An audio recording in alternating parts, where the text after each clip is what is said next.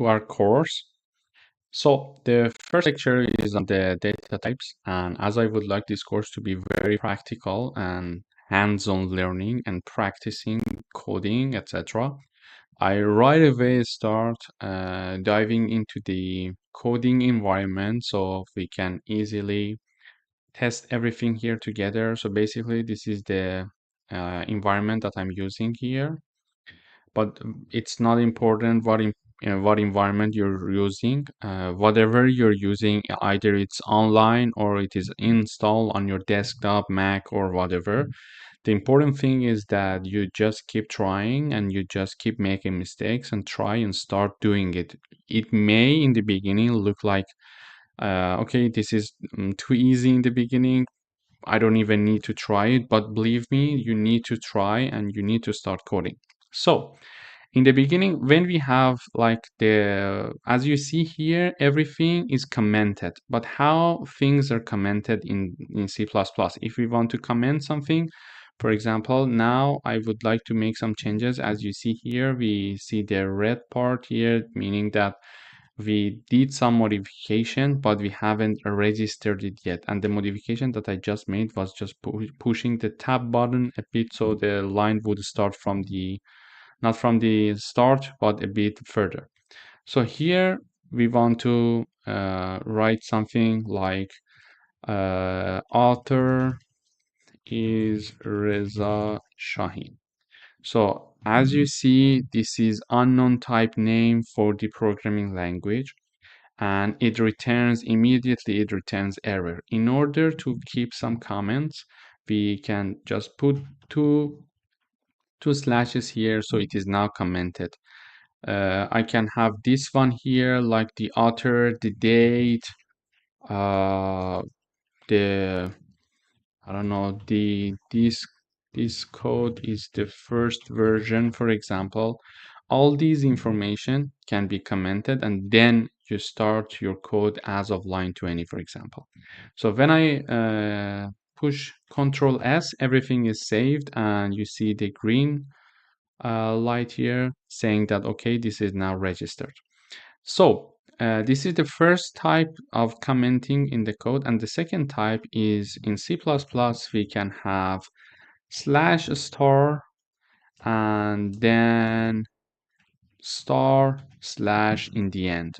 And whatever that are between /* and */ are commented. As you see here, for example, for data types, it is commented, so it doesn't have any problem for the code and the compiler. Let's start from the line 1. This is the default include that we consider for the C++, and we include this one for considering a string in our code. But just by default, consider these two these two including parts. Later on the course, I would discuss different including things that we can consider and why they are important. But this is not the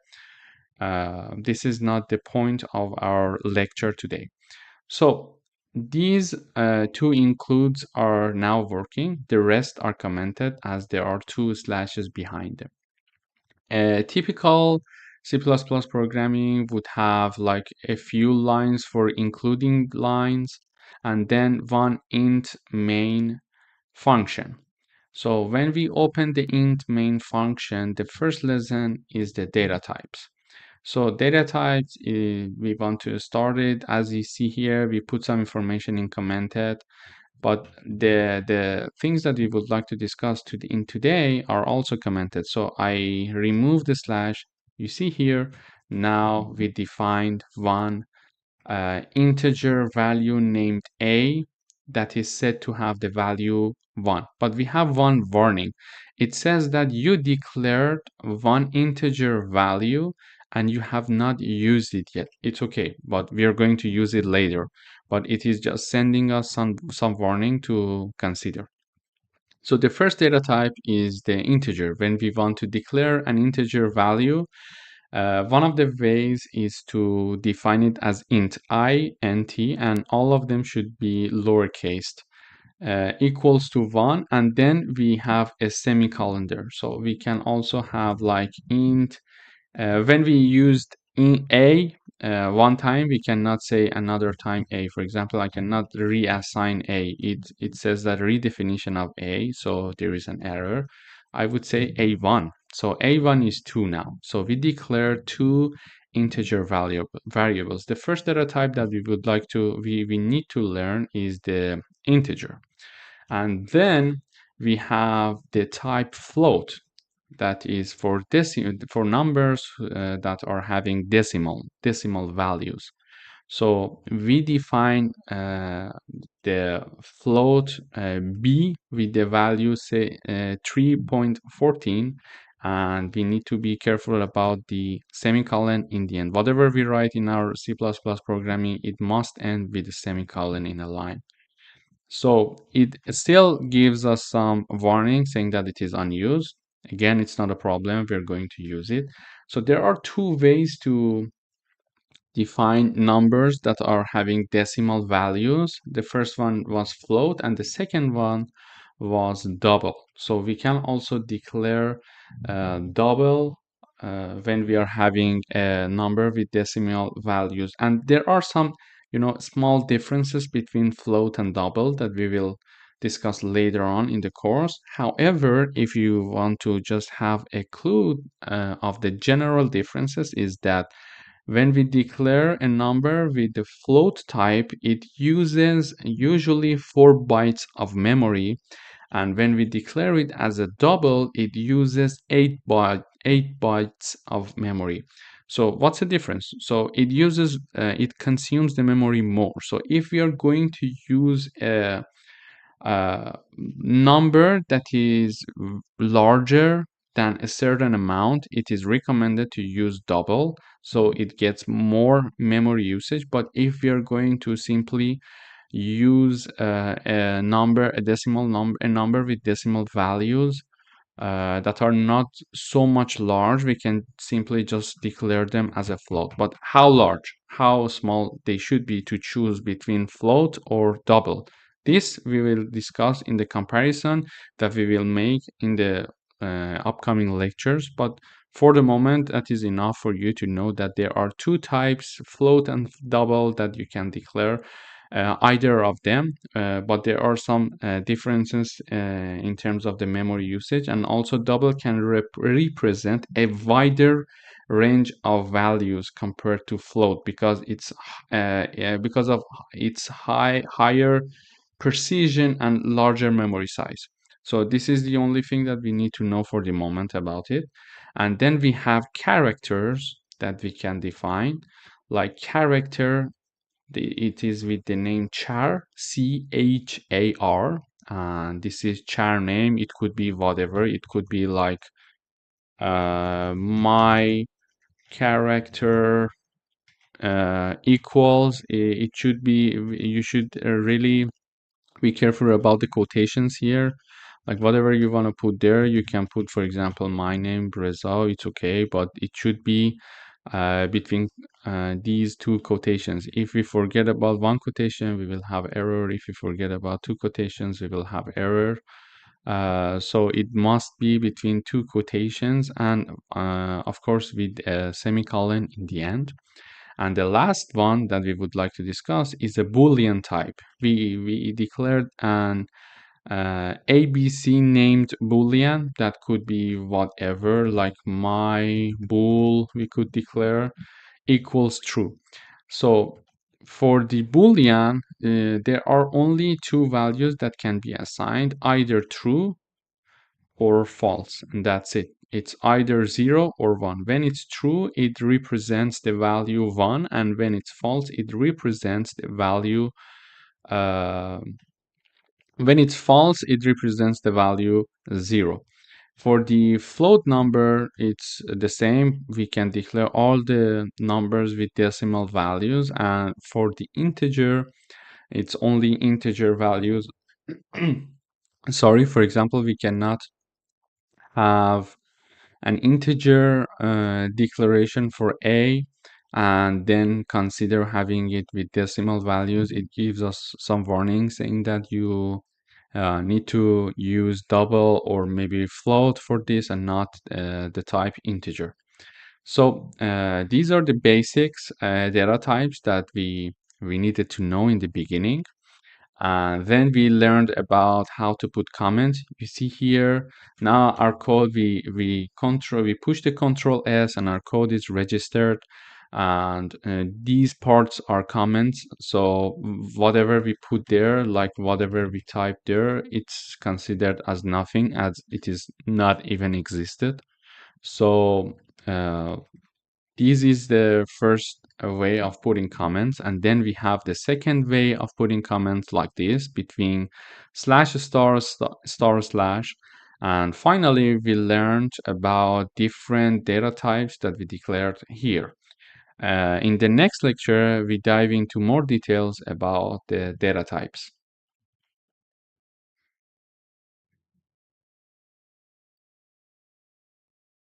Hello, everyone. Welcome back to this course.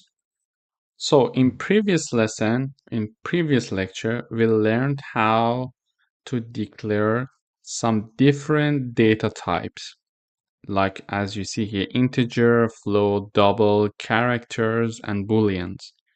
In today's lecture, in today's lesson, we would like to print their values. So we declare an integer a1, for example, equals to 2. And we would like to print this integer value and see it in the terminal. Here we prepared something for you. As you remember, everything is commented here in between. Everything is commented. So I uncomment this line.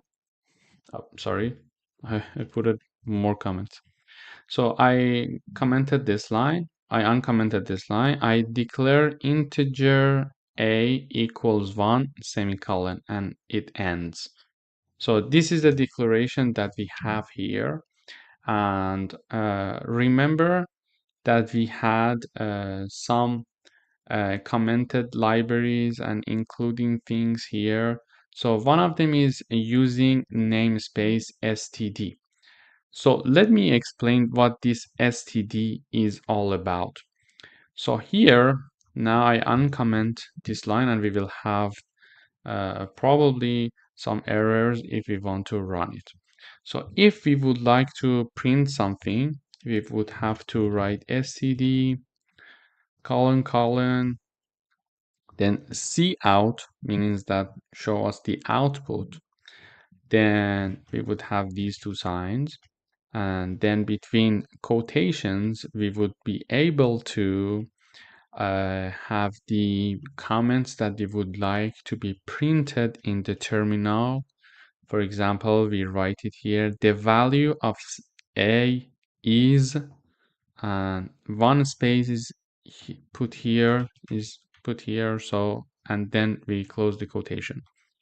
Then we mention a, so the value of the integer that we wrote will be printed, and then we put end l. Before end l, I would write std colon end l.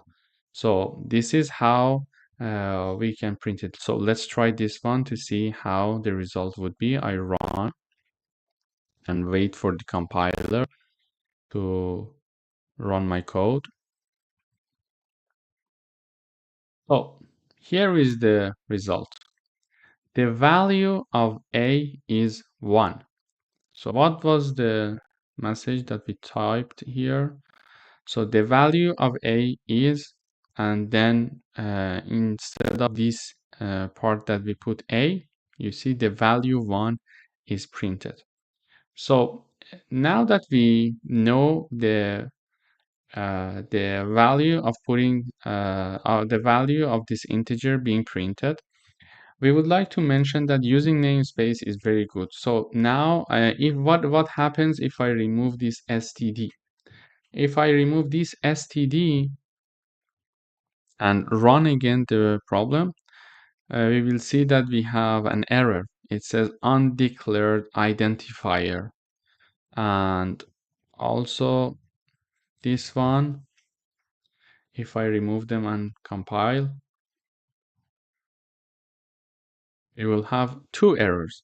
So std is very important to be written every time, but because every time we need to write it down, it is not very convenient. Instead, we could use this using namespace std in the beginning of our program and forget about it throughout the program. So now that I uncommented that this using namespace std semicolon,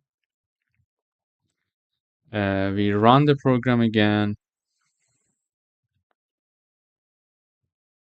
Okay, this time we don't have any errors, and voila, it is printed. So if we are considering putting using namespace std semicolon in the beginning of our program, we can escape using it throughout the program. But if we don't mention it in the above, we need to type it every time that we are writing. So this is the first point. The second point is that the syntax for printing is cout. So when we use cout, we are sending the machine that we want to print. And the end L, let me just remove this end L so you will see how the result would be different. In this case, because we have only one printing, the result would not change, you see?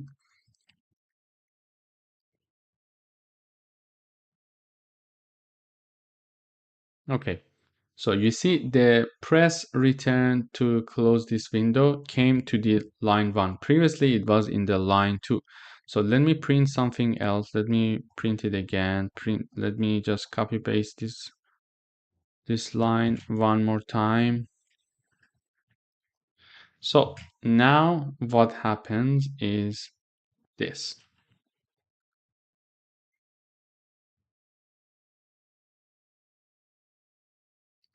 So you see the value of A is 1, the value of A is 1, press return true. So everything is printed in one line only. When we have the, instead, when we have the end line, we will see that it goes to the next line. So when we have the end L, we have the value of A is 1, then goes to the next line, and the value of A is 1, again, press return. So if I also put the end L in here, I will see that we have 3 lines now. We should have 3 lines. Okay, you see here, so the value of A is 1, the value of A is 1, and then press return to close this window. So this shows the value of using end L in the end of the line. And so this lesson was all about the cout. So we printed the integer A1. So what about the next one? So the next one is a float type. So again, if we want to print it, we type cout. We can type a message, or we can even type nothing. But because we want our program to be clear, it would be better to type some message. For example, the value of B is, and then we put B here, and L, we Control S register, and we compile.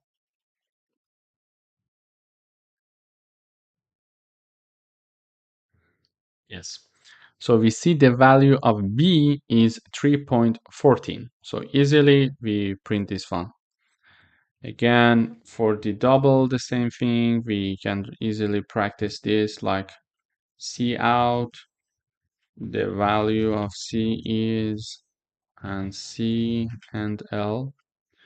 We also have the characters and booleans. So I would write them together like this. So the value of char name is, then I put the char name here, and L. Also, we can write the value of my boolean is, then we put my boolean Just you should be very careful with the uppercase letter and lowercase letter in C++ because it is sensitive. So if I'm writing an uppercase M here, I should have the uppercase M here again. So let's check to see if we have errors or not. So we don't have any errors. Okay, great. So these are the prints.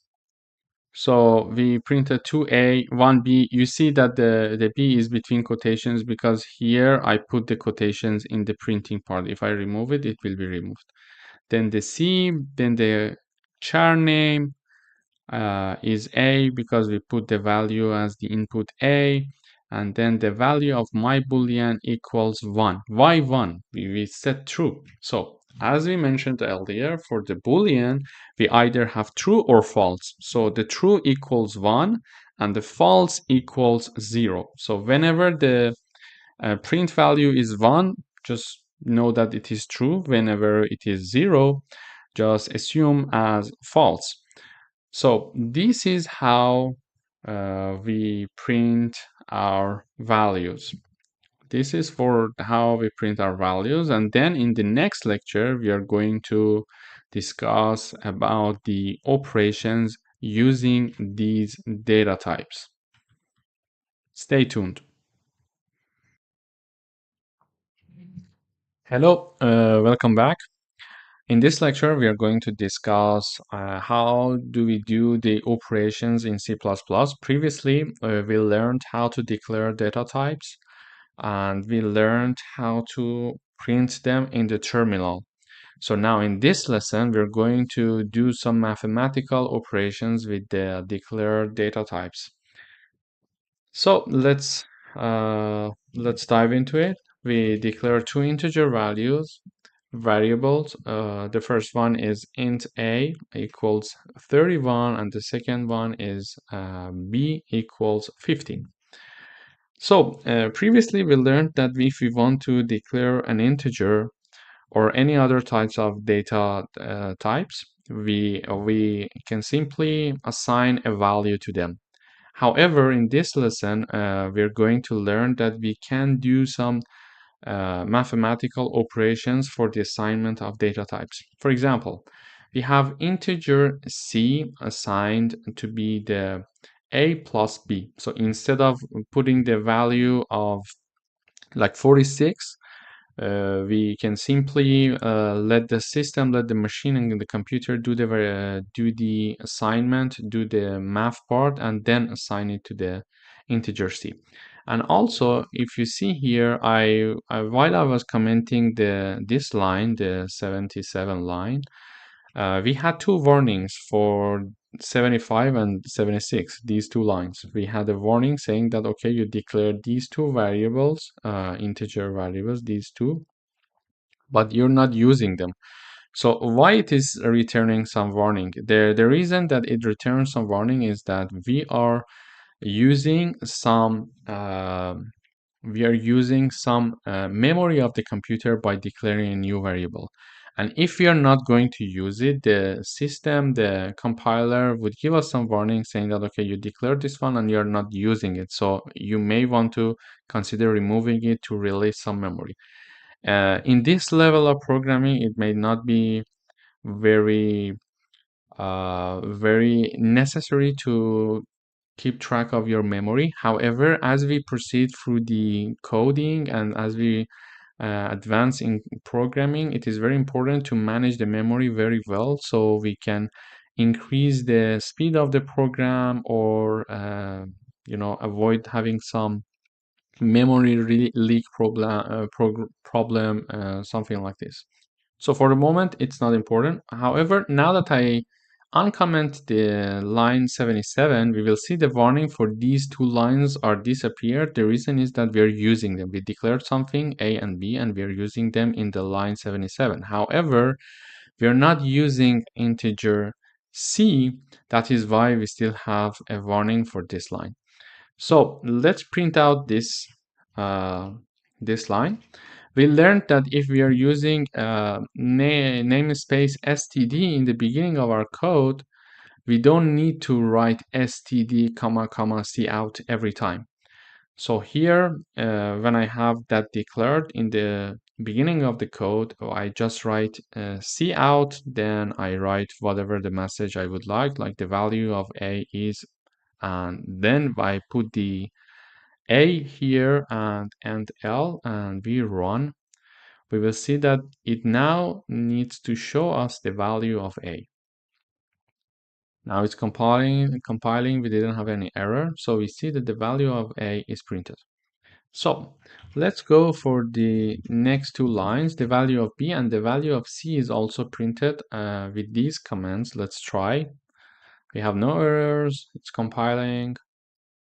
Okay, so the value of A is printed like 31. The value of B is printed like 15. The value of C is also printed as 46. So the key point to today's lecture was that the math is done by the machine. We don't need to do the calculation.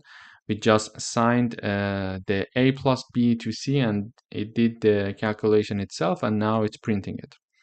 So now that we see that we have this option, we can uncomment these parts as well.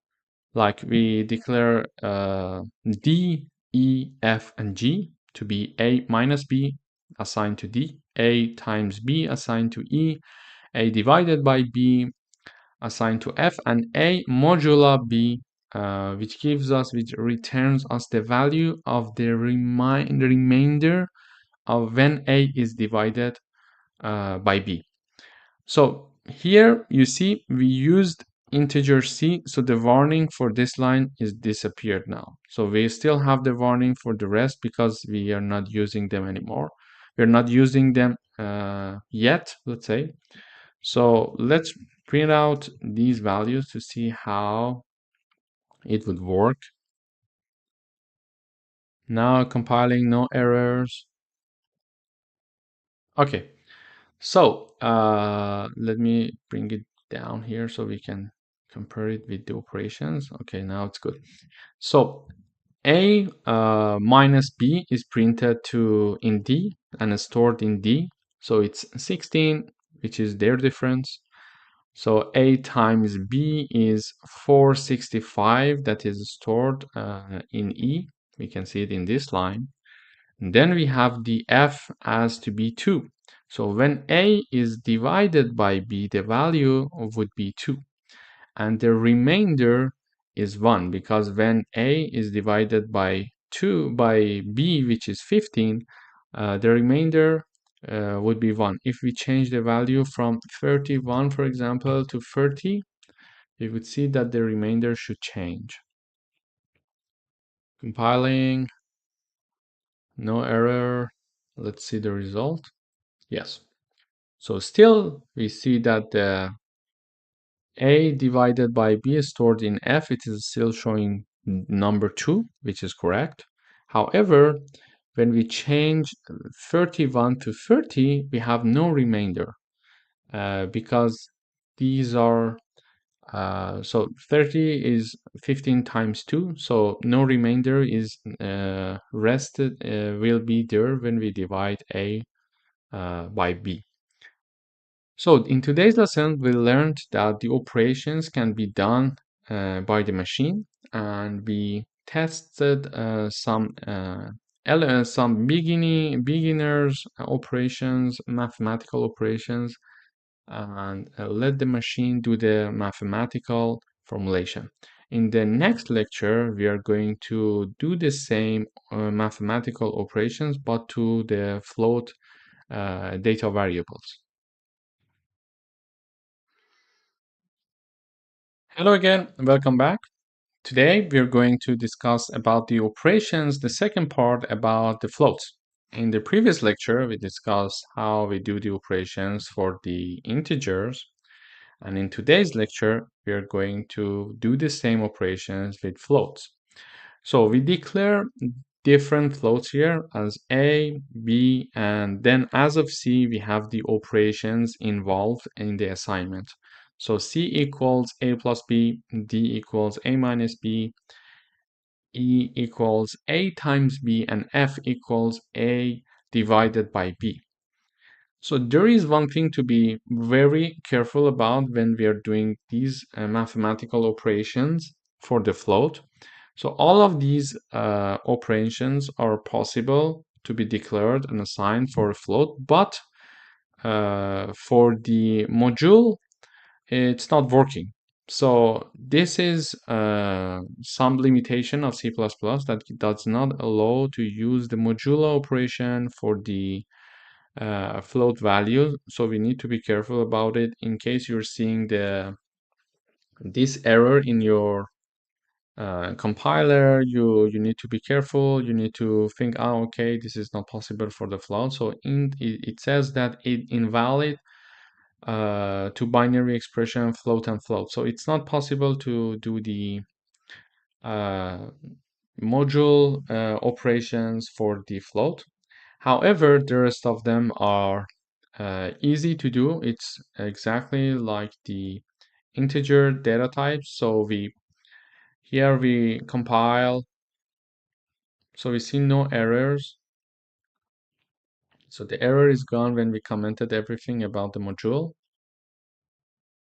So it does print the value of A indeed, the value of B, and then C as the A plus B, and then D, E, and F. So this lecture is very similar to the previous one. This is only to keep noted that we cannot use module for the float variables. Hello everyone, welcome back.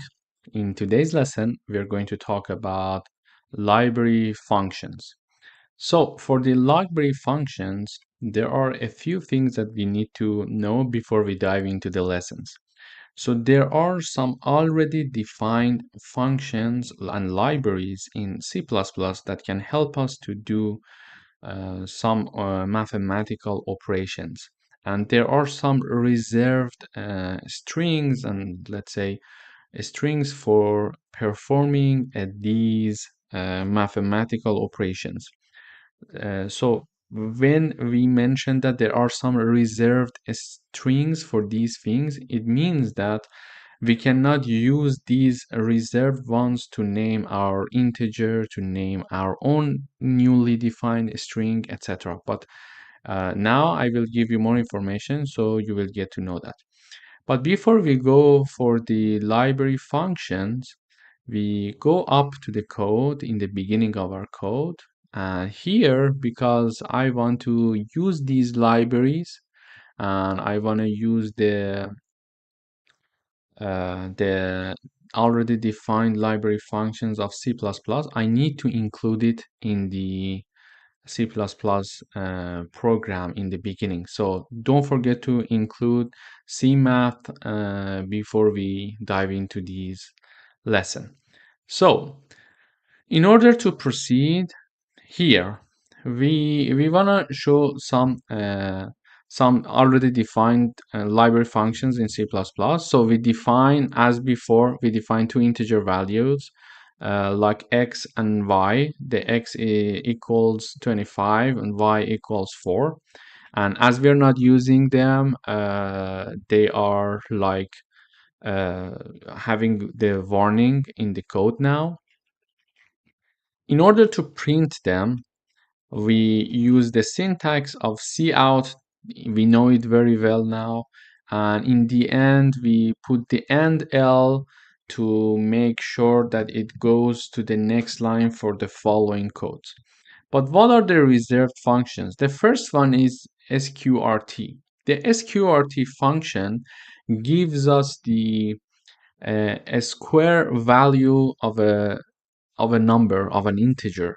So when we define an integer here like x equals 25, and when we want to uh, have the square root of the x, we can simply write sqrt, and within brackets we put the number. So easily it will print us the square bracket of the integer x. So let's compile and see.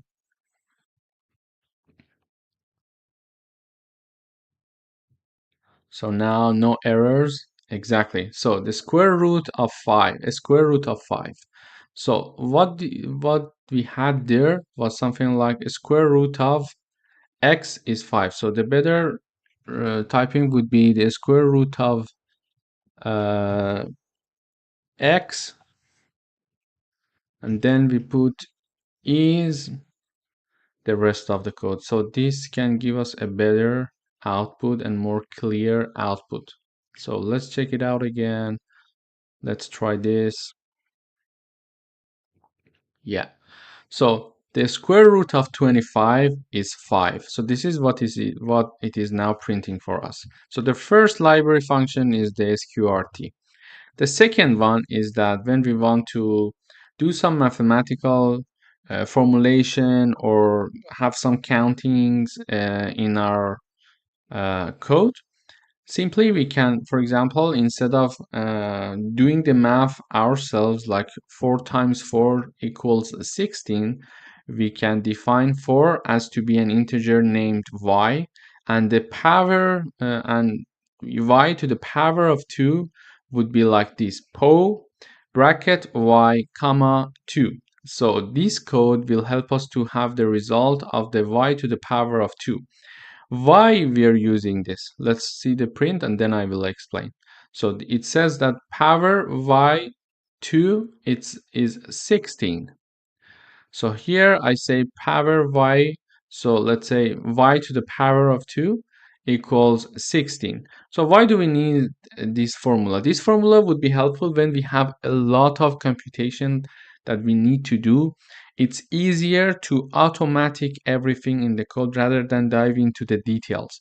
So it's easier to let the machine do the formula, do the math part for you, and just you use the formulation so you can easily make sure that everything is handled correctly and very well. So the next one is that we define a new integer value, integer variable. We call it val, and the number that is assigned to it is -5. Then in order to have the absolute value of x, we simply can use this formula abs. Within the bracket, we put the name of the integer variable that we defined. So let's compile and see what the result would be. We have no errors, it's compiling. Okay, now the absolute value is 5. You see? Here we assigned -5 and the absolute value is 5. So it is giving us the absolute value. It's a very straightforward library function that we can use in our code while we're doing the formulations. So the next one is we define a double called num, and we assign the number 4.3. And so in order to have the rounding up a number to an integer, the nearest integer to it, like rounding up to the nearest integer, would be using the cell function. So we say cell within the bracket num, it will give us the output of 5. So the output of 5 is expected to be seen here. Let's try and see what would happen. Yes, so here we see that the ceiling value is 5. So the value, the original number was 4.3, but the ceiling value is 5. It is rounding up to the nearest integer. Again, we can do this for like the other way. The other way around would be to round down a number.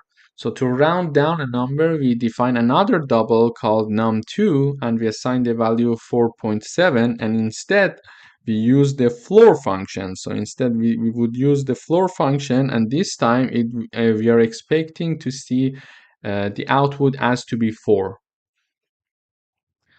Now compiling, no errors. Yes, the floor value equals 4. Let's check it out again here. Sorry. Let's check it out again here. Yeah, so the original number was 4.7 and the printed number is 4. So it rounded down the double number. So another function that would be very helpful for us in C++ would be the following. So if we have two numbers and we want to make sure what the result of what the larger number is among these two. So it's sometimes you might say that, okay, so if we know two numbers like 2 and 7, we already know that the larger number is 7. Yes, this is a straightforward. However, in the day-to-day coding, you may define two integer values in the beginning of your code, like let's call them x and y. Then you do a lot of computation on these two values. And since the machine is handling all the computation, you don't know that x would be larger or y would be larger after like 100 lines of code being done for the calculation. And in the end, you just care about the larger number. So instead of, reading all those lines and going through the details, etc., you can simply use this library function. So in the end, you can simply just find fmax, the integer value for the first integer value, and comma the second integer value like here, and then it will just give you the largest value. So here we use fmax, and there are two values, 3.7, 3.5, and 7.2, and obviously the larger is 7.2, so you can easily get the larger number here. So this is the maximum, 7.2. As I mentioned, it may be straightforward, but when you automate everything in the code, like in tens of lines of code, in the end, you don't need to go through the details. You just simply use this function and it will return you the larger number. Hello everyone, welcome back to this course. In today's video, we're going to talk about how to read data from the terminal. So previously, we used to work with like this, like we would say int a equals 10, and then we learned how to uh, print it. So the value of a is a and l. So previously we learned about this, so we compile.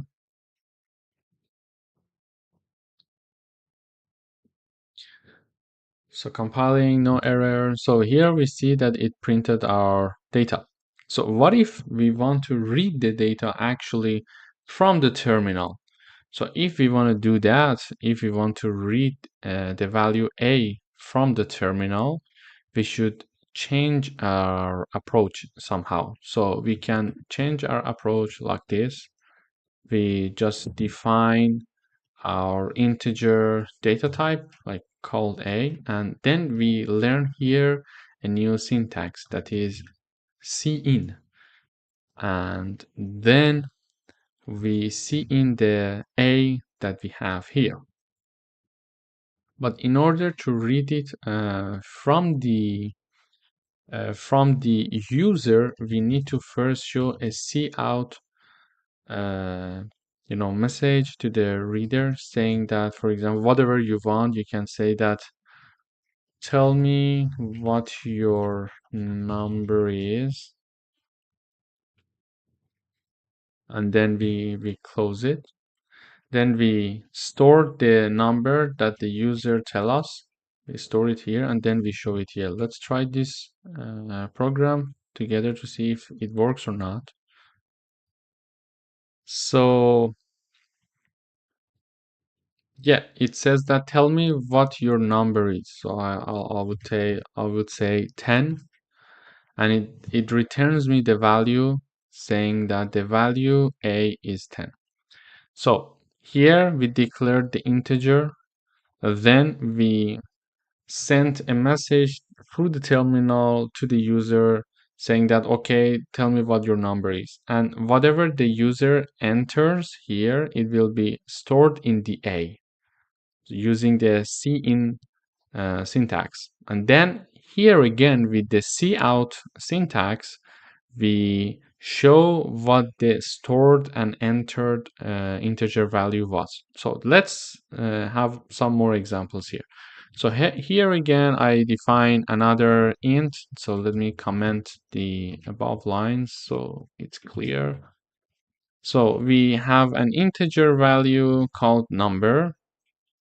We show the print value to the terminal, enter an integer, and we read the number, and then we show the number. So it's again the same procedure. We first declare the integer, we show the message, and then we store the number that is entered by the user, and then we show the output. So here again we compile. Let's see how it would work. So enter an integer. I would say 14 this time. It says you entered integer 14.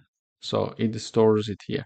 So the application of this is very widely known. For example, if you want to enter your panel through a website or where you have registered already, so you enter your for example, username for the first time and the password for the first time. So these two are stored in the database of the website if they're using C++, for example, one option could be using cin. So they store it in their database, and the next time that you want to visit the website or wherever that registration is, you enter everything and they check your entered data with their already stored database, and if it's there, they say okay, you can come in. There are some if conditions to check before they let you in that we'll discuss later on this course.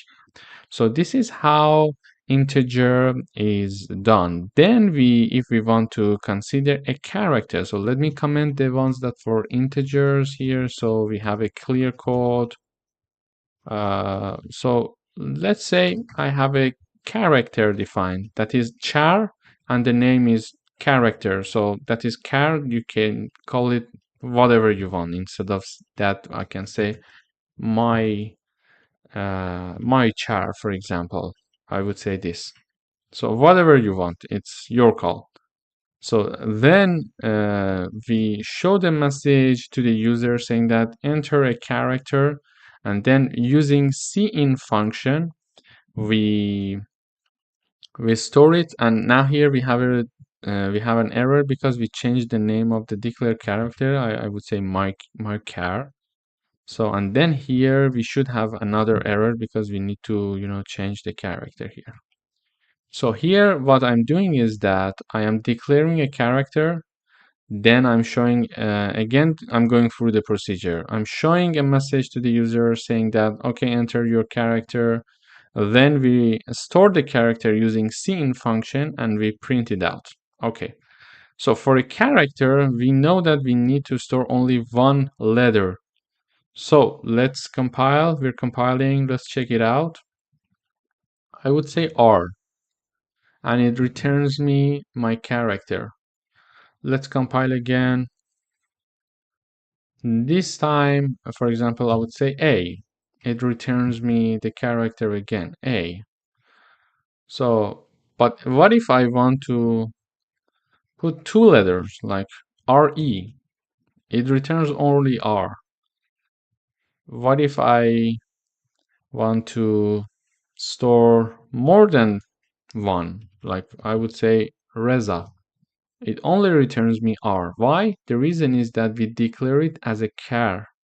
So char only is able to store one letter, not more than that. So even if you write many letters there, it does not register it. It only is able to register the first letter. So this is something very important to keep in mind while you are using the characters. So what if we want to consider more than one letter? So then we don't have to use char or char, we are only using string. So in that term, let me comment these lines so everything is clear, so we know which lines are currently working. Let's go down. Yeah. So here we need to declare string. So when we want to use a string, we need to be careful to include this in the beginning of our code. So we did this already in another lesson. Here, string is included, so no worries. So we're calling the libraries of the C++ when we are including this. So, okay, we declare one string, the name is word. The name could be whatever you want. So here I name it as word. Again, the same procedure. We show a message to the user saying that enter a word and then store the word using cin function. And then we simply print it. So this time I compile. Let's see the result.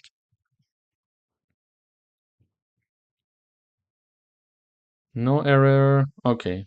Enter a word. I would say Reza. This time, because we declared a string, it returns the full letters. It's not only the first letter like car. So let's try again.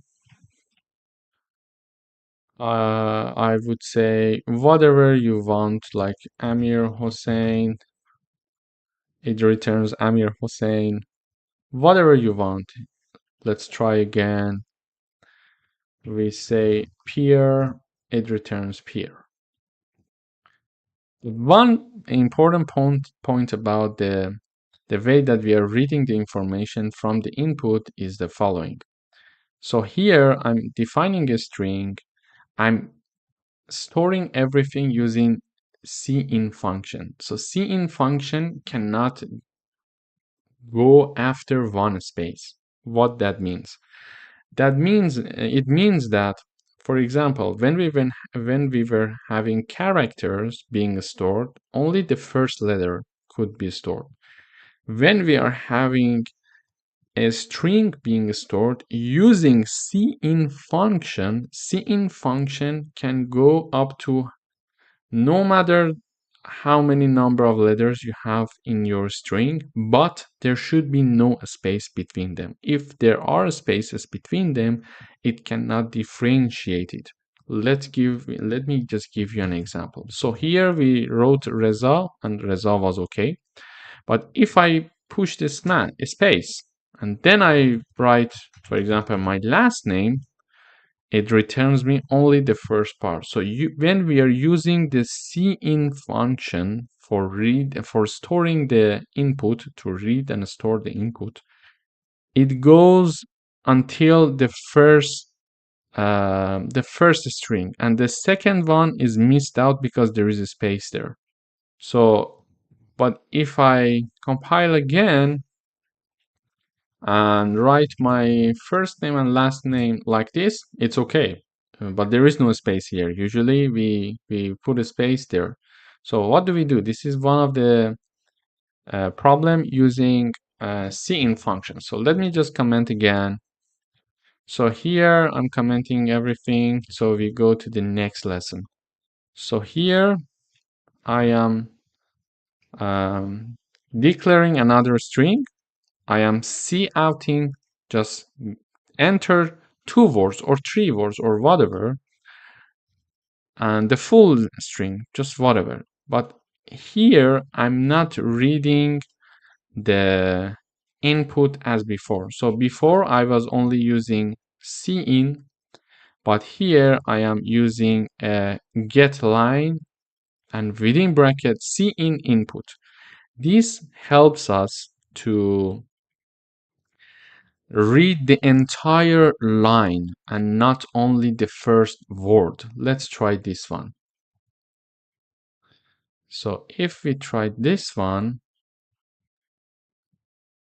let's see what happens. So if I write Reza, it will say Reza. Let's compile again. If I write Reza Shahin with a space, it gives me Reza Shahin with a space. And if I say like Reza Shaheen, it gives me the full line. So this is the one of the important things that we need to consider while reading the input. Depending on what we want to get from the user, we need to code based on that. Initially, we showed that an integer value can be declared, then a message sent to the user. We store it using cin, and then we show the message. We can do this with the characters, but only one letter can be stored in characters. So if we are aiming to get an information from the user that is one character, we use char because it uses less memory. But if it's more than one character and one letter, let's say, we need to use string. And if we want to use a string, if the string is only one word and no space there, so we can simply use cin function to read the data and store it. However, if there are multiple words, then there are some spaces between them, we need to use getLine instead of cin only. We use the function getLine, and within bracket you just type down cin input. This is some predefined function from the C++. And then you store it. Thank you very much for following this course. In the next lesson, we will dive into the deeper understanding of C++. See you there. Hello everyone, welcome back. Today we are going to do some exercises. So this is the video for the first coding exercise. So write a C++ program that reads two numbers from the user and print its result. So this is the exercise that you need to do on your own, and you should be able to do it on your own since you've been seeing these videos and I have taught all the necessary things that you need to know to solve this program. So please, before seeing the answer and before going through my explanation, pause the video, go and do the exercise yourself and try to debug it, try to find the problem, where the problem is, and try to, practice it on your own first. And if you could do it, great, you learned everything. And if you couldn't do it, it's not a problem. There is always room for improvement. So you come here, you see the problem and how I'm solving it, and you can then navigate where your problem is exactly coming from. So if you have done practicing, now look at this. Continue looking at this video. Continue watching this video. So we need to declare two numbers. So I'm a user. So and machine needs to. We need to write a program that machine sends me two messages saying that okay, tell me two numbers, and then I will tell the machine two numbers, whatever I want, and the machine needs to do the computation for me. And what would be the sum of these two numbers? In order to do that, we first declare two integer values or whatever, float, whatever your choice is. So we declare now, I'm declaring two integer variables that are called A and B. Then I show the message to the user saying that enter your first number. Then I'm storing the first number here. Then showing another message saying that enter your second number, then I'm storing the second number, and then I declare a new data like C that is an integer and it is assigned the sum of A and B. Then when I store the result in C, I show the C using cout function. So the procedure is always the same. We declare one data type, whatever we want, integer or like float, double, whatever. Then we show the message to the user enters the value, then we store the value that is entered by the user, and then if there is some operations like mathematical operations that needs to be done, we do it, and then we cout everything. We show the message again to the user. So it's very straightforward. Let's compile. So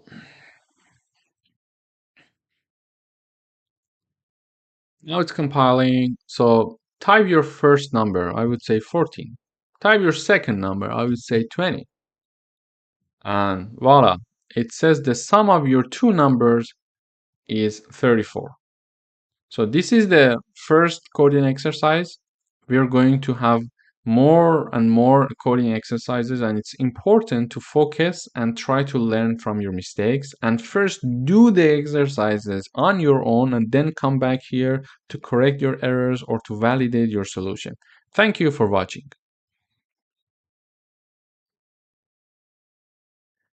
Hey everyone, welcome back. So the second exercise.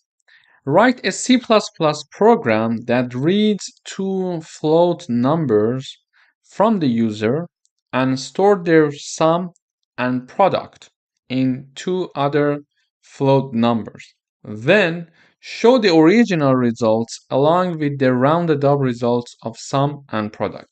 So this program involves several steps.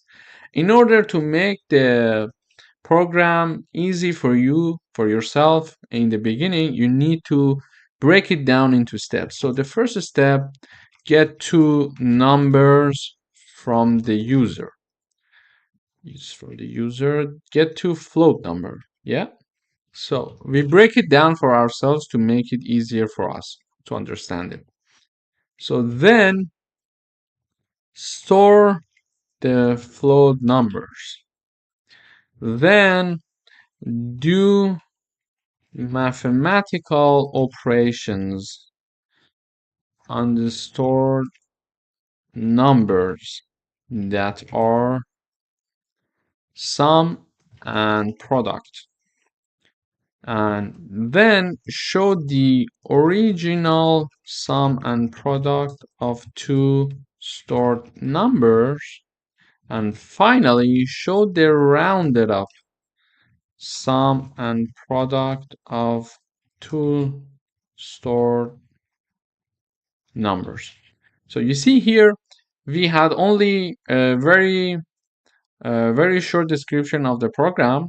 However, now that we break it down into steps, it's easier to understand it. So every time you want to write a program, just don't start right away.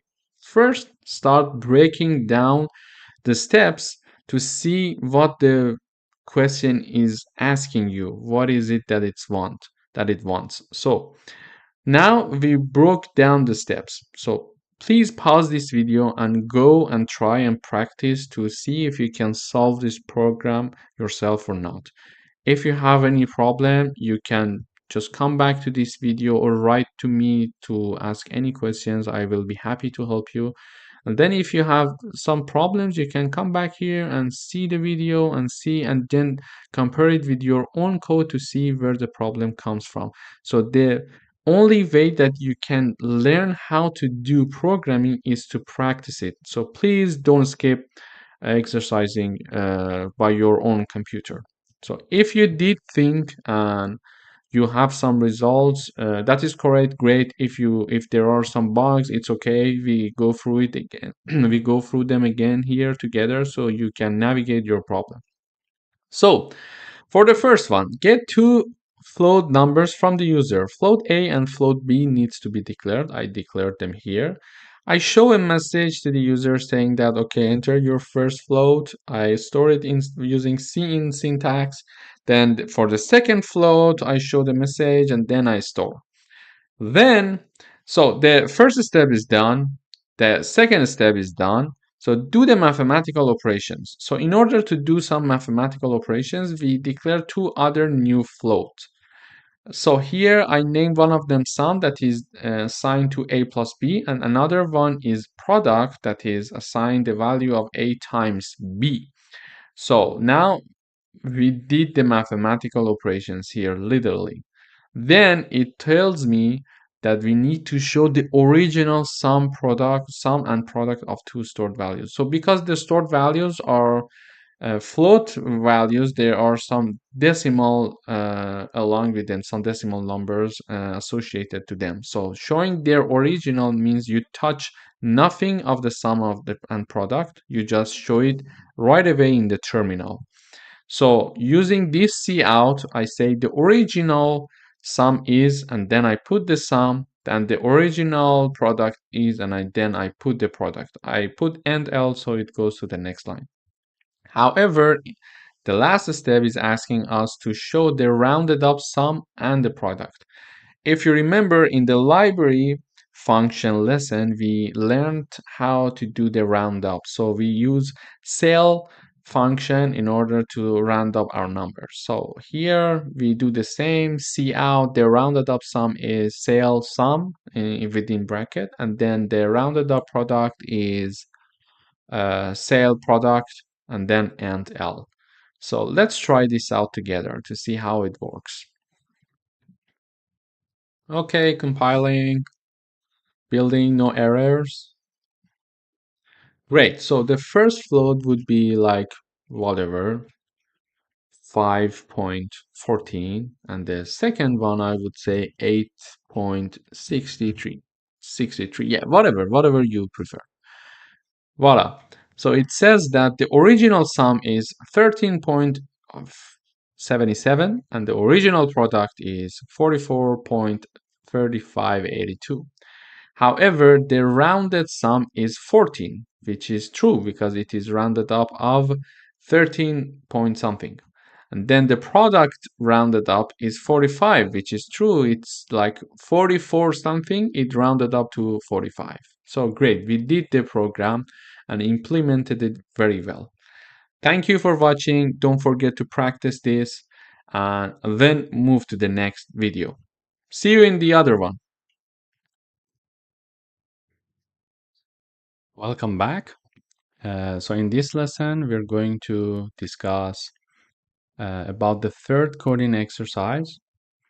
So the program is asking, write a program that asks the user to enter the radius of a circle, a floating point number, and then calculate and display the area of the circle.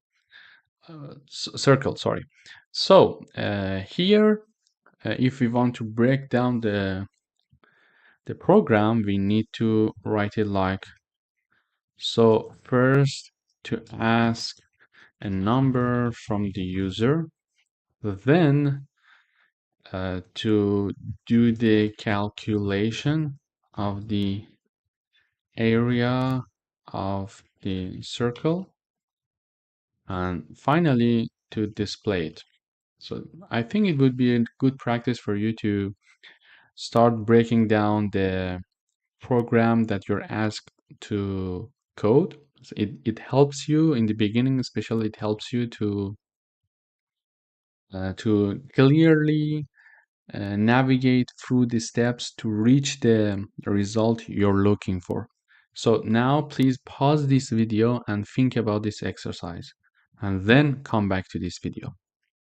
Okay, so in order to ask a number from the user, we define a double, we call it radius. Then, as always, we go through the procedure that we have. So we show a message to the user saying that, okay, enter the radius of the cycle of the circle that you're looking for, and then we store it using cin syntax. And then we have the formulation here. So the formulation says that we initialized a double called area that is assigned the value of pi, which is 3.14. This is the formula for calculating the area of a circle. So 3.5 times the radius of the circle to the power of 2. So in order to have the radius of the circle to the power of 2, if you remember, we in the library function lecture, we had this whole library function that gives us that calculates automatically the value of the number that we are having here to the power that we want here. So we need to calculate radius to the power of 2. So we put the radius on the left and the power of 2 to the right. And finally, we see out the result. So the area of the circle is, and then we put the area, and we don't need to write the std because initially we included using namespace std in the beginning of our code. Let me show it again here. So because we have this one here using namespace std, we don't need to repeatedly use it in our program. So let's go down. Okay, here we are. So now let's just compile and see the result. So no error. It is asking enter the radius of the circle.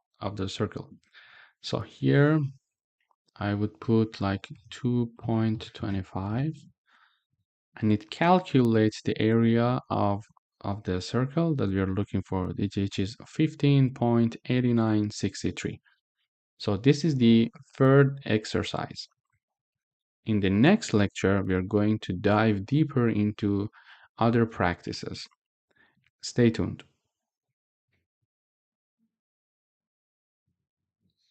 Welcome back. Here we have the fourth coding exercise. So write a program that reads the radius and height of a cylinder from the user and calculate the volume. So let's break down. The first thing is to break down the program. So the first thing is that read the radius and height from the user. Secondly, calculate the volume of a cylinder. Third, show the result. So this is a good practice for you. And we know that from before, the formula to calculate the volume of a cylinder is pi, which is a fixed number, 3.14 approximately, radius to the power of 2 times height. So this is the formula. Please pause the video now and go and practice, and then continue watching this exercise being solved. Okay, so the first thing is that read the radius and height from the user. So here we are reading the radius and height from the user. We are showing a message saying that enter the radius of the cylinder, and then we store it using cin or scene, and we see out enter the height of the cylinder, and then using cin syntax we are storing the height. And then here we have the formula saying that we initialize a double called volume. The formula is pi number times radius to the power of 2 times height. And then in the last line, we use cout syntax to show the value. So let's compile and see how it works.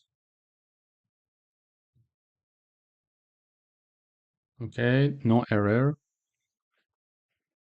So let's just think about the radius, like I would say 3.17, and the height would be 10. So it calculates here, it calculates the amount that a volume of a cylinder with a radius of 3.17 and the height of 10 for us, which is 315.535. So this is very good. The something that we need to make sure of is that in our program, so this program is very straightforward, but something to make sure of is we sometimes have a result and we need to validate the result that we have. So for example, it says that the cylinder is volume is around 315. So how to make sure that this result is okay or not? So as I said, this is very straightforward. So we know that it's true, but sometimes when the program is complex, we need to make sure.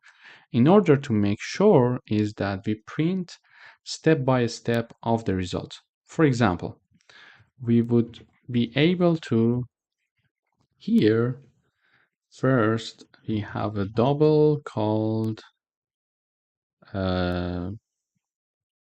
radius to power 2, which equals the power of 2 of the radius. So we store it here. So this is the first thing. And then we can see out the power of 2 is the power of 2 of radius is, then we print it, like we print this uh, this one here, and del.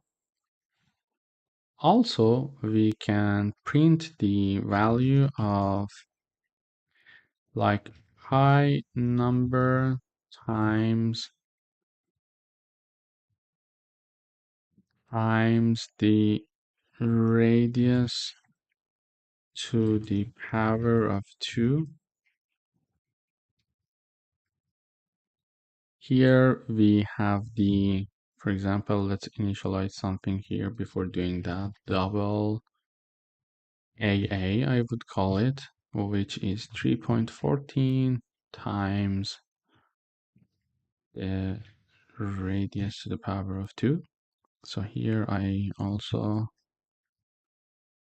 print this one.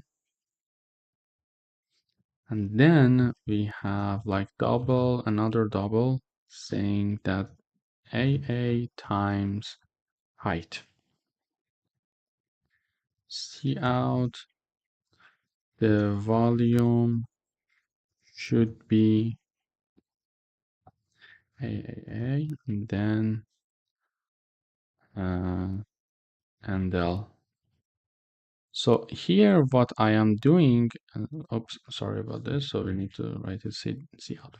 So initially I straightforwardly stored everything, did the calculation here, and then I printed everything. So sometimes, as I said, it's very straightforward, but sometimes we make mistakes.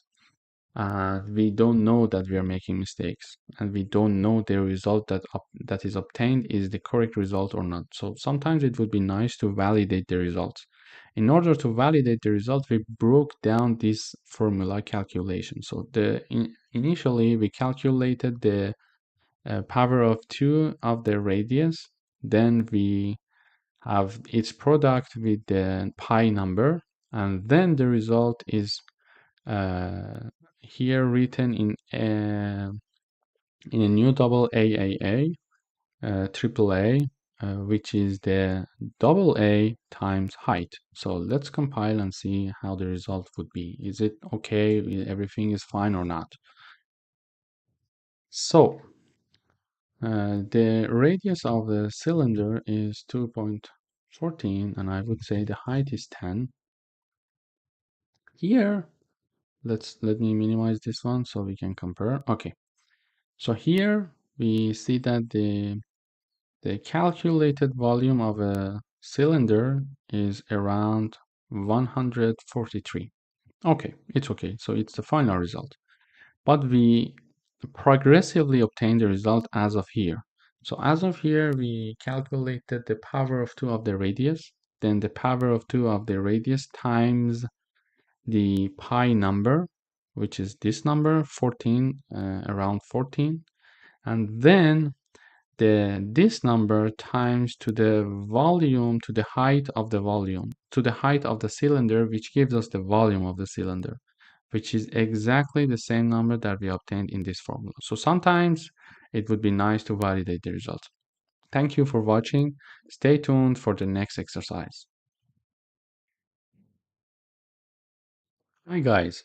So in this exercise number 5, we are asked to write a program that reads the principal amount, rate of interest, and the time in years from the user and calculate the simple interest using the formula in the below. So the formula is, we have it like interest equals principal times rate times time. All of them are divided by 100. So please pause this video and go and think about this and how to write this program. It is very easy, so you need to practice yourself. If you have already done the practice, okay, let's dive in. So the first thing is that we need to break down the program. The first one is that read the data from the user, do the calculation, then show the result. So these are the three steps that we are going to take. So firstly, in order to read the data from the user, we need to, we need to declare three doubles here: principal, rate, and time. We show a message one by one to the user. We store using cin syntax. Again, we show the message, we store the rate, show the message, and store the time. And then here we have the formula, which is the double interest equals exactly like the same formula as it is given. So principal times rate times time, all of them divided by 100. And finally, we show the result. So let's just compile the code and see how it goes.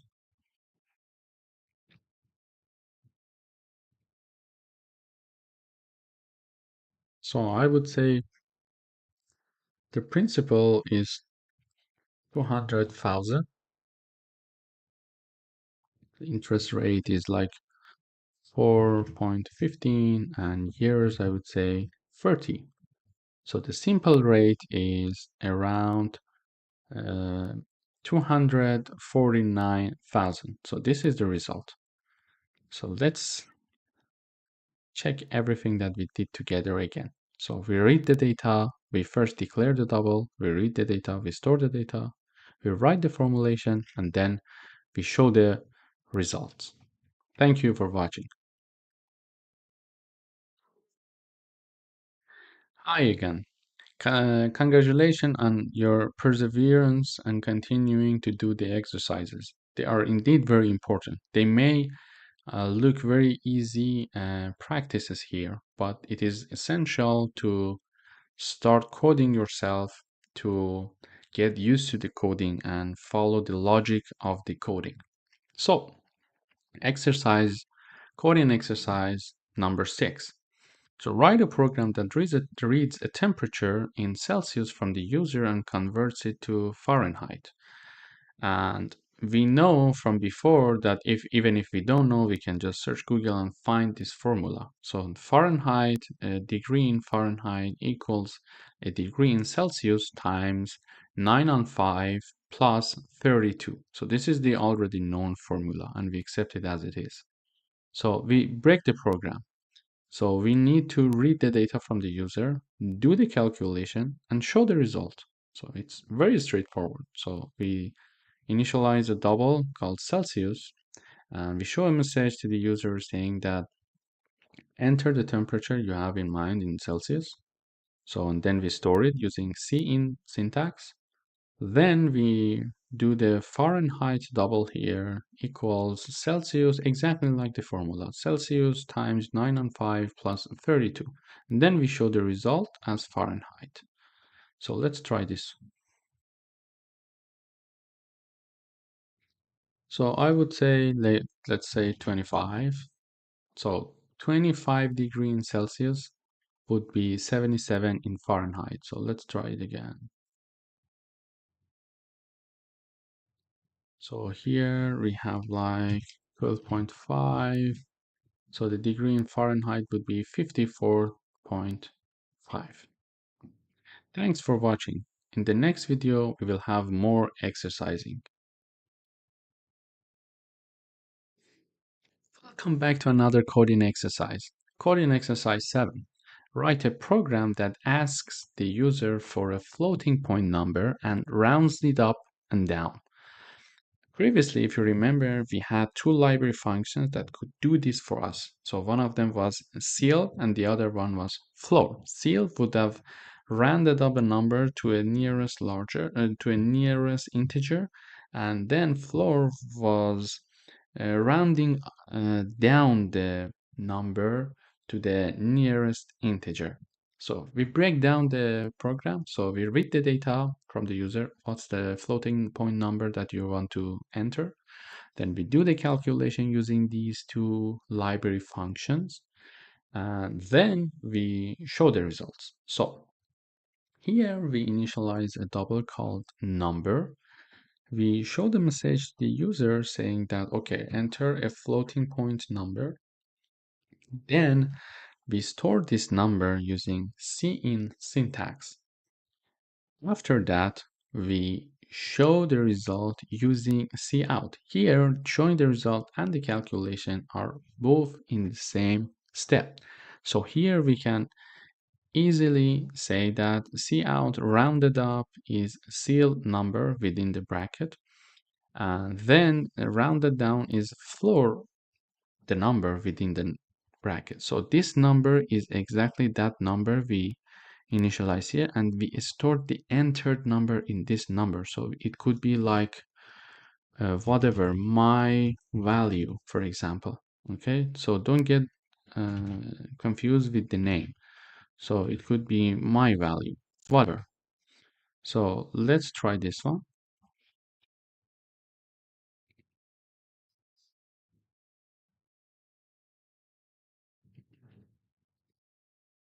So I would say 12.15, sorry, 12.15.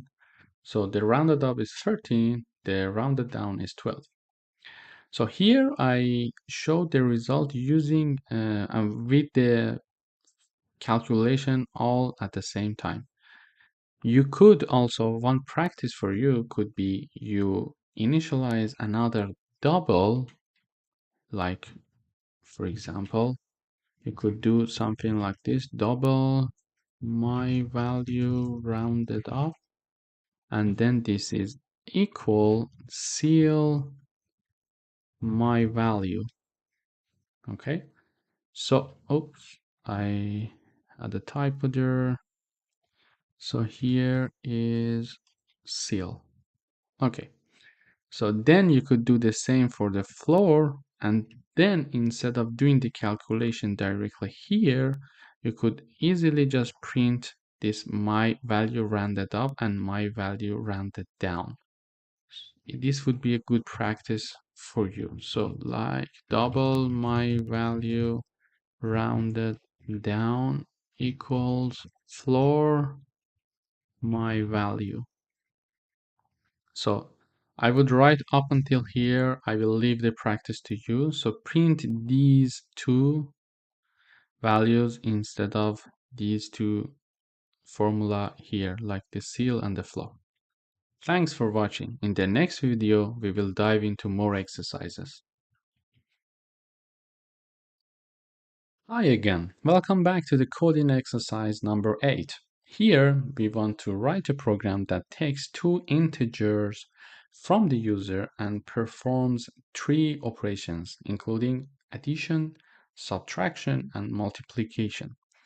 Here, we first need to read the data from the user. As always, we do the calculation, and finally, we show the result. So please pause the video here and go and practice yourself. If you have already practiced this, okay, let's carry on and dive into it. In order to do that, we need to first initialize two integers like int num1 and num2. The names are not important, as you know. Whatever you want, you can put it there. Then we cout enter the first integer, and then we use the cin syntax to store the num1. Then we have the cout enter the second integer, and then we store it using cin syntax in num2. In order to do the calculation, we can do the calculation separately and then show the results. But here since the calculation is not so complex, I am showing the result as I'm doing the calculation simultaneously.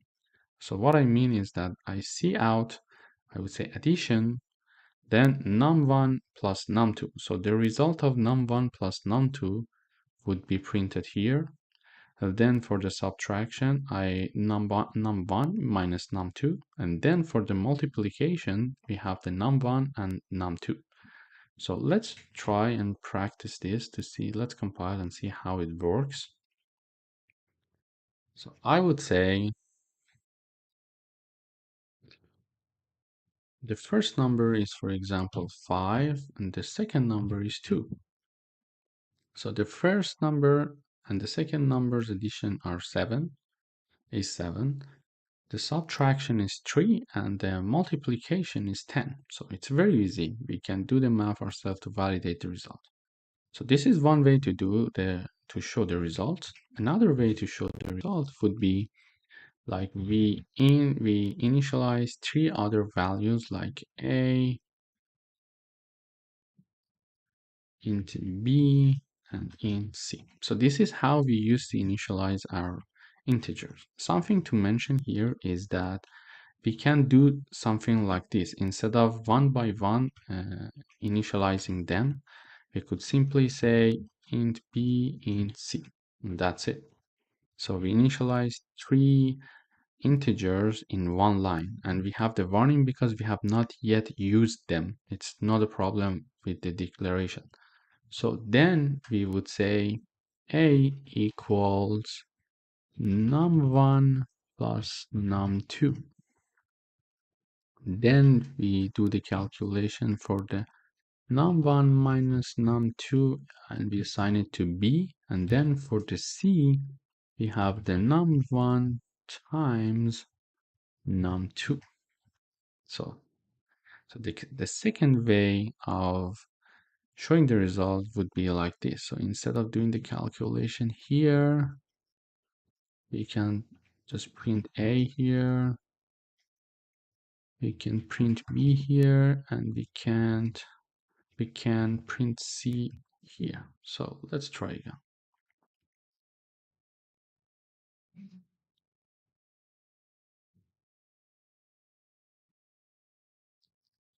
So I would say again 5 and 3. So the result, the addition is 8, which is correct. Subtraction is 2, which is correct. Multiplication is 15, which is also correct. So there are 2 ways. It depends which way is easier for you to do. How it really depends on how you approach the problem and how it is convenient for you to do the coding. The steps could be different, but the result is important. As long as we are writing everything in a clean way. And one reminder that I would like to mention is that here when we used to say slash slash, we could add comments that had no impact on the program that is being executed. So here I could say I am declaring 3 integers in one line. Here I am calculating the addition. So usually programmers, they add comments like this in their program because now the code is simple. But when you're becoming an advanced user of C++ or whatever the programming language that you want to program with in the future, there are syntaxes that are very advanced and there are computations that are very complex. So, and usually when you are in a team of developers, you share your codes with each other.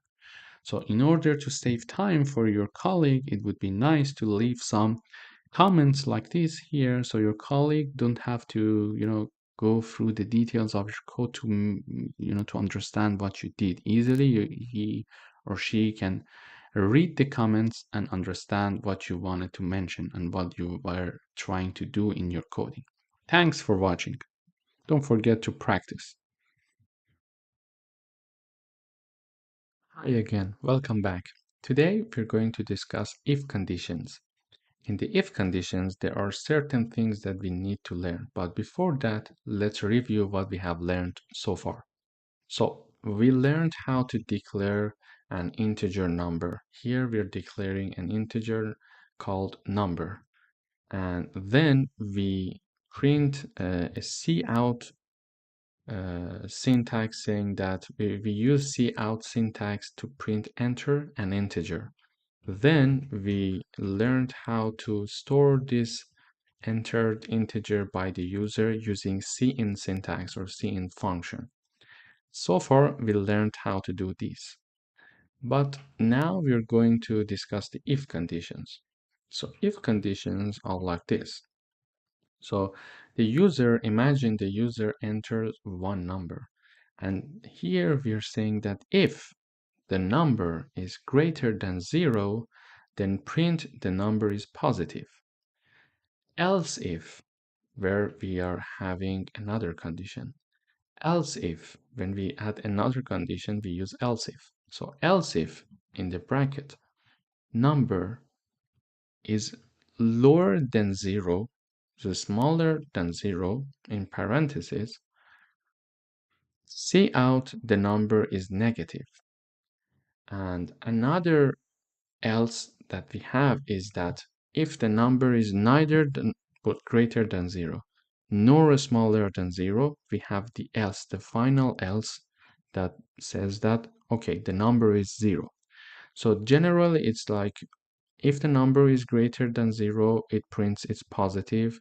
If the number is lower than 0, it prints negative. And if neither of the conditions are met, it prints whatever that we want.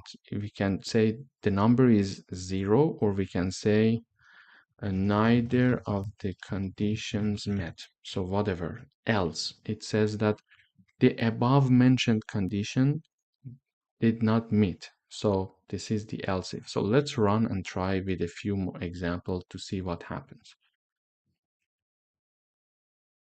So no error, it's compiling now. Okay, enter an integer. I would say 10. So it prints the number is positive because 10 is greater than 0. Let's try it once more. So I would say minus 12. So the number is negative, so it works correctly. So if I mention something like 0, like here, it says neither of the conditions are met. So here the simple version of the if conditions. What we need to be careful about is how these if. So what is important is to know how these if conditions are written. So how basically they are written is that we have the if, then parentheses within which we write the condition. Like here I say that if the number is greater or equal 90, then I put the brackets to have the conditions. One bracket is here and another one is here. If I am going to check another if condition, this time we say else if. Then within the parentheses, we mention number is lower than 90, for example, and then we have the brackets, and then we cout the result. So in this situation, it is not efficient to have else. Why? The reason is that then a number is either greater or equal to 90 or lower than 90. So there is nothing that these two void conditions cannot meet. So this is why the else condition is not considered in this example.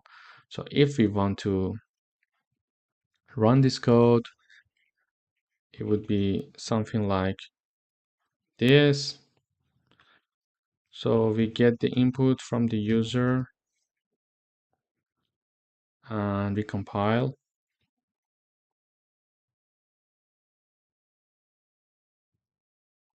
Okay.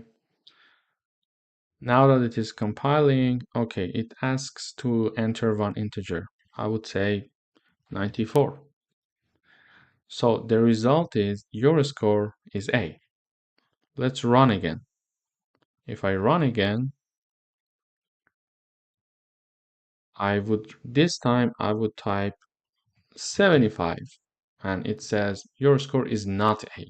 So if we test this code multiple times, either of these two statements will be printed. Like if I say 115, your score is A. So there is no condition that checks if the number is at the same time larger and smaller than certain value, so it pushes the number within a range. And also because, as I mentioned earlier, these two conditions are vastly considering everything that integer number can has there, so no else condition is required for this example. In other videos, in the continuing of this section, we are going to discuss some more coding exercises that help you to understand these concepts easily and grasp the meaning behind it. So you can you can put your hands on the keyboard and start coding to, little by little, by trial and error and following some instructions, you can get the meaning behind these if conditions. Stay tuned. Hello everyone, welcome back to another coding exercise session of this section. So in this coding exercise, we would like to write a program that shows if a number is odd or even. Before we start the coding, we need to think about the statement of the program itself first. So if we want to, so we can break it down. So if we want to see if a number is odd or even, so we need to declare firstly one integer or float. So preferably integer. Otherwise, if it's float, we need to first round up or round down the number to be an integer, then do the mathematical formulation on it, like the mathematical operations on it. So firstly, we declare it, we read it from the user, and then using cin function, we can store it in the declared integer. Then, so far, these are the things that we learned from the previous section. And then we need to start writing our if conditions statements that we learned in the current section. So let's dive in. Firstly, we declare an integer called number. We show the cout message to the user saying that enter an integer. Then we store the integer using cin function in the integer named number. So this is straightforward. This is the steps that we have been using. And as of here, we need to define the if condition. So the if condition, as you remember, it's if, and within parentheses, we write the condition, and then within brackets, we write the statement that what do you want to do with the program if the condition is true, if the condition is okay, and if we enter the condition. And then we have the else, that the else does not need to have parentheses. However, if it's else if, we need to have the parentheses as we define the condition for the else if. But for the else, no definition is needed, because we are saying if this case is true, do this, and otherwise, in any other case, whatever the case is, just print another message. So this is why else does not have the parentheses for any predefined condition.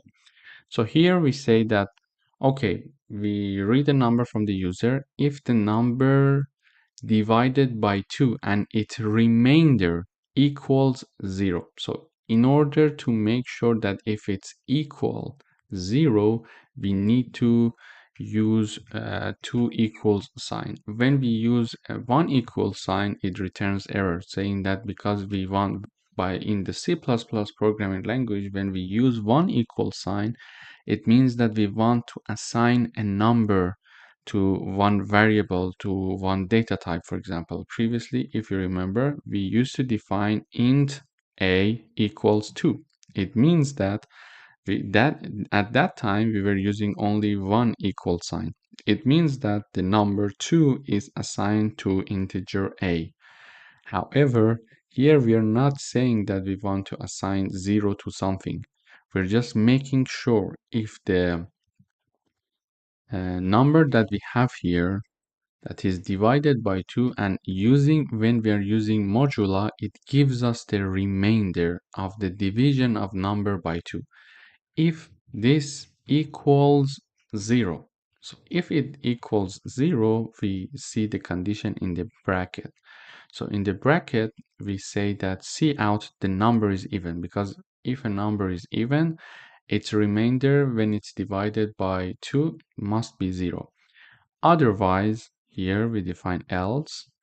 Otherwise, the number is odd. So let's try it and see how it works. So I put a number like 20. It says the number is even because if 20 is divided by 2, its remainder equals 0. This is why the number is even is printed. So if 20 is divided by 2, its remainder that we are looking for using modulo sign here equals 0. It enters this condition and prints the number is even. However, let's compile again. So what if I write 13? So the number is odd. So let's see how the program gets there. So we enter the number, it is stored in this data type called number. Then it goes for the first condition first. So it goes there, it says that, okay, number divided by 2, the remainder is what? Is it equal to 0? If it's equal to 0, it enters. However, in this case that we put a 13, 13 when it's divided by 2, its remainder is for sure not 0. So it does not enter this condition. And in escape, it escapes this condition and goes for the else, because we said if this condition does not pass, whatever the condition is, enter into the else function. There, it prints the number is odd. So let's try it once more. Like whatever the number is, like 101, the number is odd because again, it goes through the same procedure. Please make sure you practice these exercises before I start solving them. And also when you see this video, when you watch this video and you understand the procedure, go use your own machine, use your own laptop and try to implement this program several times. It helps you to get used to the syntaxes and how to write an if condition, for example. It looks easy and it is indeed easy, but after several times of trying, it becomes easy for you. Hi again, welcome back. So in this video, we're moving to the next coding exercise. It is asked that to write a program that reads two numbers from the user and we do a math operations. Like we also asks two numbers and also asks one math operations. Then perform the taken operations on the given numbers.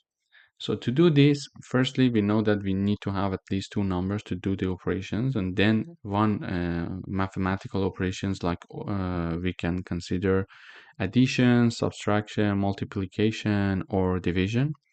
Then, based on these information that the user is giving, it computes the result. So let's dive in. First of all, we define two numbers called num1 and num2 as double. And then in order to store the math operations, we need a character because it's like the signs are like this. So these signs are able to be stored in one character, not like in data types like integer or float or double. So firstly, we start by showing the information, reading the input and storing it in the first number in num1 using scene function. Then we ask the user to enter one operator like plus, minus, times, division, and we store the operator in the OP that is initialized as a char. And then we ask the user to give us the second number. When the user says the second number, it is stored in num2 using cin function. So these are the things that we learned from the previous section. So if conditions here. In order to see what operations the user, what operation the user is asking and is looking for, we need to have if conditions. So here, if you remember from before, we have the if condition, and within the parentheses, we put the condition. We say that if OP, which was the math operator that the user gave us, equals, using two equal sign, equals plus, and this is plus is within two commas, let's say, because it's important to have it because it is a character. So then if this condition is true, it enters this bracket, and in this bracket we mentioned that the result is num1 plus num2, and we print the result for the user. However, if this condition is not true, the else if condition here is used. We mentioned that if OP equals subtraction, like in quotation mark or in quotation signs, if this condition is true, then enters the bracket. So when it enters the bracket using cout function, here, it prints the result saying that the result column, then we say num1 minus num2 and endl in the end. The same thing goes for the multiplication. We check else if the OP equals the star sign, and then if it's true, it enters here and do the mathematical formulation and write down the result to the output. And another thing that is here, the last but not the least, is the else if OP equals the division sign. But there is something that we need to make sure in the division sign. What is that? So if this condition is passed, it enters the statement part of this else if condition. So this part is all for this last else if. So here within this else if, we have another if. So it is nested if, let's say. So we check if num2 does not equal 0. If we want to check something that equals something, we use two equal sign, and if we want to make sure that it is not equal something, we have this exclamation mark and equal sign. So we make sure number 2 that the user gave us does not equal 0, because it's a problem. If we are going to divide a number by 0, it should returns an error. So here it says make sure this condition passes and number 2 does not equal 0, then enter this condition. Here, when that condition passed, we print the num1 divided by num2, and else, so else, what would be the condition for else? Whatever but not this condition, whatever but not this condition in this if statement. So in the if statement, we were saying num2 does not equal 0. So else would be whatever but not this, saying that, okay, if num2 equals 0, it is saying something like this, but it is like behind the scene. We need to understand it when we read the code. So it says if it equals 0, we return an error saying that division by 0. So the user knows that they made a mistake in the input file. And that's it. This is the end of this if and else nested conditions. And the last one that we saw here for the else if was here, and else, that this else come back to this level. You see, to this level, and like discussing these things, and this else is for this level. So it is, as you see, it starts a bit later in the line, so it's a nested if. So else, so if the user does not mention addition, subtraction, multiplication, or division, else we need to say invalid operator. So they made a mistake when they were entering the data. So let's try and see how it works. It would be easier to understand it after that.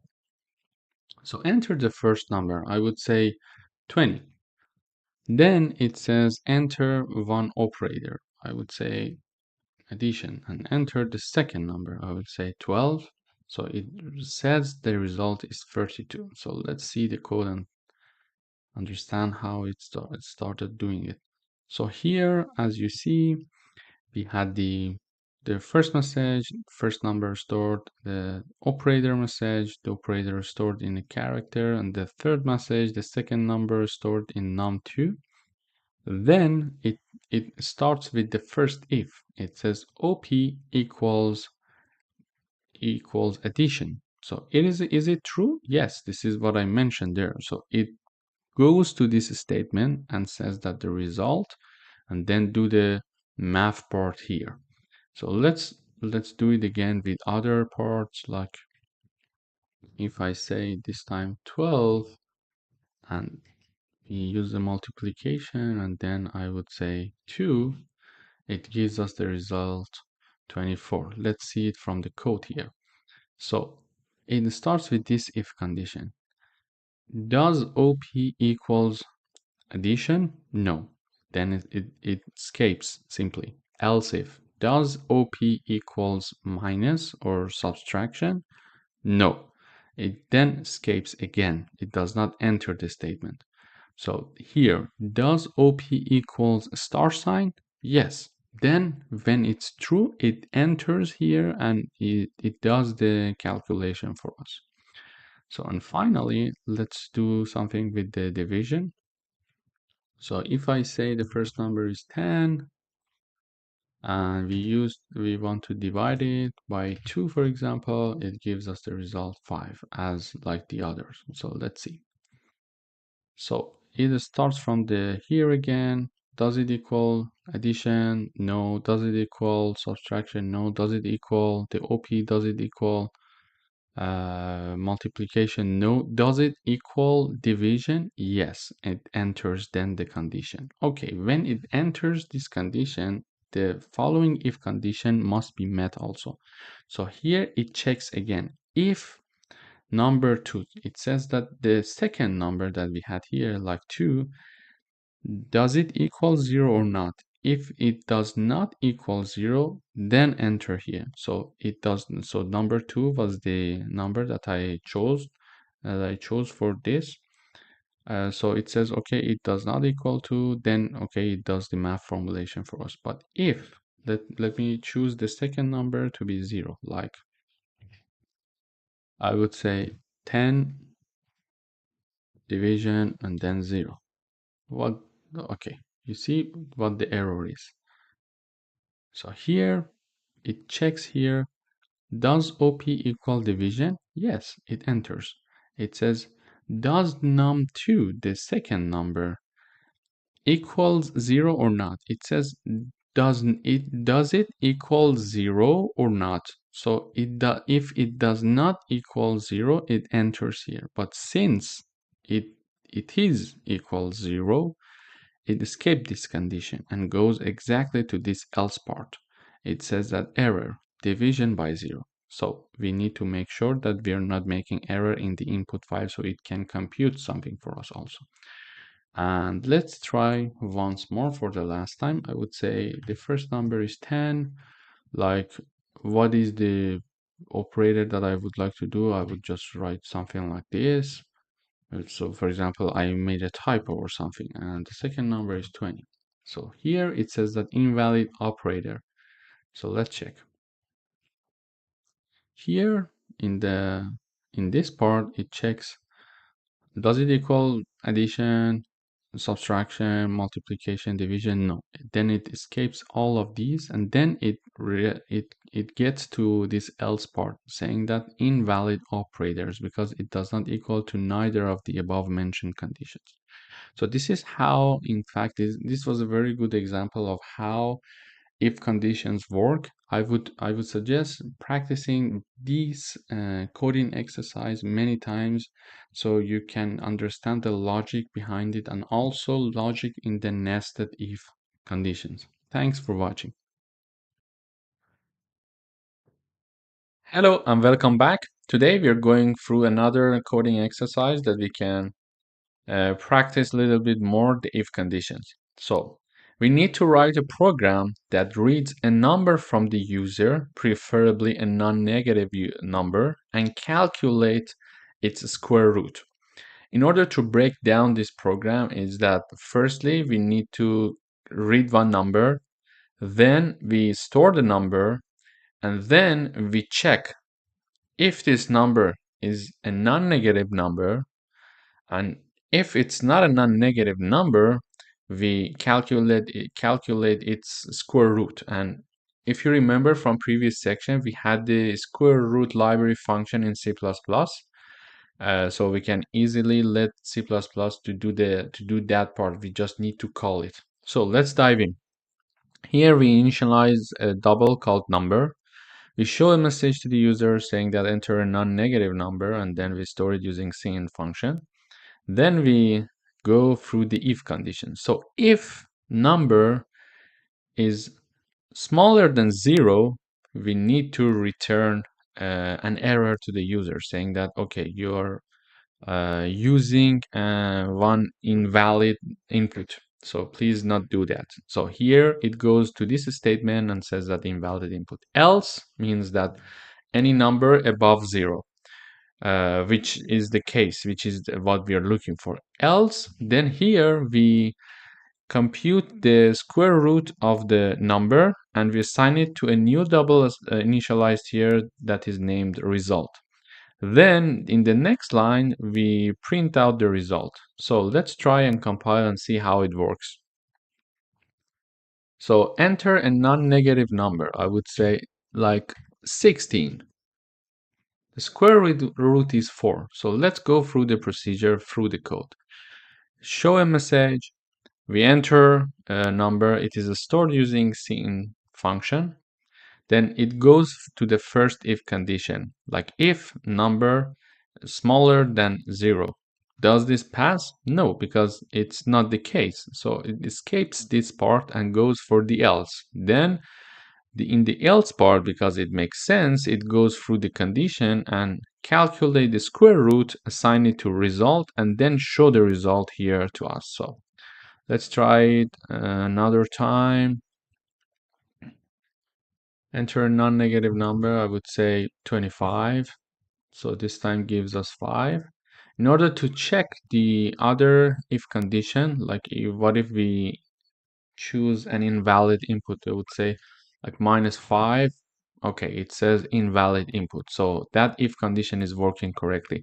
One important thing to note is that when we are considering if conditions, it's nice when we want to test the efficiency and when we want to test the efficiency of the code or verification of the code, it would be nice to test it with different input values and make sure all the if conditions are working greatly and working correctly. This is very important thing because later when we have like a lot of lines of code, if something goes wrong, it's very hard to find it. We need to go through the debugging steps that we learn in another probably topic like for the intermediate or advanced level. But this is something to note that now that we are learning from zero, it's important to know that we need to validate our code as we are proceeding through the coding. Welcome to another coding exercise session.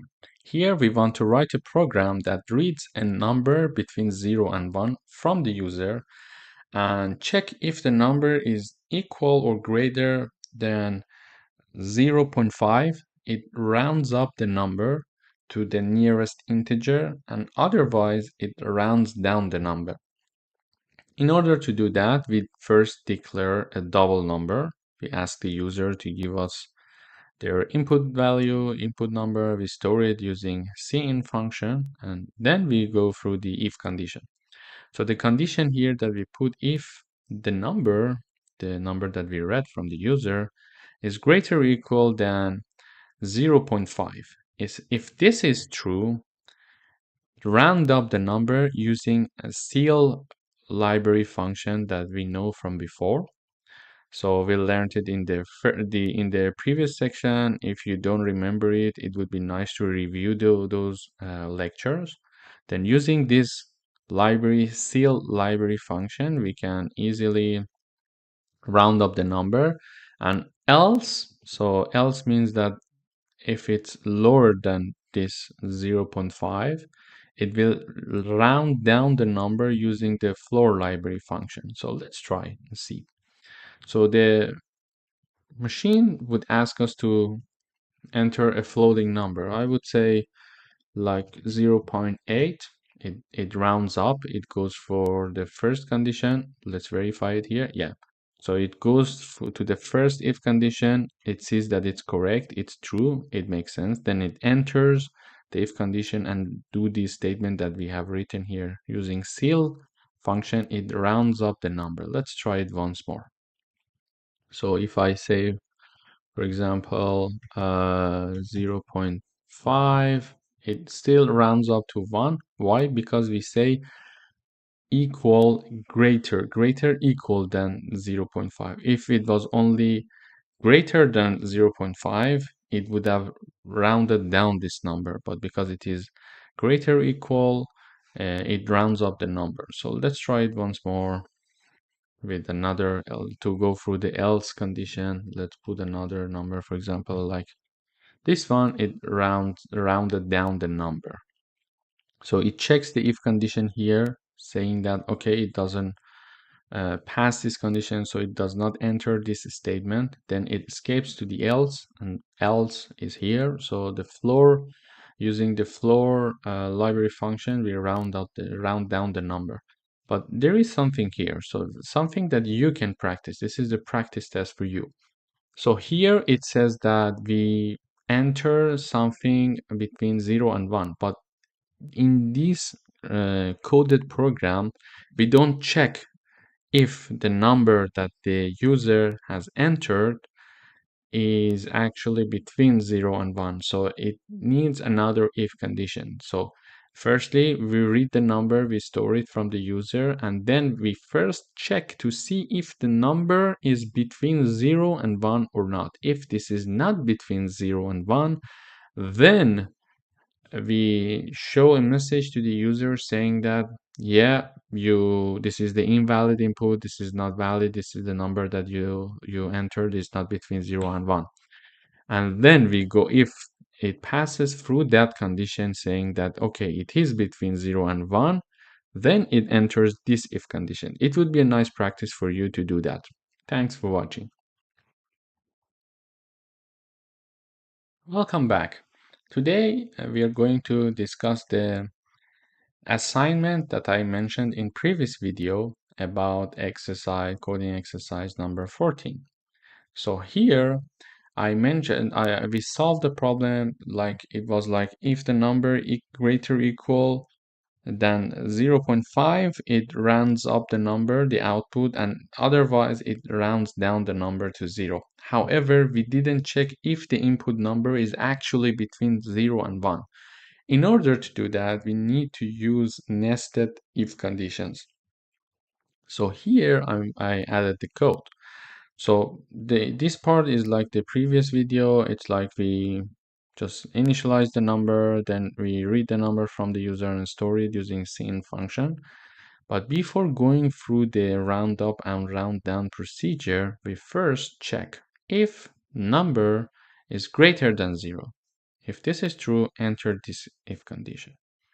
So, and then if number is lower than 1, then if this is true, then it enters this condition to round up or round down like before. However, the else condition here is that, okay, maybe the number is greater than 0, but it is not lower than 1. So then here it shows the message saying that invalid input. So this is the important thing that we need to consider. So let's try.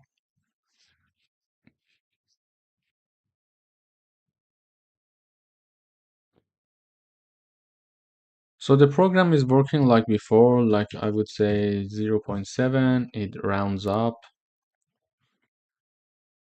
And if I say 0.2, it rounds down. So let's go through the procedure here once more.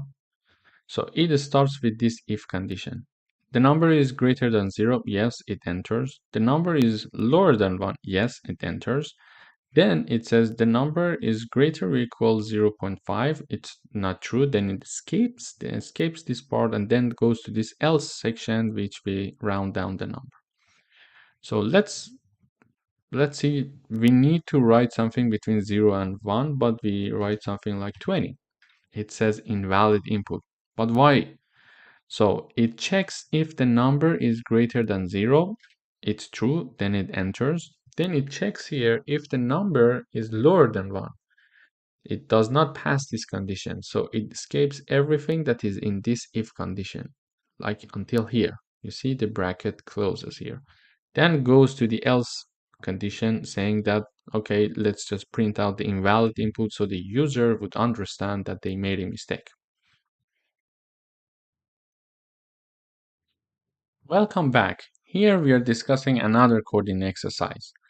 So it asks us to write a program that takes the amount of the purchase. Like imagine you're working in a mall that you want to sell your product, and as a salesperson you want to sell the product, or you're coding the sale system. So when you're coding the sales system, you need to keep this in mind. This is the new rule that the manager mentioned. For example, anyone that goes beyond $500 when they're purchasing our products like t-shirts, we can give them 20% of discount. However, if the amount of the purchase of our customer is lower than $500, no discount is available. So now we want to design a program that computes this amount of discount. I mean, they consider this amount of discount and give us the final price that we need to ask the customer to pay.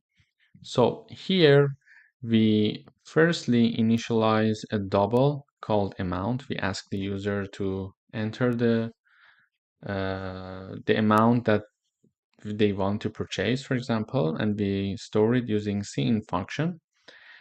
Then we enter the if condition saying that if that amount is higher than 500, which is our case, enter this condition. So then we initialize a new double called discount. The discount is calculated as amount times 20% of it. And when we calculate the discount, here we are again assigning a new number to the amount that we initially got from the customer. This is the important part. So we calculate this discount number using this formula. So the 20% of amount, okay? So far we calculated the discount, and here the amount is the value that we read from the user, and here we stored it. So we are saying that the amount that from now we are assigning a new value to the amount. We are saying that amount equals the previous amount that was read from the user minus the discount we calculated here. So we are reassigning the value of the amount after the discount. Then saying that 20% discount applied, final amount, and then we print it. And else means that if the purchase was lower than $500, for example, we print no discount applied and we show the final amount. So the final amount would be this amount. The difference is that when we go through this if condition, we reassign the value of amount. But if we don't go through this if condition, the amount stays the same amount that the customer entered initially. Let's compile the program, we will understand it better. So enter the amount. I would say 290. It says no discount applied. Final amount 290. So it first starts with this if condition. Does it pass? No, because 290 is lower than 500. Then it skips this part and goes for the else. And for the else, it says no discount applied. Final amount is amount. So it prints us the amount, which is 290. However, if we have like a number larger than 500, let's say 700, it says that 20% discount applied and the final amount is 560. Let's go through the steps. So it goes to this part of the if condition. Does it pass? Yes, it passes. So it enters here. When it enters here, it starts calculating the amount of discount. So the amount of discount is based on 20% of the total amount. So the total amount here was 700. 700 times 20%. So it calculates the amount of discount and we assign it to we assign this formula to the discount. So now we know what the discount number is. And we know the amount that the customer entered initially, which is 700. So 700 minus the discount will be the new value for the amount. So the new value, or let's say the final amount that they need to pay. So we are reassigning again in this if condition the value of amount. Then we simply just print the amount to the terminal for the customer. This is a very straightforward way of calculating discount. It has a wide range of application. As you know, in many malls or shopping centers, when there is a sale season, they just apply simply this coding to their system. So it computes the amount of discount automatically.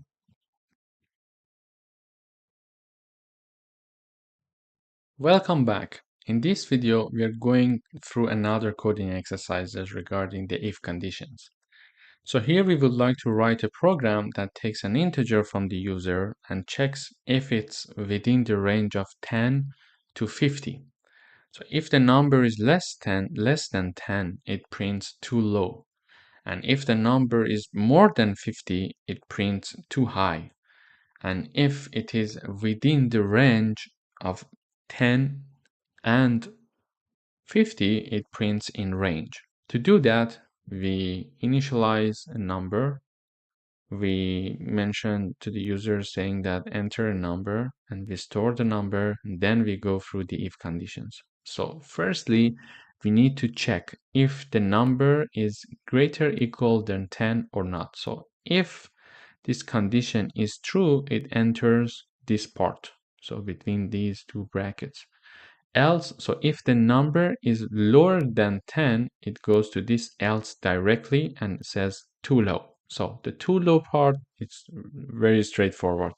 So if the number is greater or equal 10, it enters this statement of the if condition. Otherwise, this else will be activated and it says too low. So what if the number is greater or equal than 10? Then we need to check it again. So we check again saying that, okay, now the number is greater or equal than 10. However, we need to check to see if the number is also smaller or equal than 50. So if this condition passes, it says in range, and else it says too high. So let's imagine I enter one number called, like, say 2. So it starts here. If the number is greater or equal than 10, so no, because my number is 2, it escapes everything that is here and go to this, else part and print too low. If my number is 20, it goes for the first if condition saying that, okay, 20 is greater than 10, then it enters. Then it enters here. Then it checks again. So my number was 20. It says the number is lower equal 50. Is it true? Yes. If it's true, it prints the in range and that's it. However, if my number, for example, was 100, although it passes the first condition, which is greater or equal than 10, it does not pass the second condition that must be lower than equal to 50.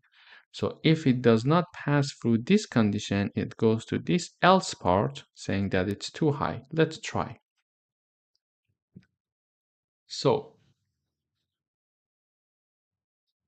we mentioned here, like if the number is 2, it says too low, which is true. And then if the number is like 110, it says it's too high. Let's say why. So it's too high, and the reason is it says, okay, the number is greater or equal than 10, it enters, then it checks to see whether the number is lower or equal 50 or not. It's not. Then it goes for this else condition, which is too high. And if I choose a number within the range of 10 and 50, like say 25, it says it is in range. So here it checks, okay, it's greater than 10, it's lower than 50, then so it prints us the in range message in the terminal. Try to practice this exercise on your own and try to do it several times so you get convenient with the syntaxes of if condition. Thanks for watching. Welcome back. Today we want to write a program that asks a user for a test score, something between 0 and 100, and then classify it as failing if the score is lower than 50, passing if the score is between 50 and 69, and good if the score is between 70 and 84, and excellent if the score is 85 or above. To do that, we need to use several if conditions.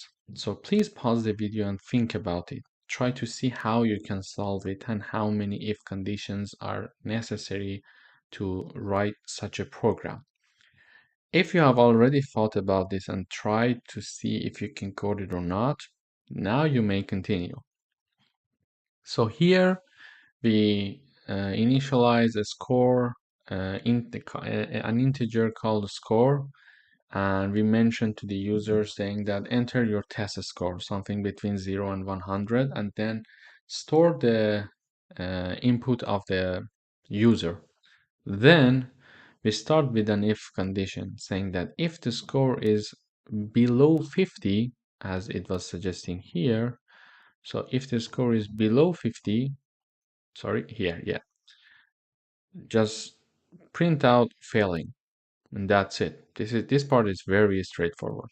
And then we write down else if. So else if would be the score is greater equal 50. And in this situation, when the score is greater equal 50, there are several conditions to check because we are having different grading system here. Like we want to show the message saying passing or good or excellent. So we need to distinguish.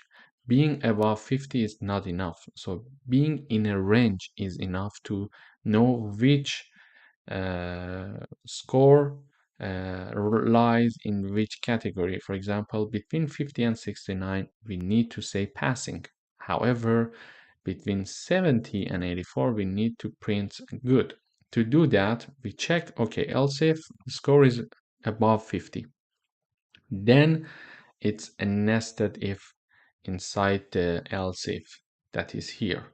So with the first one we start. So if the score is greater equal than 50 and if the score at the same time is lower equal 69, let's say passing. This is exactly the condition that we had here for the passing. And If this is not the case, so if the score is still greater equal 50, but it is not lower than 69, what do we do here is we check another situation, that is this part. So we escape this part if it's not below 69. We check this part saying that, okay, if the score is above 50 and above 70, this is the else if function that we check. Then it passes through these two conditions to check. So the first one is lower than 84, good, and else, if it's not lower than 84, it means that it is above 84, which is the 85 and above. So it's excellent. Let me run the program and try different numbers and start analyzing the code. I think it would be easier for you to grasp the idea behind it. So if the score is like 40, it says failing. It's very straightforward. So if the score is below 50, it simply prints the failing message. So let's go for the next category. For example, I would say if the score is 65, it would say passing. So let's analyze the code. Analyzing the code is very important. For you also, when you are trying to understand if your program is not working correctly, it would be nice to start analyzing the code and see what the problem is and where the problem is, in fact. So here it starts from this if condition. It says that, is it below 50? No. Then it escapes this part and directly goes to this else if condition here. It says, okay, is it above 50? Yes. And it enters this condition, this part now. You see the bracket, these two red brackets. So if it's above 50, our number was 65. It starts checking again. So here it checks, okay, now the number is above 50, but is it at the same time lower than 69? Yes. So it enters and prints us this passing condition here. So let's try another number, like 75 instead of that. So it says good. How come? Let's analyze it. Here it starts from here. It says that is it below 50? No. So it escapes. It goes to this else if condition. And when it goes to this else if condition, it says, is it above 50? Yes. Is it lower than 69? No. Then it escapes this part. Is it above 70? Yes. So it enters this condition between these two brackets. At the same time that it is above 70. Is it lower than 84? Yes. If it's true, then it prints the good printout. And if the number is not passing this condition that says that it is below 84, it prints the else part here. Excellent. Let's write another number here. Like my number is 95. It prints excellent. So here starts the condition. Is it below 50? No, it escapes and goes to this part. Is it above 50? Yes, it enters. Is it below 69? No. And then, is it above 70? Yes, it enters these between these two. It enters this statement and we need to choose between these two. The machine needs to choose between these two. Okay, is it above 70? Yes. Is it below 84? No. Then it's above 85 because it says lower equal to 84. Then when it's not passing this condition, it's above 85 equal large. Welcome back to another lesson. In today's lesson, we're going to talk about ternary operator. The ternary operator is a shortened way to write an if-else statement in a single line. So it's a compact and efficient way to make simple decisions in code. The ternary operator is often used to simplify and shorten the conditional expressions. For example, here we see the condition we want to check. So we put it like here. The syntax looks something like this. So the condition that we want to check is this place. And then if this condition is true, the expression returns value if true. And otherwise, it returns value if false. And the question mark there separates the condition from the possible outcomes. So this is the condition. We separate it from the possible outcomes, and then we have the value if true and value if false. And colon here separates the value if true and the value if false. But how it works, we will see in a few seconds. Here, let's uncomment some code that we have.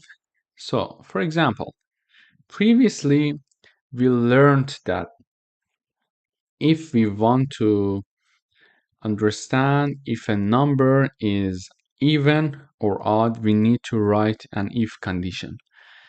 Here I am initializing one integer value named number with number 5, and we are initializing one string named result.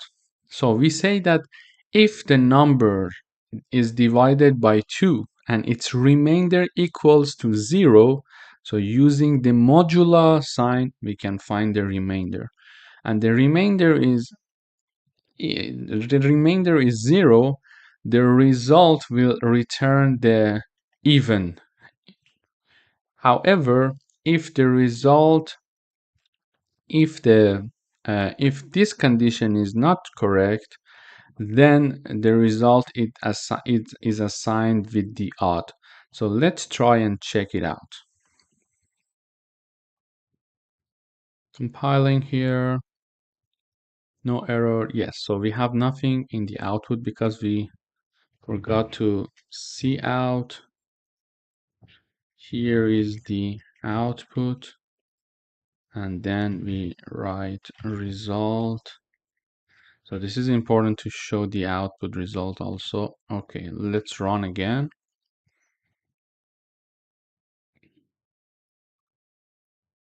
So here is the output odd. So this is odd. Why? Because the number 5, when it is divided to 2, the remainder does not equal 0. So this is how we used to do it while we were writing the if conditions. However, if we are going to use ternary operators to write the same code, it will look something like this. So we ask the user to, for example, give us one number, and we store the result. Then here, instead of these lines about the if and else conditions checking, we simply write down the result equals, so we initialize the result as a string here directly. The result equals number, and here we write down the conditions. If you remember, I mentioned this conditions, question mark, and two possibilities separated by a colon here. So number, if it's divided by 2, its remainder equals to 0. So it is now separated with a question mark with the possible outcomes that are even and odd.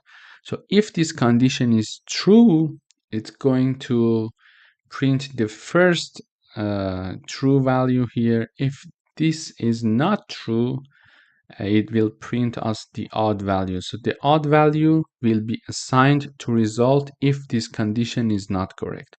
And if this condition is correct, even is going to be assigned to the result.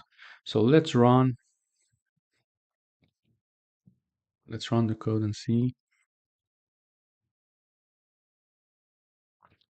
So if I say 10, it returns the value is even, the number is even. So there, let's go through the analyzing the code once more. So here the number is stored. We initialize a string called result, and its value equals to the condition of if the number, if this number is divided by 2, its remainder equals 0. If this is correct, the first condition is even, so even will be assigned to result. And if this condition is not correct, then this value, this result will be assigned to this result. Okay, so and they are separated by semicolon. And if you see, we simply could check the condition in one line here. However, we used to check it in like a few lines here, like 4 or 5 lines. So when we have a straightforward checking condition, it would be more efficient to use ternary operators. In the next lectures, we are going to practice some examples and coding exercises, so it will be more clear for you how it works. Hi, welcome back to another coding exercise. In the previous lesson, we discussed how we differentiate ternary operator with normal if-else condition statements. In this lesson, we are giving you another example. So here, the program, we want to write a program that says to check if a score is taken from the user and the number is something between 0 and 100. So if the number is larger, equal 50, return the pass. And if the number is not larger, equal 50, return fail. So previously, when we wanted to do that, we had to write if statement condition saying that if the score is larger, equal 50, go through the cout function and print pass, and else print fail. However, so it would take like 2-3 lines at least. So here we can write it down in one line.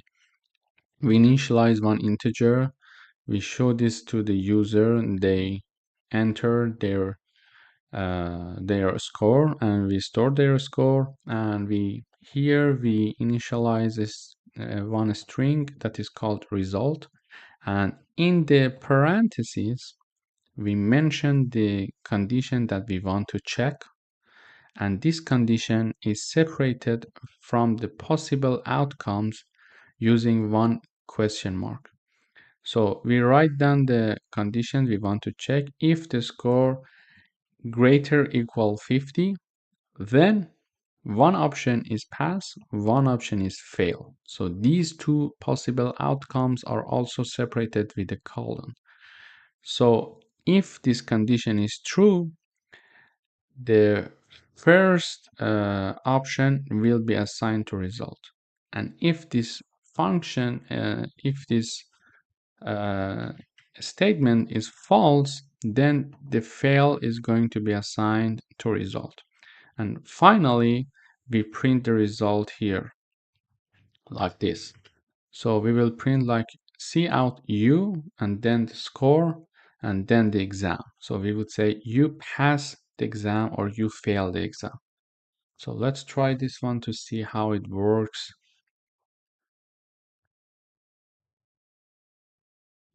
So it says that enter one number. I would say 88. You pass the exam because 88 is greater than 50, and it returns, because this condition is true, it returns the first possible outcome. And if we try it more with another example, it will be like 30 and you failed the exam. Why? Because the first condition, the condition is not true. It's going to skip the first option and return the second option, and the second option is going to be assigned to result. Welcome back. In this lesson, we are going to have another coding exercise for a ternary operator. So the question is asking us that to write a program that checks if someone is eligible to vote or not. If the person is 18 years old or above, the person can vote and the person is eligible for voting. Otherwise, the person is not eligible to vote. So we want to do this with ternary operator. So previously, when we wanted to do this with if else statement, we could define one if condition. So, and we would say if age is greater or equal to 18, we print eligible to vote. Otherwise, we print not eligible to vote. However, here in only one line, we can use ternary operator to do that. So the first we initialize an integer called age, then we ask the user, we store the input, and then we initialize one string called result here. We put the condition within the parentheses saying that if we don't write if, but the statement says that age equal greater 18. So if this condition is correct, the first output will be assigned to the result. And if this condition is not correct, the second output is going to be assigned to the result. And please note that the condition is separated from the potential outcome using a question mark. And also the potential outcomes are separated from each other using a colon here. And then we are going to print the result. So let's try and see how it works. Let's try. So now it's compiling and I would say 20. It says you're eligible to vote. Why? The reason is that the condition is true, so the first outcome is assigned to result. Let's try it once more. So when we try it again, we put for example, the number 15, and it says that you're not eligible to vote. Sorry. So this is how easy this ternary operator is. Keep practicing it, and where possible, you just use this condition instead of using if-else condition. Welcome back. So let's try another coding exercise using ternary operator. So here we would like to check if a number that is read from the user is positive, negative, or 0. To do that, we initialize it, we read the data from the user, we store it, and then we initialize a string named result. So the condition here that we want to check is that to see if the number is greater than 0. So if this condition is true, it's going to give us the output of positive. So the positive is going to be assigned to result, and then the result is going to be printed in the terminal. So the condition is separated from the potential outcome with a question mark. And if this condition is not correct, the second outcome should be checked. But the second outcome here is another condition. So if a number is positive, so positive is assigned to result. However, if the number is not positive, the machine will go and check the second condition. And the second condition here is that if the number is lower than 0, so, and it is separated with a question mark from the possible outcome. So if this condition is true, negative is going to be assigned to result. And if this condition is not true, then 0 is going to be assigned to result. And finally, the result is going to be shown here. Let's try and see how it works. So now I'm compiling. So enter an integer, I would say 12. So it says the number is positive.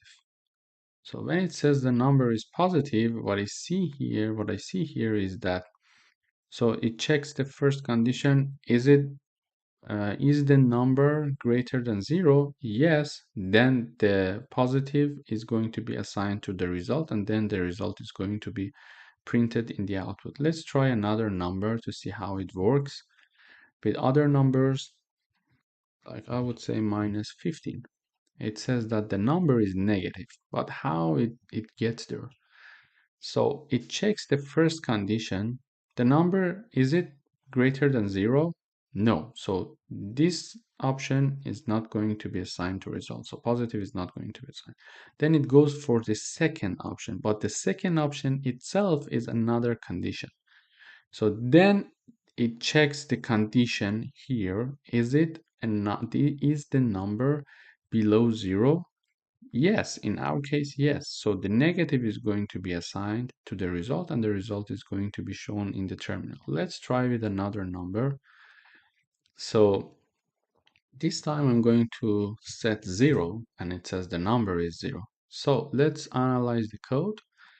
So the first condition is not passed, so the positive is not assigned to result. And when the condition is not true, it's going to the second part. So the second part is another condition. It checks whether the number is lower than 0 or not. Is it true? No. Then, because it's not true, then negative is not going to be assigned to the result. But the second option, which is 0, is going to be assigned to the result. And then result is shown using this code in the terminal.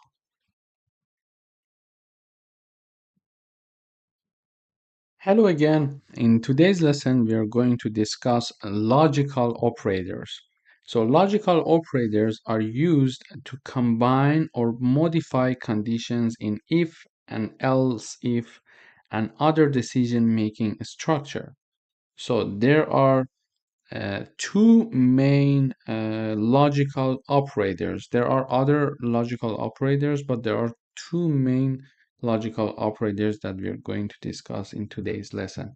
So for the first one is the AND condition, and the second one is the OR condition.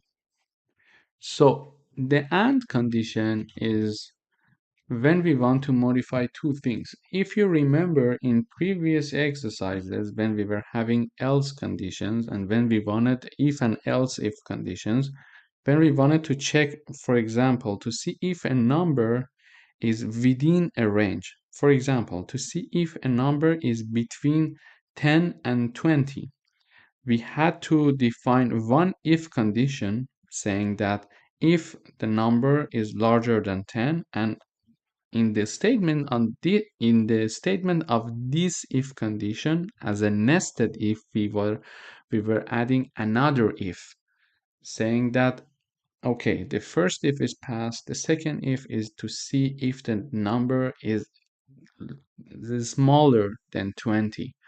So something like this. Let me write it down. Something like this. We were like int a equals 22, for example. And we were checking to see if a is greater than 10. Then we were checking again if a is lower than 20, and then we were saying correct number in the output, something like this. You see, so there is one if condition here and another if condition here. However, using the AND condition, we can write these examples easier. So let's dive in. Let's see how it works. So for example, here, I would uncomment these lines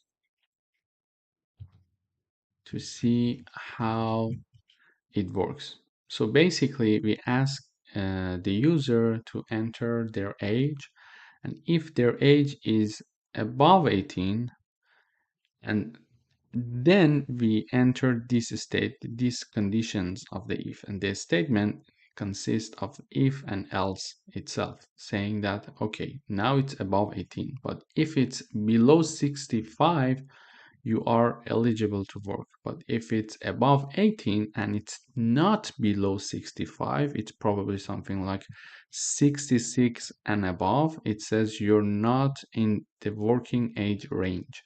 And if this age is not above 18 initially, it says that you're not in the working age range. So let's compile this and see how it works. So this is if statement that we learned already. So I would say like 50, 60, sorry, and it says you are eligible to work. However, there are some ways to write this code in an easier way using logical operators. So it makes it more efficient and concise. So as you see, everything is about efficiency in the code to help having a better code. So here we are reading the age from the user and storing it. Instead of having two conditions, like one if here and another nested if here, we are only having one if here, saying that if age equals greater 18 and at the same time it is lower equal 65, then you write in the output that you're eligible to work.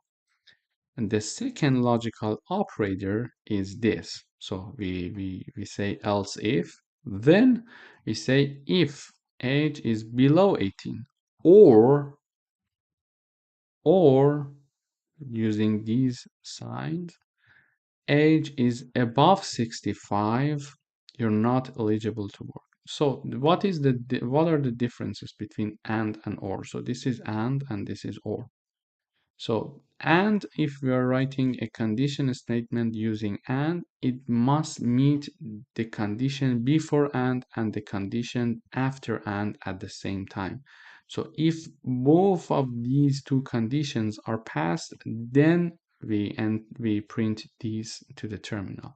However, regarding the or condition here, or logical operator, if either of the conditions are met, we print this one. So this is the difference. Both conditions should be met here in the AND operator, but here either of these should be met. Let's try this program and see how it works. So, okay, let's say 18. It says you're not in the working range because so it checks here 80 is not in this range, and then it checks here, okay, 80 is passing one of the conditions, then directly goes to this place. So let's try another one. So I would say like 10. It says you're not in the working range again, because when it sees that the 10 is lower than 18, it directly prints that you're not in the working condition. So using logical operator will help us to have a more efficient and concise and shorter lines of code. It's nice to think of how you can make your code more efficient, and not just to write a code that works, but an efficient code that works perfectly in a shorter amount of time, in a lower number of lines to write the code and implement it. In the next lectures, we are going to practice some logical operators. Welcome back. Let's try some more coding exercises for logical operator. So we would like to write one program that checks to see if the number that is read from the user is divisible by both 3 and 5. So here we read the number from the user, we store it. Using logical operator, we check to see the number if it is divided by 3, and using modular sign we can see its remainder. So the remainder of the number divided by 3, is it equal to 0 or not? So if it equals 0, and at the same time when the number is divided by 5, its remainder equals 0, and both of these two conditions are true, then we print this to the terminal for the user. Otherwise, we say that, okay, this number is not the number that we are looking for. So let's compile to see how it works. So for the AND logical operator, both of the conditions must be true. So if I mention 3, it says no, your number is not divisible by both 3 and 5. Why? When 3 is divided by 3, okay, the remainder equals 0. However, for this case, for the second condition, it doesn't work. Let's try another number. So if I put 5 here, again, we have the same message here. It says that, okay, this is not divisible because the second condition is correct because the number is 5. So 5 divided by 5, the remainder would be 0. However, for the first condition, it's not true, it's not correct. Therefore, it escapes this if condition and directly goes to the else and print the outcome that the number is not divisible by both 3 and 5. So let's try another number. I would say 15 this time, and this time it says that, okay, the number is the number that we are looking for. Because 15 divided by 3, its remainder would be 0, and the same goes with this statement, this if condition, saying that if 15 is divided by 5, its remainder equals 0. Therefore, this statement is printed in the output. As you see, working with logical logical operator helps us to write a more efficient code. It would be nice a priori to writing a program, think about it deeply to see how we can integrate these features that are there for us to make our code more efficient and more advanced and concise. Hello and welcome to another coding exercise. So let's try some more coding exercises using logical operator.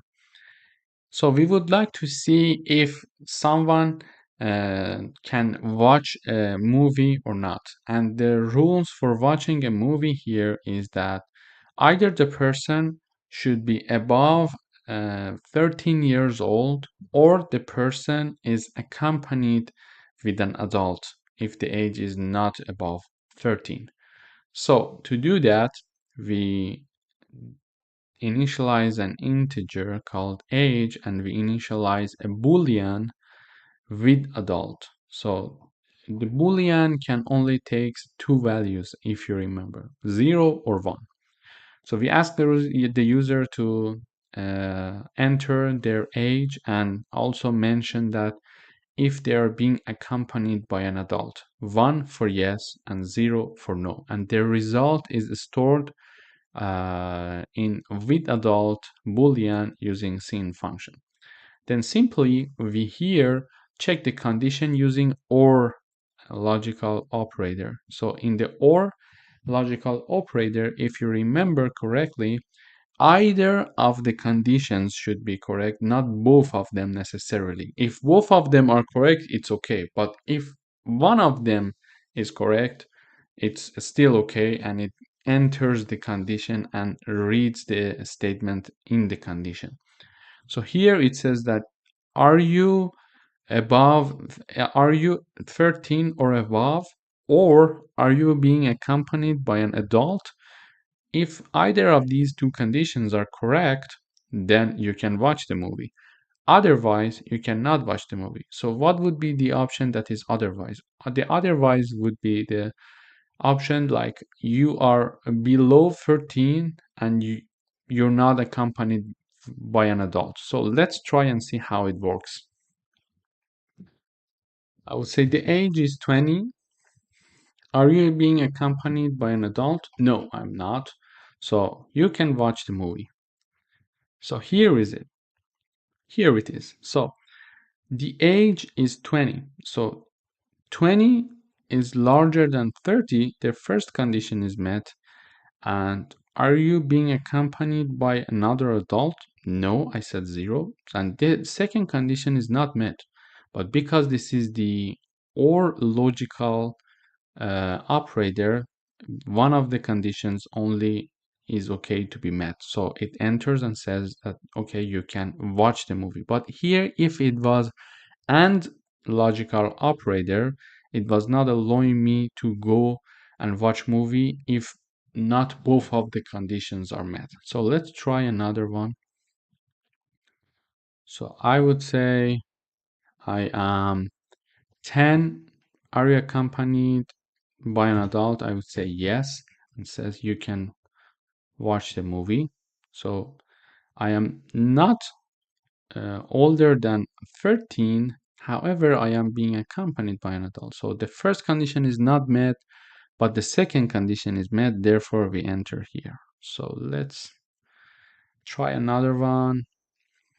I would say, how old are you? I would say 8. Are you accompanied by an adult? I would say no. You cannot watch the movie. Why? Because neither the first condition nor the second conditions are met. So this is why it skips this part and then goes to the else part and says that you cannot watch the movie. Hi, welcome back to another coding exercise for logical operator.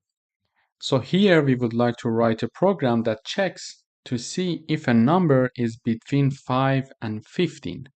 In order to do that, we need to use a logical operator for efficiency. We initialize one integer, we get the data from the user, we store the data, and we write down the if condition using OR logical operator. So we check if the number is lower than 5 or the number is above 15, the number is outside of the range. Otherwise, the number is within the range. So let's compile and see how it works. So if I say 19, it says the number is outside of the range because so the number is above 15, it says it's outside. And if we write something like 2, it says the number is again outside of the range because 2 is lower than 5. So if I write another number like 10, it says, okay, the number is within the range. But this is written like OR operator. Instead of having this OR operator, we could have AND operator. So we could write something like if the number is greater than 5 and number is lower than 15, number is in the range outside the range. So by changing some by doing some minor changes in the condition, we can see that we can use AND operator instead of OR operator. Let's try and see. So I would say, now I would say 19. It says the number is out because 19 is not in this range. Therefore, it says the number is outside.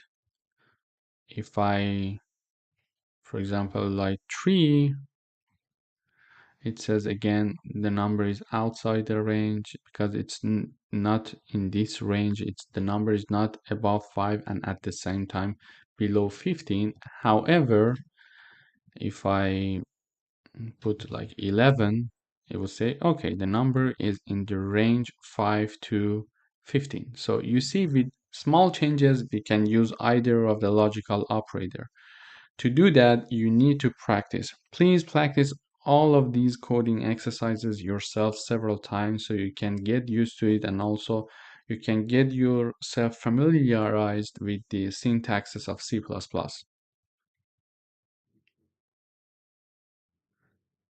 Hello everyone, welcome back to another lesson. Today we are going to discuss about Boolean flags and how they can be integrated in our if statement conditions and if else conditions. So previously we learned about logical operators. For example, here we initialize one integer, we read the score from the user and then store it. And then using AND logical operators, we check if the number is above 50 and lower than 100, then we print out the you passed the quiz and otherwise you failed. So this we learned previously. Let's try and see this one. So for example, I would say if my score is 76, it says you passed the quiz. It's very straightforward. We discussed this already. However, if we integrate Boolean flags into this if-else condition, it gives a descriptive name to the condition, making the purpose of the if statement clear and easier to understand when the code is shared with others. And also, they can help keep track of whether something has happened or a specific state has been reached in your program or not. So therefore, they can help us to reduce the error as well because we don't have to repeat certain complex, logic repeatedly. So let me give you an example. I will comment this part and then I will do the same. Um, I will rewrite the same code, however, using the Boolean flags. So instead of only initializing the integer, I am also here initializing a Boolean data type that is called passed quiz. So here initially I put it to false. It's your call, but usually when we want to use the Boolean flags, we initialize them to a false value, and then when the condition is met, we set it to true. So initially, by default, they usually are false. So here we show the message to the user saying that enter your score and then we store it. Here we mention that if the score is above 50 and less than 100 using AND logical operator just like before, if this is the case, don't right away print, okay, you passed the exam. Set the Boolean flag to true instead of false. That was by default initialized. So set it to true. And if this is the case, set it to true. So we don't have to write the else condition. So we are avoiding writing this else condition. We are just writing one if condition. So if this happens, the condition is passed, therefore the passed quiz boolean is set to true. Then in the end, we can check this condition saying that if passed quiz equals true, then you pass the exam, and else or otherwise you failed. Let's try this one.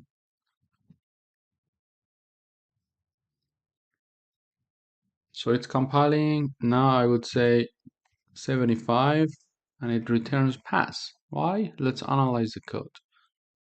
Here it checks the number with these conditions.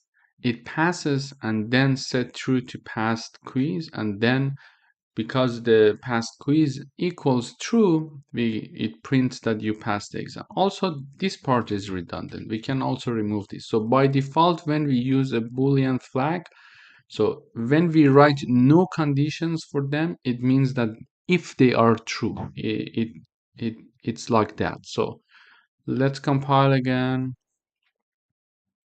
So we can eliminate that part as I mentioned. So now I would say 87 and it prints you passed the quiz.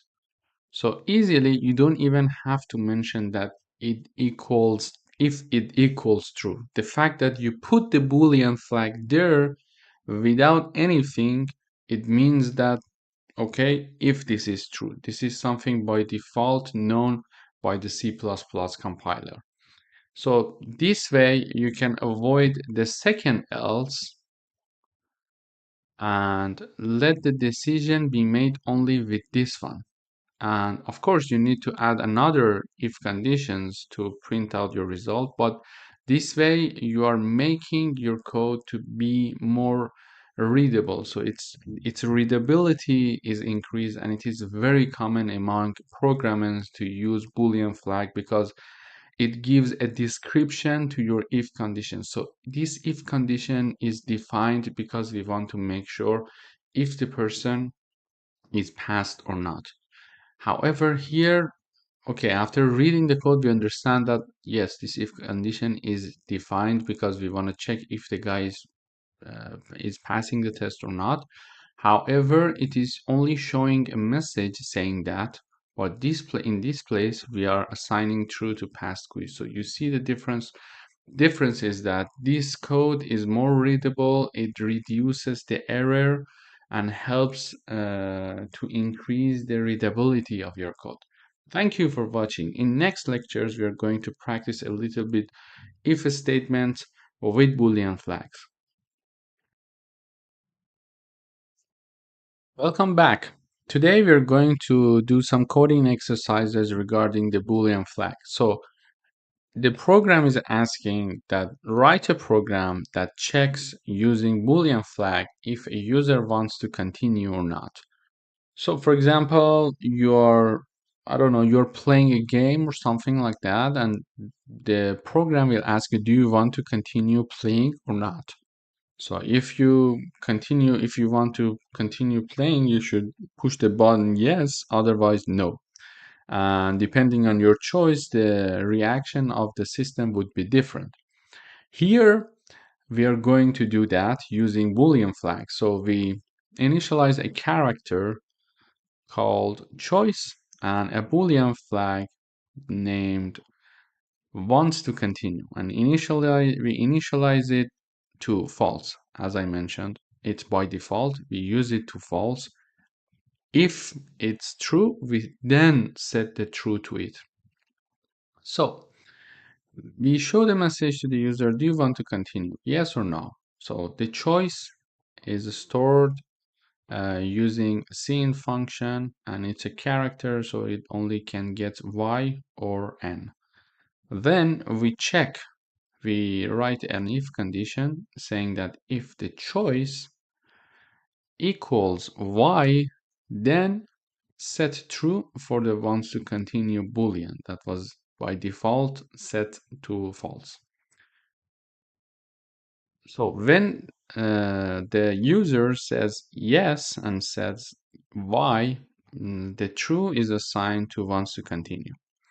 We don't print anything up to here, okay?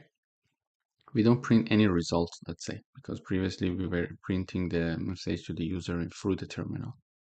Then we check if wants to continue, you chose to continue, else you chose not to continue. And as we discussed in the previous video, we don't need to write down equal true, for example, for wants to continue. By default, when we write down the boolean in the if condition, it is considered by default by the compiler that you're saying like if this is true. So even if you don't write equals true, it understands like you were writing if this is true, if this equals true, for example, something like this. So let's try it out and see how it works. So I would say y, it says you chose to continue. Let's analyze the code once more. So I said y, it then set true to wants to continue, and it says okay, if wants to continue equals true, then you print you chose to continue. Otherwise, you chose not to continue. Let's try again. I would say n, it says you chose not to continue. You chose not to continue. So as we mentioned here, it helps to have a better code and a meaningful code saying that giving a meaning to the if statement of your code by using Boolean flag, and little by little, when you get to more advanced level and start reading other people's code, usually programmers that are in higher levels, they use Boolean because it gives some meaning to the if else conditions. Because when you read this code, the programmer, the reader who knows C++ would understand that, okay, the aim behind writing this if condition was to see if the user mentioned yes or no, rather than just printing a message and showing the result. Okay, because this is something we show here to we showed to you to see it, so you can have understanding and to see how the output would change depending on the input. But usually when, for example, we have a program like the game that I mentioned earlier, if you say you want to continue, you probably get back to the game and continue playing. And if you say no, you probably get out of the game and exit the game. So these messages usually do not show in the terminal, and actions are being done behind the scene. But we are just printing these things to show how the input can make the difference on the output, how they can have impact on the output rather than just showing the messages. So the reason behind showing the messages is this, so you can understand the procedure and how changing in the input can impact the output. So as I explained, Boolean flags are very important to be used. So think about them and start using them little by little in your practices and exercises. Thank you for watching.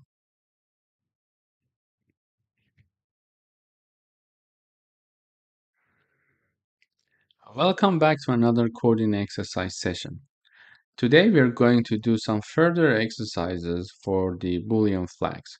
So we want to write a program that checks if a number is even or odd using Boolean flags. So we initialize a number here, and then we initialize a Boolean called isEven equals false by default. Then we get the input from the user, we store it, and we say if the number modulo 2 means that if the number is divided by 2 and its remainder using modulo sign equals 0, then set true for isEven Boolean that was initially set to false.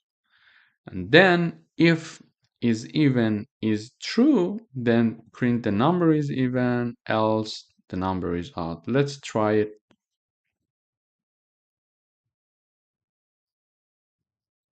It's 20. Yeah, the number is even. Let's try once more.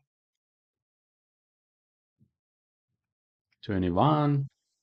The number is odd. So here, I think after having a few coding exercises and seeing a few examples, you realize the importance of using if flag, Boolean flag, and in the if statements, showing that how useful it can be, and you will understand the logic behind it after doing a little bit of exercises, and you will see that, okay, it is making my program looks better, more advanced, and more less encounter to any errors and repetition. Thank you for watching.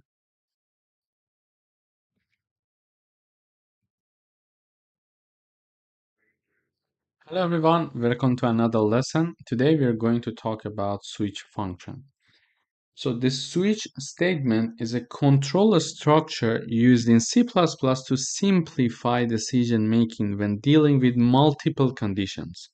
So it is an efficient and readable alternative to using multiple if-else statements, especially when we have several potential outcomes.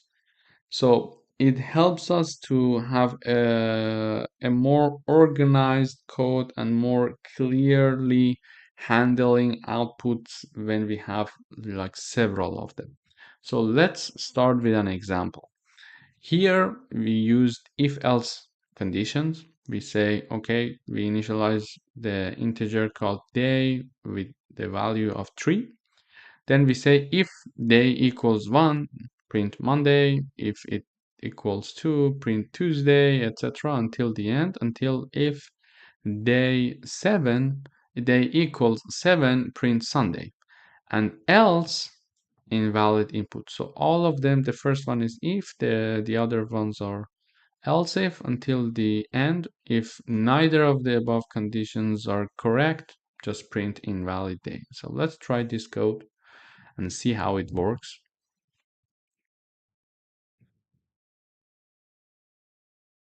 So it is printing Wednesday because we mentioned the day equals 3, then 3 here, and we are printing the Wednesday.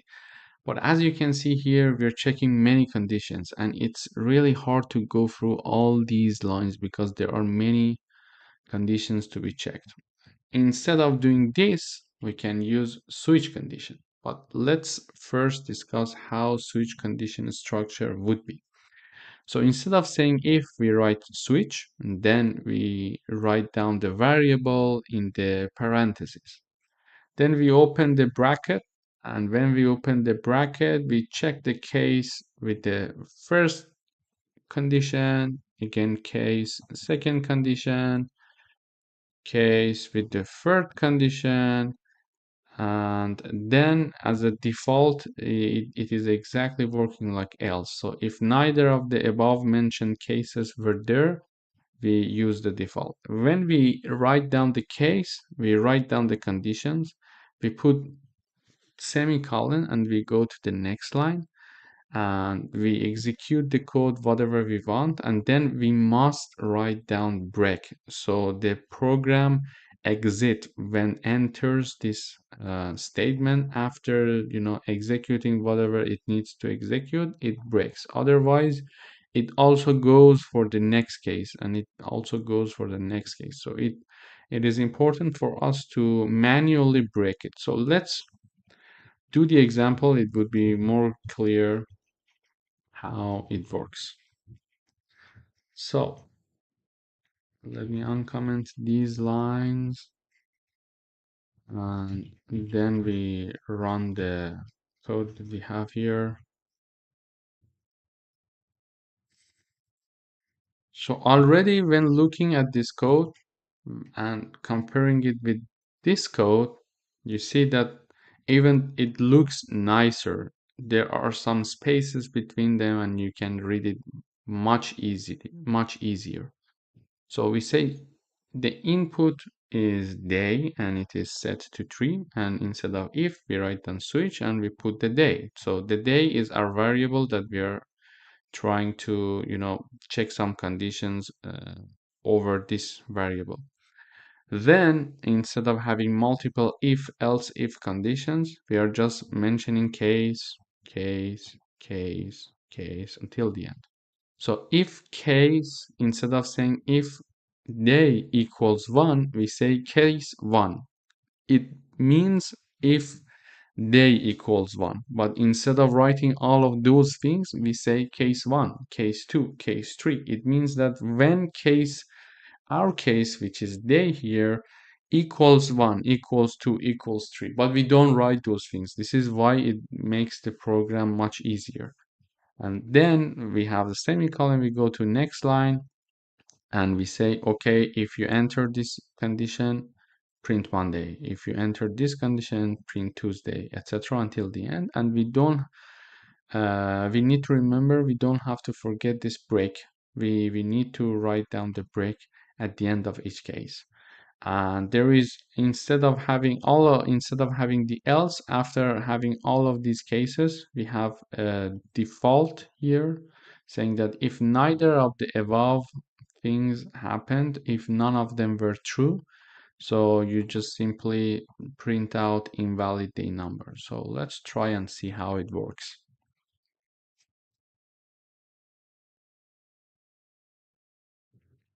It is printing again Wednesday, so it's much straightforward, and it is more readable as compared to using if conditions. So when we have a lot of conditions to be checked, it's easier to use a switch statement. So as you see here in this course, I'm giving you different tools and I'm teaching you different tools that are used in C++. And based on what you want to do, based on the application of your code, you need to wisely choose these tools. So you can use if conditions until forever and you can use it always, but is it efficient? No. Probably there are some cases that you need to write it with Boolean flags, you need to write it with switch statement, etc. So these are only toolboxes that I'm offering, and depending on your application, you need to first clearly think about all of these tools and see use how using these tools and when using these tools would be beneficial for you to write a more concise and efficient code. Welcome back. In this lesson, we are going to use a switch statement once more to see its application and to see how it would be easier to work with switch statements in some cases when we have a lot of conditions to check. So here we need to write a code that asks for three things, two numbers and one character. So based on the characters that we're going to choose between addition, subtraction, multiplication, and division, the program is going to execute one of these operations on the two numbers that we are going to give it as an input.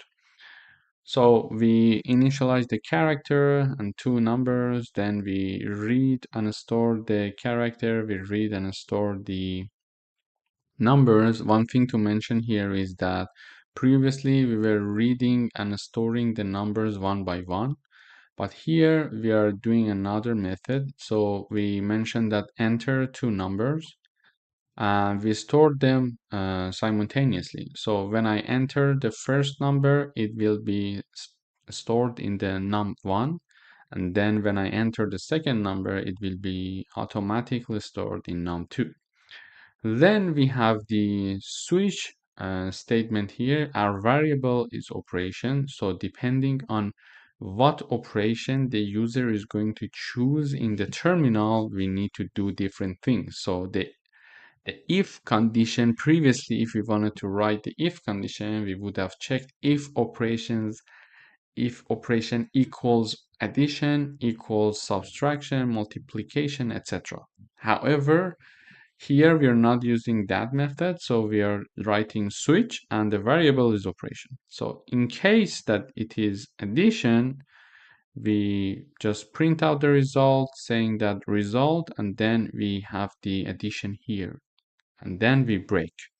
So in case we have the subtraction, we have the colon, next line, result, subtraction, and then the break. So don't forget that the operation is defined as a character, so we need to have these quotations before and after our math operations. And if it's a star, it's multiplication. And if it's division, this is the nice place here to discuss some reviews for the if condition. So if it's division, enter here, and then we have one if condition that is nested in our last case. So, and then we mention if num2 does not equal 0, then num1 divided by num2 just show the result. However, if num2 equals 0, we need to write then an error because no number can be divided by 0 based on math.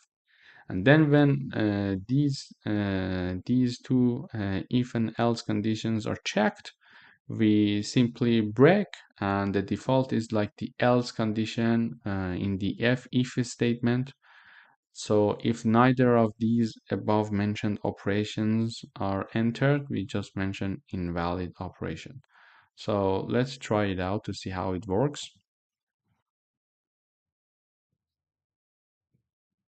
So I would say addition, first number 2, I enter, and then second number, I put it and I enter again. So it is storing both numbers and returns us the addition of these two numbers. Let's go through the code once more. So it stores two numbers simultaneously.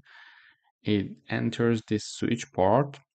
In the case that if in case that the user chooses to have the addition, it enters this place and then it gives us the result as shown here.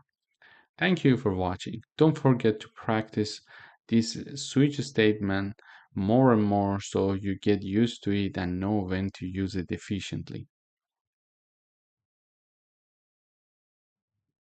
Hello everyone, welcome to another coding exercise lesson here. So today we want to write a program that depends on the input, it gives us different messages in the output. So we would like to write a program that prints stop if the input is R, prints get ready to stop if the input is Y, and go if the input is G, and also returns invalid color if neither of the above mentioned cases were given as the input. So to do that, we can simply use if else condition. However, because we have many cases, like 4 cases to discuss, it would be easier and more efficient to write switch condition. So we define a light color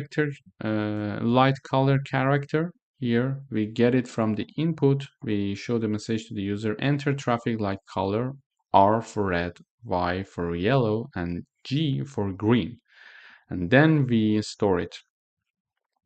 Then we have our switch statement and we are going to check the conditions on light color. Therefore, our variable is light color. And in different cases, we discuss the different cases here. So we say if it equals R, we don't write them down, but when we write case, quotation mark R means if light color equals quotation mark R. Colon, we enter this statement and we say cout stop. And then we need to remember that don't forget to write the break there. And the case it's Y, get ready to stop, it need to be printed. And in the last case, which is G, you can print go. In the default case, when neither of the above mentioned cases were true, we mention invalid color. So let's try it and see how it works. I would say G.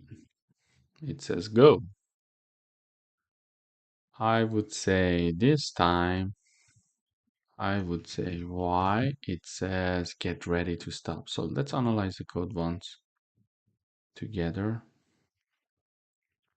So here it starts here, checks the R, saying that light color, does it equal R? No. Does it equal Y? Yes. So when it's not equal R, it escapes. Then it goes for the case Y. And then it is correct. It's true. Then it enters here. And then when it breaks, everything is exited. So the program stopped right there when you put the break.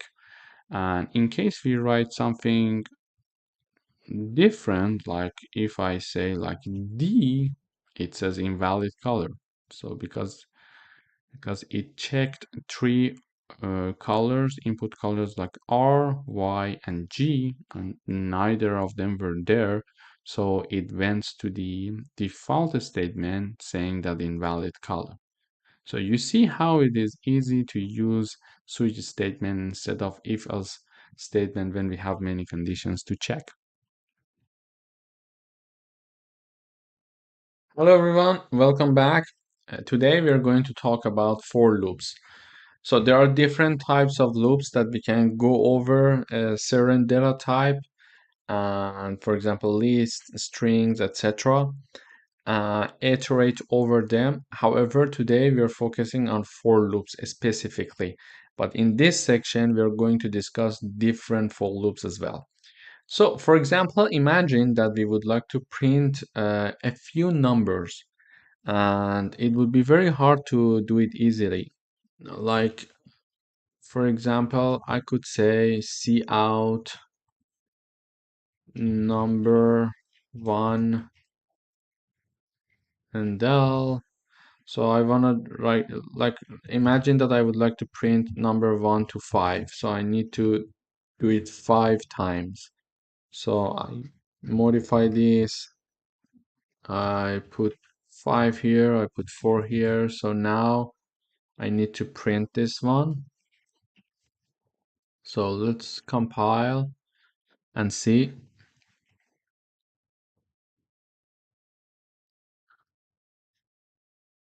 So yeah, here you see when I want to print 5 numbers, I need to write it down 5 times. Okay, but for 5 times it may be still okay.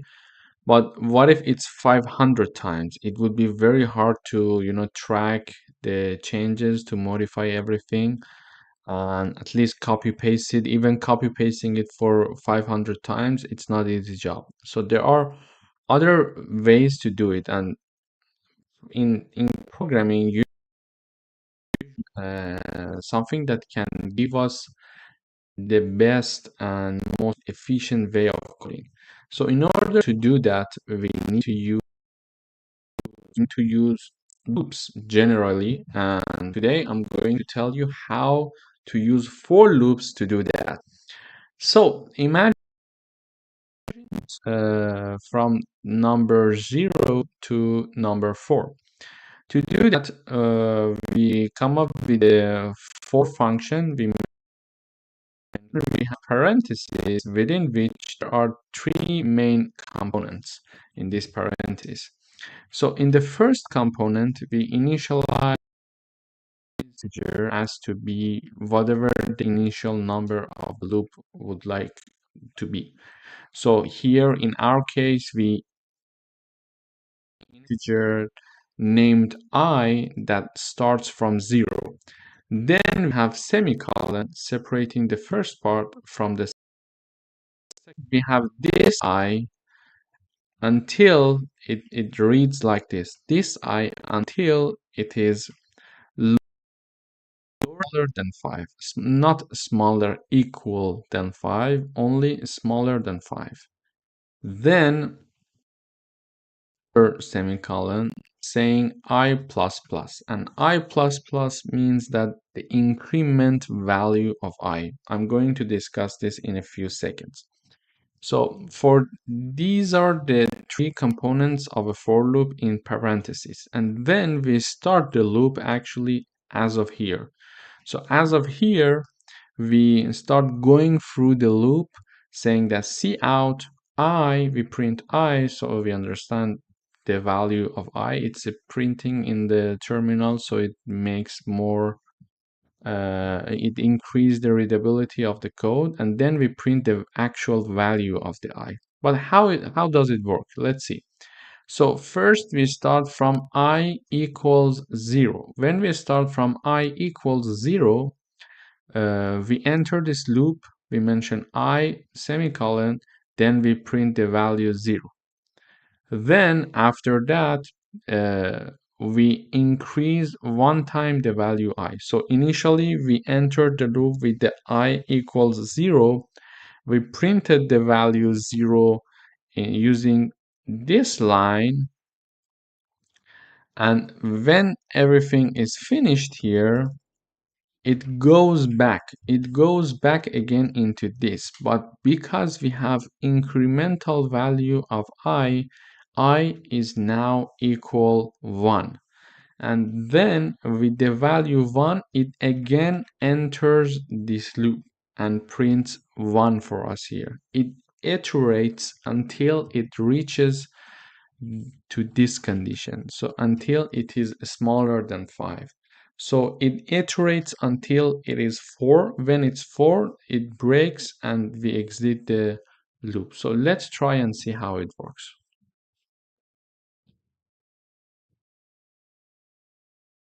So now we're compiling. Okay, So here, as you see, it starts with the value 0. It prints I semicolon 1 space 0. Then it goes up again and enters the loop with value 1. It prints I semicolon, I colon space 1, and then it is incremented again, and it does this iteratively until I reaches 4. When I reaches 4, it enters one more time to the loop saying that cout I colon space print 4, and then when it incremented to the value of 5, it does not satisfy the second part of our for loop, so it does not enter again and it finishes the loop. So this is how we can print something like 5 times. Even if we want, we can say like instead of 5, we can put like 20. So whatever the number that we would like, we just put it here and it will just go for it. Let's see. Yeah. So here it starts from 0 to 19. And if we want to print number 20 as well, we can say smaller equal 20. And instead we could say, for example, let's start from 1 this time. So let's see. Okay, great. So we started from 1 and we're printing until 20. So generally, this is one of the most efficient way of printing iteratively instead of just printing everything manually.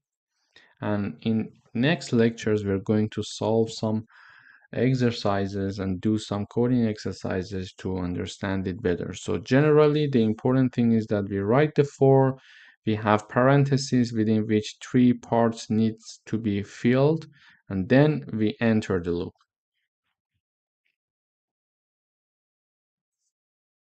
Hello everyone, welcome to another session. Today we are going to do some coding exercises using for loops.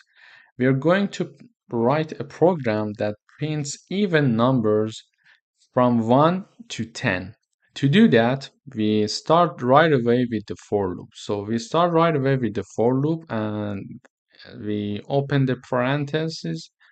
And here there are 3 parts to respect. The first one, we initialize one, for example, here integer value equals 1, and we set the upper bound for our integer value here because we want to start from 1 and go up to 10. We say smaller equal 10, and we have the incremental value saying that okay, first 1, then increase it 1 time, then increase it another time. So we use incremental values for that.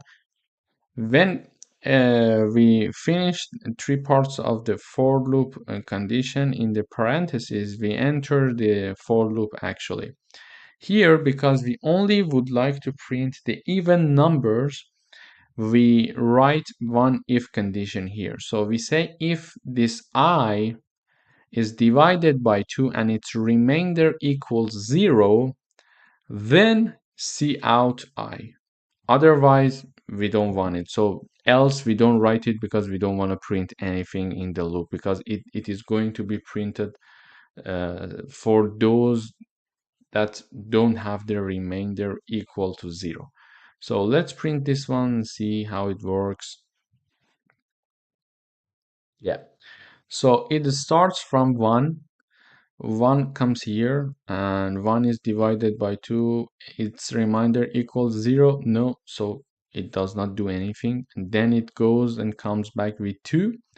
2 divided by 2, its remainder equals 0. Then 2 is printed, and then 3 comes here. And when 3 comes here, 3 divided by 2, its remainder is not 0. And then it is doing nothing and it's printing nothing. And it goes until it reaches the last number.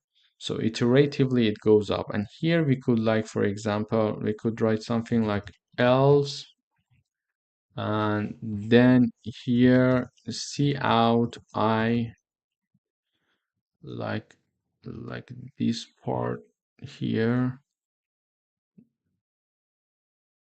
So here, if I do this, it is going to print 1, 3, 5 because 1, 3, 5, 7, 9, basically all the odd numbers, because odd numbers are not going to pass this loop. They're not going to pass this condition, the first condition. They're going to be in the second condition. So let's compile this one, see how it works.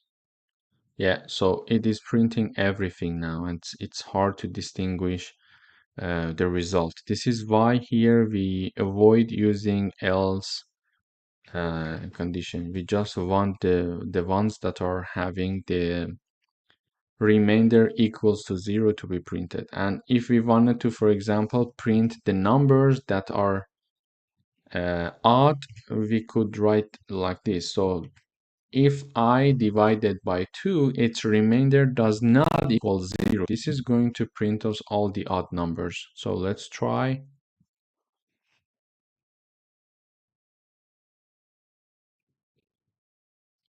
So it's compiling. Okay, great. So here, for example, I is divided by 2, its remainder does not equal 0, then it is printed. Then for second, for number 2, I gets the value equals 2. It enters 2 is divided by 2, its remainder equals 0 actually, and it does not enter this loop now. And then it prints nothing. Then I is incremented one more time. Now its value is 3. 3 divided by 2, its remainder does not equal 0. Then it enters the if condition and it prints the value. So this is how it works, and generally we can play with it like if we want to print all the odd numbers between 1 and 100. So it's easy to do it, but manually doing that, it takes a lot of time. So here we see that, yeah, it is printing almost, not almost, but all the odd numbers that are between 1 and 100. So this is one example, very small example, very easy example of how important the for loops are.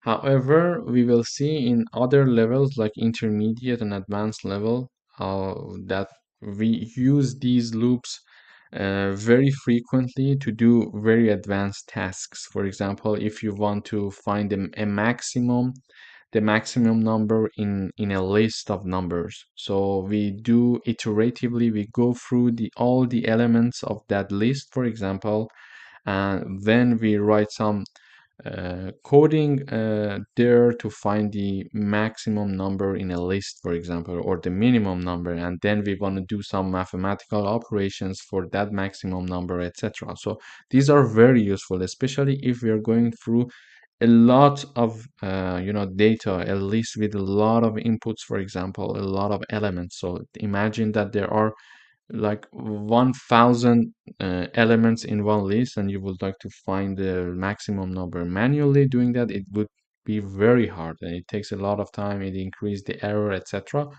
But doing programming, this is why we are programming. In fact, it can give us the result very fast.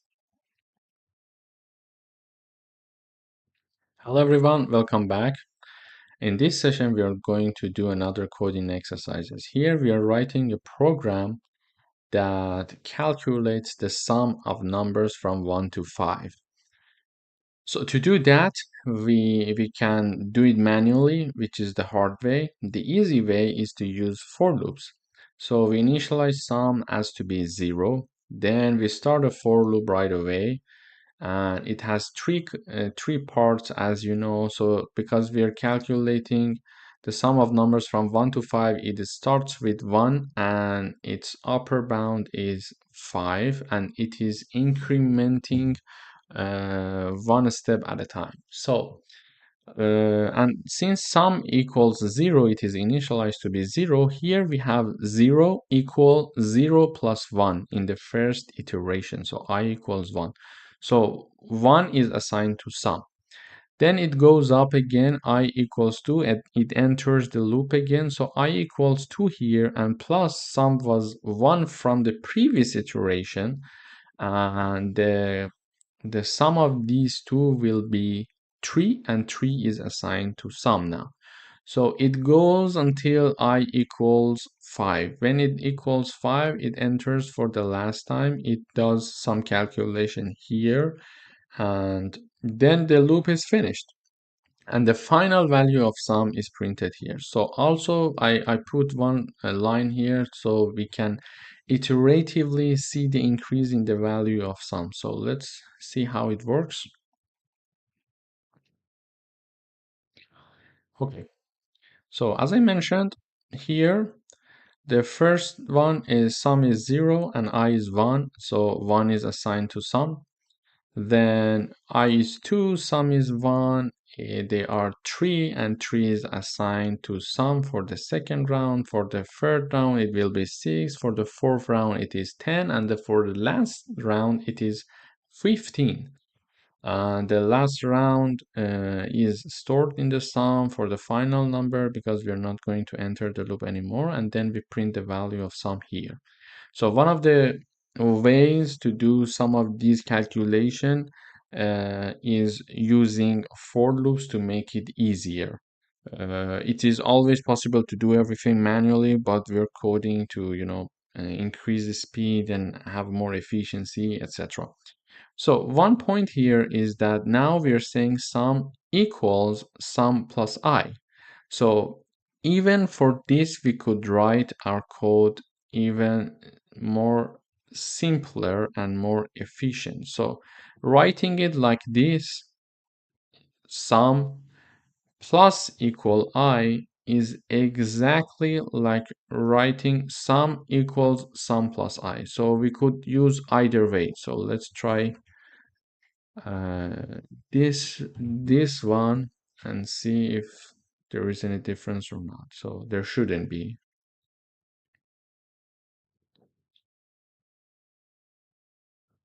Yes, so as you see, the results are the same. So the results are the same, and it's only the matter of how you would like to code. Usually in advanced programmers are using this method because it's more concise. So if you see something like this, it means that sum equals sum plus I, but it is a more concise way of writing it. Hello everyone, welcome back. We are going to do another coding exercise using for loops. Here we would like to calculate the factorial of number 5. So in order to do that, we can use for loops to calculate the factorial of number 5. So to do that, we initialize the factorial equals 1, and then we right away start with the for loop. So in order to start with the for loop here, we start using the int I equals 1 until 5 because we are considering the factorial of number 5. So if we are considering factorial of number 10, we can put 10, the upper bound, and then it increases one step at a time. Then we enter the loop. When we enter the loop, we calculate the factorial equals factorial times I, or more concisely, we can say factorial times equal I. We could write either this or factorial times I. So either way, there it is going to give us the same result. It depends on you, but it would be nice for you to start making your code more concise as you proceed. So let's see how it works. So it is compiling now. Okay, so here it is. We start with the value 1. So the factorial initially is 1. So 1 times 1, when I enters the loop, its value is also 1. So 1 times 1 equals 1. Then uh, we have the I equals 2 times the previously iterated factorial is 1. So 2 times 1 equals 2. Then factorial is 2. So let me just write it down. I think it would be easier for you to grasp. So I equals 1, it will be like 1 equals 1 times 1. So here you see when the I equals 1, it enters the loop. So the factorial is 1 equals factorial again is 1 times 1. So when I equals 2, it's like factorial again is 1, then factorial again is 1, and then it's 2. So the final result would be 2. So when I equals 3, it's like 2 equals 2 times 3. So 2 times 3 would be the new value, which is 6. So I would say here factorial,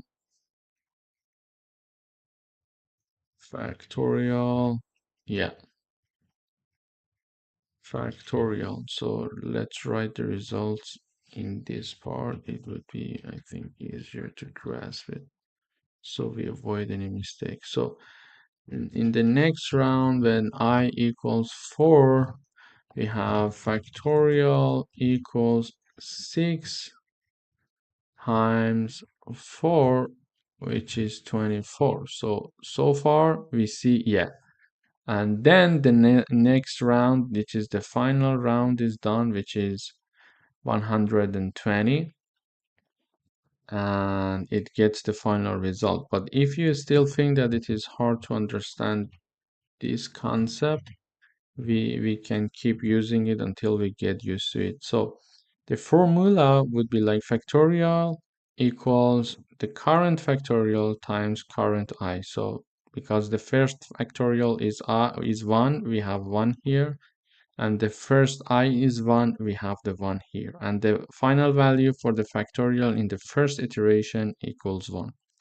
Then we have the second round. The second round, I equals 2, because I is incremented in the second iteration. So the value of factorial equals 1 because it comes from the previous iteration, and its final result would be 2. In another iteration, I equals 3, then its multiplication with 2 would be 6. So 3, because it's the third iteration, 2 comes from the previous value of the factorial from the previous iteration, and it equals 6. And then I equals 4 in the fourth iteration times 6, which is the value of factorial from previous iteration, and the final factorial would be 24. Let's write the last one as well. So I equals 5, we have factorial equals 24 times 5 equals 120. And when I equals 5 times 24, which is the value of factorial from previous iteration, and the final factorial would be 120. And we don't have I equals 6 because the upper bound for the I is to have I smaller equal 5.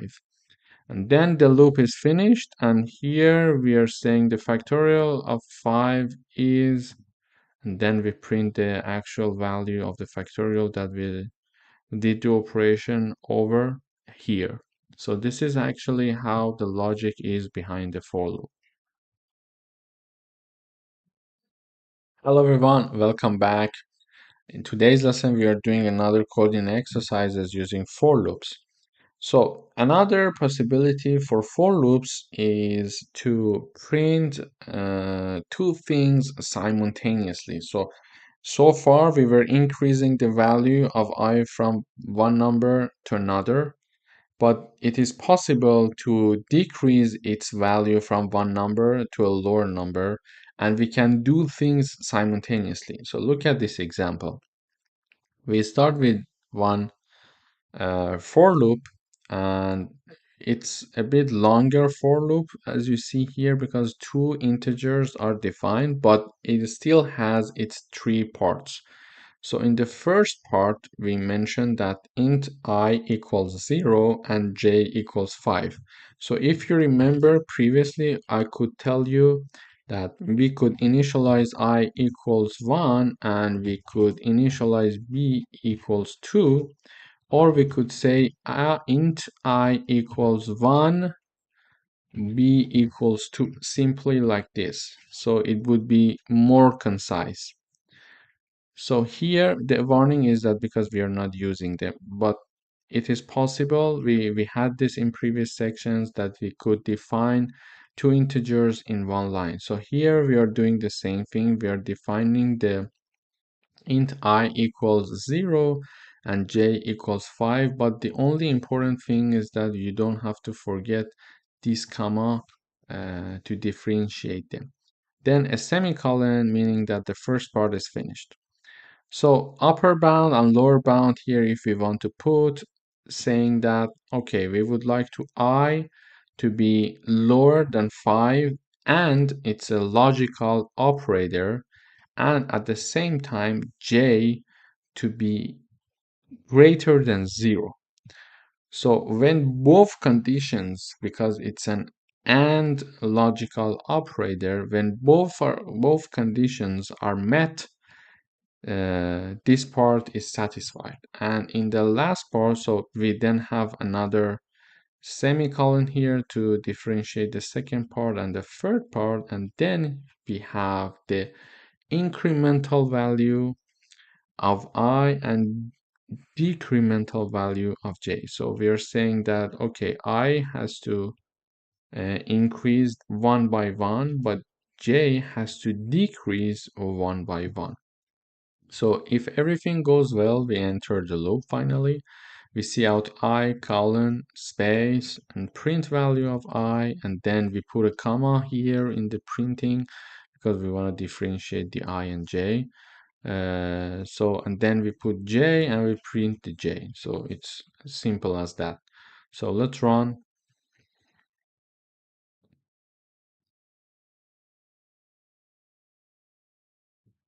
Okay, it's compiling. Okay, so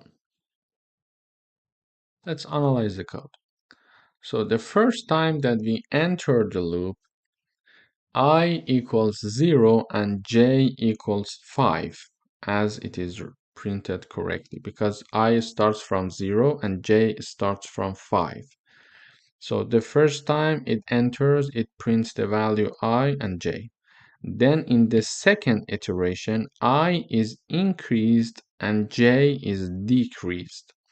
So I equals 1 now, it is still lower than 5, so it enters, and j is now number 4, and 4 is still greater than 0. Therefore, both conditions are met, and it is important to have both conditions being met as it is an AND logical operator.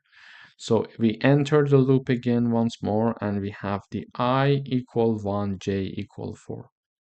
So this time, this iteration is finished. Then we increase the value of I, we decrease the value of j. So now I is 2 and j is 3. Everything is passed. I is still lower than 5, j is still higher than 0. It enters this for loop again, and it prints like I equals 2, j equals 3. It finishes until it continues until I equals 4, and then j equals 1. So it prints these two values, and then when it increases the value of I and decreases the value of j, we have I equal 5 and j equals 0.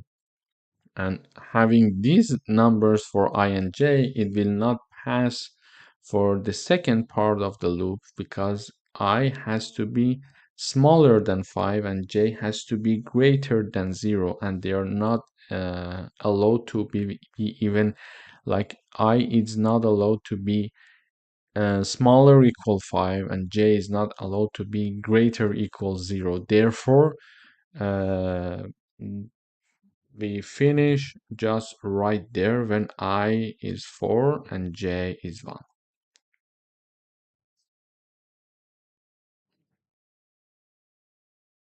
Hello everyone, welcome back. So today we are discussing the same coding exercise, however, with a minor change. So here we learned that if we want to increase and decrease the value of two integers simultaneously, we can use this for loop. However, so far we were increasing the value of I one step at a time, and previously we were decreasing the value of j one step at a time. Here we know that we learned that we can do it like in each iteration it increases the value of two times. So this I plus equals 2 is exactly like the one that we learned before, something like I equals I plus 2. So this is simply this statement, but written in a more concise way here. So here it means that whatever the value of I is, increase it by 2. So if we print it, if we compile it, we will see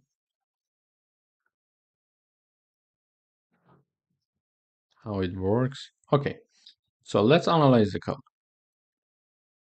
Here we see that the initial value of I equals 0, initial value of j equals 5, and then again the same rules for the second part. I should be lower than 5, j should be higher than 0.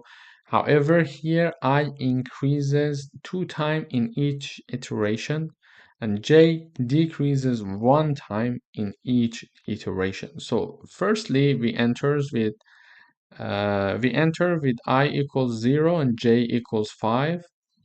Then I is increased 2 times and j is decreased 1 time. So I is 2 now, j is 4 now.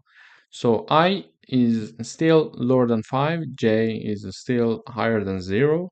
Then we enter again and we print these two values, I equals 2 and j equals 4. And finally, we increase the value one more time. We iterate one more time, and the value increases for I equals 4 and j equals 3. We print this, and then in the next iteration, I increases by two values, so the I would be 6 and j decreases by one value, so j would be 2. So let me write it down here. I equals 6, j equals 2. So in this case, this part does not pass. Why? J is greater than 0, no doubt about that. But I does not, in fact, I is not lower than 5 because its value is 6 now. And because we have an AND operation here, and operator here, and both of these two conditions must be met. So either of them, if either of them is not met, then we cannot enter this loop.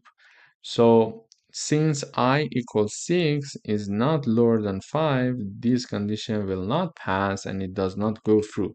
Therefore, the loop is finished when I is 4 and j is 3. So this is how AND operator would work. If it was like OR condition, it would have worked because either of them, if either of them work, it will work. So let's try to see how it works with OR.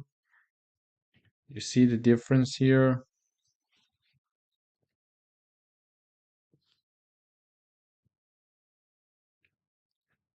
Okay. So you see, so first I0, J5, then I2, J4, then I4, J3, and in the next round I6 and J2. Yes, I is not lower than 5 in this case because it is 6 now.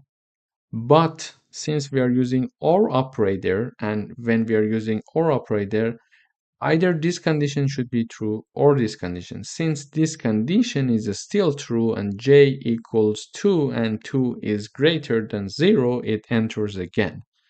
And for the next round again, I equals 8, which will not pass the first condition obviously, but for the second condition, J equals 1, and 1 is still higher than 0, so it still enters, but it does not continue. Why? Because in the next round, I would have been 10 and J would have been 0. In this case, I, when it's 10, 10 is not lower than 5, and 0 is not greater than 0. Therefore, neither of the conditions would have been met. So this is why the next round is not done and the for loop is finished when J equals 1. So the important thing here is that to make sure when we are using AND operator, both sides of AND must be met. However, when we are using the OR operator, either of the side, if it's met, it's okay, we enter the condition. Hello everyone, welcome back. Today we are going to talk about another way to write loops. And here in this lesson, after finishing the for loops in a previous lesson, we're going to focus on while loops or while conditions. So there are different types of loops that we can employ to write certain number of blocks to print certain number of blocks and execute certain number of codes, and one of them was for loops and the other one is while loop. So here the structure of a while loop would be like we say while and then the condition, and then we enter the executive part, and this is the place where we write down our code. So let's start with an example. I think it would be easier to grasp the idea when we make an example. So here previously we used to go through the for loop. So if we want to write a number to write a program that prints us number 1 to 5, we had to write like for loops, something like this. Let me just type it down. Int I equals 1, I equal smaller equal 5, I plus plus, and then we could say okay, print I and L. So this is how we used to print number 1 to 5 previously. However, if we want to do the same thing but using while loop, we can break down these three parts of the for loop into different parts.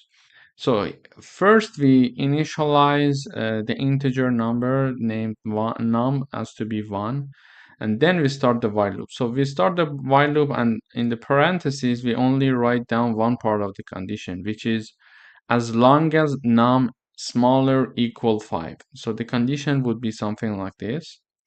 So we repeat the while as long as num is smaller, less than or equal 5. Then we enter the loop. So we print out the num, and here we are incrementing the value of num ourselves. So previously we used to put this part in the parentheses, but we are putting the uh, increment part inside the loop. And previously we used to initialize the integer in the parentheses, and we are initializing it before the loop. And then we are printing the num using this cout function, and also the second part of the parenthesis for the for loops is exactly printed here. So the reason why we may need to use, for example, while loops to execute our code is because a while loop in C++ is it can help us to repeatedly execute a block of code, like similar to the for loop.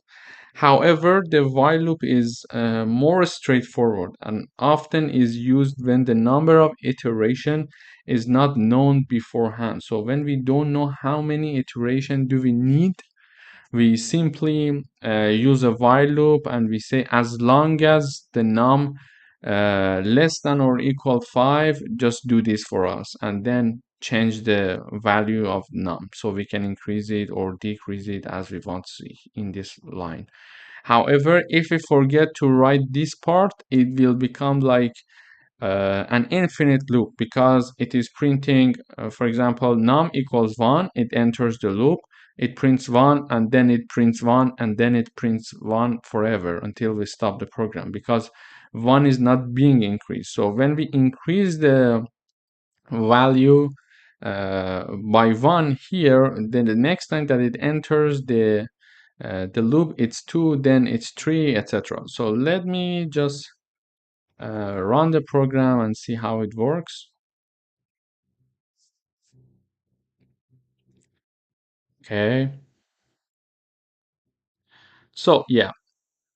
So here num equals 1, and when we want to go through the condition of the while loop, we say, okay, num equals 1. Num is less than or equal 5. Yeah, it passed the conditions. It enters the loop. It prints 1.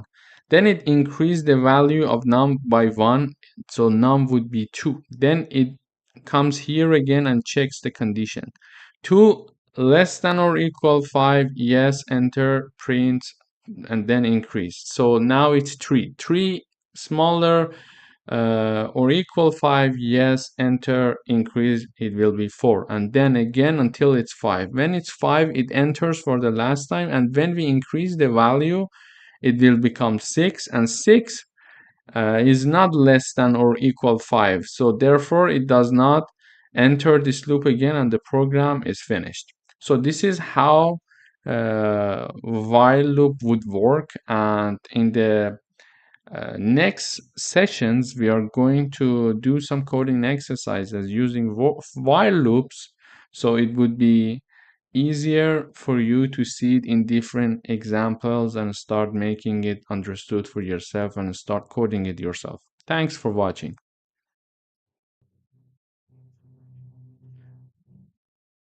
Hello everyone, welcome back. Now we're going to do some coding exercises using while loop.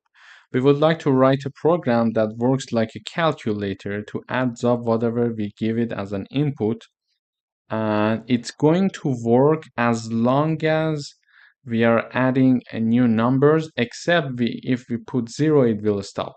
So for example, I would like to add a few numbers and know the sum of all of these numbers.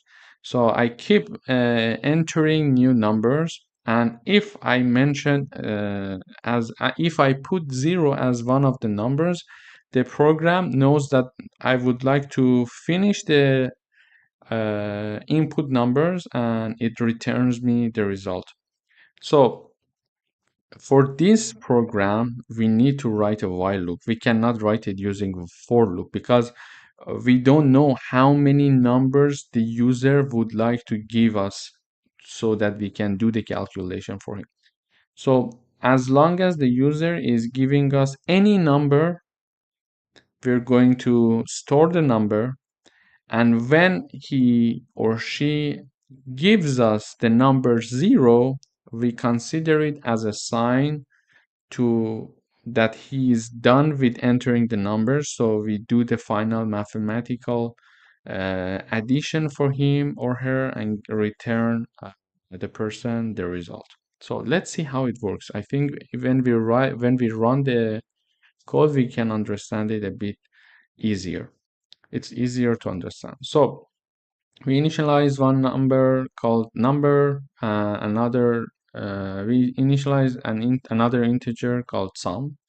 We set sum to be 0, and then we tell the user enter numbers to add and 0 to stop. So if the person enters 0, the program is going to be stopped. However, any other number to be entered by the user means that the user would like to add these numbers. So the number is read from the user using cin function. So we write a while loop here. So the while loop would be like this. The condition is like as long as the number is not equal 0. So continue until user enters 0. As long as the user is not entering 0, enter this loop. We enter the loop. We assign the number to sum, store it in the sum, and then we ask again from the user to give us the new number that the person would like to add up to the previous number. So let's try it once. It's easier to grasp the idea.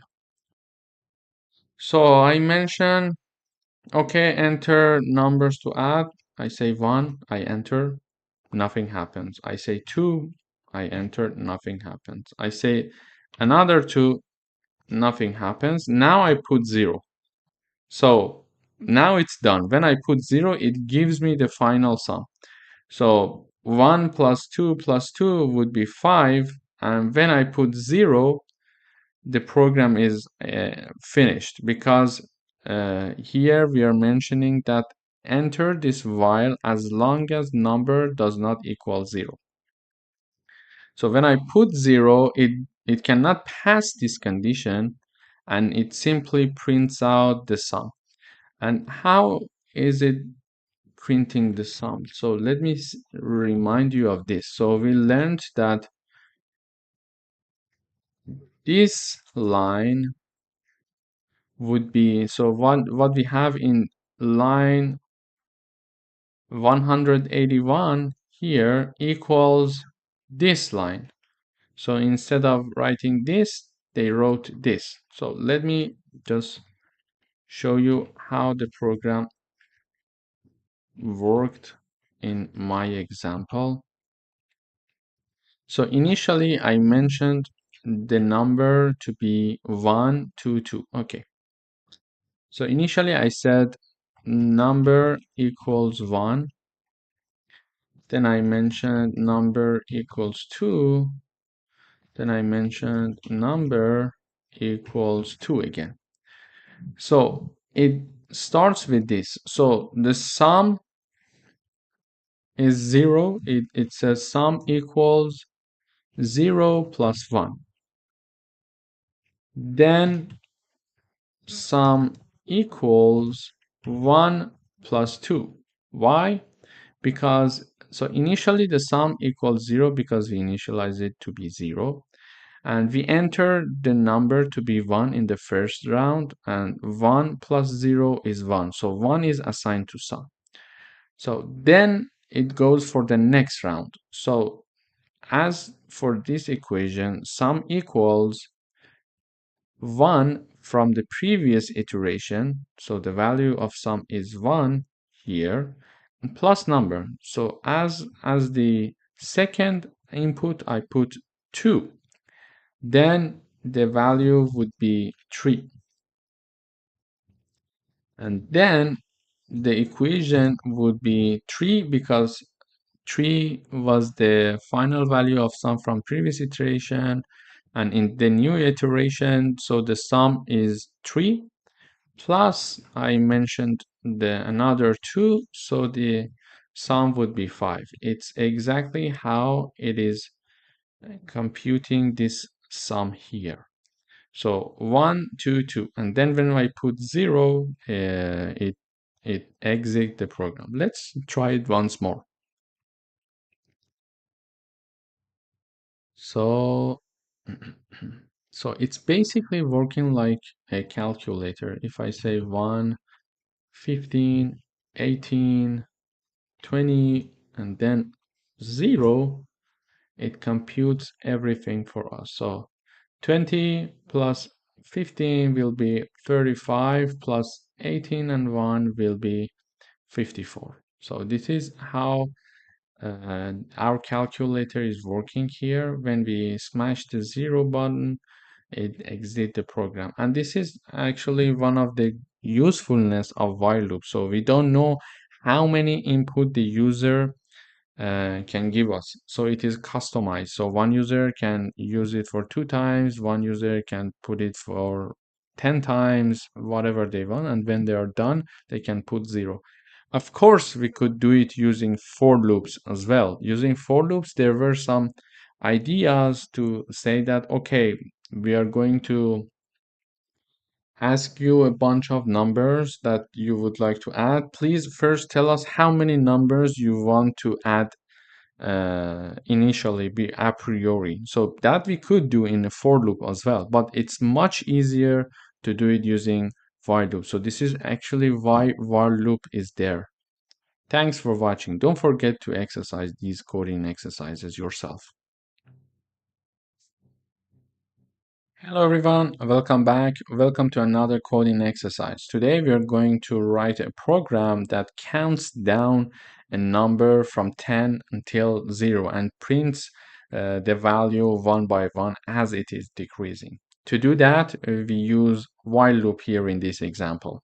So we initialize countdown integer as to be 10, and then we mention while the countdown is greater than 0, enter this condition, and first print the countdown for us and then reduce its value by 1. So then next round the countdown number will be 9. It prints 9, it reduces the value to 8, then another time 8 is still bigger than 0, it enters the loop and it prints the 8 and then it reduces the value. So let me run and then we analyze the code once together. So here, as you see, it says 10, 9, 8 until 1 and then lift off. So this is how the program works, as you see here. So 10 is the initial value. Is 10 greater than 0? Yes, it enters. It prints 10 here. Then it reduces the value of 10 by 1. So now the countdown equals 9. It comes back here. 9 greater than 0. Yes, enter. Print 9. Reduce the countdown value by another 1 value. Will be 8. So 8 greater than 0. It prints 8. It reduces the value again by 1. It will be 7 now. 7 greater than 0, prints 7 and reduce it by another 1 value. So we continue until it's 1. So 1 greater than 0, see out 1, we print the 1 and we reduce the value of countdown by 1, which will be 0. So 0 greater than 0, no. So it does not pass this condition. It will not go through the while loop anymore. And it says lift off. So this is how while loop would work. So we can increase and decrease the value in the loop. So previously, if you remember, we had 3 conditions for loops. We used to have like for int equals I int I equals 1, I smaller than 10, for example, I plus plus, and in this situation, do something, for example. It is notable to consider this. So this int I part is written here, for example. This second part condition is written in parentheses for the while loop, and this last part, the incremental part or decremental part, is written within and inside the while loop. So this is the only thing that we need to be careful about. Otherwise, it's very straightforward and it's good for you to start practicing and coding hands-on programming so you can get to know these little things and these little steps to make errors and learn from your errors. Thanks for watching. Hello. So today we are going to discuss another way to write loops. It is do while. So it is very similar to while loops, but there are certain differences. So a do while loop in C++ is similar to a while loop, but with one crucial difference. A do while loop will execute the block of code at least once, even if the condition is false, on the first check. So this is because the condition is checked after the code has run and not before. So the main advantage of a do while loop is that it ensures the code block runs at least once, no matter what. So this can be useful when we want to ensure the user interacts with your program, or when you need a certain action to take place at least once before checking a condition. So it's often used in programs that require user input because you typically want to prompt the user at least once before deciding if you need to loop again or not. So this is basically how it works, and generally we start the structure would be, we say do, and in the brackets we execute the code, and we say while, and then we put the condition. So let's see an example here. So we initialize one integer called number, and then we say do, we open the bracket, we say enter a positive number. We store the positive number that the user enters, and we check. So if the number is lower or equal 0, we say that's not a positive number. Please try again. And then it comes here. So the condition is that if the number is lower or equal than 0, lower than or equal 0. So it repeats until the time the user gives a positive number. So to say it in an easy way, it would be like this. It asks me to give a positive number. So if I enter a positive number, the loop will finish, and then it prints out this line saying that thank you, you entered, and enter and print whatever we entered.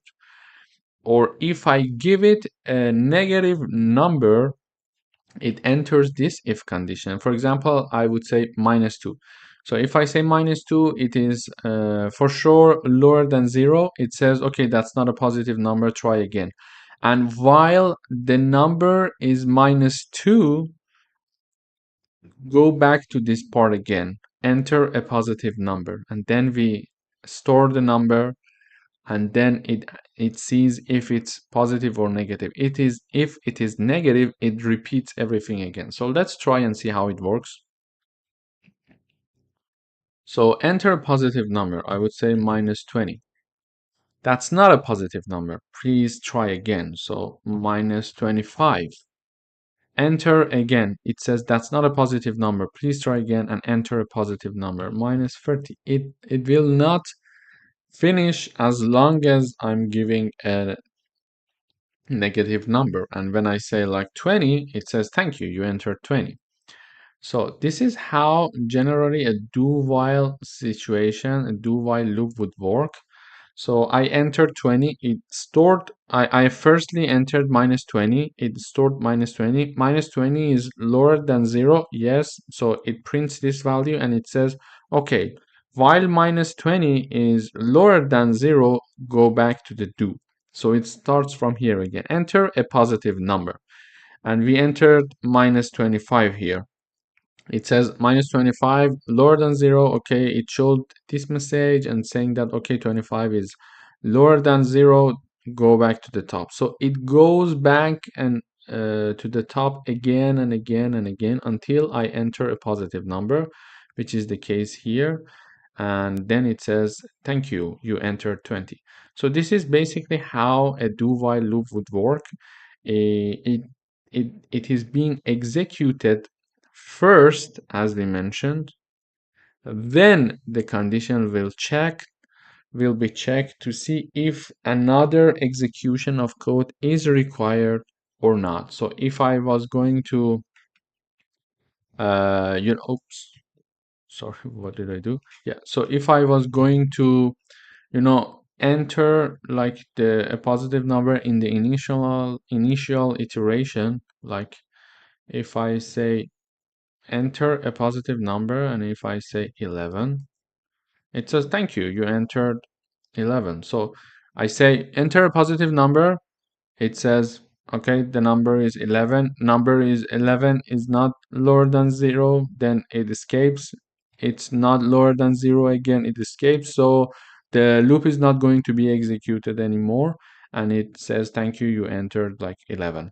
So it is one time executed and then the condition is checked here. So this is the main difference. Hello and welcome back. Today we are going to give you a coding exercise using do-while loop, so you see how practical this do-while loop is. So we are going to write a program that checks to see if you're entering your password correctly or not. As long as you're not entering your password correctly, it is going to ask you enter the password again and again and until it is correct. So when you enter the correct password, it finishes the program. So initially we initialize two strings, one password and one corrected password. So imagine that the correct password is ABC, something very easy. And we start our loop here, do, so it enters the loop without checking any conditions. It says enter the password and you enter your password. It says if the password is correct, it does not enter this condition because this condition says that password does not equal the correct password. So if the entered password, the one that you enter, is not equal to the correct password, that is ABC, it says enter incorrect password, try again. And it says as long as the entered password does not equal the correct password, ask this again from the user. And if by chance you mention that, okay, enter the password and you enter the password and the password equals correct password, it does not enter this if, it escapes, and here the condition does not pass because the password equals the correct password, so it does not have to go another time in the loop, and it says access granted. So let's try and see. So if I say ABC, it says access granted. So here is my password. Here is the correct password, ABC. Enter the password. I say ABC. So ABC, it says that password does not equal correct password, but this is not our case because the entered password and the correct password are the same. So it escapes this loop. Then it checks to see as long as password does not equal the correct password. So this is not also our case because they are equal. Therefore, it finishes the loop and it gives us the access. However, let's try once more, and it says like enter the password. I would say something like this. It says incorrect password, try again. I would say anything, try again, try again. And whatever you enter, it says try again. And in the end, I mentioned the correct password and it says, okay, access granted. So you see, this is very useful example, and this is a very practical example in real world. We have some access like that in the world when we want to check something like emails, etc. Of course, there is a limit until like you can repeat it for 2 times, 3 times. After that, your account will be blocked for security reasons. However, we can use the do while to do that. So here it says enter the password. I say QWE. It says they are not equal. Therefore, it enters this if and prints incorrect password. And because they are not equal, like the entered password and the correct password are not equal, it goes to the loop once more. It says enter the password and it stores. And I said TRTY. they're not equal, it says incorrect password, try again. So it is what it is printed here. And then because they're not equal, it goes again to the loop. So this continues until I give the correct password in the end, and it says access granted. Hello everyone, welcome back. Now we're going to do another coding exercises using do while loops. So here we would like to write a program that asks a user saying that, would you like to play the game or not? So if you want to play the game, it will go through the loop again and again. Just imagine when it goes through the loop, it means that the user is simply playing the game one more time. And if the user says no, it finishes the loop, it gets out of the loop, and the program is exited and everything is finished.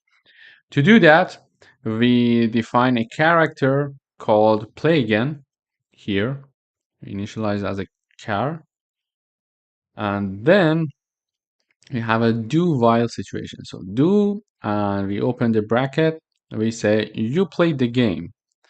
So already, for example, just imagine already the user is in the game and the game is finished now, and this message is shown to the user. So you played the game. Do you want to play again? Y or N has to be yes or no. And whatever the user says, it is stored in the play again character using cin function. So if the user says lowercase y, case y or uppercase y, means that the user would like to play the game one more time. So imagine when the user says yes, the program will do another round of playing, and then it shows you played the game. So do you want to play again? The user says yes. So the user says yes, play one more time, and then it says you played the game. And if the user says no, it breaks the loop and everything is done, everything is finished, and it see out saying that thank you for playing, goodbye. So, and then imagine that it exits the game, exit the game. So why we are having but this condition here? So in order to consider this condition here, we have a play again character, and we have an or operator, logical operator. So because C++ is sensitive to get the result as y or y, they are perceived to be two different things. We mention if the written answer from the user is either of lowercase or the uppercase. So because in the or logical operator, we know that either of the side of the condition must be true. So if this is true or this is true, then it repeats the loop again. So if the user says y in lowercase or uppercase, it knows that the user wants to play one more time. But however, if we didn't have this part, okay, let's imagine that we didn't have this part and we only have this part of the condition, this play again with lowercase y, and if the user answers with an uppercase y, it does not know it does not recognize y because only lowercase y was initially defined to in this condition. So it is important to consider both cases so we make sure we're not missing anything. So let's run the code and then we analyze the code again. So it says, do you want to play again? I would say yes. Do you want to play again? This time uppercase yes. And yes, lowercase y yes. Do you want to play again? I would say no. So thanks for playing, goodbye.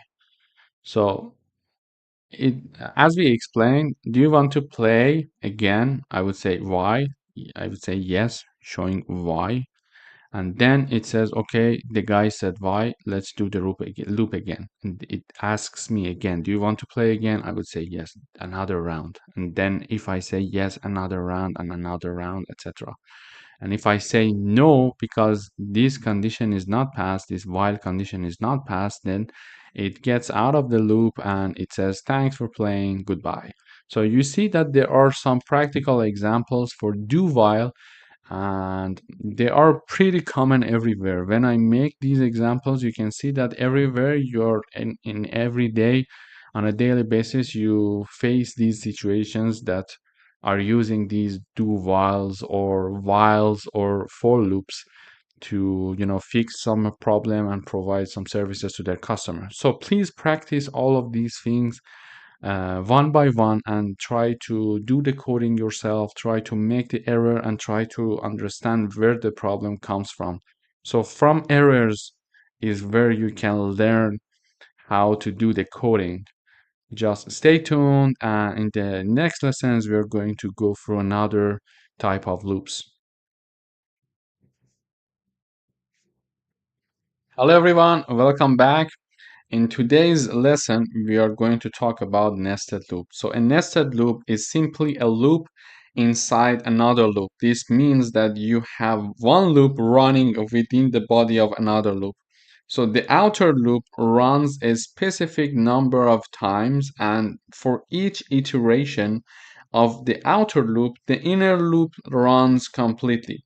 So imagine a clock. So the hour hand is like the outer loop, and the minute hand is like the inner loop. So for every movement of the hour hands, which is the outer loop, the minute hand inner loop completes a full cycle. So another way to visualize this is to think about a grid of rows and columns. So the outer loop iterates through the rows and the inner loop iterates through the columns. So in order to make it more clear, let's come up with an example. So here, just imagine that we would like to write a program that generates a 5 to 5 multiplication table. So we have rows and columns here, and we want to see this in the output. How to see this in the output? Previously, we learned about how to do for loop, but when we were doing for loop, it was like 1, 2, 3, 4, 5.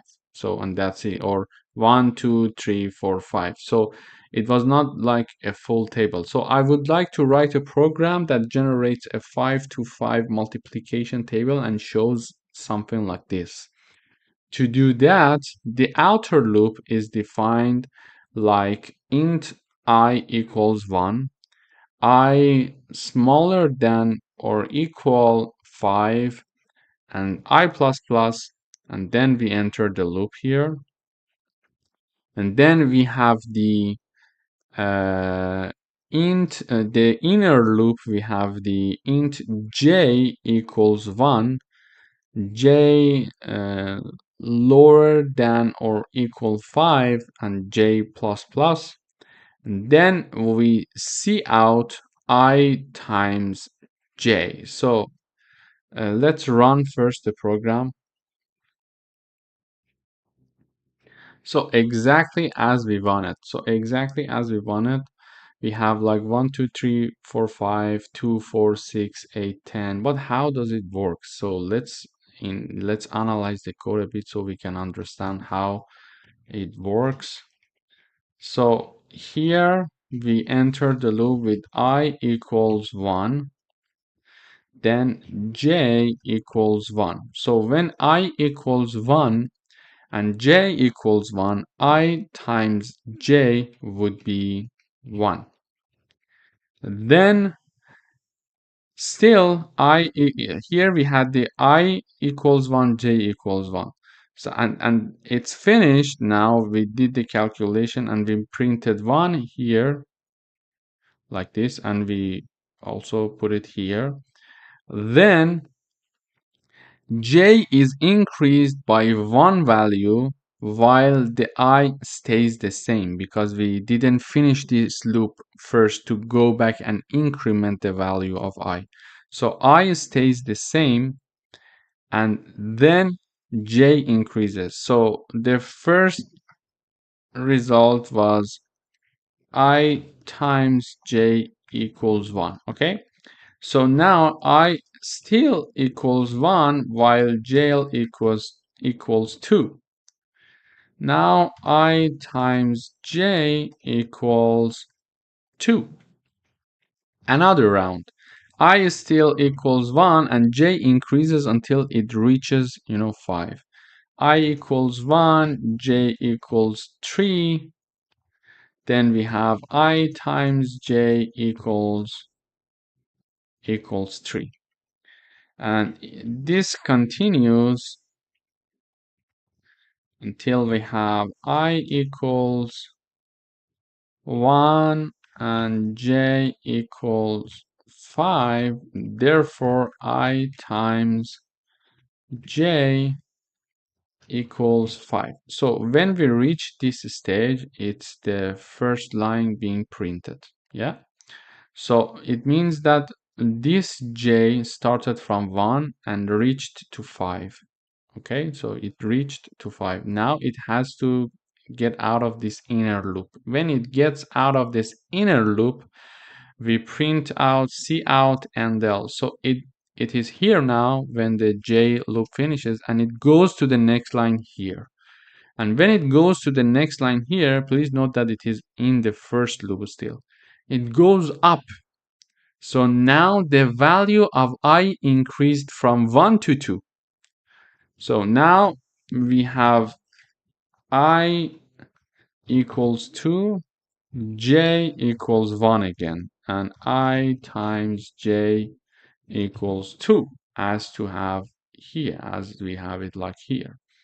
So, and then I stays 2 until j is 1, 2, 3, 4, 5, and when j reaches 5, it again finishes the inner loop and it goes to the next line using this AND-L function. It is here, it goes to the next line, which will be here. So now I is incremented from 2 to 3. So then it does the calculation again.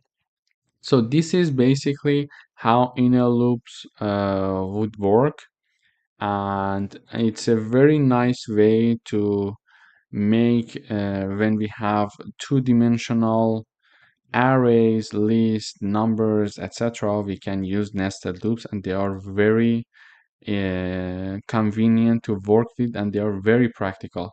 So I would suggest you to practice this nested loop example as much as you can. So, and you start, if you forget what I told you about the analyzing this part, it would be nice to go back and review these analyzes and then start doing the coding yourself. And then when you forgot, you either can come back to this video or you can start doing the analyzes yourself to understand the logic behind it. It would be very important, I guess. And then move on to the next coding exercises. Thank you for watching.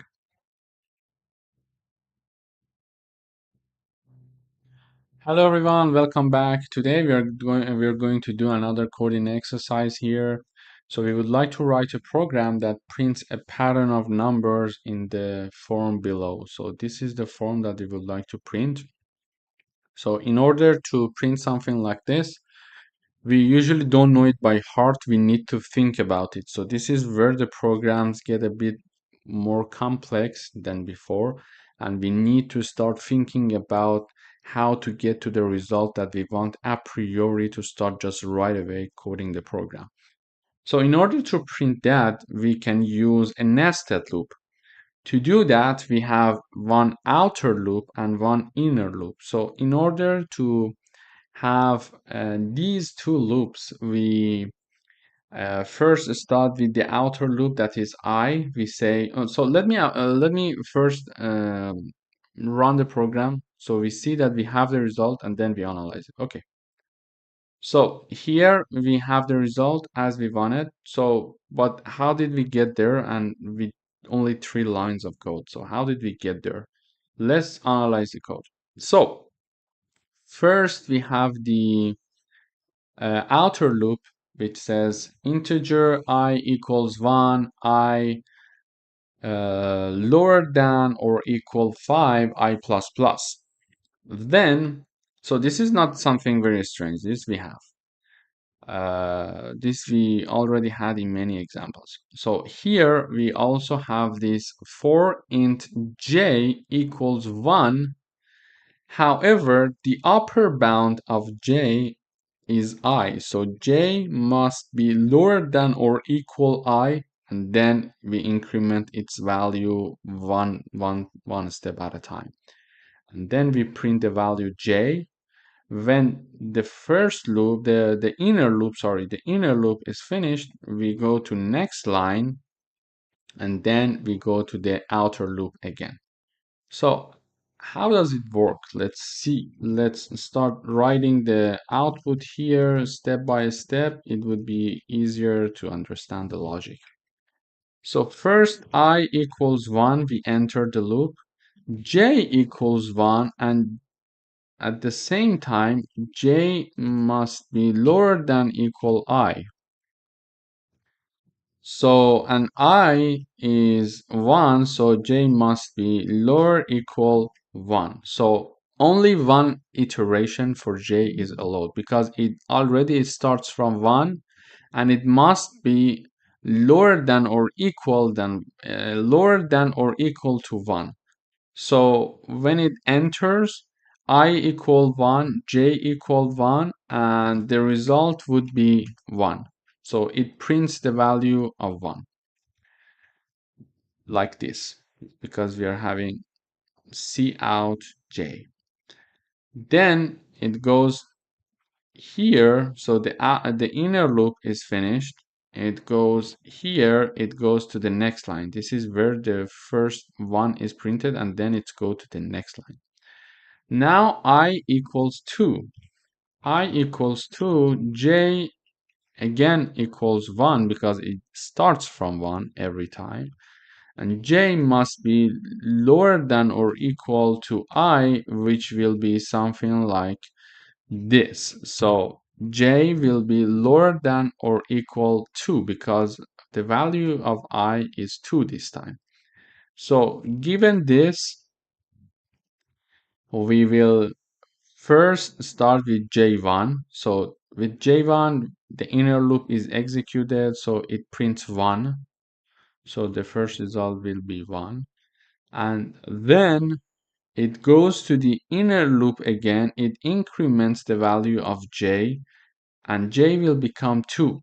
2 is still lower than or equal to as the condition here, so it enters the loop again and prints the value 2. So it prints 2. When it prints 2, it reached its maximum level, so it reached its upper bound, which is equal to I. So I is 2 and it reached 2, so it's finished. So the inner loop is finished.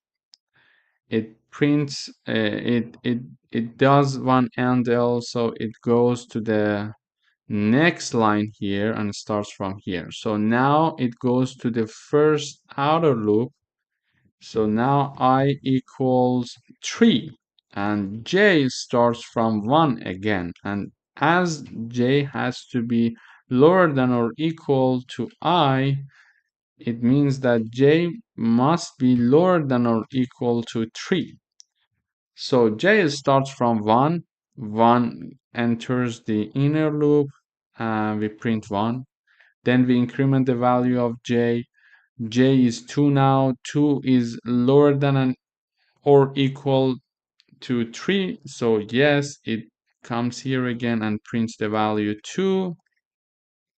And another time j is increased, and then now the value of j is 3. 3 is passing this condition, so 3 lower than or equal to 3, yes, so it comes here again and prints the value of j.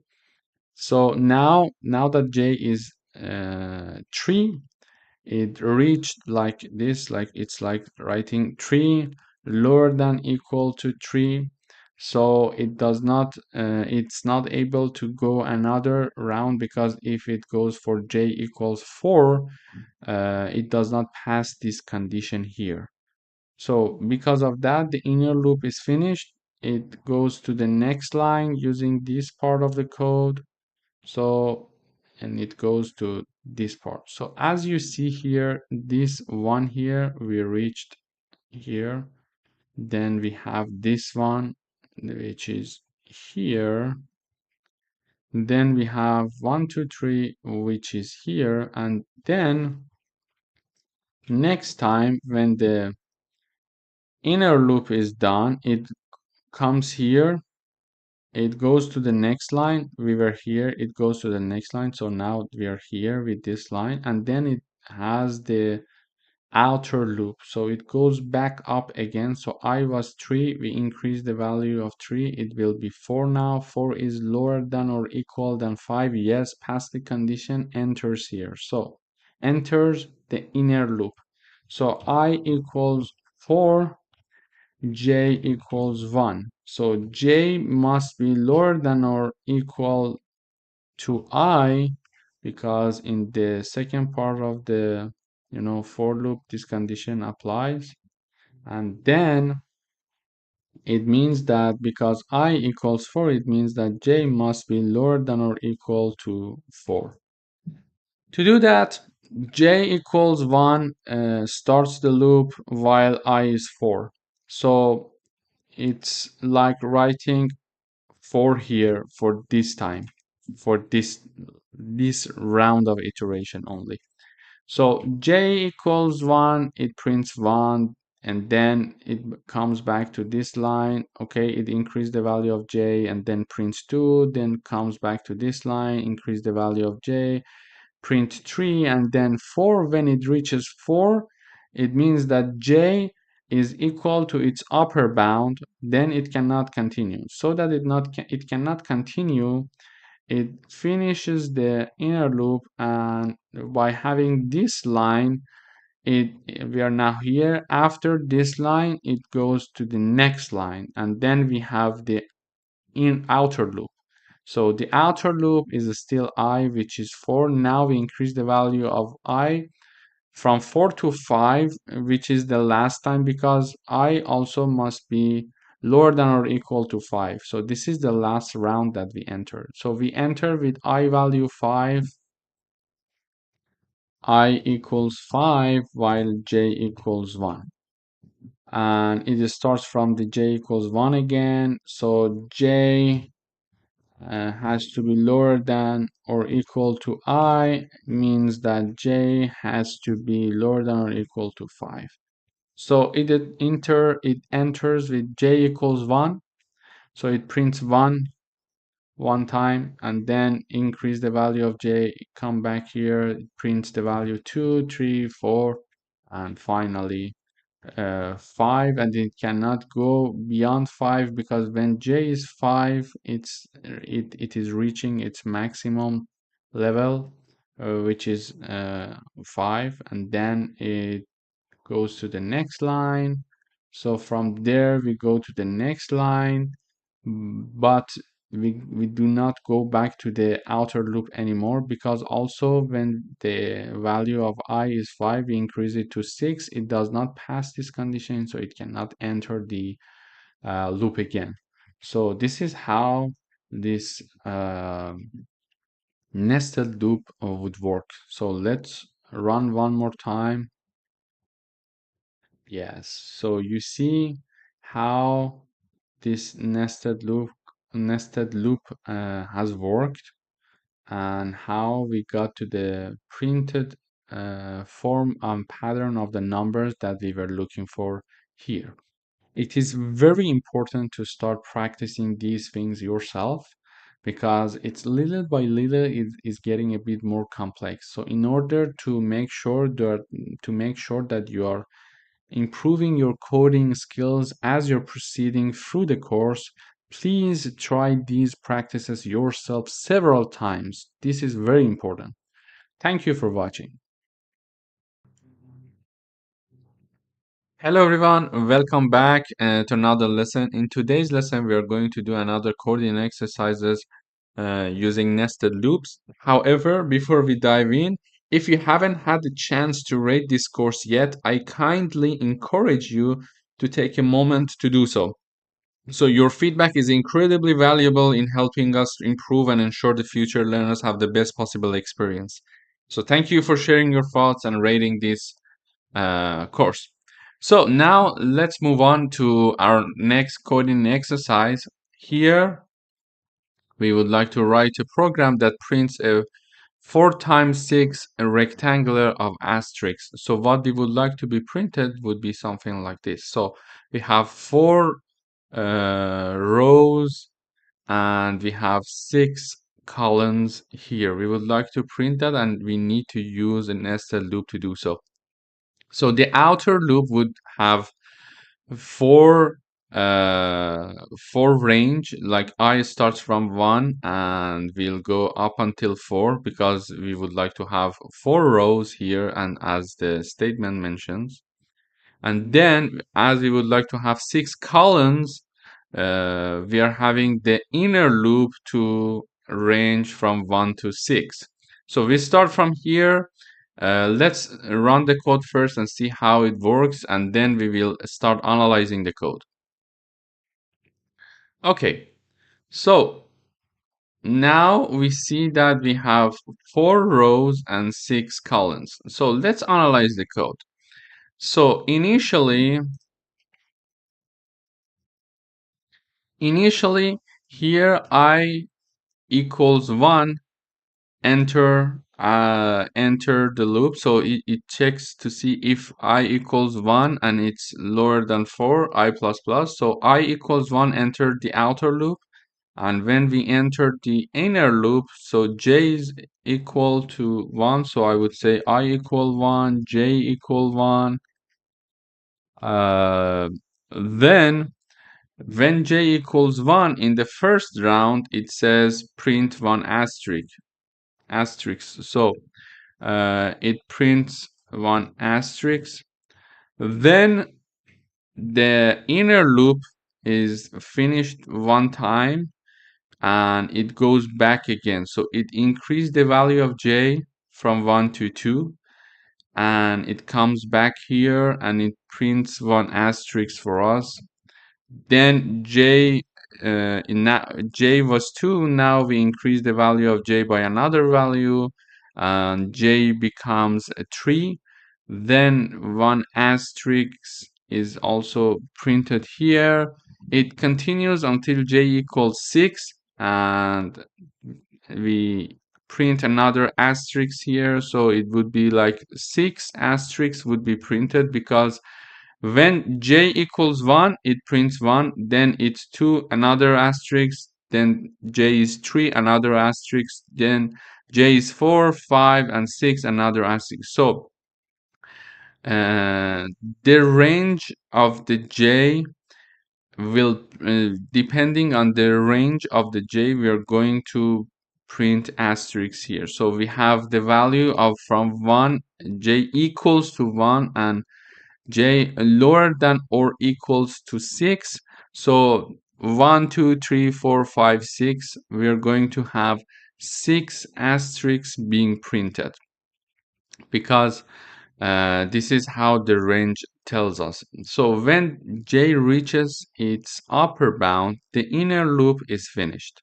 When the inner loop is finished, we finish this column. We have the endl syntax here. So like it's like here, we printed 6 asterisks.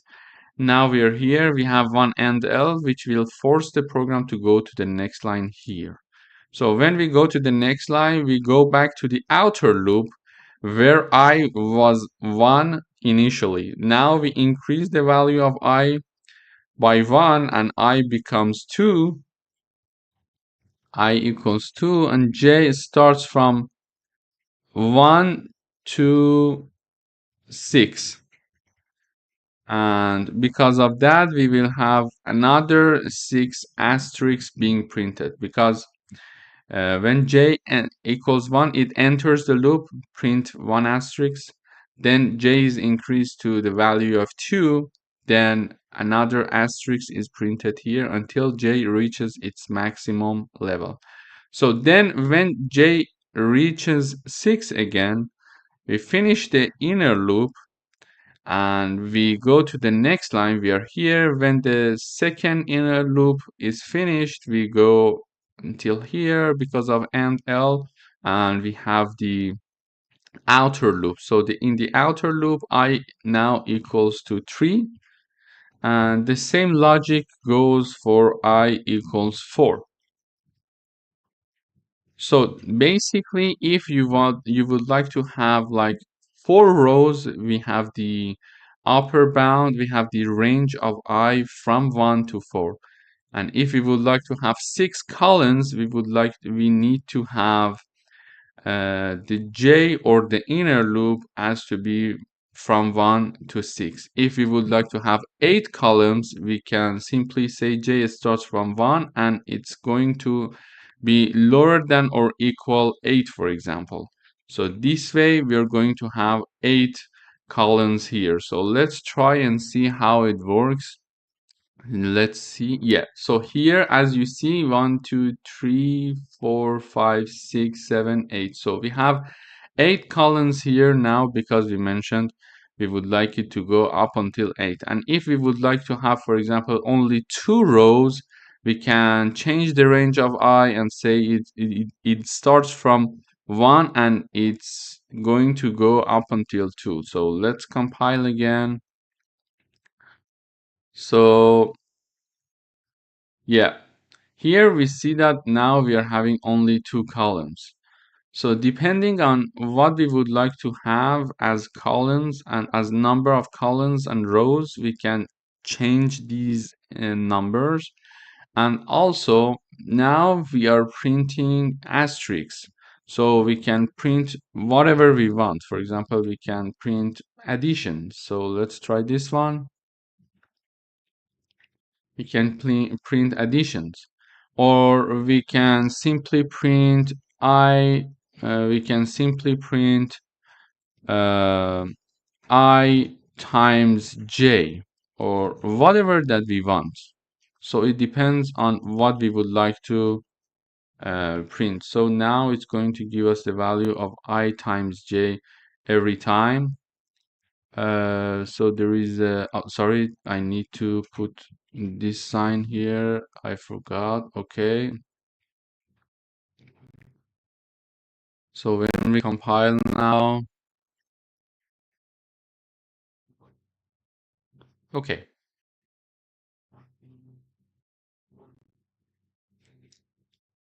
So here we see that it is printing the values of I times j. Like for example, I equals 1 and j equals 1, so it prints 1. Then I is still 1, but j is now 2 because the value of j is increasing from 1 to 8 now. So then 2 times 1, here we have it, then 3 times 1 we have it, then 4 times 1, etc. Then we finish the inner loop, the first inner loop, and we go for the second loop. So we go for the incremented value of the I, which is the second iteration of the outer loop. So I equals 2, now we have I equals 2.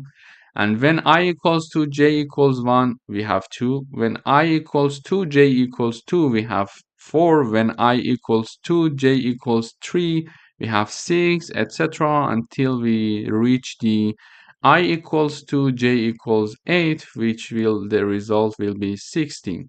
So if we would like to have like now 4 columns, we can also try this like that.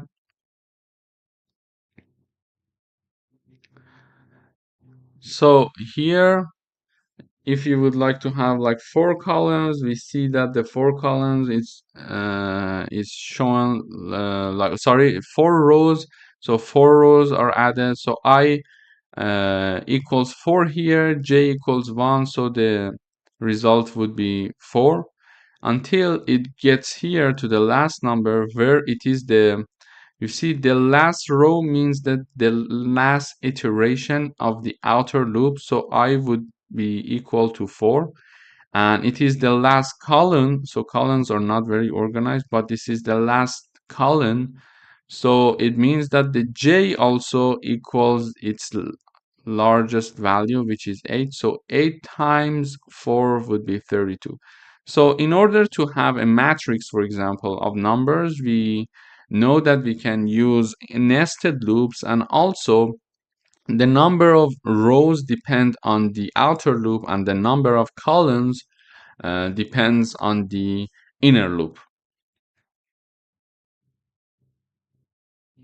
Hello everyone, welcome back to another coding exercise session. Today we are going to write a program that prints a grid of numbers where each row contains the numbers from 1 to 4. So we are going to have 3 rows, and each row needs to have numbers from 1 to 4. From the previous lesson, we learned that if we are going to print a matrix, we need to use nested loops. And the outer loop can show us the number of rows, can bring us, depends on the number of rows, and the inner loop depends on the number of columns. So with that in mind, if we would like to print something like this, we have 3 rows, so the outer loop should start from 1 to 3, and the inner loop should start from 1 to 4, because we would like to have four uh, only 4 columns. So let's run the program first. Okay, we see that what is printed here, it's exactly what we wanted. So let's analyze the code and see how it works. So in order to see how it works, we see that I is equal in the first round, I equals 1, while j varies between 1, 2, 3, and 4. So when I equals 1, it enters the outer loop and it reaches to the inner loop. So j equals 1, it enters the loop, so it prints 1. Then it goes up. We increase the value of j, and j is 2 now, so it prints 2, and also we are printing one space here. So j goes back up again, it is increased by another value, so j is 3 now, so j is printed here, now 3 is printed, and then one space here. So we see that the result would be something like this. Exactly, the first row is created. When j reaches its maximum level, which is 4, the inner loop is finished, and we are going to the next line using end L. So we are here. When we have the end L, it goes here. So now I equals 2. So now I equals 2, while still j varies between 1 to 4. And again, the same procedure will continue. So j equals 1 enters, it prints j and one space. Then j is increased here by one value, it enters, it prints j with one space. Then we increase the value of j another time. Now j is 3, so we print j here, which is 3 with one space.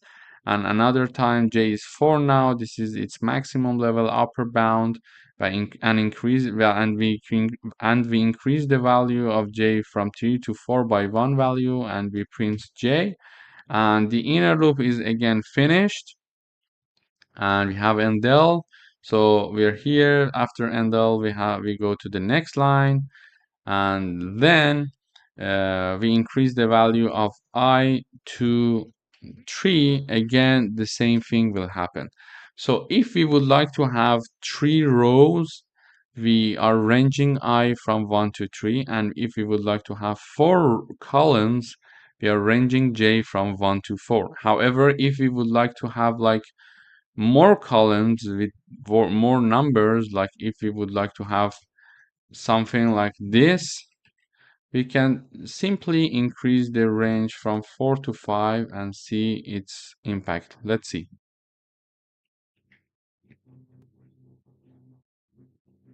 Okay, so we see that now we are having 3 rows and 5 columns. So depending on the number of rows and columns that we would like to have in the output, we are going to modify the outer loop range and the inner loop range.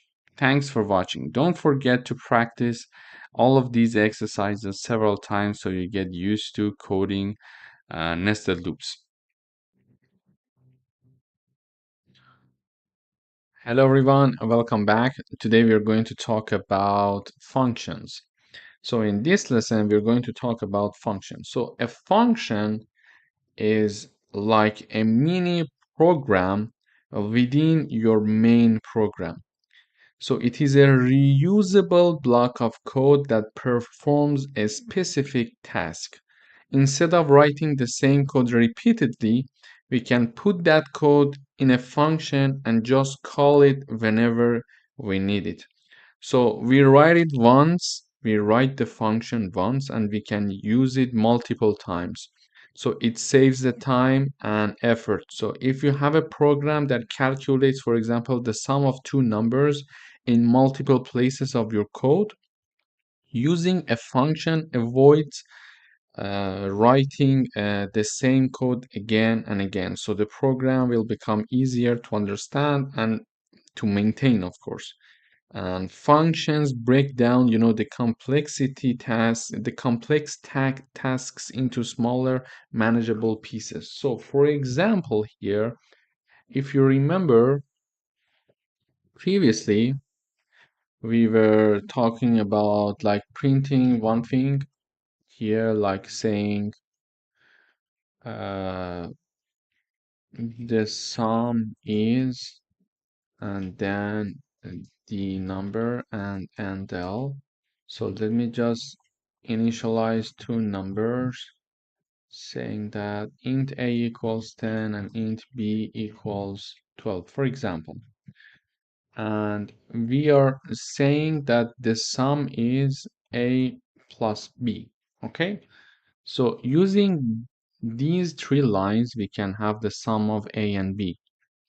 However, just imagine that we have like 1000 lines and this code continues like for many times, and we have different blocks of codes here. Just imagine here we have a lot of codes and different tasks to be performed, and at some point again we would like to add two other numbers, like we would like to write down int c equals, for example, 15,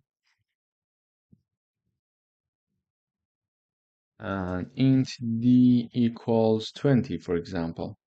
And then we see out the sum of c and d is c plus d and l.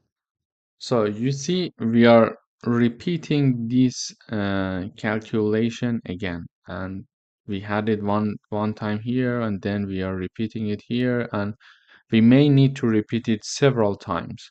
So instead of writing these many codes repeatedly, we can simply just define a function to do the job for us.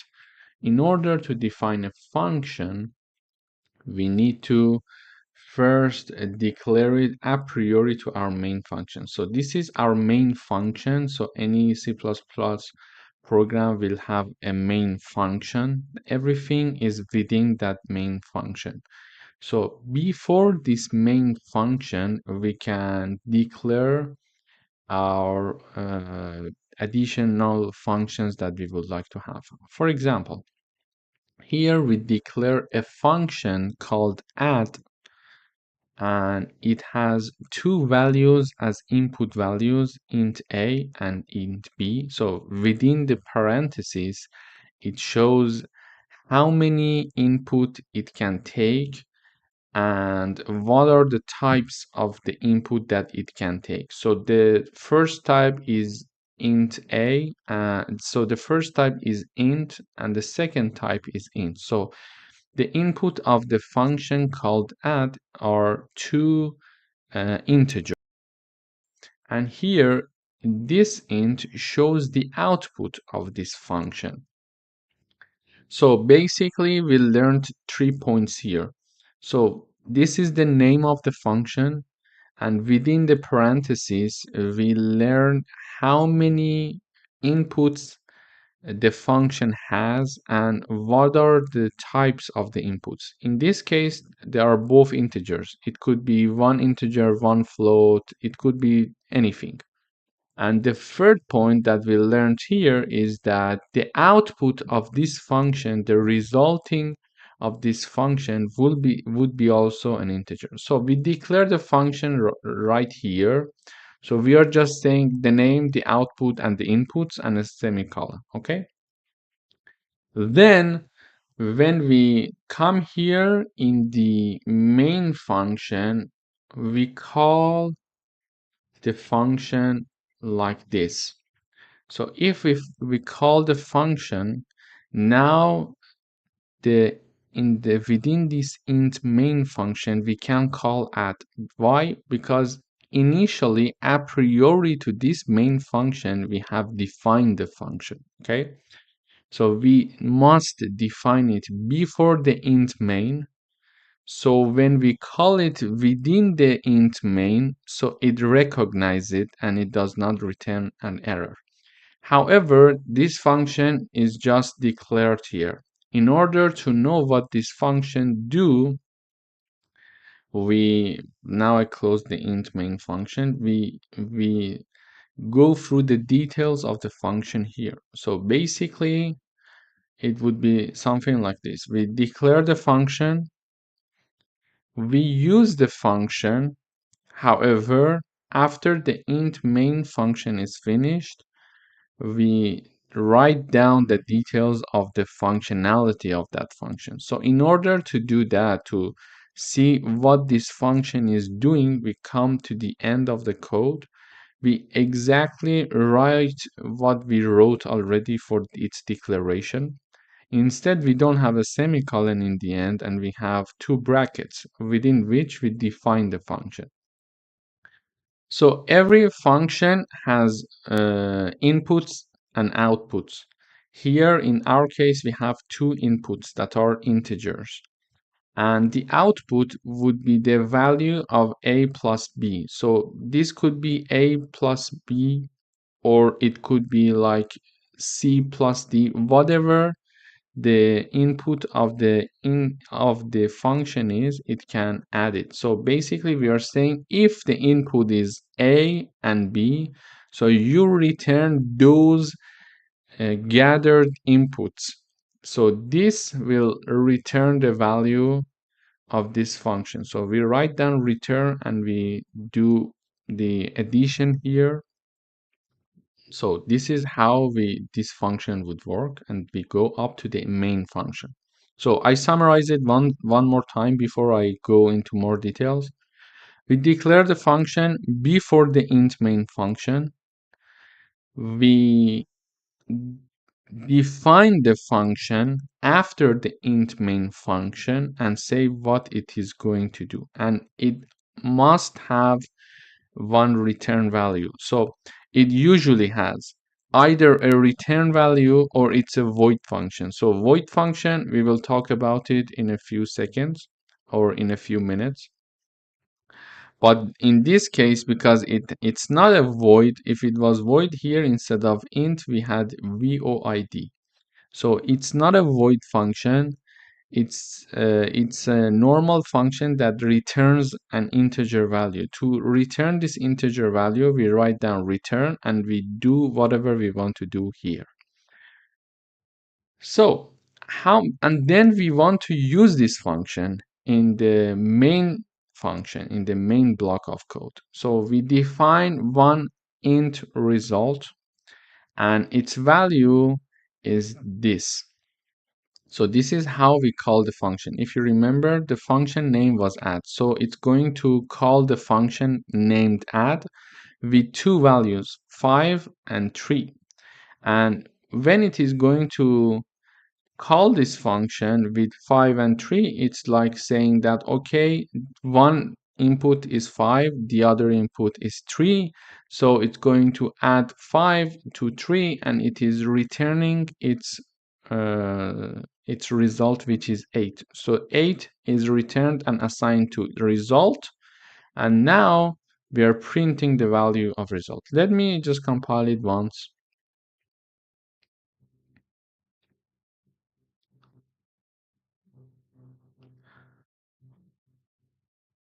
Okay, so now we see that the sum is 8. As we discussed, here we call the function with two inputs. So if we are saying the inputs are integer, they must be integer here as well. It's not like that we can declare them as integer and we can put like 5.2 and 3. It returns error. So they must be integer. So then 5 and 2 are called using add function, and 5 plus 2 plus 3, sorry, it will be 8, and 8 will be returned here as the number assigned to the result. So instead of, for example, adding the different integers and different parameters throughout the code again and again and again, so we don't need to write it anymore. We just, whenever we want to use it, we just call the function. So let me just do another thing. I would say int result 2 equals add, like we can say 10 and 2, for example. It's not possible to write 10 and 2.2. There will be a problem if we run the program. So, and then I see out the second sum is, and I print the value result 2 and del. So let me just compile this.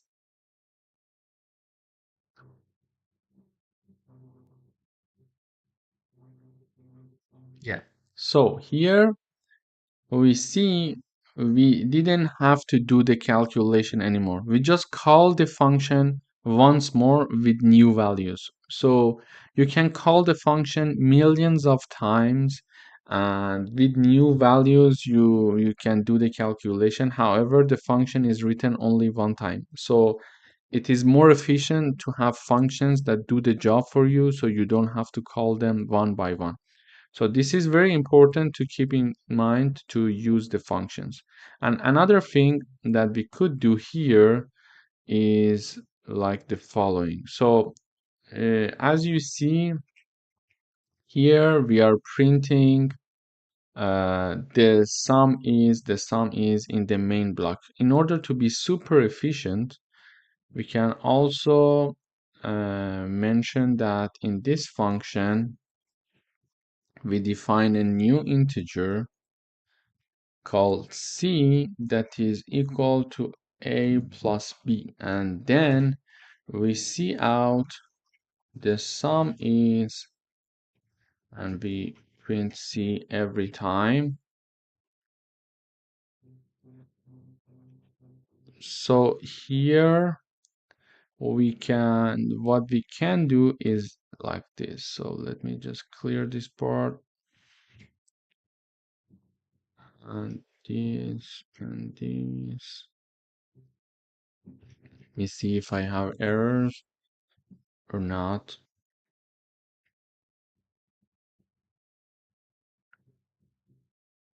Okay, great. So you see, even now the code is even more clear. So here we are only saying add 5 and 3, add 10 and 2. So this is going to add any two numbers that are called using the add name, because the name of our function is like this. And this function now, it is actually not returning anything. So we can change the function to void. So what is void? Void, we change the function output, we put it void, and we forget about this. Let me just first run to see. Okay, great. So here, previously, we were doing the calculation directly. We were saying return a plus b. However, then we decided, and then the return value was being assigned to the result here. However, then we decided to not to assign these function values to any integer, and we do all the calculation in the function, so the code, the main block will be more clear. Therefore, we do the calculation here and we print everything here, so we are not printing anything here. So a void function is a function that is going to return no value. It's only doing some calculation.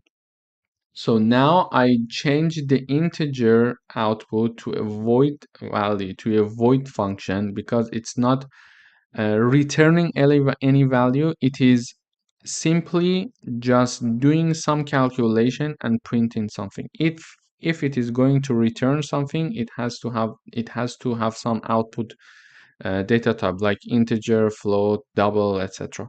However, if it's not specifically returning something like this, like a plus b, for example, if it does not have something like this, it's a void function that is doing some calculation for us. So this was a brief introduction of the functions. In next lectures, we are going to do some coding exercises. Thanks for watching. Hello everyone, welcome back. Today we are going to do some coding exercises. So we would like to write a program that writes a function that greets everyone who is running the program. To do that, we could simply write down cout and write the message that we would like to have, like welcome here, and del. However, in the main function that we have in C++, we don't want to write anything like that, and we would like to only have codes that are calling the functions and tasks are done in the functions. Therefore, the code is more clean, more readable, and more understanding. So to do that, we define one void function here. So the name of the function is greet. It has no input. So let's see how it works.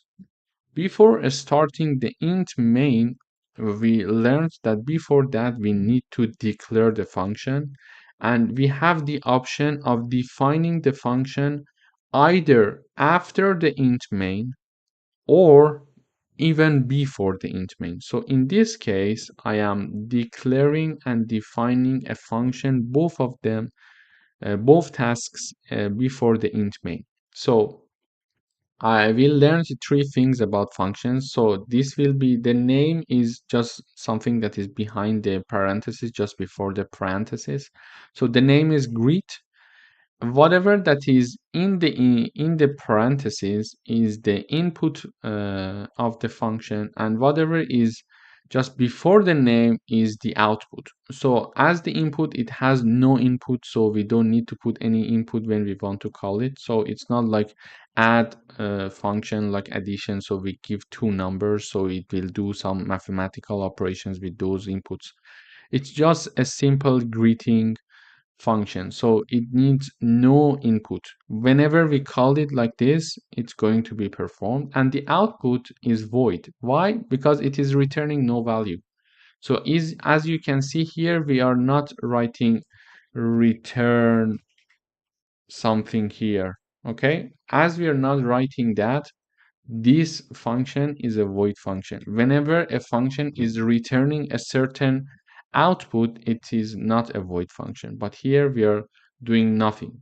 So let's compile.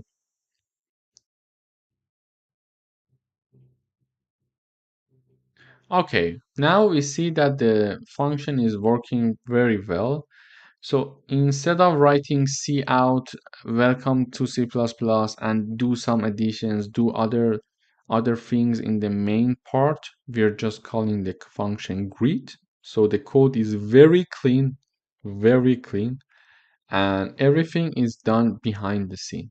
So this makes you to have a very good understanding of how the code work chronologically.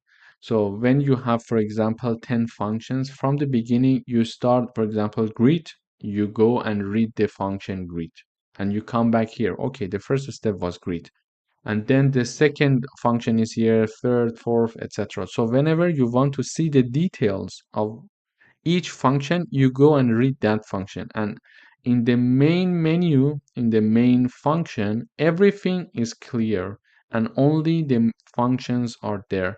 And all the details are the works, all of the coding details and all of the works are within each function, uh, making the code to be more understanding and clear for the reader to see, okay, there are 10 functions here. If I want to read about the greet function, I click on the greet. So I can simply and easily navigate the greet function. Otherwise, I have to, look for every line to see where we are greeting when we are greeting the customers, for example, etc. So this is another example for greeting. In the next session, we are going to do some more coding exercises. Hello everyone, welcome back. In today's video, we are going to do another coding exercises. So we would like to write a function that does the multiplication of two double numbers. Previously, we learned how to multiply two numbers. However, using a function can help us to have a more efficient code. So we don't have to repeat a certain block of code repeatedly throughout our main function in order to perform a specific task for us. Using a function, we can define the function once and use it several times in the code, so it is more efficient. To do that, we learned before the int main function, if we want to have another function, there are two tasks that we need to take care of. So the first one is that we must declare the function before the int main function. So here we are declaring it. And also we need to define the function. But for definition of the function, we have the choice. Either we can define the function before the int main function, or we can do it afterwards. It's up to you. So in other exercises, I showed how we can only declare it above and define it after the int main function and use it in the main function. However, here I'm declaring and defining before the main function. And there are three things, if you remember, about a function that we understand from this line. So the first thing is its name, that is multiply. The second thing is within the parentheses, we learn how many input parameters it has and what are their data types. So here we learn there are two parameters as the input that this function requires to run, and the data types are double, and both of the inputs are double. Finally, the third thing about the function, we learn the output of the function. So the output of this function would be a double as well. So this is its declaration, and within the bracket, we will have the definition of the function. So this function is going to return x times y.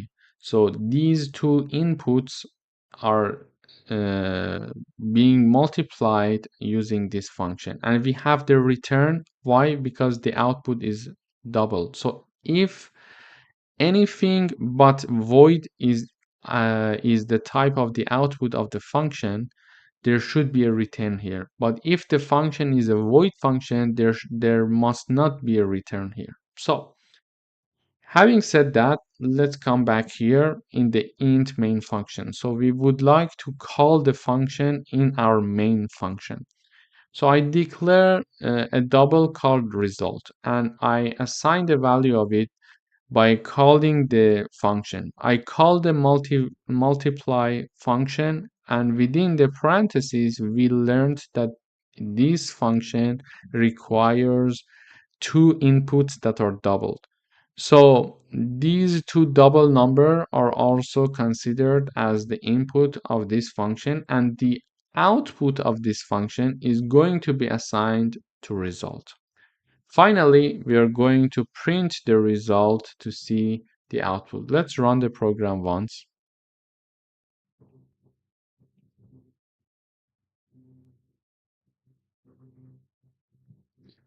So we see the product is 9. So this function, the analyze of code, would be something like this. Here we are calling the function with these two values. When we call them, the program goes up here and it says, okay, multiply 4.5 and 2. And let's return the value of 4.5 times 2. So it returns the value, and the returned value is assigned to result. So this is how a function would work. So one exercise for you could be how to change this double function, the output of this function is double, to a void function. I would suggest pause the video now and think about it. And if you have already thought about it, now you may continue. In order to do that, we just replace double with void, and we forget about the return. We say int z equals, for example, y. And we simply just see out the value z here. Okay? Doing that, we don't even need this, and we don't even need this. So the code is even more efficient here. So it depends on what you want to do. But you see the code is very clear now. And let's see.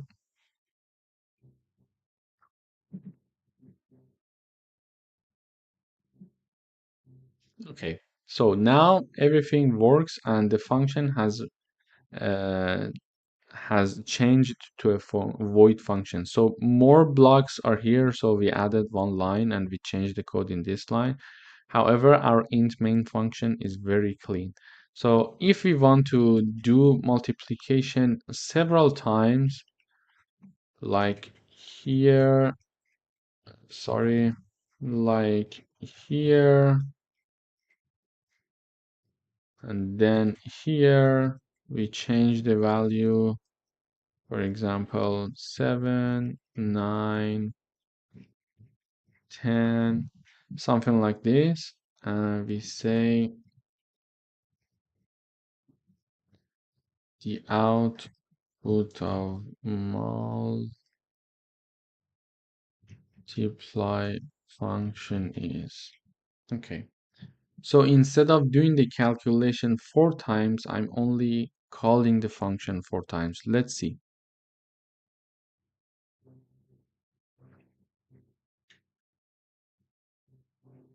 Okay, so here we see that it is printing the output for us. So now every time that we call the multiply, it gets these two values in the parentheses, and then do the multiplication here and print it. So the first time when it's 4.5 and 2, it says, okay, 4.5 times 2, it will be assigned to z, which is 9, and then we print the 9. So this code is done. This line is executed. Then we have 7.5 and 5. It goes back up again. It says, okay, 7.5 times 5 will be assigned to z, which will be 37, and we're printing the 37. And it continues until the end. So you see how efficient it would be to write only a function that does the job for us instead of just repeating all of these blocks of codes again and again. So please don't forget to do the exercises yourself to get used to the syntaxes of how a function should be written and how a function would work. Hello everyone, welcome back. After discussing the definition and the declaration and the details of a function that we need to keep that in mind, the next topic that we're going to talk in today's session is about local and global variables. So a local variable is a variable defined inside a function or a block and is only accessible within that function or block. So once the function or block is done executing, the variable is destroyed and its value is no longer available. This is a definition of a local variable. And when we are talking about a global variable, we define it like it is defined like outside of all functions, usually at the top of the program, and can be assessed and modified by any function in the program. So it's important to differentiate these two concepts. In order to explain this, we brought you an example here. Let's recall how a function works and then we dive into this example. So we need to define a function, we need to declare a function before the main function that we know from before. In parentheses are the input of the function. In this case, it's empty, so there is no input. And before the name of the function, we have the output of the function. So the output of this function is void, so it's not going to return anything. These we already know from previous lessons. So then after declaration, we need to define the function. We have two options for this. Either it can be defined where it is declared like before the int main function, or it can be defined after the int main function. So we had the examples of both situations in previous lessons. So here I'm going to declare it before the int main function, and I'm going to define it also there before the int main function. So what it's going to do is that in the int main, so the program, when we run the program, only the int main function is going to be executed. And if I'm calling a function within the int main function, that function that is called is going to be executed. For example, if I simply remove this line, nothing is going to be executed because we didn't call the function so it can be executed. So it's an important thing to know.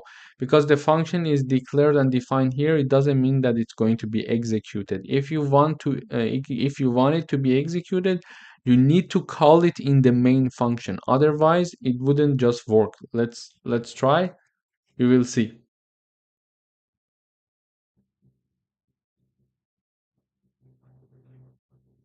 You see, nothing is being executed because we are not calling anything. So it's important to call whatever function you're just trying to use, call it after declaration and definition. So we are just calling here the display function. And when we execute the code, it's going to come here. And then within that function, in that parenthesis, in that bracket, we have the definition of the function. So in the definition of the function, we are initializing one integer value called local num, and it is equal to 10. And then we are printing this value local num. Okay, so this local num is a local variable. Let me just change the name, maybe it would be confusing. I would say int x, for example. Okay, it's going to, so the number is, okay, so this x variable that is an integer is a local variable to this function. Okay, why? Because it is declared and initialized in this function. So it makes sense that it's not accessible from here. Why? Because it is not initialized and declared here. So what the program would see if we want to use something in the int main function, what it would see is the only thing that are here. And since it is not here, this integer value is not defined in here, it is a local variable for this function. We can have another, let me just add another function here. So I would say num2, and I define y and it is equal to 20, and it is okay. Now we have one main function, and then we have one void function and another void function. So we can have like tens of hundreds of functions, so it doesn't matter. So this integer that is called y and it is initialized and set to 20 is a local variable to this function, and this y is not accessible neither in this function nor in the main function, so it's a local variable. So it makes sense. And also for this x is neither accessible in here nor here. So let me just run.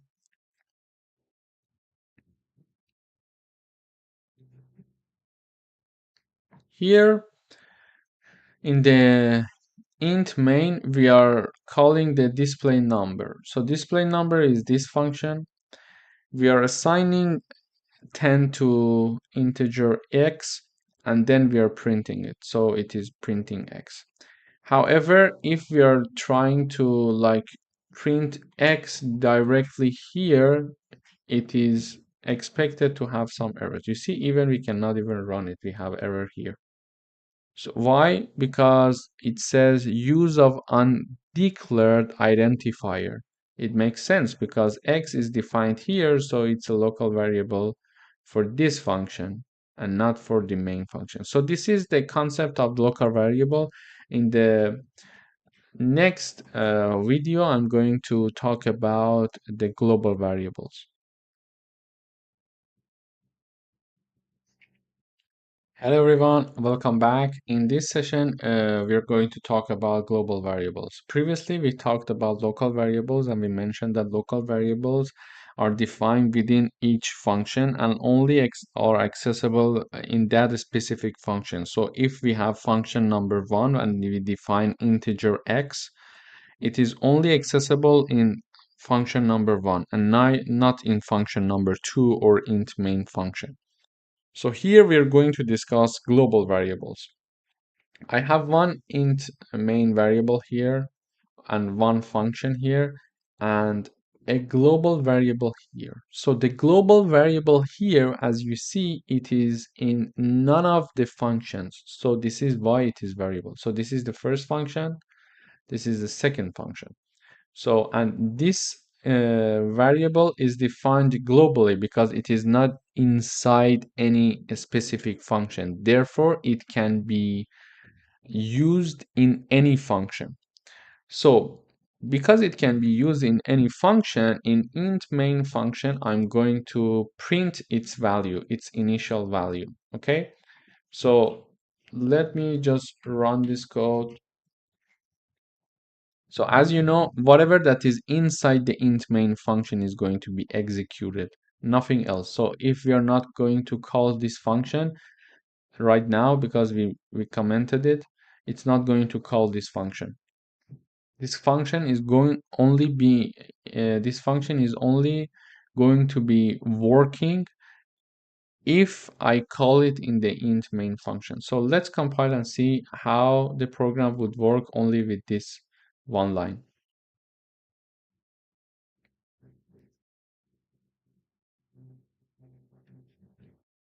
Okay, so here we see that it says global number initially 100. So it says global number initially, this is the message we type, and then we print the value of global num. So the global num equals 100. It is printing it easily and it is accessible because it's a global number. So then we have the option of modifying that global number. So in order to do some modification and mathematical operations in this global number, we define a void function here. So a void function is defined before the int main. The input is empty and it is void, so it returns nothing. So basically in this function, when we call this function, we are going to add 50 value to its original value. So if you remember, when we have global num plus equal a number, it means that we are having like global num plus 50. Okay, so whatever the value of global num is, it is added with 50, and then its summation is going to be assigned to the global num. So in this case it is 100 and it is 50, so the new value is 50. But for the sake of efficiency, we simply write it like that. So it's the same thing. So get used to also using equations like this. So we call this function here. This function is going to add 50 value to the original value of global num, and then it's going to print global num inside function, saying that global num, and then it is going to print this value. And here we have like global number after modification, and it is going to call this number again. So we are going to have three prints. Why? Firstly, in the int main function, I'm going to call global number initially, and this number is this number which is global, so it is accessible here. And then I'm going to call this function. This function is going to add 50 values to the original value of global num, which was originally 100. So therefore it is now 150. And it's going to also print the global number inside function message and also print the new value of global number. So previously it was 100. Now we modified this number and it is 150. So because it's a global number and it is now 150, we are printing it again, global number after modification. So we expect to see 150 here as well. So this is a global number done once in the int main, done once in this function, and also called again and used again in the int main. It is a very good example showing that how one global number is accessible from anywhere in the code. So let's compile and see how it works, and then we analyze the code.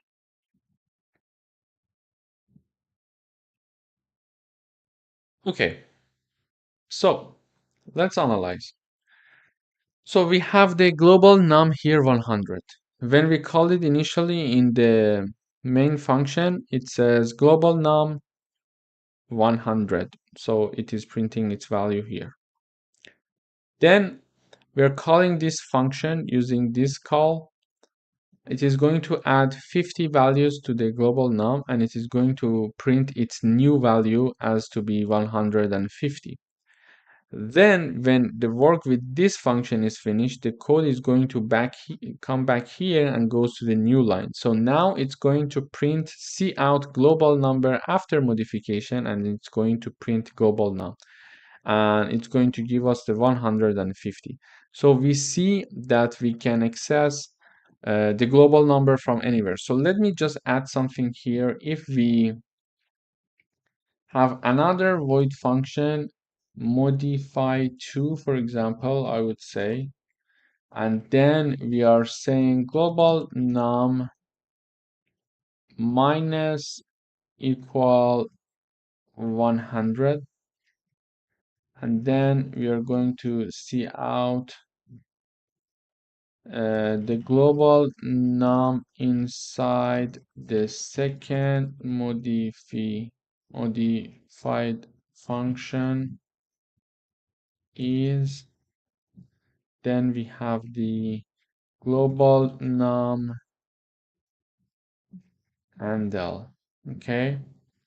So, and then I'm going to also call this new function tool. Sorry, the name is not correct.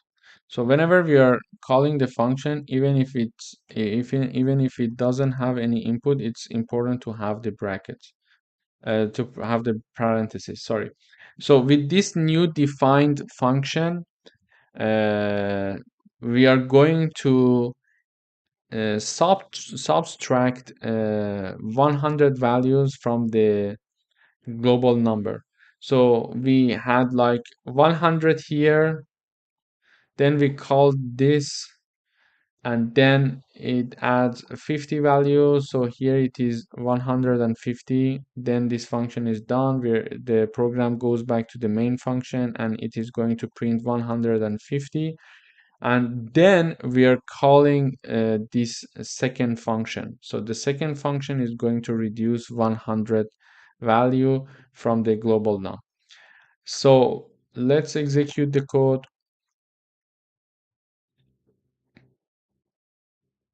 Okay. So on top of what happened so far, we said that 100, 150, and 150 again. But here I modified the global number once more. So once more, I call a new function that is going to subtract 100 value from the last modified value for the global number. So it is going to simply do the modification like 150 minus 100, it will be 50, and it's going to show the result for us. So this is one thing. So this is what we need to know about the local and global variables. But another point to show the efficiency of functions is that here you see we are having two functions being called, and these are the things that I added simply because I wanted to have a better explanation of the code. These two lines can be also removed, but here and here we are just calling the functions and all the work is being done here. So if someone wants to read our code, it would be very easy for the reader to understand what we're doing here. So this is why we say we need to use functions to make the int main function as clear as possible. Thank you for watching. If you haven't had the chance to rate the course so far, please go ahead and do so. And also don't forget to give us your feedback. It would be valuable for us to improve the courses for future students. Thank you. Hello everyone, welcome back. Today we are going to talk about global and local variables. So now I'm giving you another example to distinguish these two variables, global and local, and also I'm going to talk about a scope resolution in this video. So before we dive into local and global variable, I'm going to give you another overview of what we have learned so far, and then I'm going to talk about global and local variable. I think we need to have a wrap up before we jump into more details of global and local variable. So far we learned that a function is like a mini program within our main program. So it is a usable block of code that performs a specific task. Instead of writing the same code repeatedly, we can put that code in a function and just call the function whenever we want. So this is what we learned about a function. And there are two things when we have the functions. There are two things that we need to consider. And those two things are the local variables and the global variables. However, before we jump into that, we have the declaration of the functions. So here, for example, we have the declaration of this function, and it has empty in the parentheses, meaning that it has no input, and the output, there is no output because it's a void function. So it is going to perform some tasks, some probably mathematical operations, etc., but it's not going to return anything for us. So given these introductions, we are going to now talk about how a global and a local variable are they're going to work for us, and how they're going to help us to get what we want to do done. So let's walk through this code together. So here I have the int main function, and I have certain block of code here, and I have one function declared and defined here, and we have the global variable defined here as global num, that is 20.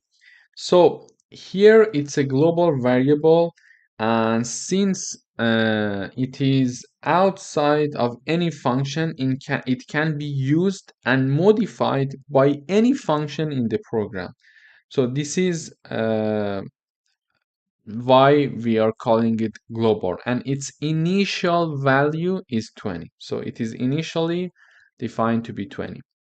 Then we have the void function that is going to do some tasks for us. So let's see what this function is going to do for us.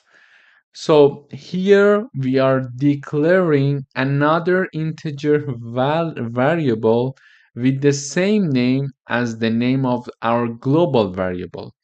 However, this is because it is redefined in this function, it is considered to be a local variable, although it has the same name.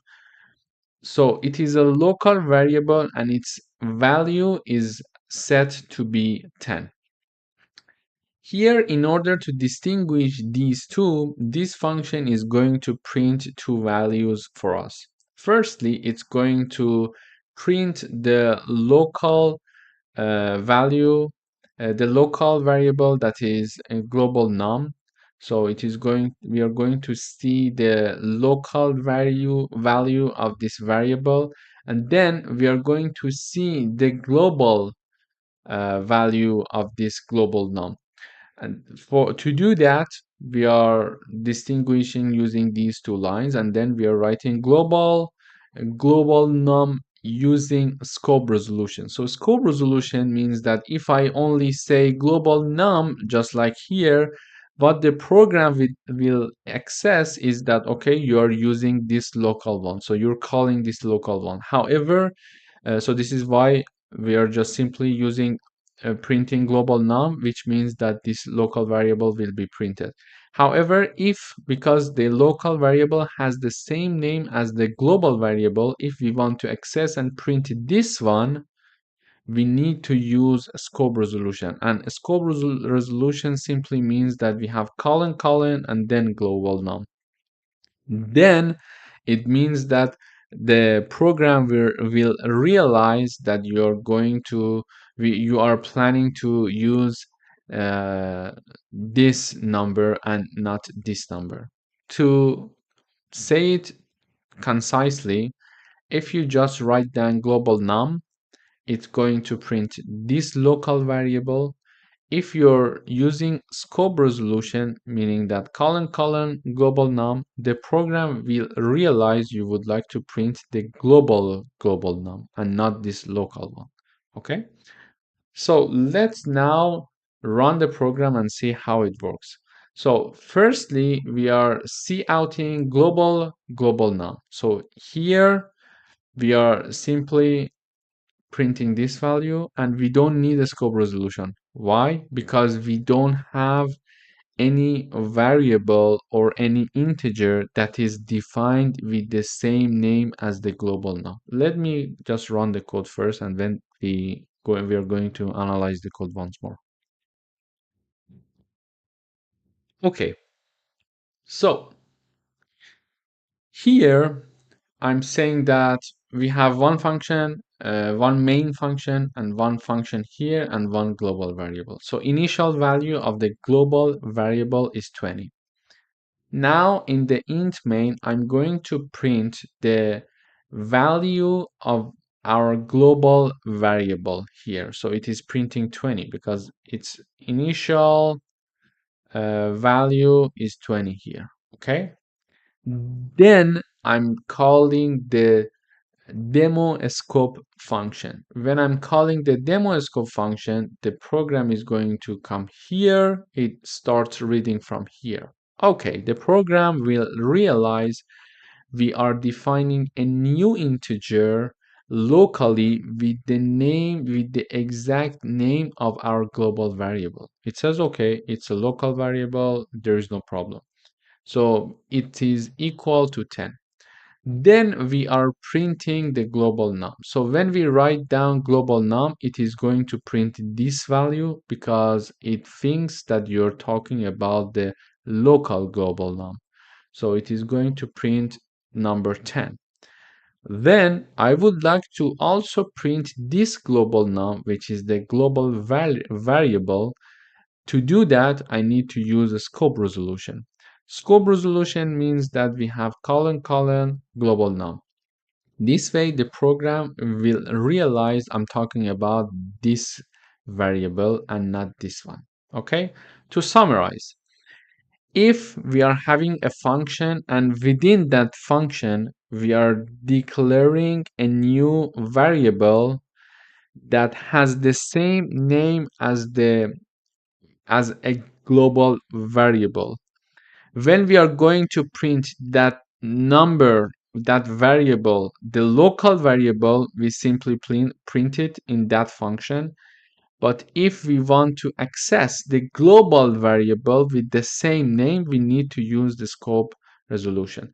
However, you may say, okay, why don't we use the scope resolution here in the int main function? The reason is that in the int main function, we didn't declare any variable with the same name of this global variable. Okay, so this is how the local and global variables are working, but I understand that in the beginning it may not be really easy to follow, but after a bit of exercise you're going to get the point. So it's very simple and very straightforward. Just think of it like this: we have a global variable here, it is accessible from anywhere. So if let me just write another function like void demo2, and I'm just here saying that hi from demo2, and we are printing the global variable, and then I'm saying global num. Okay, then I'm saying endl, and here I am just calling demo2. So let me just run this code. Okay, great. So this is what we wanted. Here, let's summarize. I'm having a main function. It is printing my variable here. Let me just rename it for the sake of easiness. I would say, for example, I would say like HE. Okay, this HE is going to change here and here and here and here and also here. Okay, let me just run the code to make sure that it works. Okay, it's the same thing now. Okay, so it would be easier to have this thing. So I have one main function. To summarize, I have one main function, two other functions, and one global variable. So this global variable is accessible everywhere in this code because it's global. So here I'm going to print the value of our global variable, which is HE. So HE is 20. Here we simply print it, okay? Uh, then I'm calling the demo scope function. When I'm calling the demo scope function, I'm initializing another variable which is local, and it is this variable, this he is not accessible here or here because it's a local variable for this function only. Okay, but it happens to have the same name as our global variable. Because it has the same name, we need to distinguish them in that function for the compiler when we are using the variables. So in order to distinguish for the compiler, exceptionally in this function that has the same as a variable with the same name of the global variable, when we are just calling the name of that variable, it is going to print and execute whatever that is assigned to this local variable, because its local variable is prioritized. However, in this function, because we are having a local variable with the same name of a global variable, if we want to call and print this global variable, we must use scope resolution. So this way we are telling the compiler, okay, I know that I have a local variable with the same name, but I'm using a scope resolution for you to know that I mean, for this line, I mean the global variable and not this local variable. If you want to access the local variable, you simply just use he. Okay? Then this program is executed. So it is printing the local variable, which is 10, using this line number 8. Yeah, line number 8 is going to execute this, and then it is going to execute this line number 9, which is going to print this line for us, which is the value of the global variable. Then it's finished. So we come back to the int main function and we have the demo2. So it is going to call demo2 now. The demo2 is couting, it's printing the global variable. So it says hi from demo2 and we are printing the global variable. So the value is 20. Okay, it is printing he. Okay, so how straightforward is that? Is this. So to summarize, it is very straightforward. When we are having a local variable with the same name as the global variable, when you want to access the global variable, you must use scope resolution, means colon colon.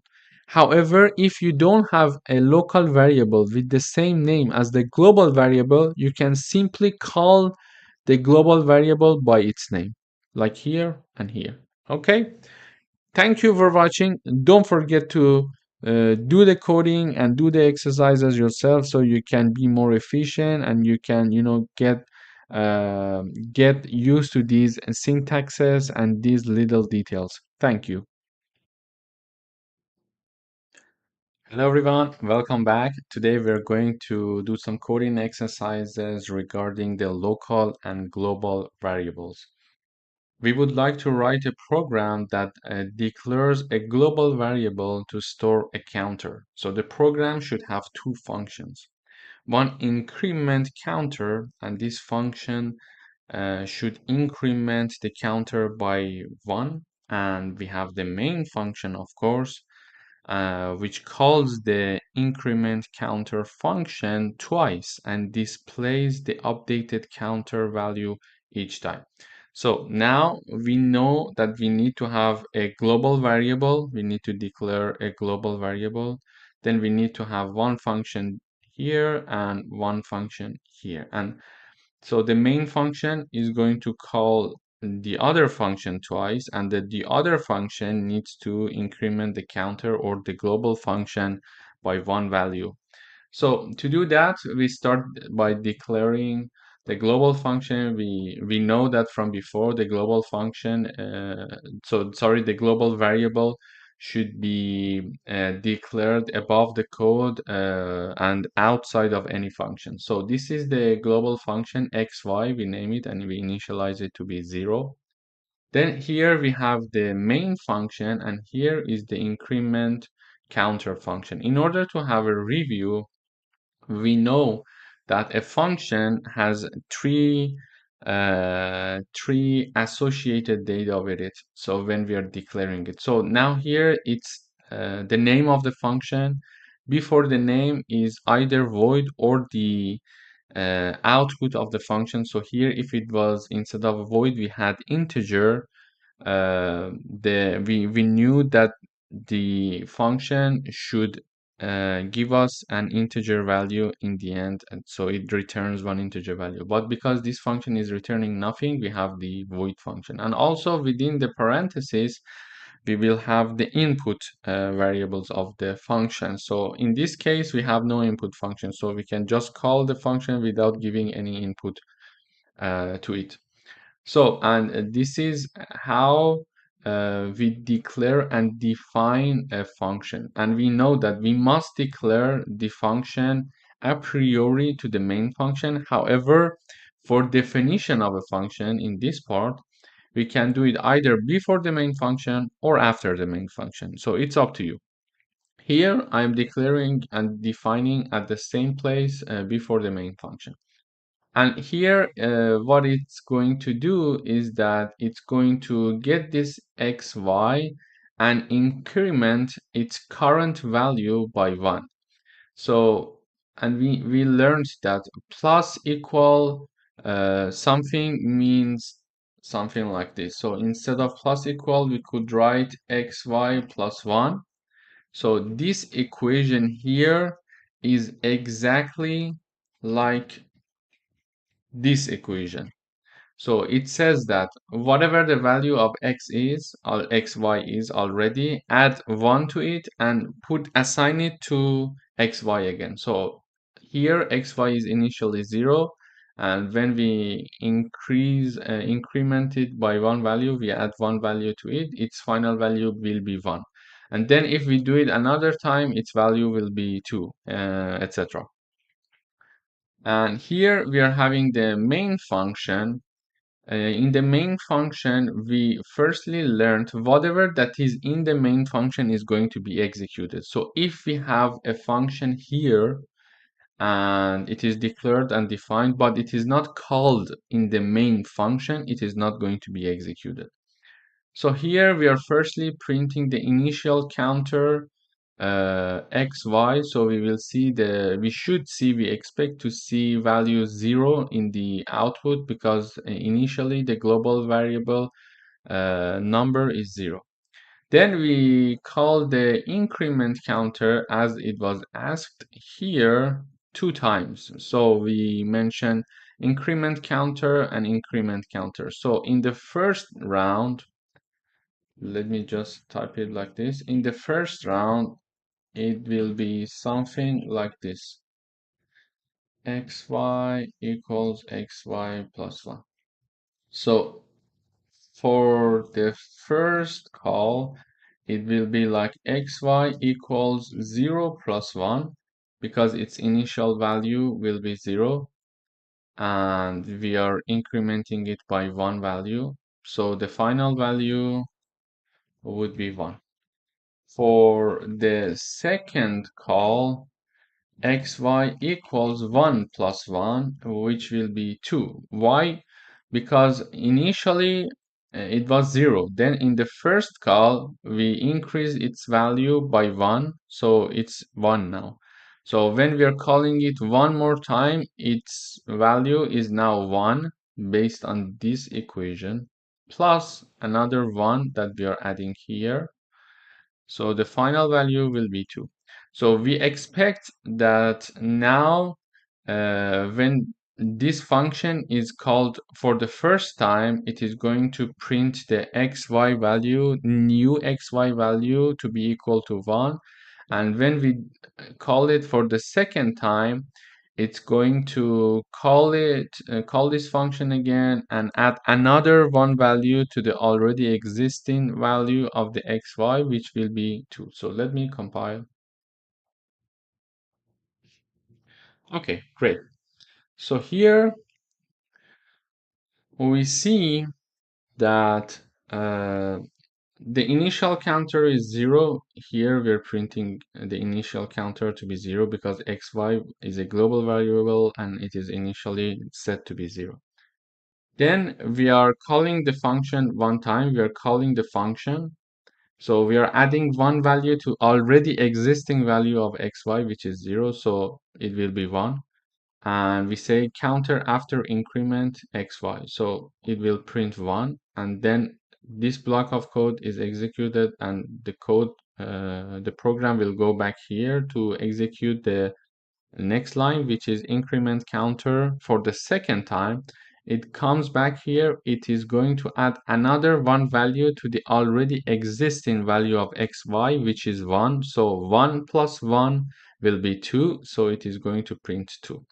So this is how using global function will help us to access it through any function in the program. Thank you for watching and don't forget to practice it by yourself. Hello everyone and welcome back. In today's video, we are going to do another coding exercises with respect to the local and global variable in the function setting. So we would like to write a program that uses a local variable for us to store the values entered by the user. So the program should ask the user to input two numbers inside a function called add numbers. So far we know that we need to define a local variable. We need to have a function called add numbers, and that add numbers is going to read two input variables from the user, and then calculate the sum of the two variables, the two numbers in the add number function and display the result. Ensure the variables used in add number function are not accessible outside the function. So this is exactly highlighting the definition of the local variable. So to do that, we have two functions, a main function, which is going to call our function here, our other function, and a void function that is called add number. So previously we learned how to ask a user to enter a number, how to store the number that is entered by the user, and how to do the mathematical operations. However, we are using a function to do that for us, to make the code cleaner. So here the int main function is very clean. We're just calling the function and nothing more. So these dirty parts are done before the main function. So now here we are applying the same concept that we learned before, like doing the mathematical operations and reading and storing the data from the user in a function. So using a local variables. So here, in order to do that, we have add number function, which is void. So it's not going to return any value and there is no input for it because everything is going to be stored here. Instead, we could add some lines in the int main function and ask the user to give us the input value, like two numbers, and those two numbers could be input value for the add number function. For example, let me make it more clear. So we could have int a equals 10, int b equals 14, and then have a function like add numbers or whatever that was going to have a and b as the input variables. But here we are seeing error because this function is defined in a way that it has no argument as the input. Therefore, adding a and b here will cause some errors here for us. So that would have been another option, to read and store the numbers in the int main function. But this could increase the complexity of coding in the input main function, in the int main function, and also make it a little bit, unclear. Instead of that, we are doing everything in add number. So here we are declaring two variables like x and y. And because they are defined in add numbers, they are inaccessible in any other function. So they are local variables. And we are asking the user enter the first number, we are storing it, then we are saying that okay, enter the second number, and then we are storing it here. Then we are having another integer here that is called sum, and we are assigning the x plus y into that sum integer value, and then we are counting, we are printing the output saying that the sum of x and y is the sum here, which will be the value of the x and y. So let's see how it works first. So it says that enter the first number, I would say 10. Enter the second number, I would say 25. So it says that the sum of 10 and 25 is 35. So here it is asking the first number, storing it, second number, storing it, do the calculation and printing the output. However, in order to show that this was a local variable, if I uncomment this line saying that directly please print the x value for us, it says use of undeclared identifier. Why? Because x was already defined here as a local variable, and in this function it is not accessible. If we are talking about one x here, we need to define that x here, okay? And if this x is defined here and we are printing something here, like let me just put 50 here, and let's comment this part. So this printing syntax is going to print this x and not this x, okay? So because they are local. So this is how we need to be. As you see, when I commented this part, exactly the error came back because it says that use of undeclared identifier. There is no x declared in the int main function. If we are meaning this x, it is not accessible from this main function because it is a local variable for the add number function. So we learned about how to do the mathematical operations, how to do our calculation using different functions to keep the int main function more clean, and we learned about the concept of local and global variable. Thank you for watching.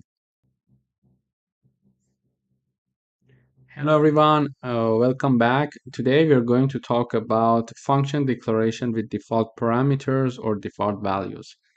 So these functions in C++, we have a function with default value is a function where one or more of its parameters are given default values during the function declaration.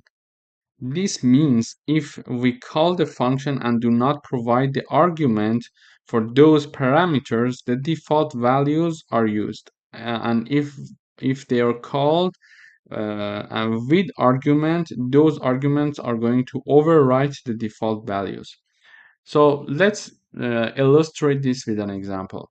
Here we have the main function, here is another function. Here we have the greet, it's the name of the function and it's a void function. And previously we had like int x in the parentheses, so the argument of the function was like an integer, but or input argument and input are the same, so I can use them interchangeably. So but here the argument of the function is a string which is called name here, okay? And the default value for this name is guest. So if we see this part like equals something in the parentheses in a function declaration, we realize that it's a function with default value. What does it mean? So first we go to the main function and we call the function. So when we are calling the function, you see here the argument is not given in this call. So when the argument is not given, this line, this part that is highlighted, would simply put the value guessed, would set the value guessed to the string name. So it would say, hello guest, welcome to the program.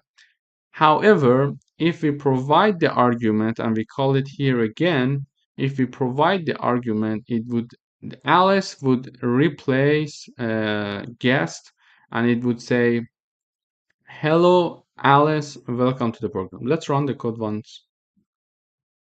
Okay, great.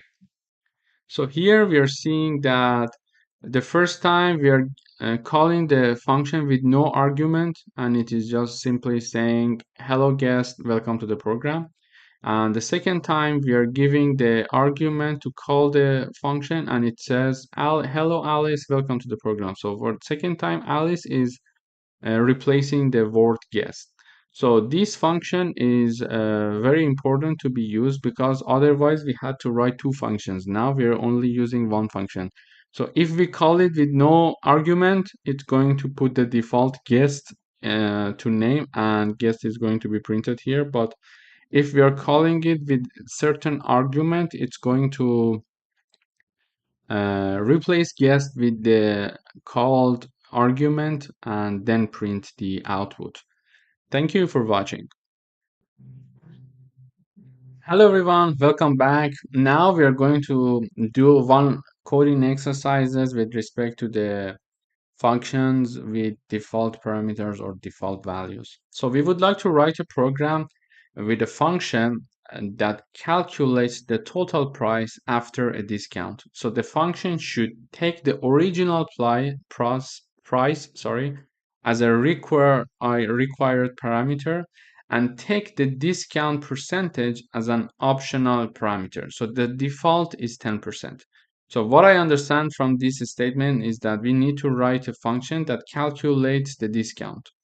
However, the discount amount by default is 10%, and there are some optional parameters that we can give, like 20, 30%, that they can calculate, the function can calculate it.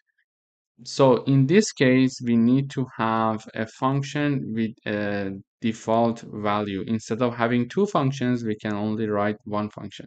So let's start from here.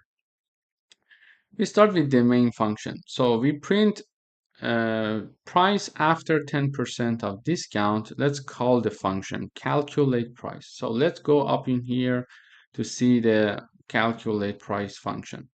We see the name is calculate, the output is double, so it's going to return something, and it is indeed returning something. And in the parentheses, it is there are two arguments, there are two inputs. There are two arguments, one of which is price, the other one is discount. So both of them are double. However, price is a normal argument, but here the discount is a default parameter, because we are seeing that there is the equation sign here. So what it's going to do, here we are calling the function with the first argument only. So we are only sending the first argument, which is the price. We are saying that, okay, call the function for the price of 100. So 100 is set to the price here argument. Then we are going to declare a double that is called discounted price, and the discounted price equals price minus price times discount divided by 100. So it is going to give us the final price after the reduction of the discount. So it's a very straightforward formula.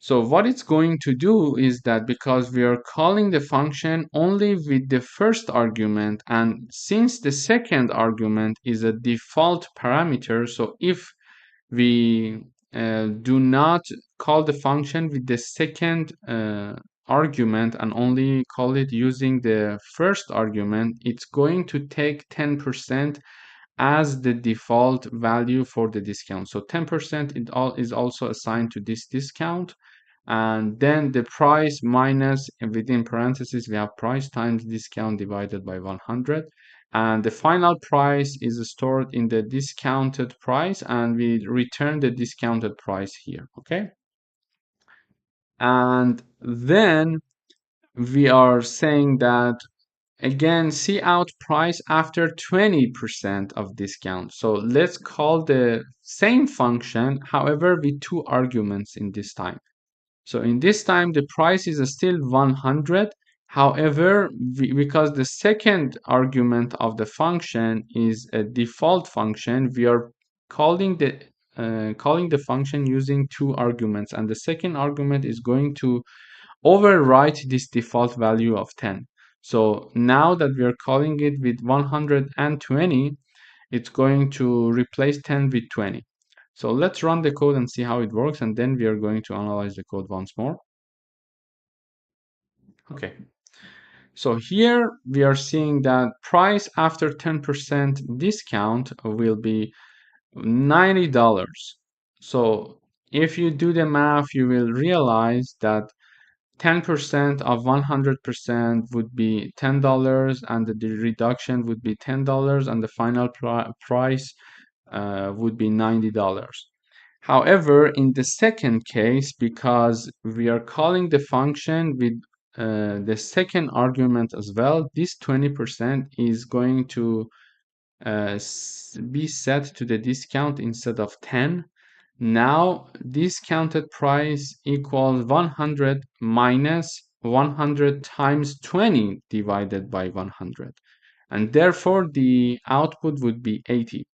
So the overall lesson, the key lesson of this lecture was to be aware if you are working with a default function. For example, in this case, there are two arguments for this function. The first one is a normal argument, and the second one is the optional argument, a default argument, or let's say optional. So if we call the function, we must at least have one argument, because the first one is not optional. The first one is mandatory. So you cannot write something like this. So cout the price and then calculate price.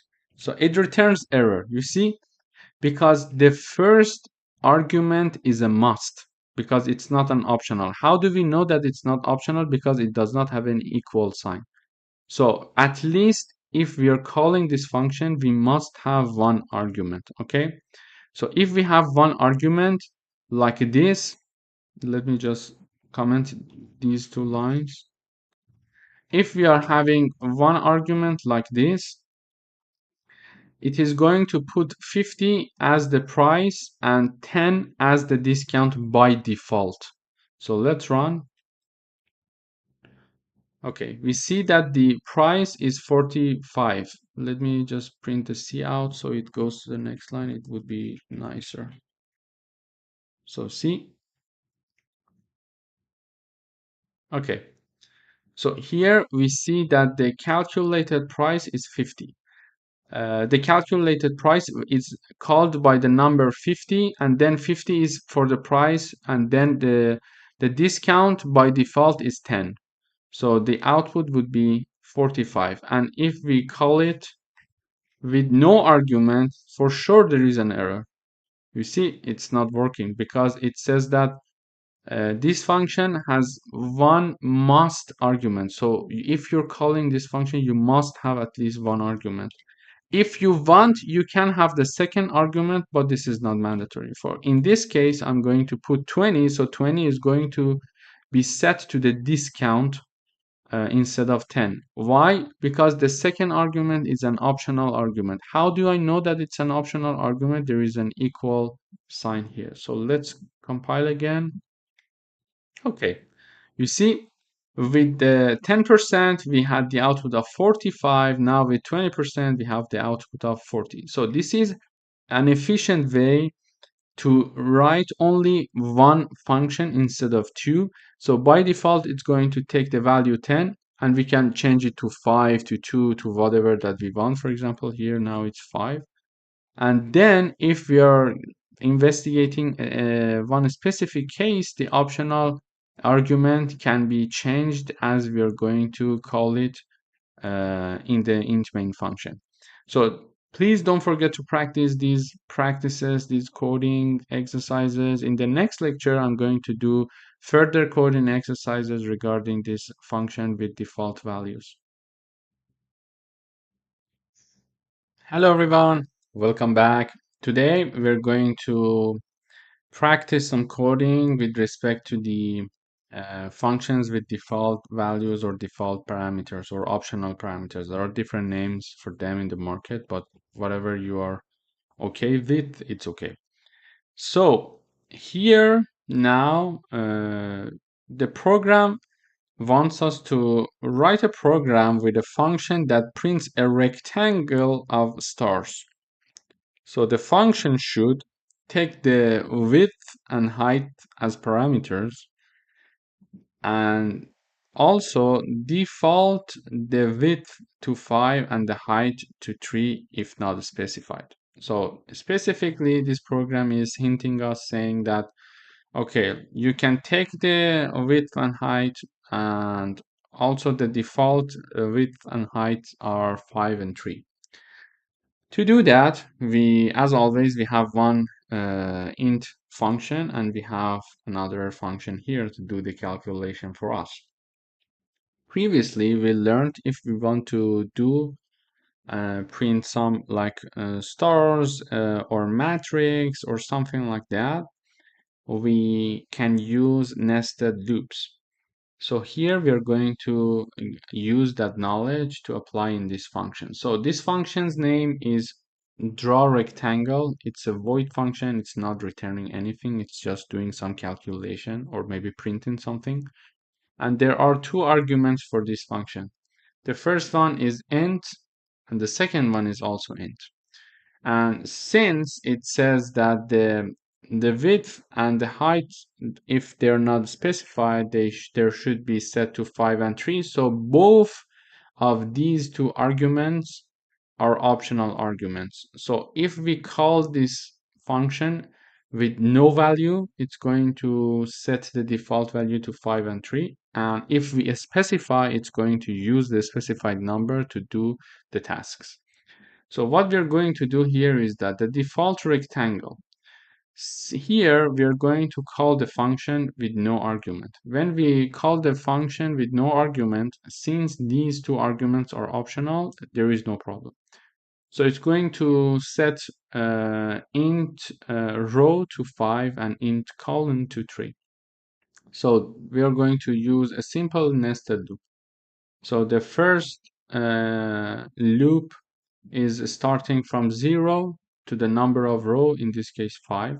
And then in the inner loop is going to start from 0 and is going to until column, in this case is 3. And for each time, it's going to print the star for us. So let's run the code and see how it works. Okay, the default rectangle here. This is the first part that we ran. So let's first discuss this part. So here we are having 5 rows and we are having 3 columns because of the range of the I and the J.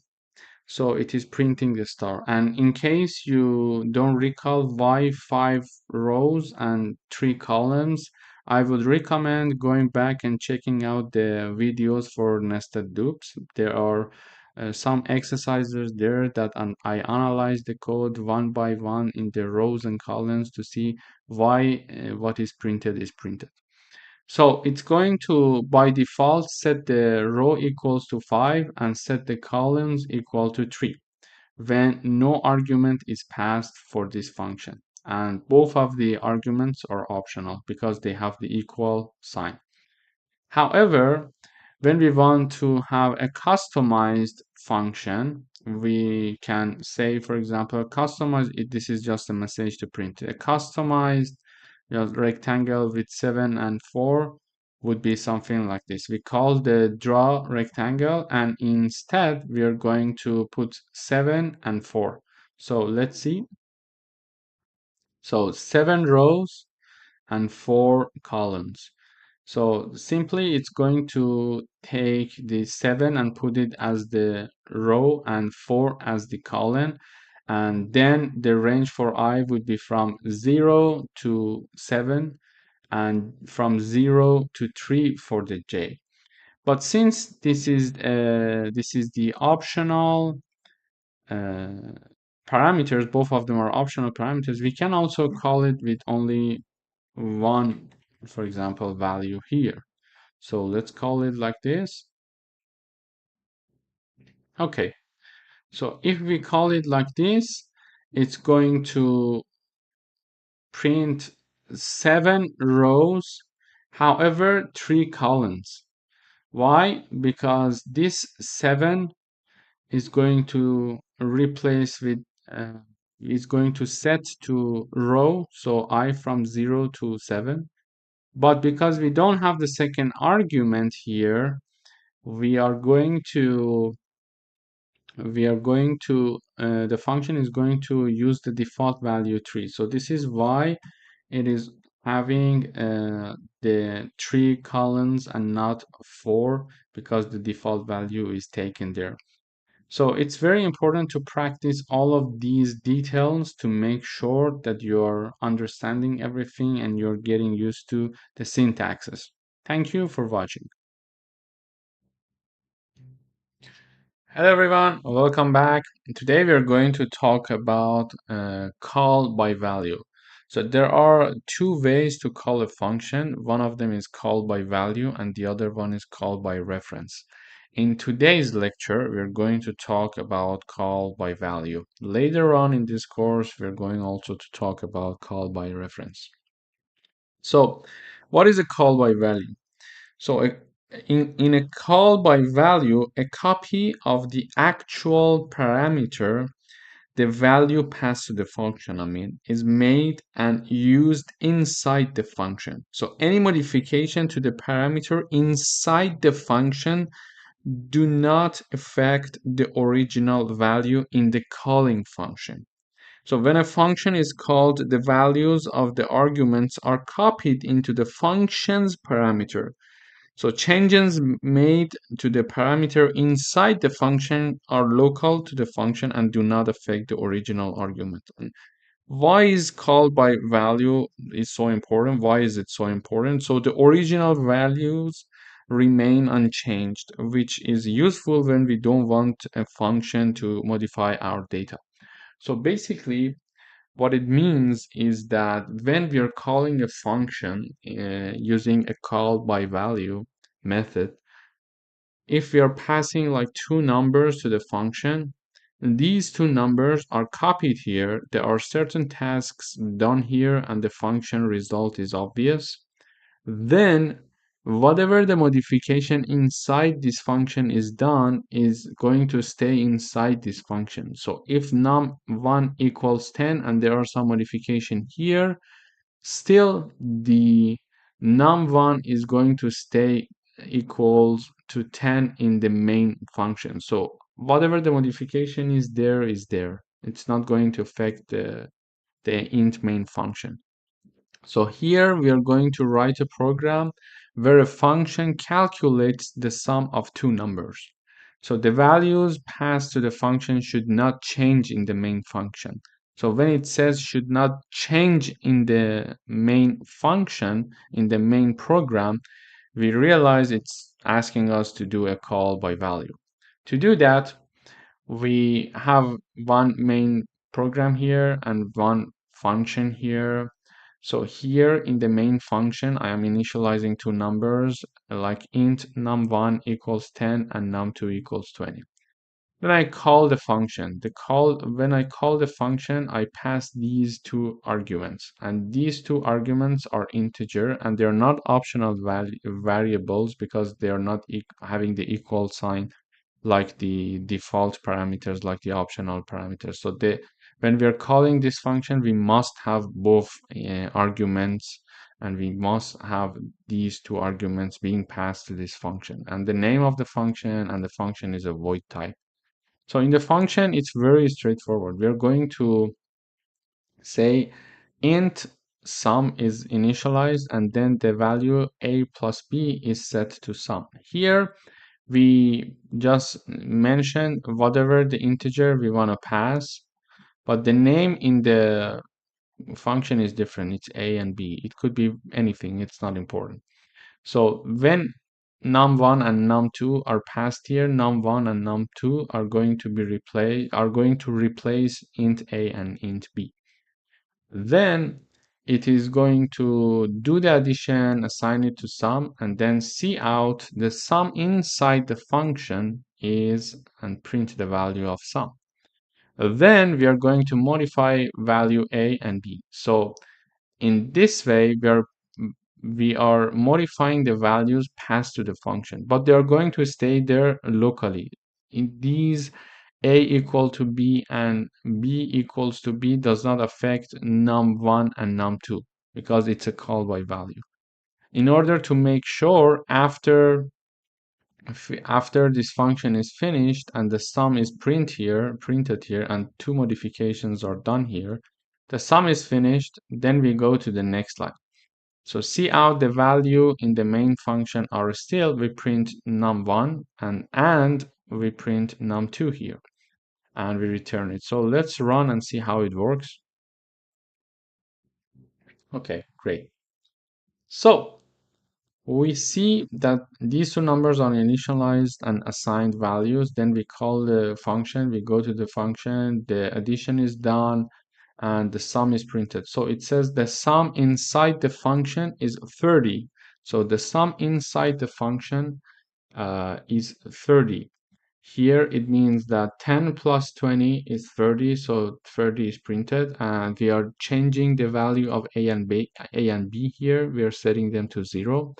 However, when this function is finished, this line is finished, and then the program goes to this line. And when the program goes to this line, we will see that it says the value in the main are still 10 and 20. So these are the initial values set here. So these modifications are only for the local function and does not affect the main function. So this is the main purpose of calling by value. I would like to propose doing some exercises like this. So just solve and code this exercise yourself several times. In the next videos, we're going to solve some further exercises of call by value so we can see its importance. Hey everyone, welcome back. So we're going to do one coding exercises using call by value and show that using a call by value, when we call a function by value, it's not going to change the value of the original parameter, and it's going to change it only locally. So here we would like to write a program where a function attempts to swap two numbers using call by value. And we need to show the original values remained unchanged. So there are two things that we are going to learn. First, how to do the swap of two numbers using call by value, and also how to show that how to write these codes in the function and show that the original values remained unchanged. To do that, we have one main function and a swap function here. So we start from here. Every time you want to read your code, start from the main function, because whatever that is here is going to be executed. So here we are saying num1 equals 5, num2 equals 10. So we are initializing these two numbers, and we are saying that cout before function called num1 equals the value of num1 and num2 equals num2. So we expect that 5 and 10 is going to be printed here. Then we are calling the swap function and passing these two inputs or arguments. Then these two arguments are copied. Their original value is not going to go there. So a copy of them is going to go there because we are using a call by value. This is why the original number remains unchanged, in fact. So this function is called swap numbers. It's the name. There are two arguments. Both of them are integer, and the output, there is no output. It's a void function. To swap two numbers, one easy way and nice way is to define a new parameter. So here we are defining a new parameter. Just remember, like temp a and b. So we are firstly initializing a new parameter called temp, which is temporary. So we are putting a to temporary. So initially temporary temp is empty and the value of a is then set to temp. So the value of a is 5. So now temp equals 5. Then the value of b is assigned to a. So the value of b is 10. So it is assigned to a. So a is 10. And finally, the value of temp is assigned to b. So now temp is 5 and b will be 5. Okay, so one more time. So initially temp is empty. So the value of a is assigned to temp. So temp will be 5 because a is 5. Why a is 5? Because it's the first argument, and in the first argument we are passing num1 and num1 is 5. Okay, and num2 is 10. So the second argument is 10, therefore b is 10. So initially we are assigning a to temp, meaning that 5 equal, so temp equals 5. 5 is set to temp. Then we are putting whatever that is in b in a. So b is 10 and 10 is assigned to a. And in the last line, we are going to assign temp into b. So temp was 5 and 5 is equal, 5 equals 10 then. 5 is assigned to b, sorry.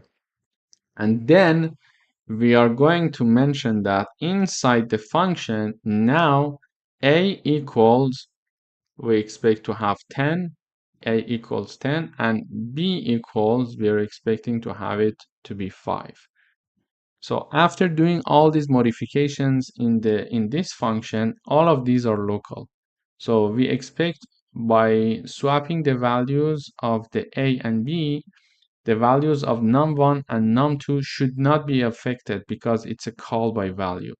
So after this function is finished, then we are again here after function call, we are again printing num1 and num2 to make sure that everything is correct and these two remain unchanged. Let's run. Okay. So here, this line before function call, num1 equals 5, num2 equals 10. Okay. Then we are calling the function swap number. So here, as we went through the procedure twice, the procedure is done, so the numbers are swapped, and then we say, okay, inside the function, a is 1, a is 10, and b is 5. Therefore, the numbers are swapped. Okay.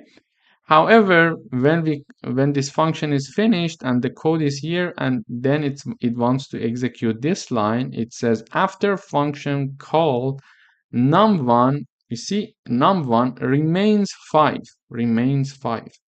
and num2 remains 10. So the swap procedure in the local function, locally in this function, did not impact the main function. So this is the main purpose of the call by value. Firstly, we learned how to swap two numbers. We need to there may be many ways to do it, but the easiest way is to define a new integer called here like temp, and then using that we can swap the numbers. And then we learned that even though we swap the numbers in the function, it's not going to impact the original value in the int main function because it was done here locally. However, if we were doing all of these tasks in the int main function, of course, the swap would have worked and num1 in the end would have been 10 and num2 would have been 5. Thank you for watching. Hello everyone, welcome back. Today we are doing another coding exercises using call by value.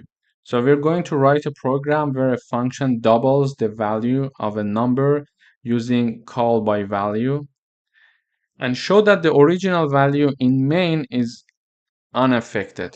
So even if it was not mentioning call by value, when it says that show the original value in the main function is unaffected, it means that we need to use the call by value.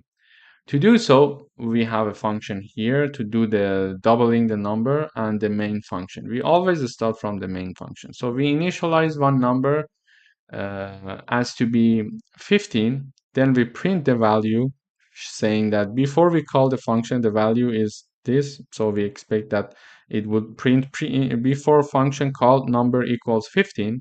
Then we call the function with this number. So the number is passed to this argument is passed to this function. So the name of the function, it's a void function and it has only one argument and it's a must argument. It's not optional because it does not have equal sign, etc. So it's a must argument. It's not optional like the functions with default values. So I try to remind all of these things while I'm talking to let you hear them again and again, so somehow you learn it by heart. So here, what this function is going to do is that it's going to take the n and double the number and print the number. So it's going to take the number 15 and then this number is doubled and the value is printed. So 15 times 2, it will be 30. 30 is going to be printed as the new value of n because we assigned 15 times 2 is assigned to n again. So the new value of n is 30. However, when this function is finished, the code finishes this line of execution and it goes to the next line. After function called number equals 2, we expect to show the number 15 here again. Why? Because we are using call by value. Let's run the code and see how it goes. Okay, so let's analyze the code one more time. Here we are initializing the number, it's equal to 15. We say before function call number equals 15 because it is initialized here and we're just printing it here, so it is 15. We call the function, we go to the function, we double the number and we print the value. So when we double the number using this line, it's going to print 30 for us. So here n equals 30. We modified the value of n. And when this function is finished, we are in this line, and the program goes to execute line number 14. So after function call number equals, we are going to print this, it still prints 15. So whatever the modification is done, it's done in this function locally and it does not impact the original value of the number. Why? Because we are calling by value. So when we are calling by value, this original number is not passed to this function, but a copy of this number is passed to do further mathematical operations here. And that's it. So the original number remains the same. This is how call by value will work. However, in call by reference, things are different. So in the next video, we're going to talk about how to call a function by reference. Thanks for watching. And if you haven't had the chance yet to rate the course, we appreciate it if you could give it the stars. And also if you have some constructive feedback and comments, we appreciate to have them because it would help us to improve the course for future students. Thank you very much. Hello everyone, welcome back. Today we're going to talk about call by references. So far we learned how to call a function by value, and we learned about the details. We did some coding exercises with respect to that. Today we're going to move on and focus on call by reference.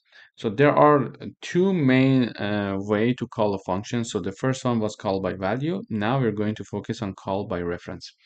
So what a call by reference is. So in a call by reference, instead of passing a copy of the value, a function receives the reference or the memory address, let's say, of the variable.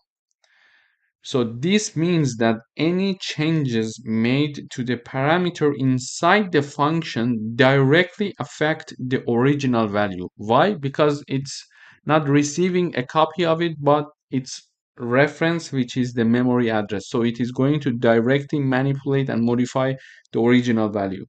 So when a function called, instead of creating a copy of the argument, the function works directly with the original value in call by reference. So let's learn it with an example. So here we're going to write a program that swaps two numbers using call by reference. So it wants us to define a function that swaps the value of two variables and call the function from the main function and show the values are swapped. Previously, we solved this program already with the call by value. There, only the numbers that were swapped in the function, they were locally changed, but in the main function, they didn't change. However, they are going to be changed here because we're calling them by reference. So basically, to do so, we know that we need to have two numbers and a function to do the swap for us. So here is our int main function, and here is another function that we have, the swap function. It's a void function, and the arguments of this function are two parameters. There are two arguments, let's say, and both of them are having integer data type. And so previously we were just writing down int a or int b. Now we are having this reference sign here, the and sign. So this and sign is for the call by reference. So this and sign means that go and check the address of where this argument is stored. Again, here this and sign means that go and check where the address of this b is and where it is stored. Let's dive in. So we initialize and declare two integers here, num1 and num2. The first one is 5 and the second one is 10.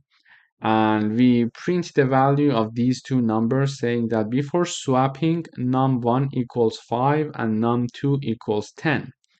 Then we are going to call this swap numbers function, which is this one, and we are passing these two arguments, these two input values. So by passing these two arguments, the program, while being executed, will go and starts from here, which is the function, okay? So when it goes here, because the function is defined in a way to go and check the reference, it's going to check where the variable is initially and originally stored in the memory. Therefore, it is going to directly work with that. So this is why we call it call by reference, because it's going to check the reference and original place where the variable is storing. However, just note that when we are calling by reference, here nothing changes. It is exactly similar to the call by value. The change is only these two ands, okay? Then to do the swap, we define a new integer. We put the value of a into temp. So let me go through the analyzing of code like before. It would be easier for you to understand. So here we are having this, something like this. So temp is empty in the beginning. So the value of a is assigned to temp. So a is 5 because a is the first argument, and here the first argument is num1 and the num1 equals 5. So a is assigned to temp, so 5 is assigned to temp. Then b is assigned to a, so a equals 10. Why 10? Because b is the second argument, and here the second argument is num2, and num2 equals 10. So 10 is assigned to a, and finally temp is assigned to b. So temp was 5, and now 10 was assigned to b. So we did the swap using these three lines. Initially, a was 5, b was 10, but now after swapping, a is 10, b is 5. So done. We swapped the numbers. So when the function is finished here, this line of code is executed. So the program goes to this line where it is printing after swapping. So num1 equals, we print the value of num1 again, and we print the value of num2 again. So let's run and see how it works, and we're going to analyze the code once more. Okay, so here we see that the code is initializing these two variables, then it is printing before swapping num1 equals 5, num2 equals 10. So num1 equals 5, which is true, and num2 equals 10, which is again true because they were initialized just like 2 lines above. Then it is going to call this function. This function is going to swap these two values.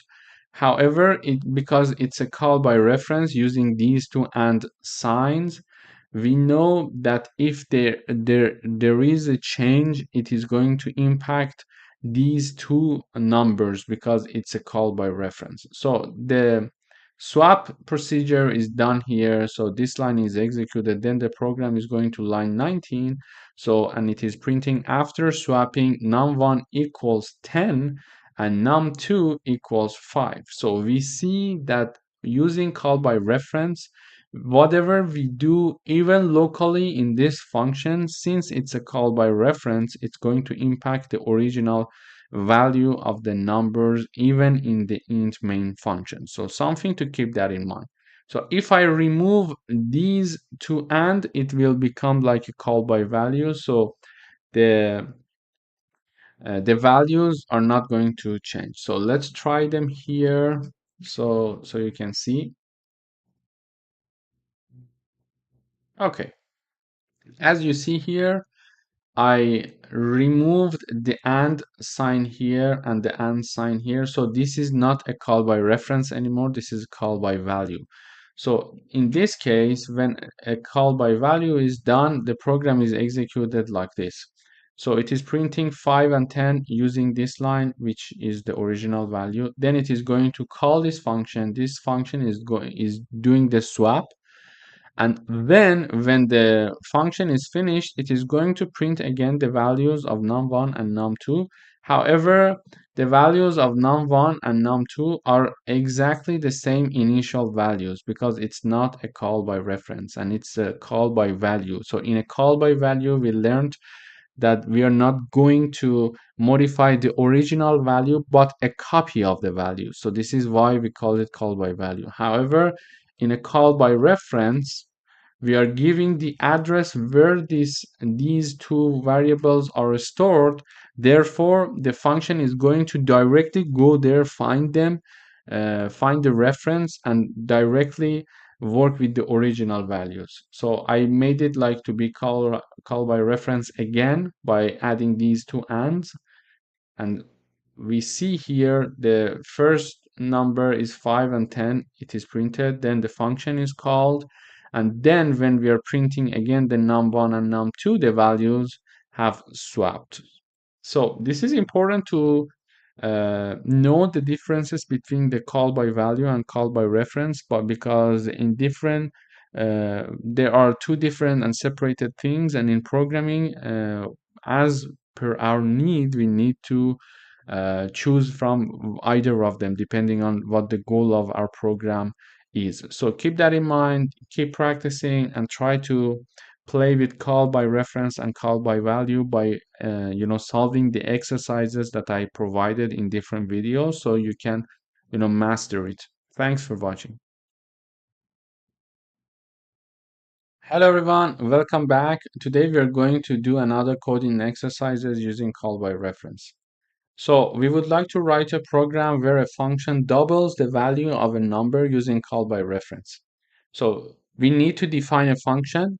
We are asked to define a function that modifies the value of the past variables. So call the function from the main function and show that the original variable is updated. So even if the program was not mentioning using call by reference, when they are saying that show that the original variable is updated, we need to get it. Okay, it's talking about call by reference and not call by value.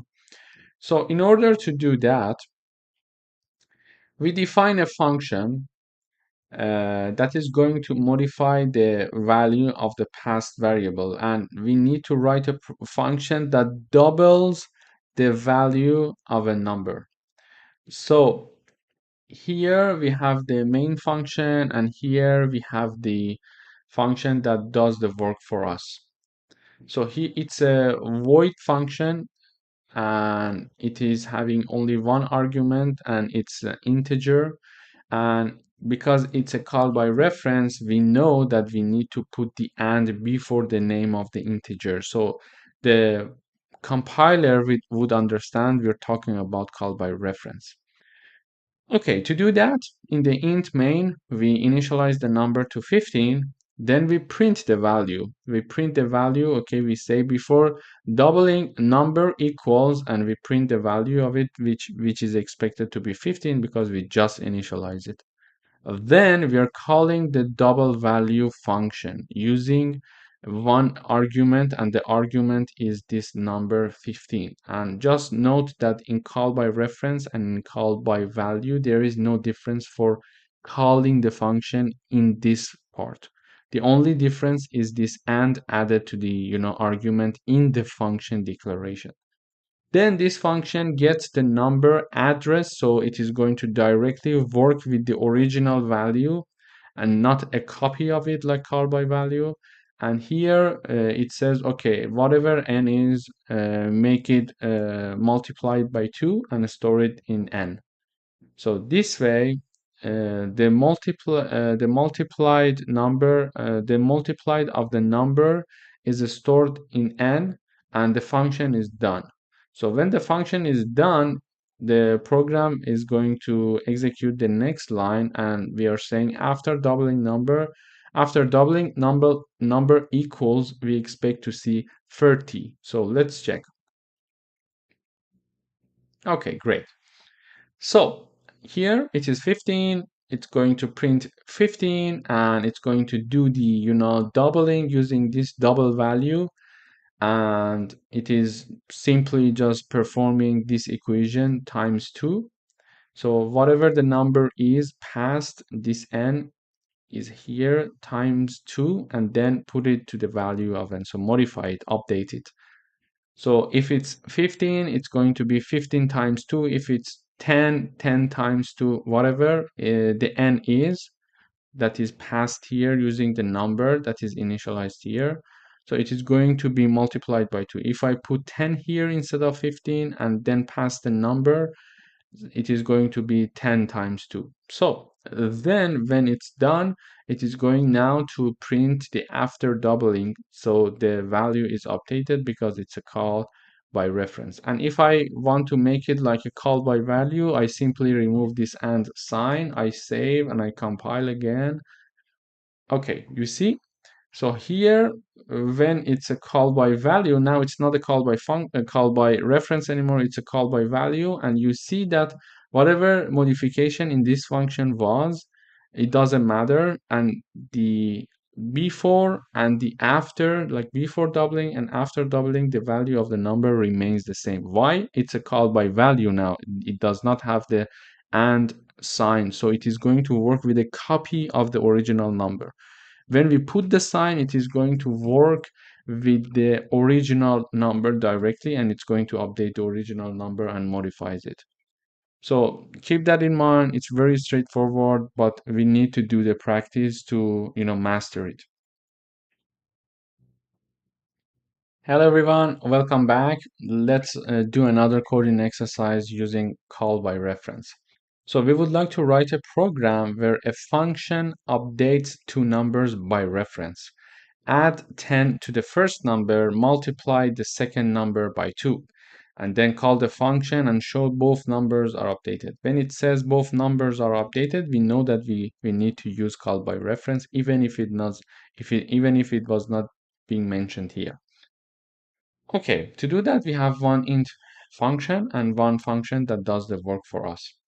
The update value function, update value is the name of the function. It's a void function. It is having two arguments. The first one is integer. The second one is also integer. The first one is x. The second one is named y. Because it's a call by reference, we have this and sign before the name of our integers. So we initialize two numbers, 20 and 15. They mentioned that add 10 to the first one and multiply the second one by 2. We say, okay. So let's first print the numbers before doing any modification. So before doing any modification, we say before update num1 equals, we print number num1 like here, and we show this message, and then we print num2, which is 15. So we expect to see 20 and 15 in by executing this line of the code. Then we are calling by reference this function.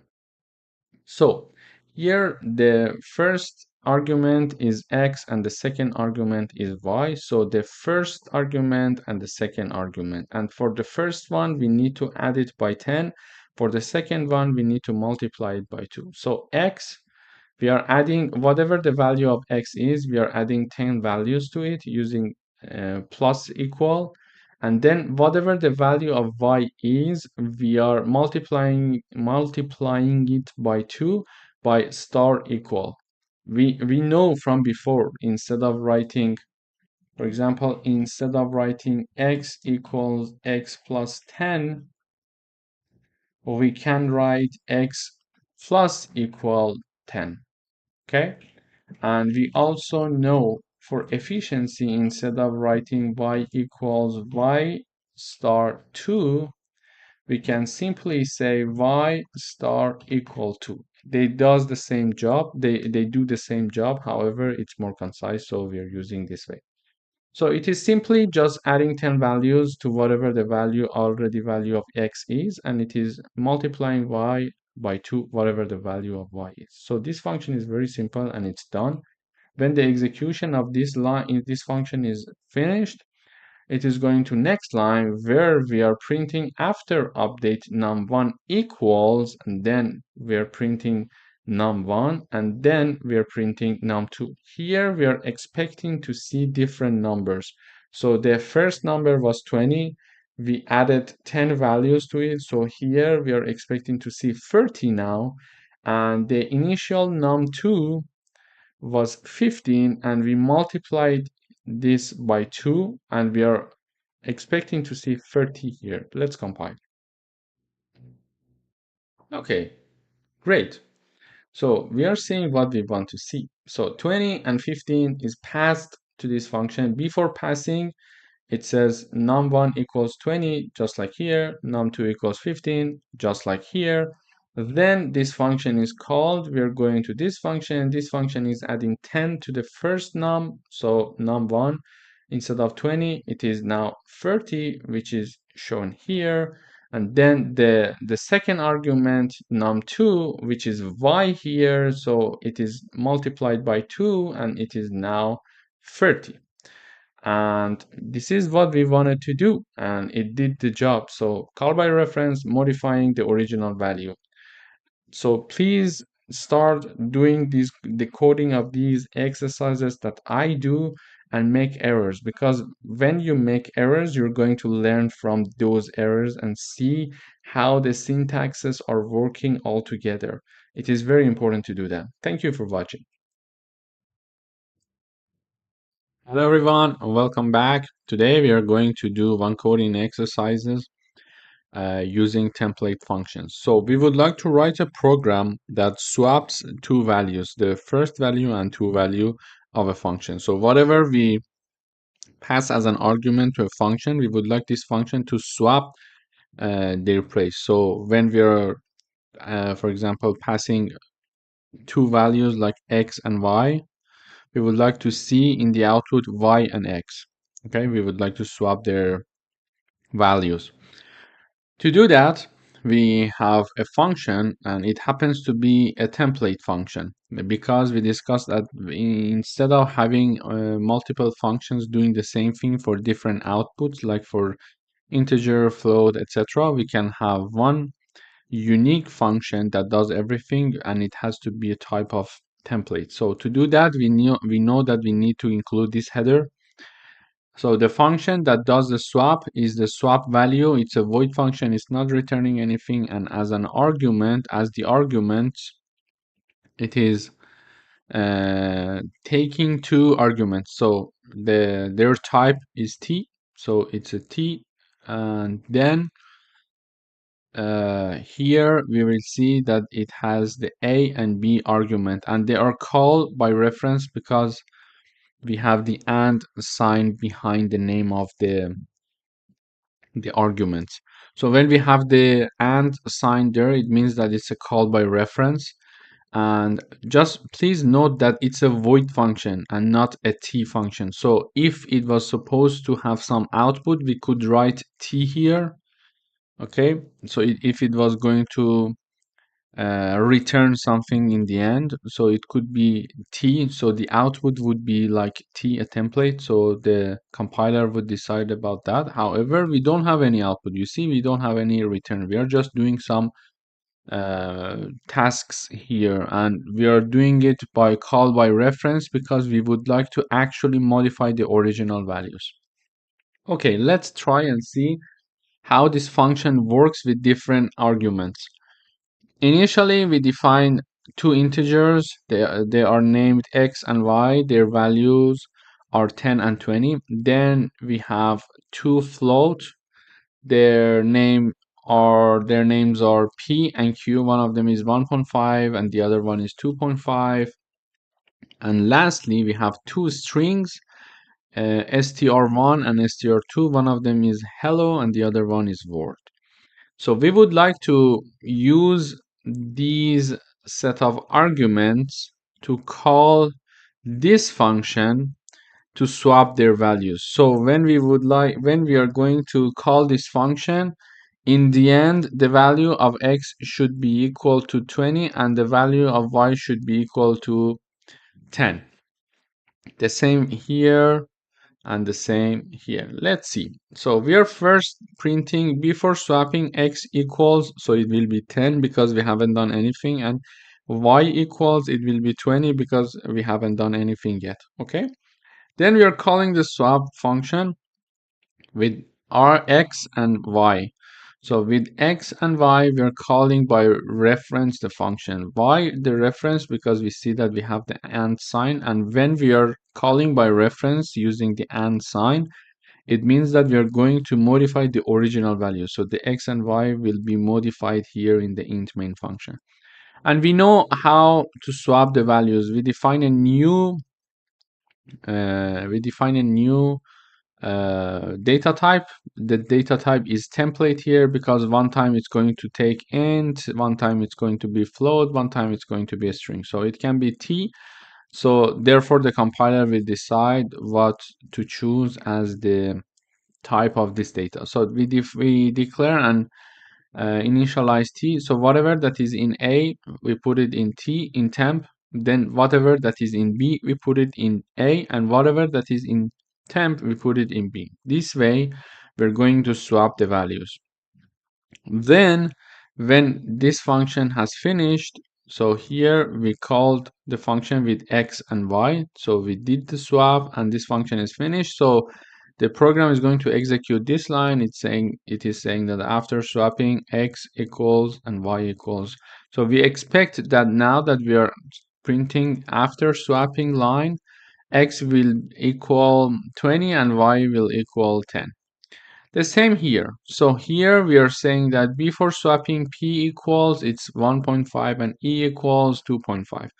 Then again, we are calling the function with these two arguments, p and q. Then it is going to treat the arguments the same as before. It's a call by reference still, so because we didn't change anything.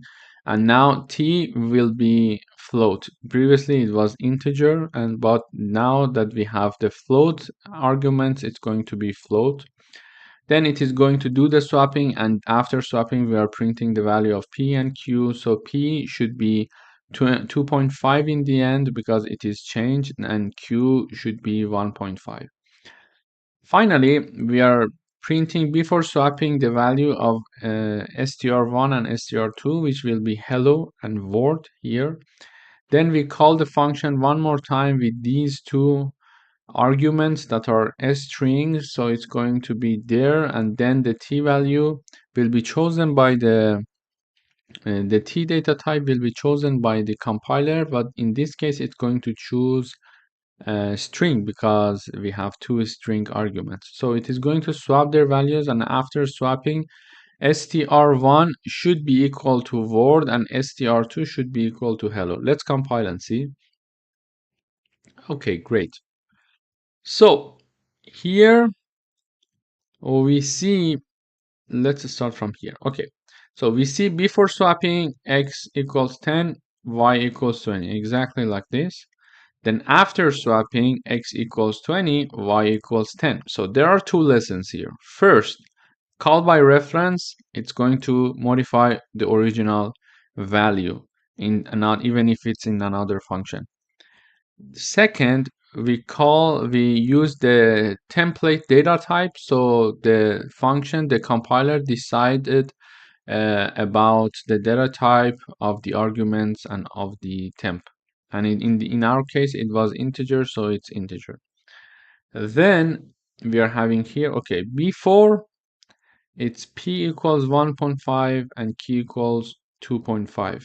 This is exactly the same. So the assigned numbers unprinted. Then we call the swap value function. It does the swapping, and then we see that the value of p is 2.5 and q is 1.5. So it is changed. And finally, let me just get it above here so it would be also easy. Oops, sorry. So to also trace the program from here. Okay. So here we are printing the str1 and str2. So str1 is hello, str2 is word. So it is before swapping, it says str1 is hello and str2 is word. Then we call the function, we do the swapping here, and then after swapping, when we print str1 equals word and str2 equals hello. We see that using template function, we can do the swapping tasks.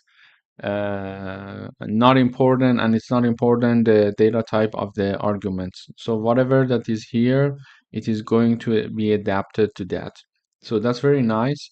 And then because we use the call by reference using this and these two and signs, it's going to modify the original value. Thank you very much for watching, and please do the exercises yourself, try them to see where you make mistakes. Those are the places you can learn from and improve your coding from there. Thank you very much for watching. If you haven't had the chance to rate this course, we would very much appreciate it to go and rate it. And also, please provide us with your constructive comments. It would help us to improve our teaching and our methods and our courses for future students. Thank you very much. Hello everyone, welcome back. So far we learned about call by value and call by reference. To make a summary, a call by value copy is a copy of the value, so it's not going to modify the original data and does not impact the original data. So when we don't want to modify the original data, we are going to use call by value. And when we would like to modify the original data, we are going to use call by reference. So a reference to the actual variable is used, therefore the original value is changed. However, today we're going to talk about template function. So a template function in C++ is a way to write a single function that works with different data types without rewriting the same function for each type. So instead of specifying the data type like int, float, or string, we can use a placeholder that the compiler replaces with the actual type during the compilation. So just write one function that works for multiple data types instead of creating separate functions for int, float, and other types. Let me explain it using an example. So previously, when we were talking about a function, we had the name of the function, we had the type of the output here, like if it was void, there was no output, otherwise int, a float, double, etc. So from this data type before the name of the function, we could understand the output of the function, the data type of the output of the function. And also in the parentheses, when we were having the arguments, we were having like int a, int b. So we were knowing that the input must be integer and not a double. So when we were talking about having int a, we knew that when we are going to call this function, we must pass the argument that is integer. And if it was defined to be an integer and we were passing like a double number, it was returning error. So in order to avoid writing different functions that works and do the same for us, do the same thing for us, but having different input and output, like we could write one function for the float, another function for double, another function for integers, another function for a string, etc. Instead of doing that, we can write a more generalized function and let the compiler decide about the type of the input and the output. To do that, we need to include this in the top on the top of our code, like template. Within the angle bracket we have the type name t. So this is something that we need to include, like using namespace std, etc. After including this, we can simply define the output of the function to be t and the input of and the types of the arguments or inputs to be also t, like here. Okay, when we did that, we can easily just use this function for integers, for doubles, for whatever we want. So let's see what we would like to write. We would like to write a template function that takes two inputs and returns the larger of the two. So the function should work for any data type, int, float, double, etc. So even if it was not directly mentioning to write a template function, by saying that the function should work for any data type, we could guess that it is asking for a template function, because only a template function can do that for us. So let's dive into the code. So int main is having 3 lines only. So the first line says that max of 3 and 7, and then call the find max function with two numbers 3 and 7. Okay, when it is calling the function, it is going to start running the function. So using ternary operator, there is a condition here saying that in the condition, if you remember the ternary conditions, ternary operators, we were having like the first and the second. It is saying that A is greater than B.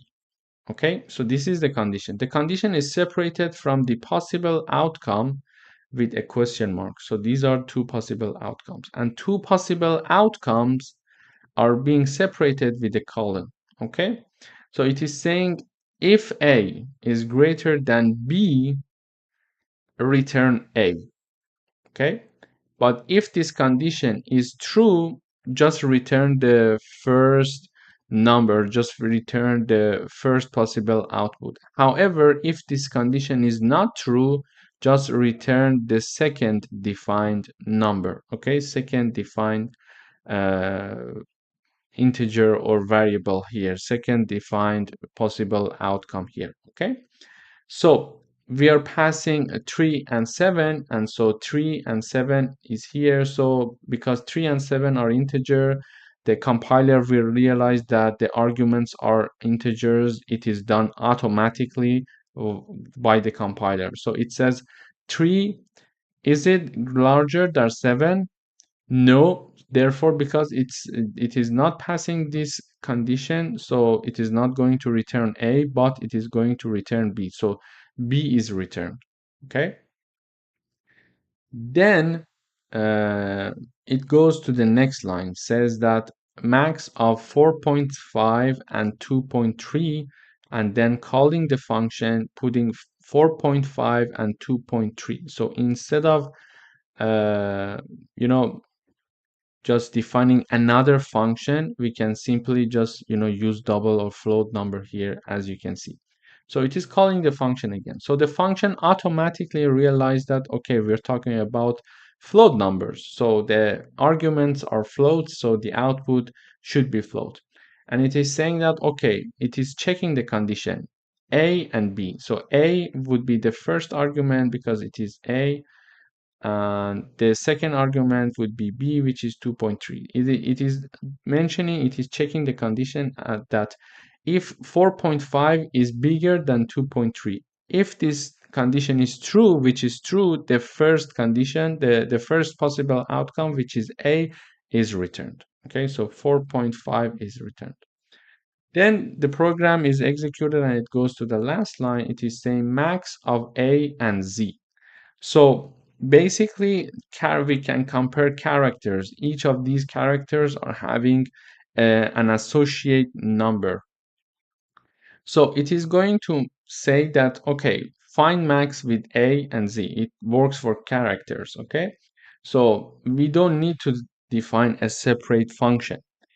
So the compiler will automatically realize, okay, we're comparing characters. It is going to check if A is greater than B. If this is true, A is going to be returned. If this condition is not true, B is going to be returned.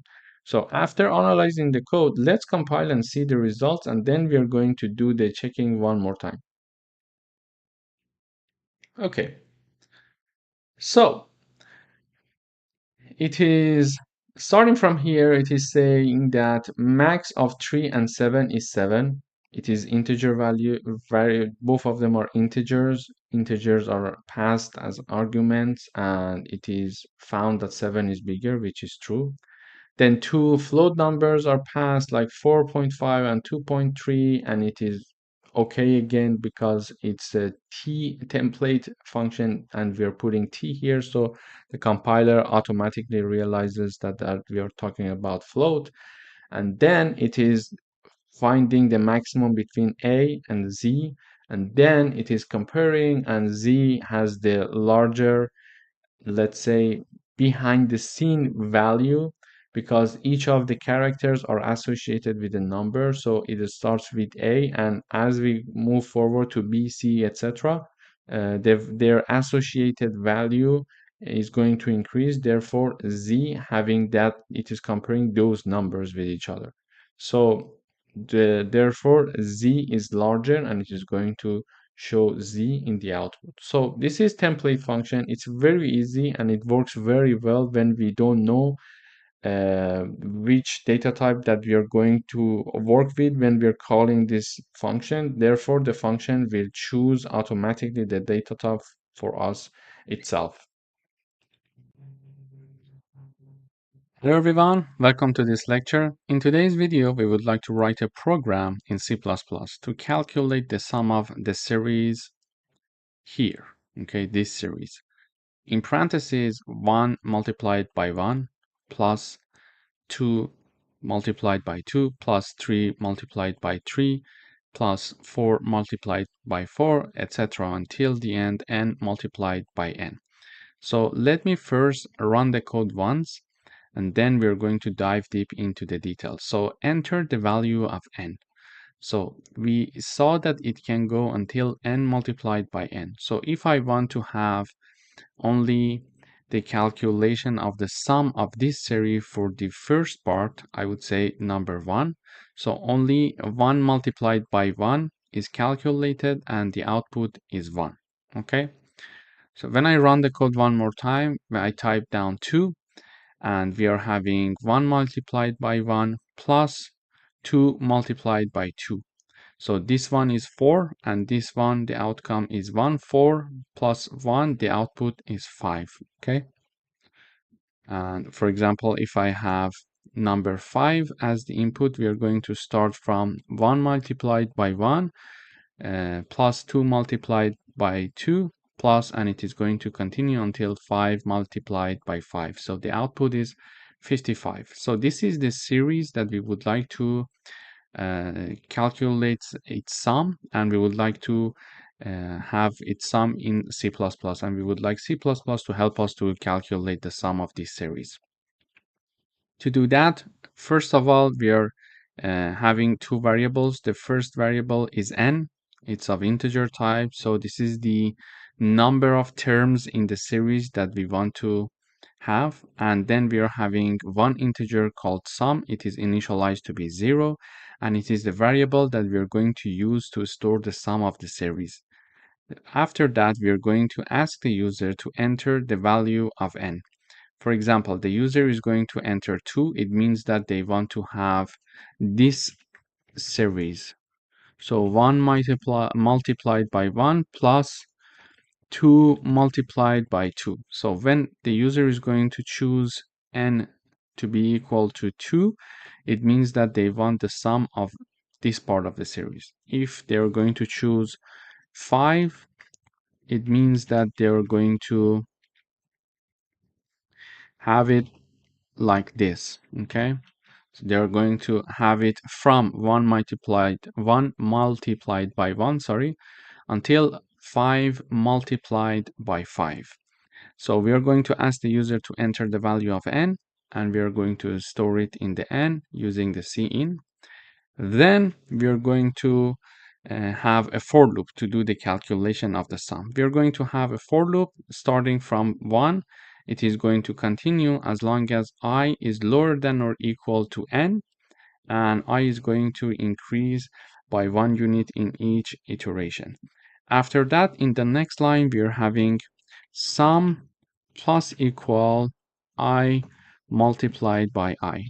So for example, this line means that we can have sum equals sum plus I multiplied by I, okay?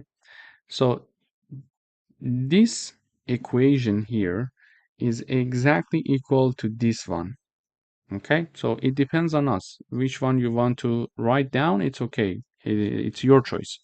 But they're going to do the same thing in terms of mathematics.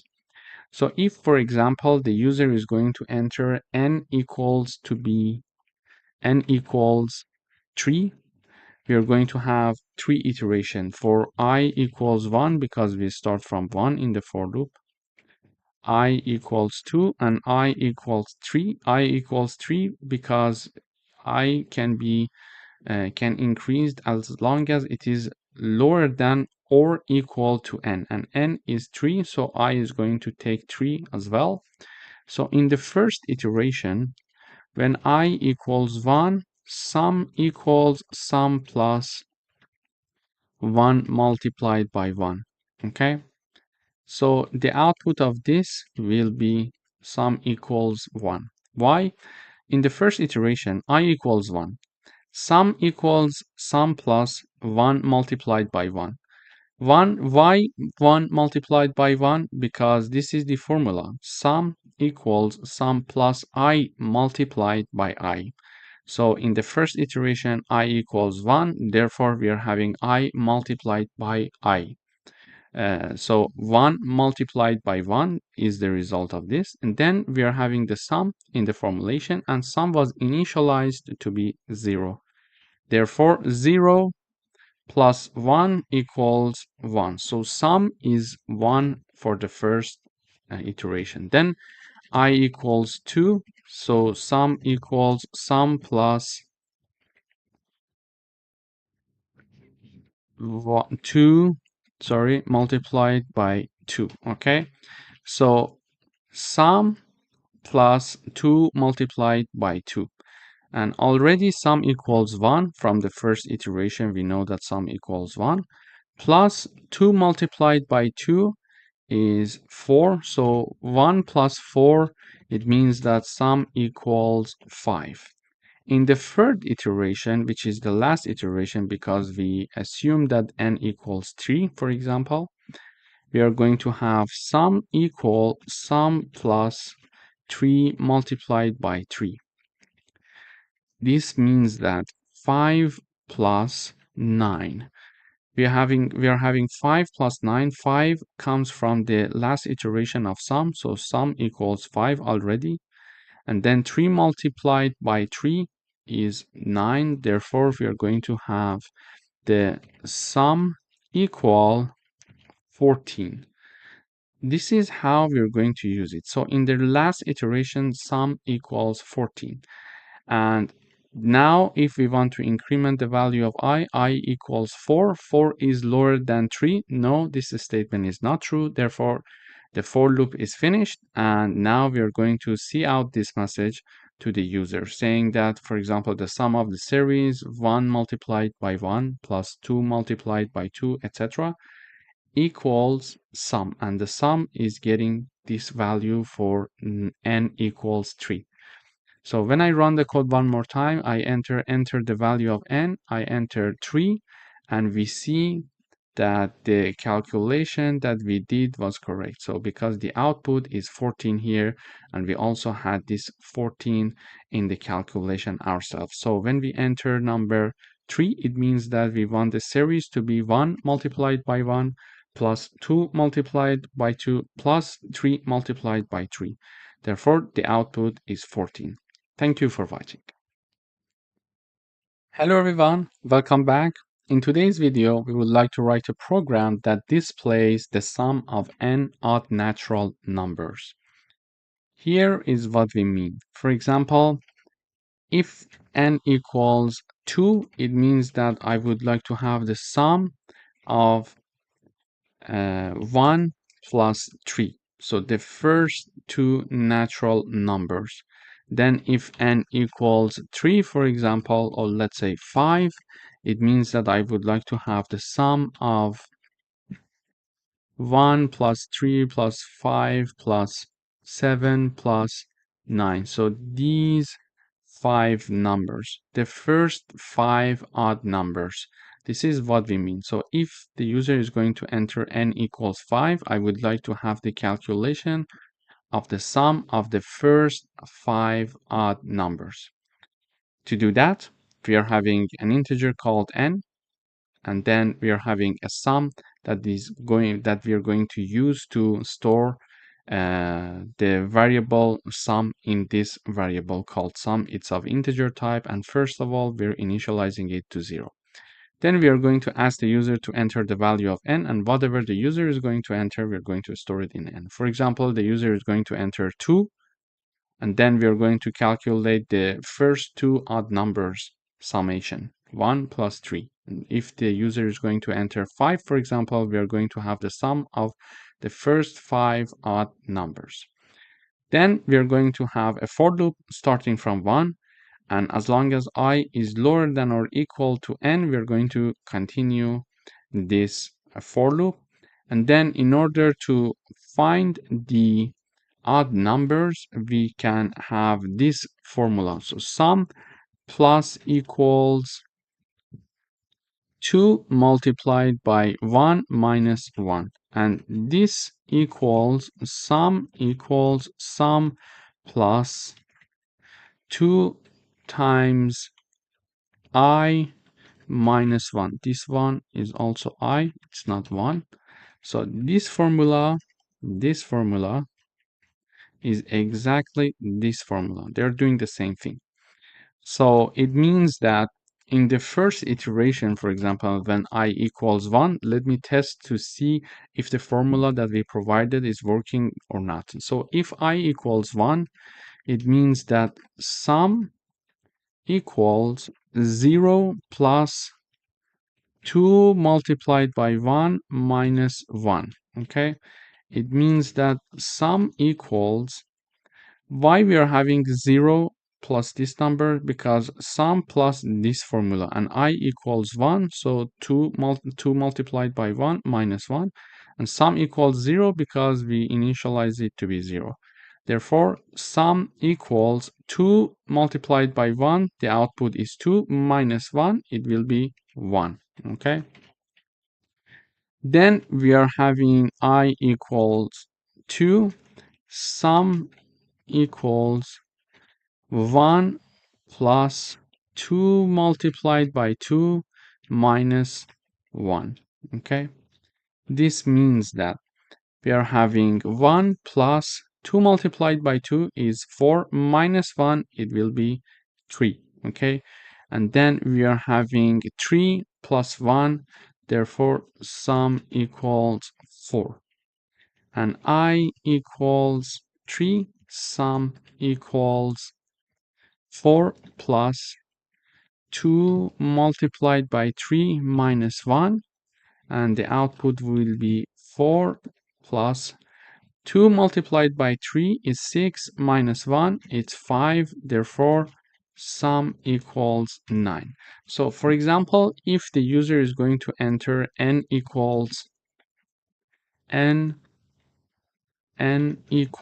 3, it means that we need to calculate the sum of 1 plus 3 plus 5, and this sum will be 9. Okay, here we did the test for 3 iterations, so when I equals 3, the sum will be equal to 9. And how we did the computation, we used this formula to get only the odd numbers. If you see here, when we are using this formula, when we are implementing for the first iteration, 2 multiplied by 1 is 2 minus 1, it will be equal to 1. So 1 is an odd number, so we are having it to assigned to sum. Then we are having in the next round, we are calculating 2 multiplied by 2 will be 4, minus 1, it will be 3. And 3 plus the previously calculated sum, which is 1, it will be 4. So the summation of 1 and 3 is 4. Okay, the first two odd numbers. Then in the third iteration, we are having 2 multiplied by 3, it will be 6, minus 1, it will be 5, and 5 is added to 4, and 4 was the calculation of 1 and 3. 1 and 3 is 4, and then we are adding 5 to this 4, so the sum equals 9.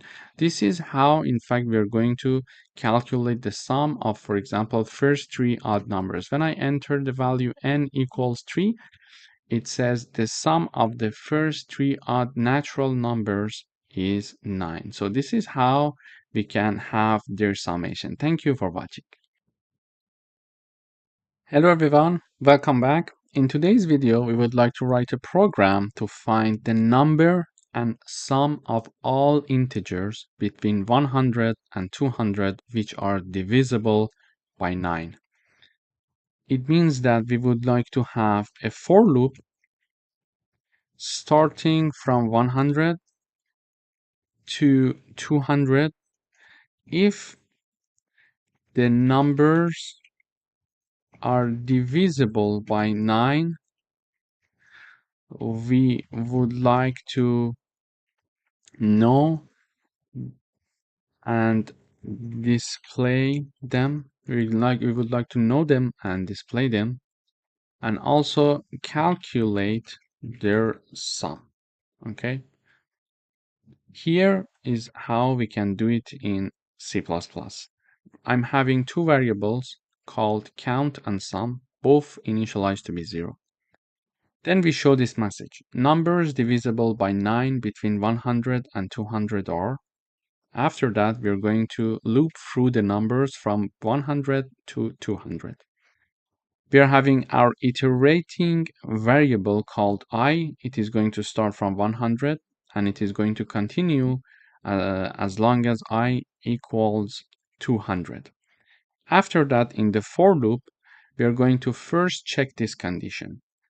If I divided by 9 and the remainder of this division using the modulo operator equals to 0, it means that I is divisible by 9. Therefore, cout that I, then increment the value of count, which was set to 0, and then add that I to the sum. So what happens is the following. So first of all, it is going to show that I, okay? Then increase the value of count variable by 1. So we know that, okay, now we are having between 100 and 200, we are having 10 numbers that are divisible by 9.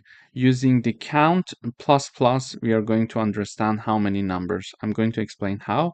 And then we are having sum plus I. Sum equals sum plus I.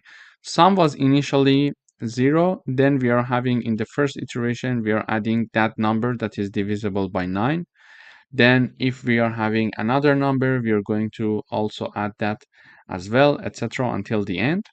And how basically this count works is the following. For example, when we are having count equals to be 0, we check to see if I is divisible by 9. If so, it means that the remainder of their division equals to 0. If this statement is true, we are going to implement this part. First of all, we are going to display I. Then we are going to increase the value of count by 1. So exactly like this, okay? We were increasing the value of I in our loop after each iteration. So every time that we find an I that is divisible by 9, we increase the value of count by 1 value. So if, for example, 10 times we enter this if condition and we find 10 numbers that are divisible by 9, we are going to have the count equal to, for example, 10. So let me run the code. When I run the code, it says numbers divisible by 9 between 100 and 200 are 108, 117, 128, 135, 144, etc. until 198. So total numbers divisible by 9, 11.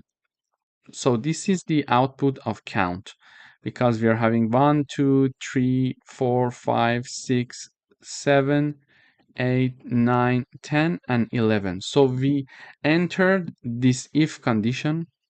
We entered this if condition 11 times and we printed out the I as you see here. So in the first time that I is divisible by 9, it is I equals to 108. So count was 0. Now it is incremented by 1 value. Now it is 1. Then we are having this next I that is divisible by 9 is 117. When we are having I equals 117, the remainder of the division that 117 is divided by 9 equals to 0. We are going to print 117 here. Then we are going to increment the value of count one more time. So initially it was 0. Then after the iteration of 108, we increased its value to 1. And now that we are having 117, we are increasing its value to 2, for example. And then we are having the sum of numbers divisible by 9. It is 1683. So if we calculate the sum of these 11 numbers, we get to this number. And this is the output of sum. In each iteration that we found an I that is divisible by 9, we print out it and we are going to add that number to the sum variable. Okay, so 108 is found, it is added to the sum that was initially 0. Then we found 117, 117 is added to the sum that was already 108 from the previous iteration. Then 126 is found, it is again added to the sum variable until the end, and we are having the sum 1683. Here is how we are showing the output. As you see here, the total number divisible by 9, and then we are printing out the value of count, and then sum of numbers divided by 9 equals to sum that we are printing in the output. Thank you for watching. Hello everyone, welcome back. In today's video, we would like to write a program to enter any number and print all factors of the number. Here is what we're going to do. We're going to ask the user to enter a number and we're going to store it in a variable called number that is declared to be an integer type. Then we are showing this message. Factors of number are, and then we are having a for loop starting from 1 until that number. So this iteration is starting from 1 and it is going to continue as long as I is lower than or equal to that number.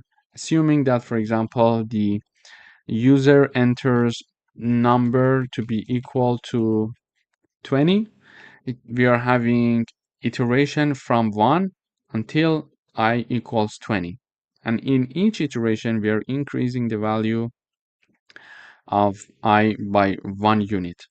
Then we need to check if that number, which is 20, is divisible by I, and it means that the remainder of their division equals 0, we are going to print it in the output. So let me give you an example. So number equals 20. So 20 divided by 1, the remainder, if we want the remainder, we need to use the modulo sign. 20 divided by 1, then 20 divided by 2, the remainder, then 20 divided by 3, the remainder, until 20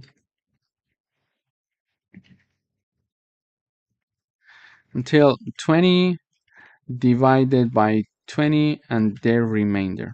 So whenever the remainder of 20 divided by any of these i's equals 0, it means that that I is a factor of 20.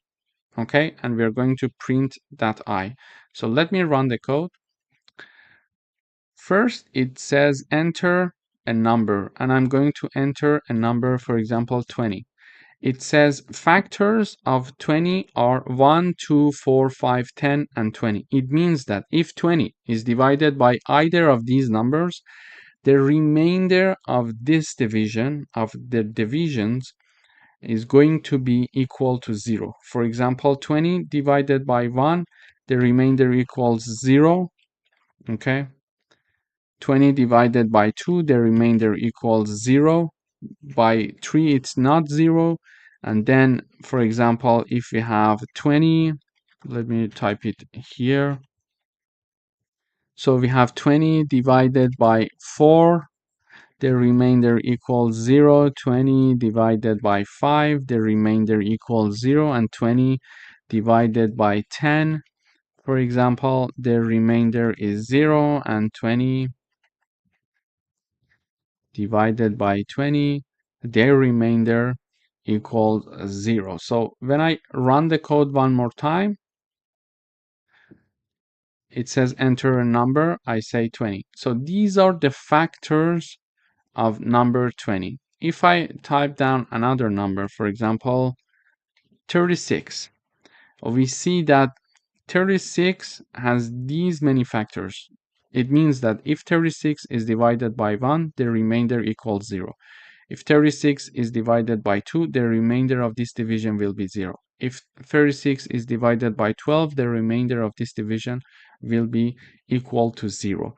This is how, in fact, we can find the factors of any number in C++. So let me review it one more time. We're going to ask the user to enter a number. We're going to store it. Then we are going to have a for loop starting at 1, and we're going to continue as long as I equals that number, that entered number. And we are going to say in each iteration, we check one if condition. If the number that is entered by the user in each iteration divided by I and the remainder of this division equals 0, it means that that I is a factor of our number. Therefore, we are going to print that I. Okay, so 20 is divided by 1, the remainder equals 0, we are going to print 1. 20 is divided by 2, the remainder of this division equals 0, we are going to print 2. 20 is divided by 3, the remainder of this division is not equal to 0. Therefore, this condition is not true, and we are not going to do anything. We are not going to print it because we are not even entering this if condition, because 20, when it is divided by 3, the remainder of this division does not equal 0. This is why we are going up again, and we are going to increase the value of I. This time I equals 4, and 20 divided by 4, the remainder equals 0. Yes, so we are going to print 4 here. Then 20 is divided by 5, the remainder of this division equals 0. Yes, we are going to, this condition is true, we are going to print 5. Okay, so the next iteration, I equals 6. 20 divided by 6, the remainder of this division equals 0. No, this statement is not true. Therefore, we are not going to enter this part and we are not going to print the 6 in the output. This is why when we type down 20, we see 1, 2, 4, 5, 10, and 20. So this is how we can find a factor to any number in C++. Thank you for watching. Hello everyone, and welcome to this lecture. In today's lecture, we are going to write a program that calculates the compound interest. In order to calculate the compound interest, we need to have three values. The first one is the principal amount. The second one is the rate in percentage. And also the third one is the number of years in which we are going to return the money. We are going to read this information from the user. So to do that, we initialize principal, rate, and time as doubles. And then we are going to ask the user using cout syntax to enter principal amount, and we are going to, whatever the user is entering, we are going to store it in principal. Then we are going to tell the user, okay, enter annual interest rate, and we're going to use the cin syntax in order to store the user input in the rate, and then we're going to get simply the number of years from the user and store it in time. After doing this, we're going to have the compound interest formula. So it's a common formula that we're going to write down here.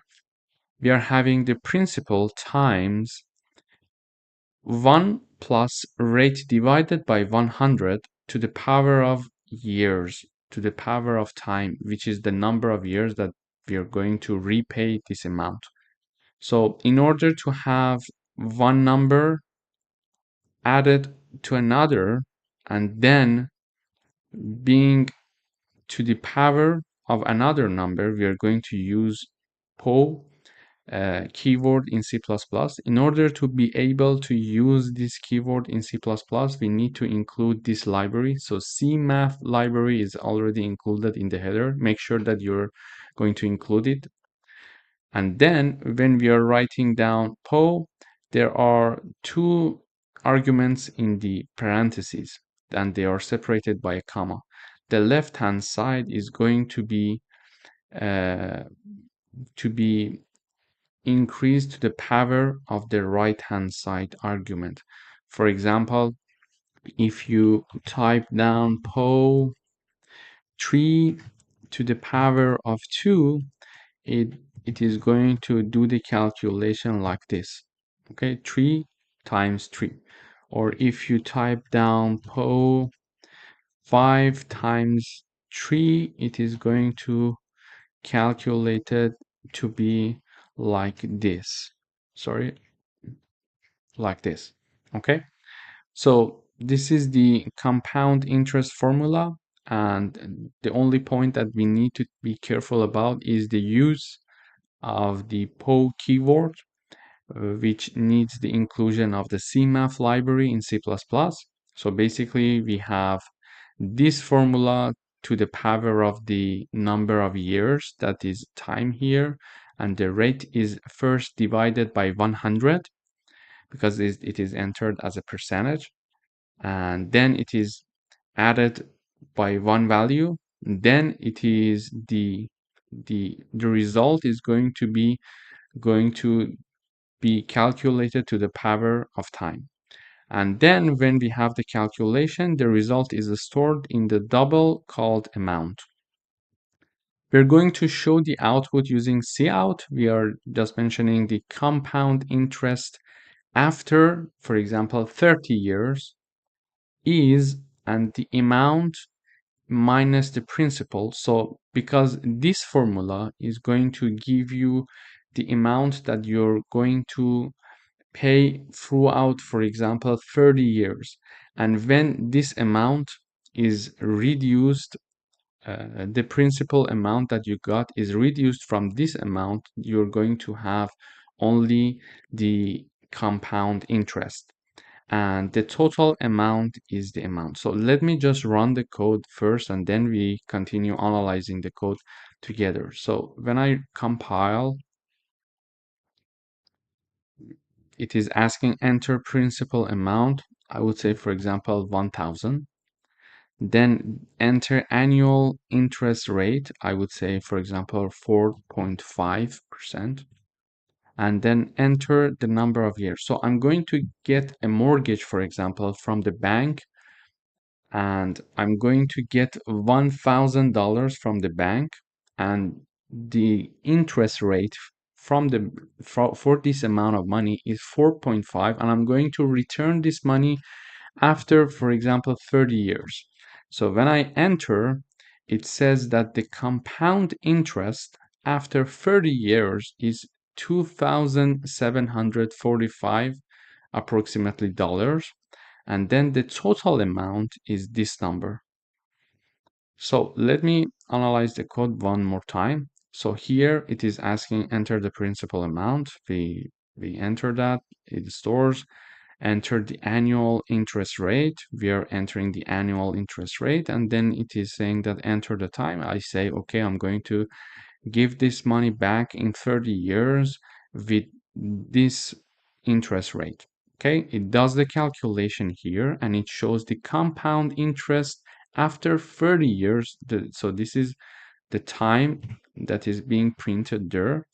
So it is printing 30 because we actually entered 30 ourselves in the first place. Is so this number. So if you're getting 1000 from the bank and you're going to repay in 30 years using this interest rate 4.5, you are going to pay $2,745 after 30 years more.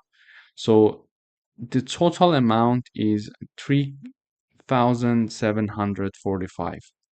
So you're getting 1,000 and you're returning 3,745, and the 2,745 of which is the interest that you're paying after 30 years with this interest rate.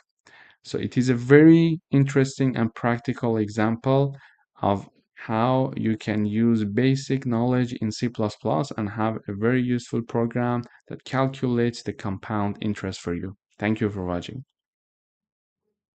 Hello and welcome to another lecture. Now we are going to write a program that calculates the distance between 2 points. In order to do that, we're going to initialize 4 doubles called x1, y1, and x2 and y2. x1 and y1 are corresponding to the coordinates of the first point, and x2 and y2 are corresponding to the coordinates of the second point. So we are going to show the user this text saying that enter coordinates of the first point, x1 and y1. And then using cin, we are going to store x and y accordingly, x1 and y1. Then we are going to again show the user enter the coordinates of the second point, and the user is going to enter two numbers, and x2 and y2 is then stored using cin syntax and keyword in C++. In order to write down the formula for computing distance between 2 points, we need to include the CMAF library function in C++ in the header. So please make sure that you're including this header in your code. And then we're going to simply type down the formula. So it is a well-known formula that is going to compute the square root of the x2 minus x1 to the power of 2. This is the first part of the formula, plus the y2 minus y1 to the power of 2. So after doing these two parts calculation, the output is going to be added to each other, and then we are going to calculate the square root. So for example, if x1 equals 5 and x2 and y1 equals 2, for example, and x2 equals 10, y2 equals 5, for example, we are going to have this formula to be something like this. x2 minus x1, meaning that 10 minus 5 to the power of 2 plus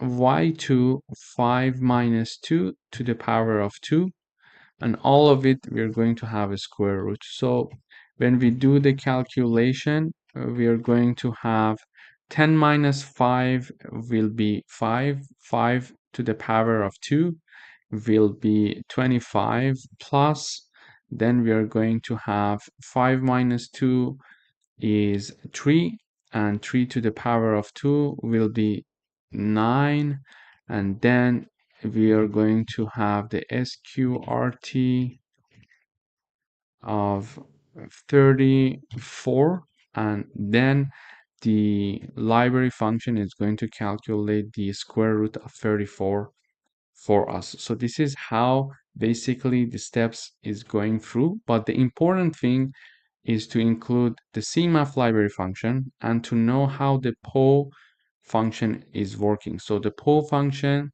is going to have two arguments, the left-hand side and the right-hand side, and they are separated by a comma. So the left-hand side, you put the main number, and on the right-hand side, you're going to put the power. For example, if I type down PO 5 and 3, it is going to calculate number 5 to the power of 3. It means that number 5 is going to be calculated like this.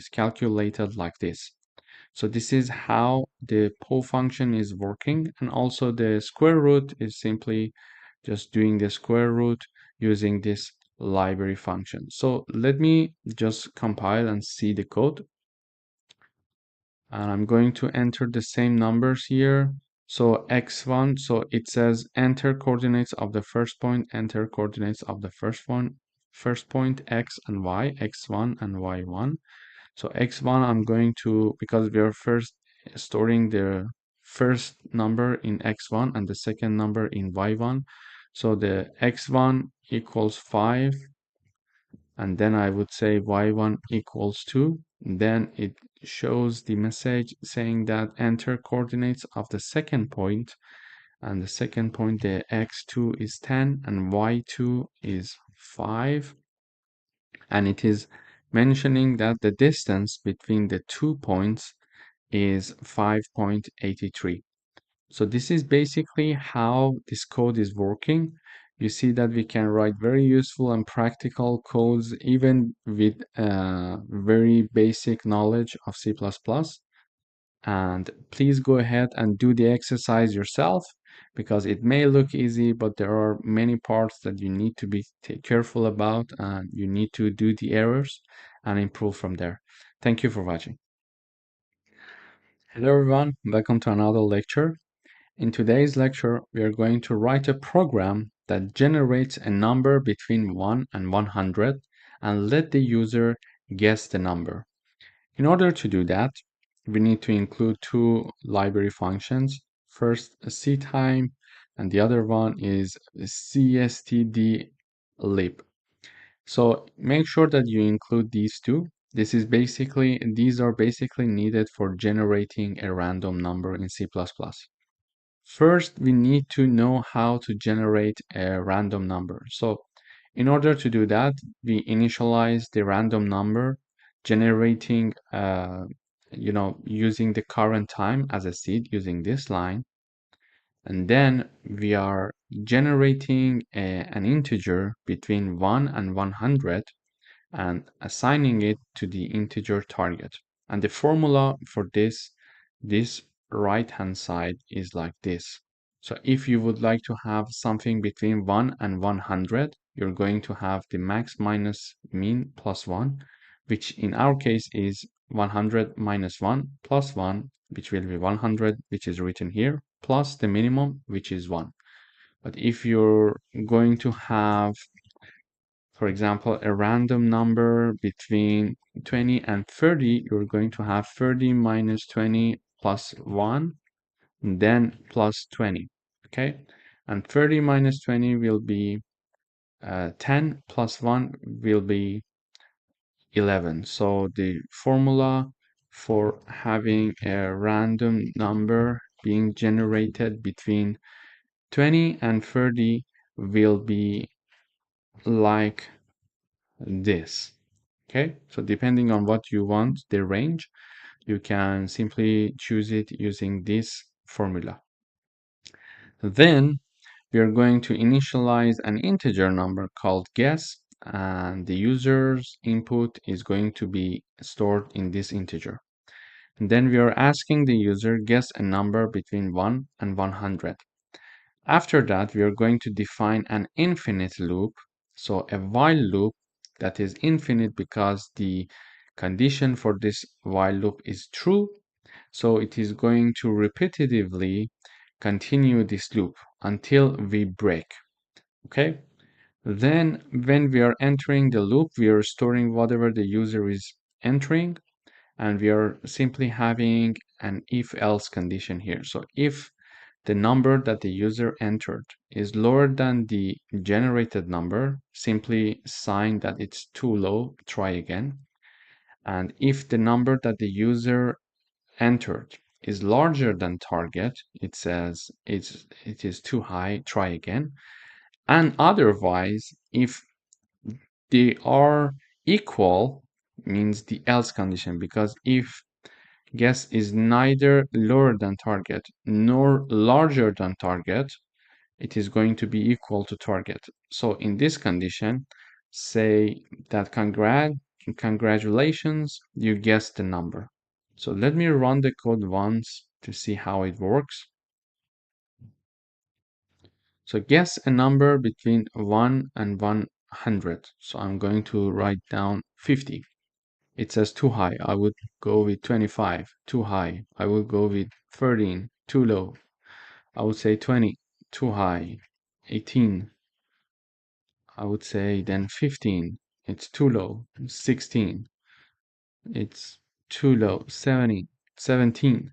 So it says, congratulations, you guessed the number. You see, it was an infinite loop. So as long as I was not guessing the correct number, it was asking me again and again to enter a number. And when everything equals, when my number is equal to the generated number, it is going to break. And when it is breaking, it is getting out of this infinite loop here.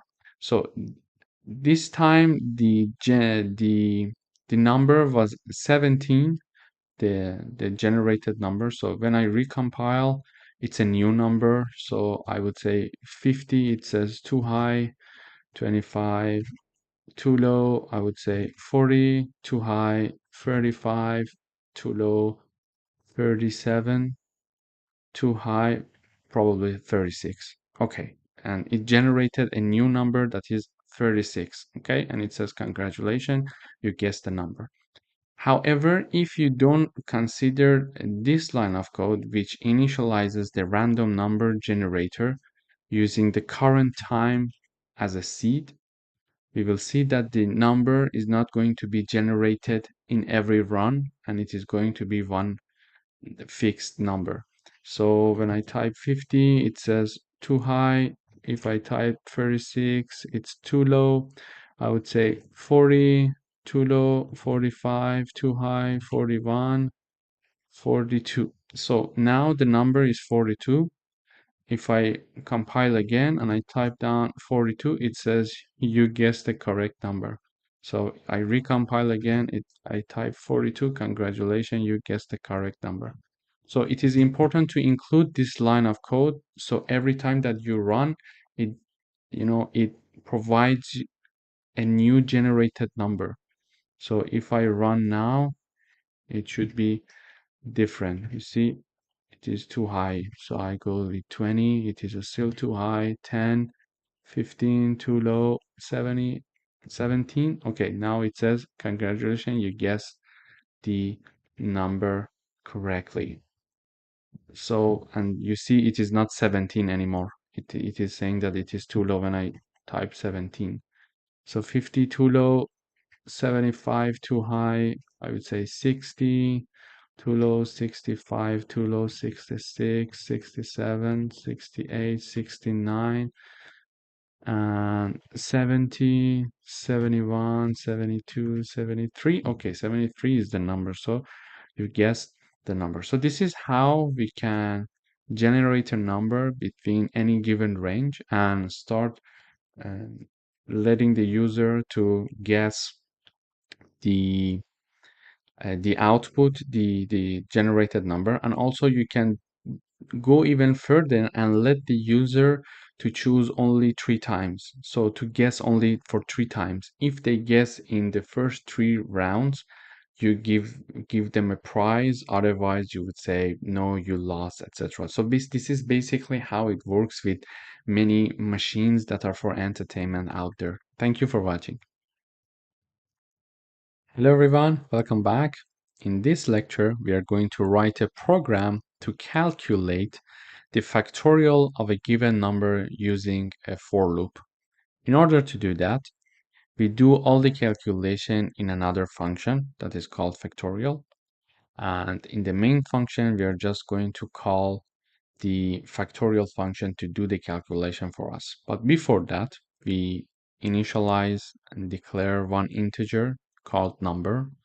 We'll let the user to choose the value for this number as the input, and whatever the user is going to enter, we're going to store it using cin keyword and or syntax in C++, and then we're going to show this message in the terminal saying that the factorial of number that is entered, for example, if the user says the factorial of number 5, it is going to show that the factorial of 5 is, and then it is going to basically call the function. So a function is having 3 parts. The main part is this part that is having the name of the function. So the name of this function is factorial.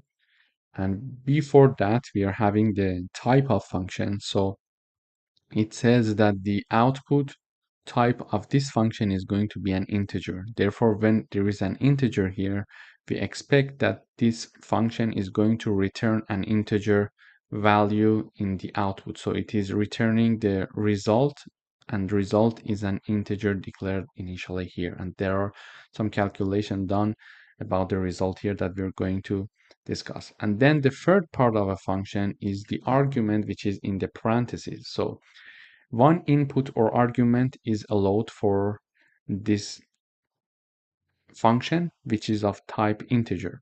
So when we are willing to call a function, we are typing down the name of the function, and in the parentheses, we are going to pass the argument because it requires an argument to be passed. We are going to pass the argument, and we are going to pass the argument here that is number.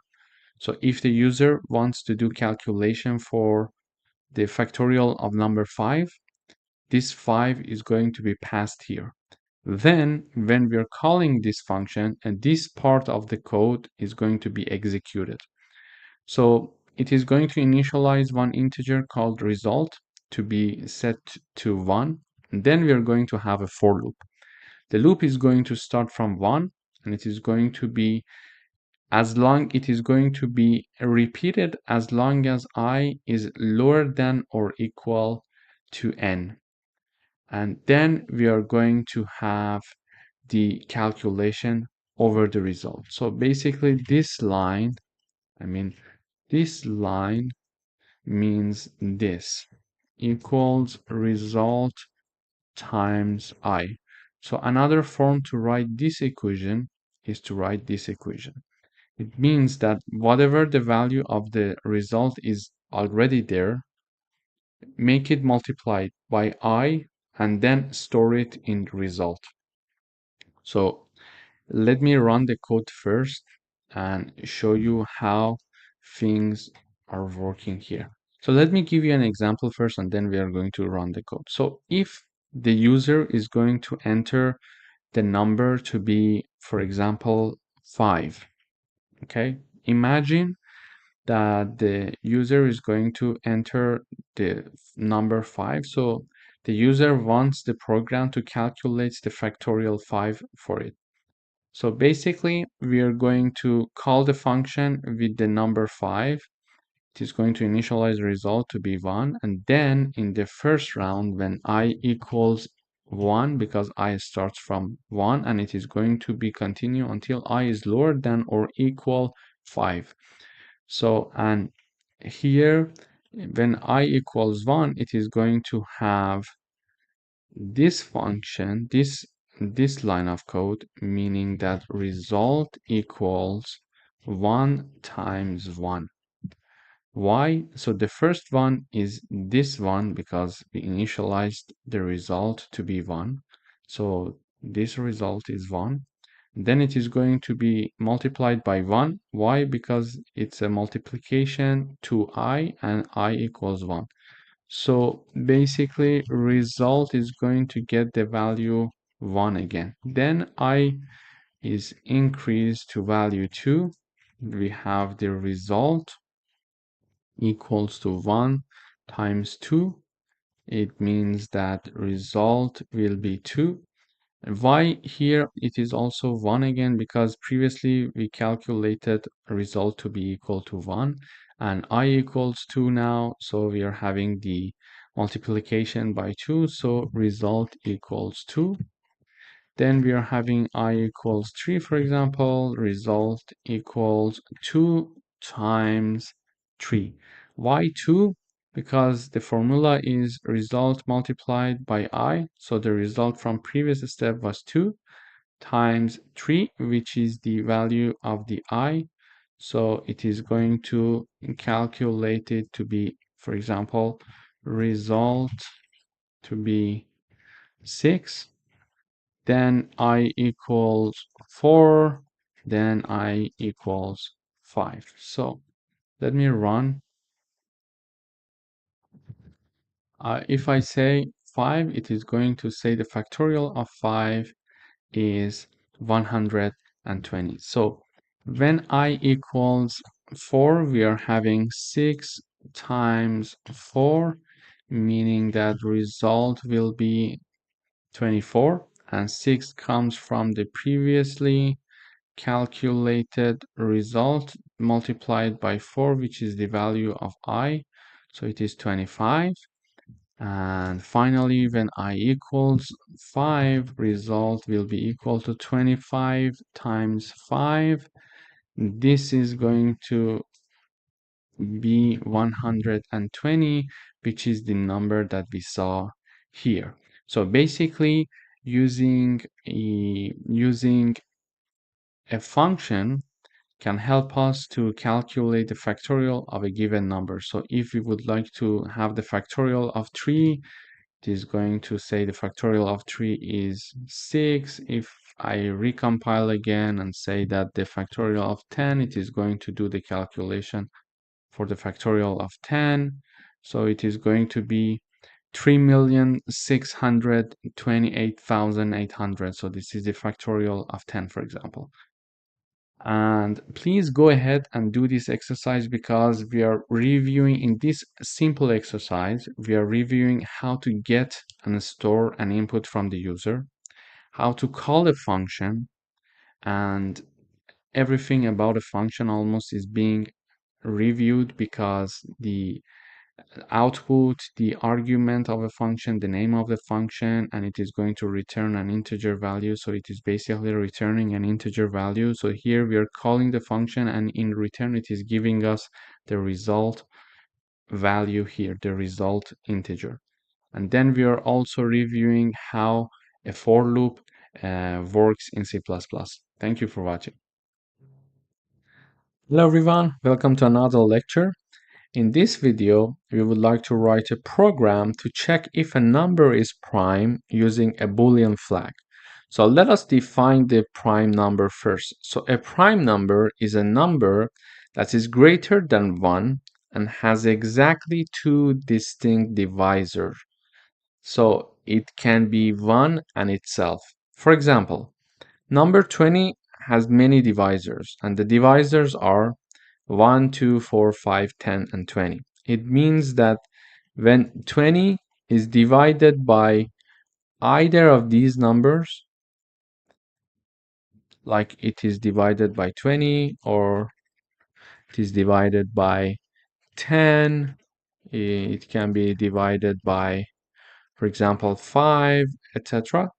When number 20 is divided by any of these divisors, the remainder would be 0. So it is not a prime number because a prime number is only divisible by 1 and itself. However, when we are going to discuss the divisors of 11 and of number 11, we see that it is only divisible by 1 and itself, which is 11. This means that 11 is a prime number. So now we would like to write a program to check if a number is a prime or not using a Boolean flag. To do that, we wrote a code here, but before doing anything, let me run the code first and see how it works. Then we are going to analyze the code step by step. So when I run, it asks me to enter a number. I say 15. It says that 15 is not a prime number. Let me run again. I say 20. It says 20 is not a prime number. I say 11. 11 is a prime number. So basically, we have a program that is asking the user to enter a number, and the number is stored somewhere in the memory. Then it checks to see if the entered number is actually a prime number or not. So to do that, we have one main function here and another function to check the number to see if it's prime or not. So in the int main function, we're basically having, for example, an integer called number that is declared here. And then we are asking the user to enter a number using cout. And then using cin, we are storing whatever the user is entering in the number. Okay? Then we are having one condition here. So the if else condition here is checking to see if the number is prime, go and do this action, and otherwise, meaning that if it's not a prime, go and do this action. Okay? But how is it checking to see if the number is prime or not? To see that, it is calling a function called isPrime and passing number as the argument. So when we go up, we see that we have a function here called isPrime. It is of Boolean type. It means that it returns a Boolean, either true or false. It is going to return. And the argument is integer type. So basically, when we are having this condition in the parentheses, it means that either the result of this function is true or false, because it is going to return either true or false because it's of Boolean type. If it says that it's true, it means that this condition is true and this action is going to be performed, saying that the entered number is a prime number. And if it returns false here, this condition is not going to pass and it is going to enter the else part, and it is going to print that the entered number is not a prime. But let's check and see how we are checking to find out if a number is prime or not. To do that, we are initializing one Boolean called prime flag, and by default it is set to true. And in order to check and see if the entered number is divisible by other numbers or not, we are going to write a for loop starting from 2, because for sure any number is divisible by 1. So we are going to start from 2 and we are going to continue as long as I is lower than the entered number by the user, which is num here. And when we are going to iterate over all the numbers from 2 until we reach the entered number, until we are lower than the entered number, we are going to check if that number that the user entered, is divided by I, which is our initialized number here starting from 2, and its remainder equals 0, it means that it is divisible by a number. Okay, and if this happened, just put the false to the prime flag here, which was by default true, and break, meaning that get out of this loop and return the value of prime flag. So let me just make an example here.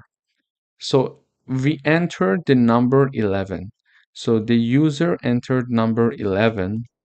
So number equals 11 here. Okay.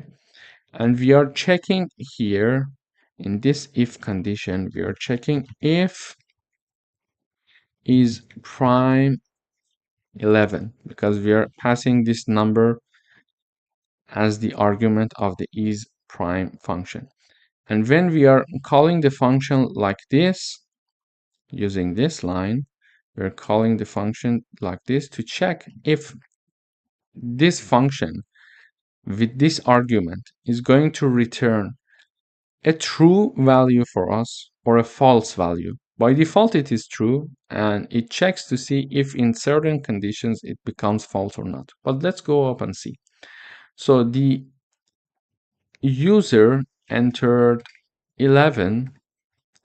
So here num equals 11, and I is going to start from 2, and it is going to be 3, 4, 5, etc. until 10. Why not 11? Because 11 is not lower than 11. So the maximum number that the I can get is 10 because 10 is lower than 11. Okay, so we are going to iterate from 2 to 10 for different values of I and check if 11 is going to be divided by 2 and its remainder equals 0 or not. So in the first iteration, for example, when I equals 1 equals 2 and num equals 11, we are basically in this if condition here, in this part, we are basically saying that 11, if 11 is divided by 2 and its remainder equals 0, then if this is true and if this happen, just put the prime flag set to be false and then break. Okay, and then break. But we know that if 11 is divided by 2, its remainder is not going to be equal to 0. Therefore, it is not going to enter this condition, this part. So it is going to it is not going to enter this part, so it is going to go up again and increase the value of I by one value. So I now equals 3.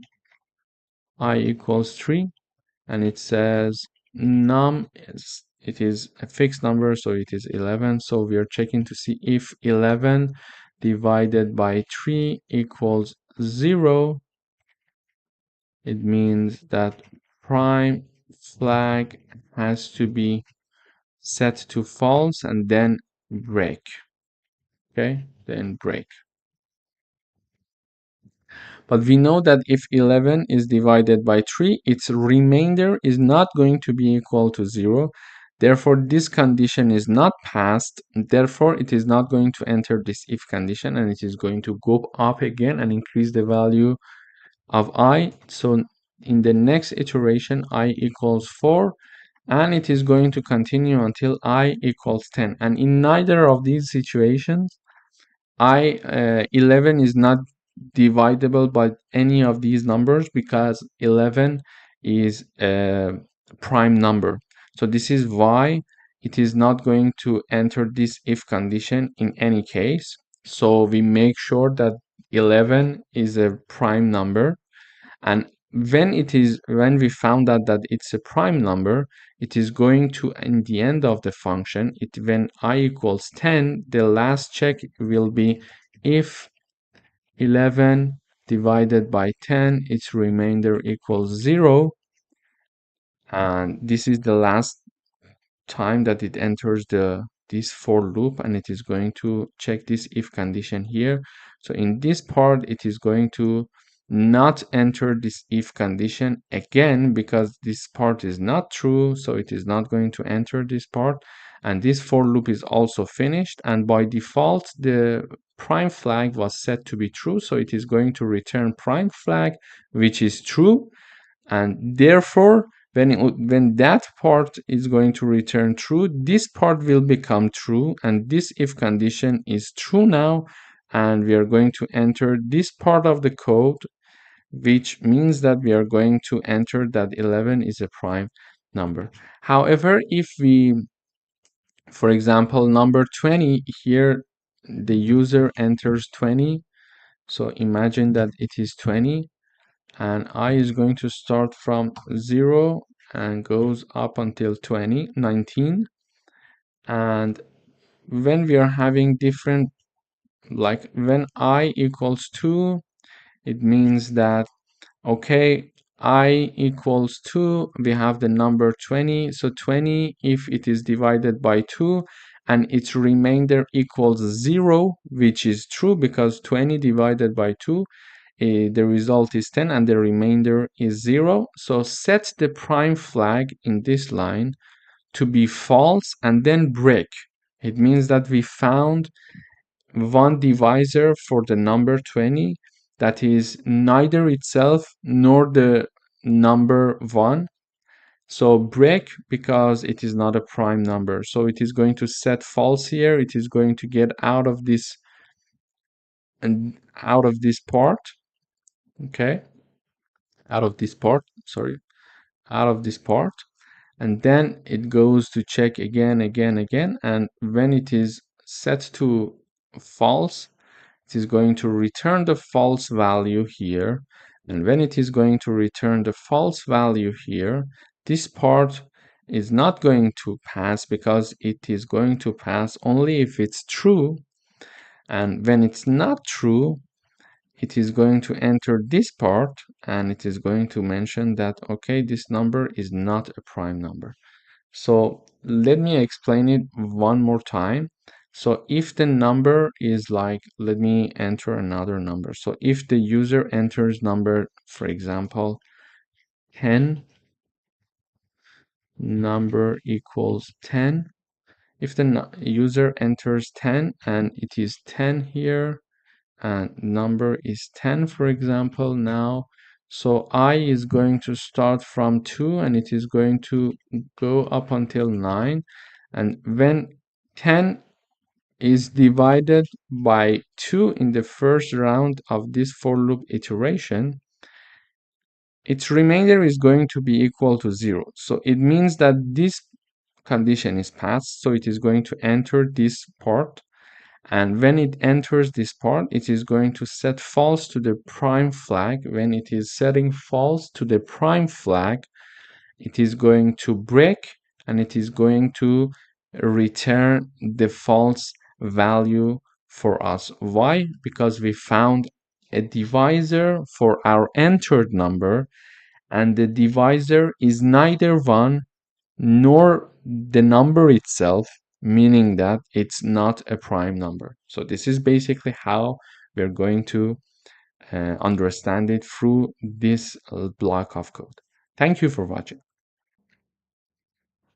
Hello everyone, welcome to another lecture. In today's lecture, we would like to write a program that converts a temperature from Celsius to Fahrenheit or vice versa.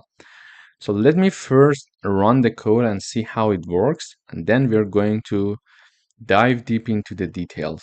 So when I compile, it shows me this message saying that temperature converter. First, Celsius to Fahrenheit, to Fahrenheit to Celsius. Enter your choice. So if I enter 1, it means that I'm going to give a Celsius number, a Celsius degree, and get in the end, in the result, its equivalent in Fahrenheit. And if I'm going to enter number 2, it means that I'm going to give a number that is in Fahrenheit, and then I'm going to get in the end from the program the Celsius value. So I'm going to first click 1. So it says enter temperature in Celsius. I would say 180, and when I enter, it says that temperature in Fahrenheit, so its equivalent in Fahrenheit is 356. And when I compile again, now I'm going to choose number 2, and it says enter temperature in Fahrenheit, and I'm going to enter, for example, 300. It is going to give me its equivalent in Celsius, which is approximately 148. So we would like to write a program that converts Celsius to Fahrenheit and vice versa. To do that, we have two functions here to do this conversion for us. Here, these are basically the formulas that you can find on internet.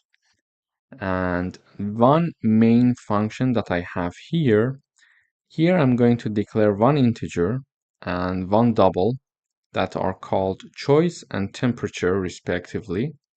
So the choice will be integer because it's the number that the user is going to enter, either 1 or 2. But the temperature is a double because you may want to enter, for example, the equivalent of Fahrenheit of 185.42 in Celsius is what number? So because it may have some decimals, we're considering a double number here. And then we are asking the user temperature converter. This is the title. And then we are mentioning that with \n we are going to next line, and the first option is Celsius to Fahrenheit, then \n next line again, and then Fahrenheit to Celsius,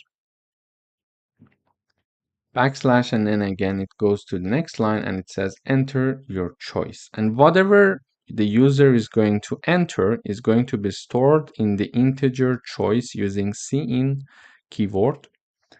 And then we're going to check the user entered what. So if the user entered 1, do this part. If the user entered 2, do this part, and we need to write else if because it's another if condition. And otherwise, if the user entered any other number than 1 and 2, just do this part. So if the user enters any number other than 1 and 2, we are going to show this to the user that it's an invalid choice because we asked either 1 or 2.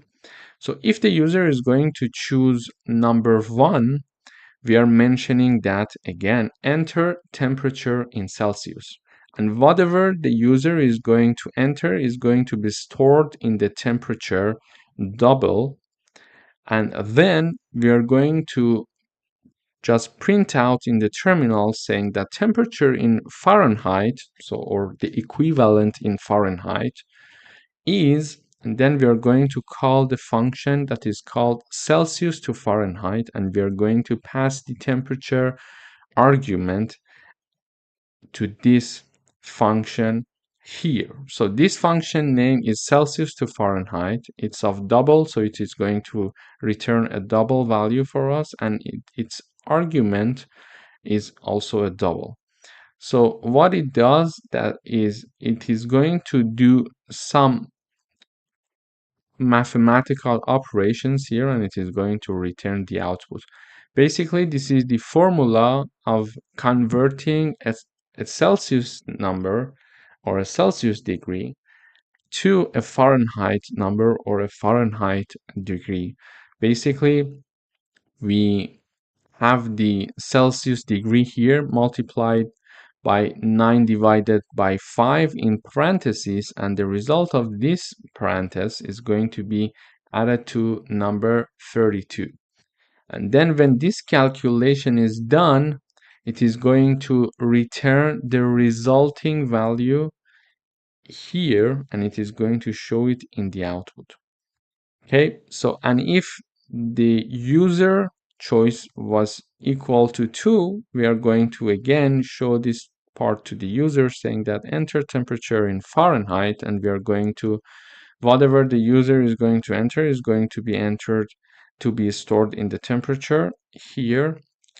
And then we are saying that, okay, you wanted to convert from Fahrenheit to Celsius. We are saying that your temperature in Celsius, or its equivalent in Celsius, is, and then we are going to call this function with the temperature argument, and this function is Fahrenheit to Celsius. This is the other function. It's of the type double, so it is also going to return a double value for us, and it is going to accept one argument that is doubled here. Basically, it is going to return this part. So after doing the mathematical operations over this part, it is going to return the resulting value. And the formula is like the Fahrenheit degree minus 32. It is going to be multiplied by 5 divided by 9. And when it is doing the calculation, it is going to return the value basically here, and that's it. So let me recompile again. So it says we are here now, enter temperature converter, we have \n, it goes to next line, Celsius to Fahrenheit, Fahrenheit to Celsius. I'm going to choose 1, and when I choose 1, it is going to enter only this part of the condition. So this part, it is going to show the message saying that enter temperature in Celsius. When I enter, for example, 180, it is going to store my number into the temperature double here. And then it is going to, when I enter, it says temperature in Fahrenheit, which is here. And then it is going to call the function Celsius to Fahrenheit, and pass the temperature number here. So what I entered as a temperature is going to be now double Celsius here. So the Celsius, the entered number, times this number, and then the whole parentheses output is going to be added to 32, and the result will be 356, which is going to be returned by this function and shown exactly here. So if I choose number 2, it is going to enter this part of the loop as we tried once, and if I, for example, enter number 5, it is going to say invalid choice, because we only had the condition if it was equal to 1 or it was equal to 2. Thank you for watching. Hello everyone, welcome to another lecture. In today's lecture, we would like to write a program to generate the first n numbers in the Fibonacci series. So let me just run the code first to see how the code works and talk about what the Fibonacci series is. And then we're going to dive into the details. So when I run, it asks to enter the number of terms. I'm just going to type down, for example, 7, and it is going to print out the 7 terms of the Fibonacci series. So the first 2 terms in the Fibonacci series is always 0 and 1. And then the third term is computed based on the summation of the first 2 ones. So 0 plus 1 is 1. Then 2 is calculated to be 1 plus 1. Then 3 is calculated to be 1 plus 2. Then 5 is calculated to be 2 plus 3. And 8 is calculated to be 3 plus 5. So any term in Fibonacci series is going to be calculated based on the summation of the 2 previous terms before that number, except for the first 2 ones that are constant.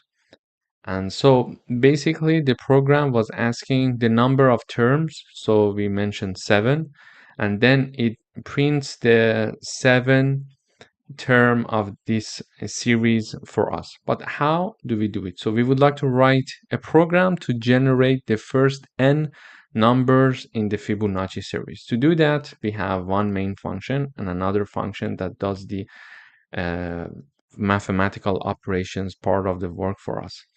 Initially, we're going to declare one integer called n. We're asking the user to enter the number of terms, and we're storing the number that the user is telling us.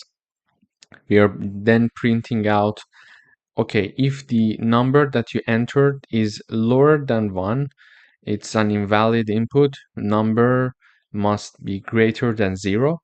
And then we are saying that, okay, if the number was larger than 1, so it was larger or equal to 1, it is going to call the print Fibonacci function, and it is going to pass the argument, which is the entered number by the user, which is n, to the function. So the name of the function is print Fibonacci. It's a void type, so it is not returning anything.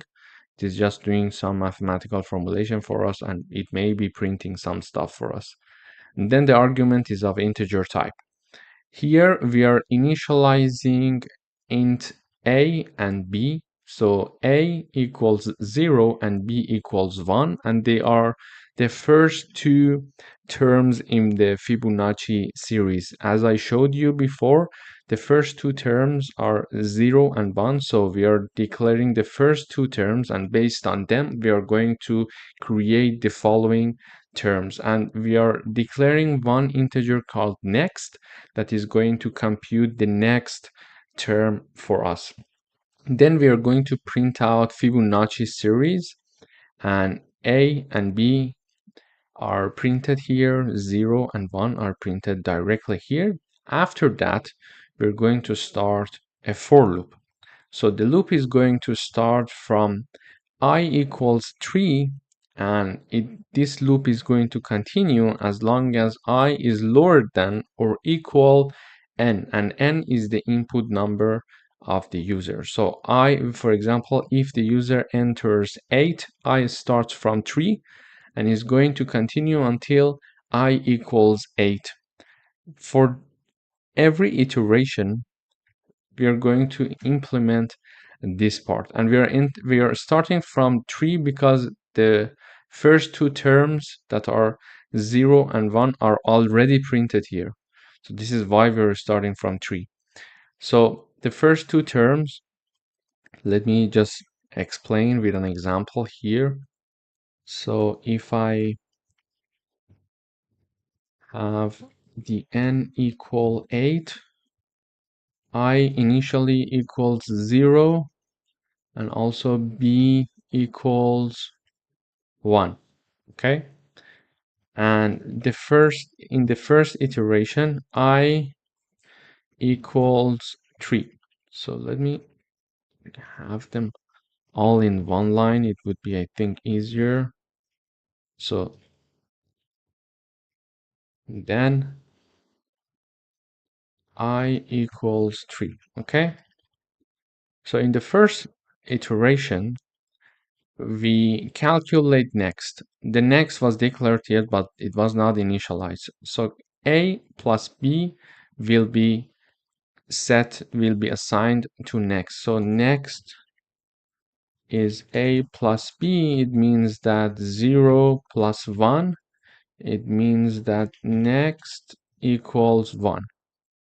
And then we are printing out the next value and then 1 space. So it means that initially we printed out this part. So we printed out this part. We had this part. So A and B were already printed, meaning that 0 and 1 as the Fibonacci series terms, they were already printed here. Okay, and then we calculated the next to be a plus b, which is 0 plus 1, and we printed out next using this line with and then one space afterwards. So therefore next is printed here. After that, after next is printed here, we are assigning b to a. So now b equals 1. When we are assigning b to a, means that it means that a now equals to 1, and then next is assigned to b. Next was also 1, so b is now 1.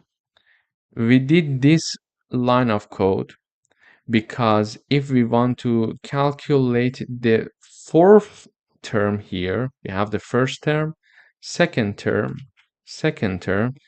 the first term, second term, and the third term here. And when we want to calculate the fourth term, we need to know the amount of a plus b. And a plus b is now 1 and 1. Previously, a was 0 and b was 1. Now a is 0 and b is 1. Why? Because b was 1 and assigned to b to a, and the value of next, which was already 1, we calculated here, is assigned to b. So now instead of having a equals 0 and b equals 1, we're having a equals 1 and b equals 1. Okay? After that, we are going up again, and I is increased to be 4. Now that I equals 4, we are calculating the next again. So next equals a plus b in this line. It means that a is 1 and b is 1. So now next equals 2. We calculate the next here, and then we are going to print out this line, which is going to be the next term. And now next is 2. So 2 is now printed here, and then we are again assigning b to a. So b is 1 and we are assigning it to a, so a still equals 1, and then we are assigning next to b. So b is 2 and next is 2 and b was 1. So when next is assigned to b, b equals 2. So we did that. Why? Because in the next iteration, we need to calculate the next term, and the next term is calculated as the summation of a and b. So now a is 1 and b is 2, so we can calculate the next term of the Fibonacci series. So then I equals 5. Because we go up again and we increase the I. So I equals 5. We enter this for loop one more time. So next equals a plus b. It means that 1 plus 2, because a is 1 and b is 2. So a is 1 and b is 2. We are going to calculate the next term. So it means that next equals 3. And when we understand that next is, we calculate the next, we are going to print out the next here. So this term will be 3 now. And then we are going to reassign a and b. So the value of b is assigned to a. The value of b was 2 is assigned to a. So a is moving one place forward. So now a is 2. And then next is assigned to b. So next was 3 and now b is 3. Again, we are doing this because we would like to keep track of the summation of the last two terms in order to calculate the next term in the Fibonacci series. So when we do that, this loop is finished. This iteration of the loop is finished. We go up again and I equals 6 now. So we have next equals a plus b. It means that we are having 2 plus 3 because we have 2 here and 3 here. And we are having next equals 5. When we are calculating the next, we are going to print the next in this line. So the next one is 5, which makes sense because 2 plus 3 is 5. Then we are going to reassign A to be B. So B was 3 and now it is assigned to A. So A is 3 now and B equals 5. So equals next. So next is 5. 5 is assigned to B. And then we go for the next iteration. I equals 7. We are having next equals A plus B equals 3 plus 5. It means that next equals 8. It means that here the next one is 8. Then we are printing out the next here, which is 8 here, and then we are reassigning A and B. So A is the previous B here is B, and then B equals 8. So after doing that, I equals 8 because we mentioned that if the user enter to print out the first, for example, 8 terms of the Fibonacci series.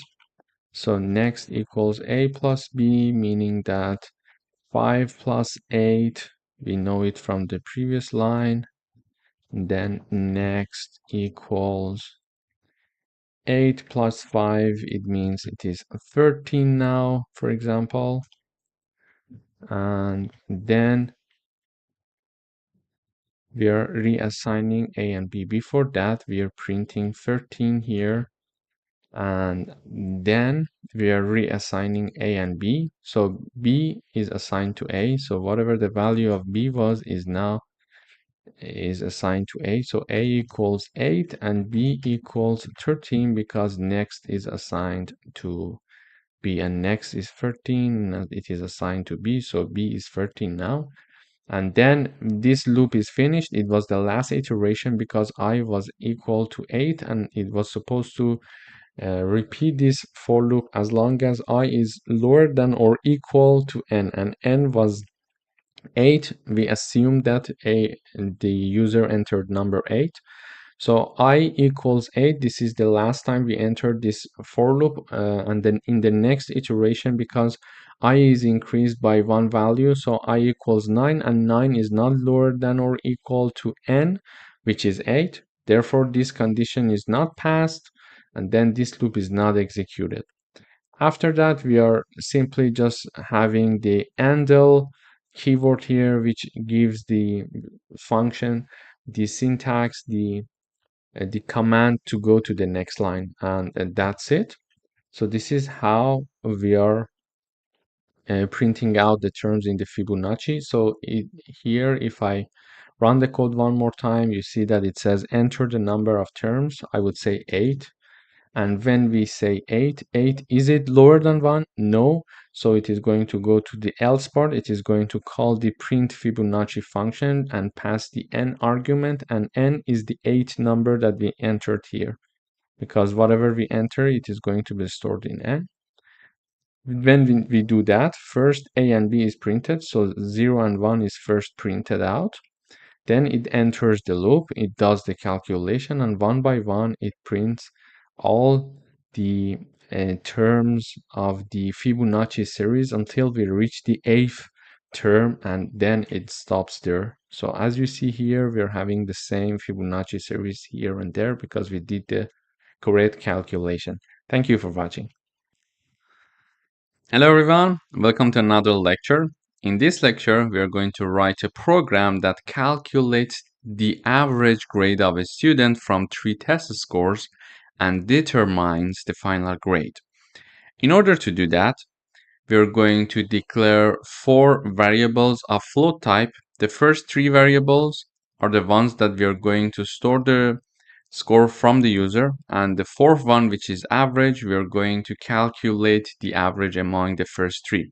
So we show the message to the user saying that enter the grades for three tests, and we are storing the data that the user is entering as to be test 1, test 2, and test 3 scores. When we have the three scores from the user, we're going to calculate the average using this formula. So we are having the summation of test 1, test 2, and test 3 divided by 3. Based on this, we can calculate the average. And we are simply just showing the average in the output. And based on the output of the average, we can have different output as well. For example, if the average is larger than 90, larger than or equal to 90, we can have the grade A. If average is between 80 and 90, we are going to have grade B. If it is between 70 and 80, it is grade C. If it is between 60 and 70, it is grade D. And if it's any other number, it is going to show grade F. So let me run the code once. So it says enter grades for three tests. So I would say 95, 80. Oops, sorry, I made a mistake. So let me run again. 95, 80, 75.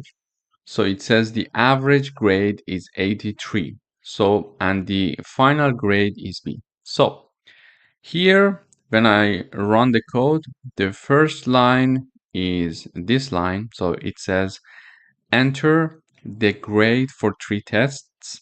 So this is the line. So then I started entering 95, 80, and 75. And these three numbers basically are stored in test 1, test 2, and test 3 respectively. Then with this code, we are calculating the average of these three numbers. And after that, we are having the message average grade. So cout average grade. And this is the average grade. And it is printed out here, the calculated average, which is 83. So depending on the number of the average, we can have different output, further output as well. So using this if-else condition, we show that the average, if it's between 80 and 90, the final grade is B. So in our case, it is approximately 83. So the final grade is B because 83 falls in this condition because it is between 80 and 90. So let me run the code one more time. So if we have, for example, 90, 92, and 95, now it says the average is 92 and the final grade is A. And the reason why is that because the average is 92, so it is larger than 90, so we're going to have the final grade A. So using this exercise, we reviewed the if-else conditions here, so how the output would be different if the conditions are different. And also we reviewed how to do one mathematical operations here and how to read and store data entered by the user from the terminal. Thank you for watching. Hello everyone, welcome back. In today's video, we would like to write a program to create a simple calculator that performs addition, subtraction, multiplication, and division using a switch statement. To do that, we have a function that does these per mathematical operations and performs these operations for us. And then we are having one main function that we're calling the other function that does the work for us. Initially, we declare two double numbers, num1 and num2, and we are also declaring one character called OP. So we ask the user to enter the first number, and we store the first number. We ask the user to enter the second number, then we store the second number. Then we are asking the user to enter an operator, meaning that they can have the addition, the subtraction, multiplication, or the division here, and we are storing it whatever the user is mentioning. But please note that the first two, because they were numbers, we stored them in double. But the last one we are storing them in OP, which is a character, because it's a character and it's not a number. Okay. So, and then we are declaring and initializing a result double that is going to call the calculate function and pass 3 arguments.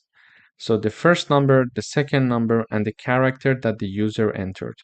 By these 3 arguments, we're calling the function, and then the function is going to do the calculation for us, set the result into result. So calculate and obtain the output and put it to result, and then we are going to print out the result. So let me run the code, and then we are going to analyze the code one by one. So enter the first number, I would say 2. Enter the second number, I would say 5. And enter an operator, I would say plus or addition. So it says result 7. So if I have like 20, the second number is 10. And if I choose division, it is going to give me the result of 2. So when we call the function, you see, let me rerun one more time. So enter the first number, we are here, I would say 20. Then enter the second number, then this part of the code is executed, I would say like 2. And then enter an operator, I would say like subtraction. And then when I enter the subtraction, it is storing it in OP. And then it is calling the calculate function. It does everything, and it is going to print out result. And then this is printed out, which is 18 here. Okay, so when we call this function name is calculate, and it's of double type, so it is going to return a double for us. So as you see, we see the return here. And then it has 3 arguments, each is separated by a comma. So the first 2 are double, and the last one is a character. Then the program asked us to do all of these mathematical operations using a switch statement. We could do it with if-else condition, but they explicitly mentioned to use switch statement. To do that, we have the switch keyword, and then we are going to perform the condition over the character that the user is going to enter. So addition, subtraction, multiplication, or division. Then when the variable is there in the parentheses, in the brackets, we're going to type down in this part the conditions. So the first case, if the user enters addition, return a plus b. So a plus b, the first argument plus the second argument. If the user enters subtraction, return a minus b. If in case the user enters star, return a multiplied by b. And then if the user entered division, first we need to check to see if b is not equal to 0. This part is the condition part, is not equal to 0. This question mark is going to separate the condition from the potential output. Okay, so on the left hand side we have the condition, and on the right hand side we are having the potential answers, potential output, and outputs are separated with colon. So this is first potential output, this is the second potential output. So it says that return something, but before we know that what that something is, we need to check this condition. So if b does not equal 0, return a divided by b, otherwise return 0, because if b equals 0, we cannot do the division. This is why we need to check this condition. So if b does not equal to 0, we are going to return the a plus b. the first potential output, which is separated by a colon here. Otherwise, if b equals 0, we are going to return 0. It means that, for example, if the first number is 20 and the second number is 10, 10 is b, and now b is 10, so 10 is not equal 0, so a divided by b is going to be returned in the output. However, if we are going to enter like the first number is 20 and the second number is 0, it is going to return 0 because it does not pass this condition, because it says b does not equal 0, but we entered the second number to be 0, so it is going to return 0 because it's not possible to divide the number by 0. So this is basically how this works. So when I recompile, I enter the first number 20, I enter the second number 10, and then when I choose the divide, it passes everything to this function and checks the OP, the third argument, which is here. And the OP in our case was a division, so it came here, it checked the condition. So the B, or the second number, was 10, so 10 is not equal to 0, is not equal to 0. So yes, this is true. 10 is not equal to 0. Then it is going to do the a divided by b and returning 2 for us. So 20 is divided by 10. It is going to return 2 for us. So this is basically how we can write a function that works like a simple calculator using a switch statement. Thank you for watching. Hello everyone, welcome back. In this lecture, we would like to write a program to generate and display the multiplication table for a given number. So in order to write a program like that, we need to have a function that does the work for us and have a main function as always. So we are declaring one integer number called number. Then we are printing out to the user saying that enter a number. Then we are reading the number and storing the number from the user. Then we are simply calling the function and we are passing the argument number that was entered by the user to this function. So this function name is print multiplication table. It's of void type, so it's not going to return any value for us. It may does some calculation or doing some prints for us, but it is not going to return any value. And the argument of this function is integer. So basically this function is going to have a for loop starting from I equals to 1, and it is going to continue as long as I is lower than or equal 10. So it is going to print all the multiplication table of a number for us. Basically, we are saying that, okay, cout and then num, which is the entered number by the user, and this is the argument of this function, is printed. Then a multiplication sign is printed because it's in quote.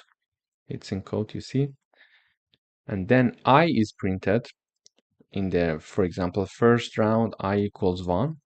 Then equal, then num multiplied by I is printed. So if I want to explain it better, so num is, for example, if the user enters number 5, okay, 5 times, or x, let's say, 1, because I in the first iteration equals 1, I start from 1, equals, then the result of 5 times 1 is printed here, which is 5.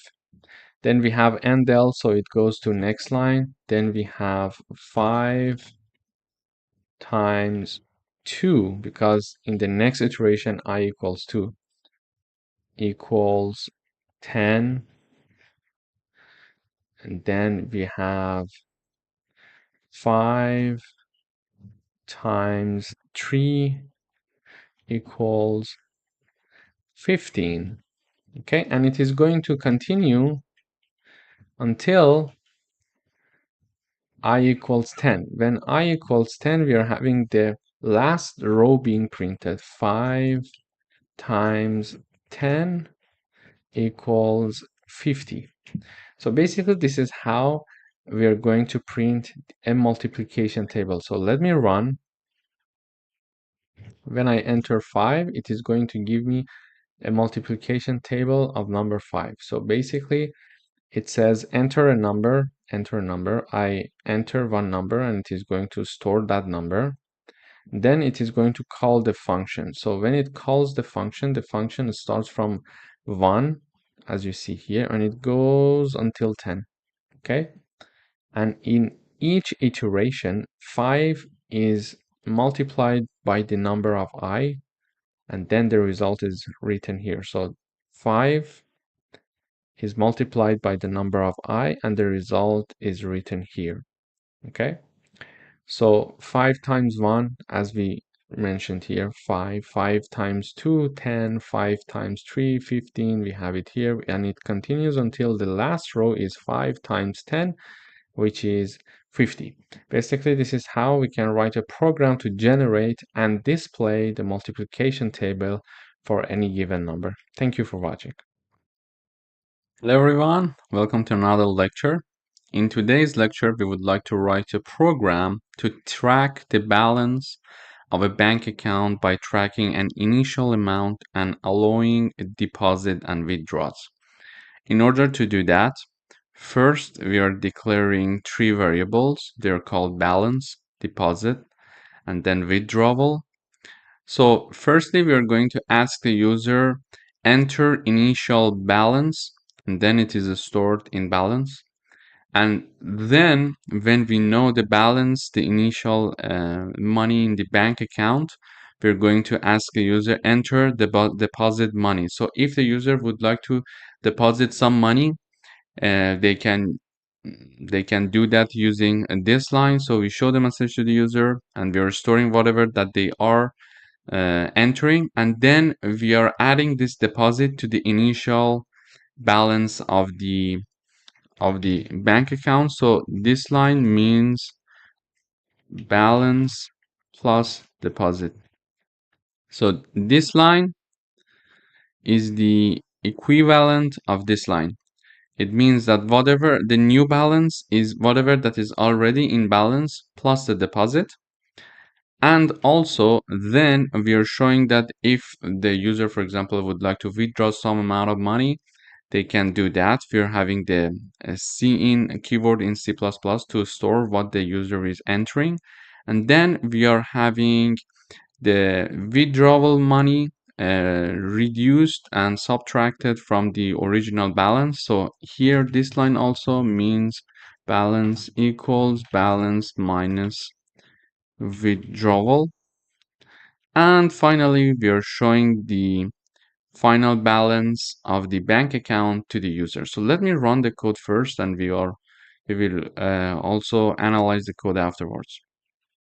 So when I run the code, so we are here, enter initial balance. So I would say the initial balance is 0, for example, and I would like to deposit some money in my bank account. So I would say like $500, for example. And here it was the $500, and then here it says enter a withdrawal amount. So I would say I would like to withdraw $100, and the final balance is 400. So basically with this code we can have the initial balance, we can have the deposit of money, and we can have the withdrawal of money, and we calculate the balance of the bank account accordingly. In order to have another example, I would say, for example, the initial balance is 150. I'm going to deposit 50, and I'm going to withdraw, for example, 200, and it says the balance is 0. Why? Because the initial balance was 150. We deposit some money like $50, and total balance is now 200. And then I'm going to withdraw all the 200, so the final balance is 0. So we can also have like I have 100 initial balance. I'm going to deposit 200, and I'm going to withdraw 0, for example. I'm not going to withdraw any money. So the final balance is 300. We see that even with very um, easy and simple examples, we have a practical code here that can resemble the real situation in the world. So basically the bank accounts are working exactly like this simple part of code. So you can see the practicability of these examples that can happen in the real world. Thank you for watching. Hello everyone, welcome back. In this lecture, we would like to write a program to calculate the body mass index or BMI for a user. To do that, we have one main function and another side function that does the calculation for us. So in the main function, we are declaring two double numbers that are weight and height. We are telling the user, enter your weight in kilogram, and then we are storing the entered number by the user. And we are asking the user to tell your height in meter, and then we are going to store it. And then we are going to declare another double called BMI, and we are going to call the calculate BMI function, which is this function, and we are going to pass two arguments, the weight and the height that were read from the user. So basically the result of this function is assigned to BMI, and then we are printing out the BMI. So basically this function name is calculate BMI, so it's of double type, so it is going to return a double value for us.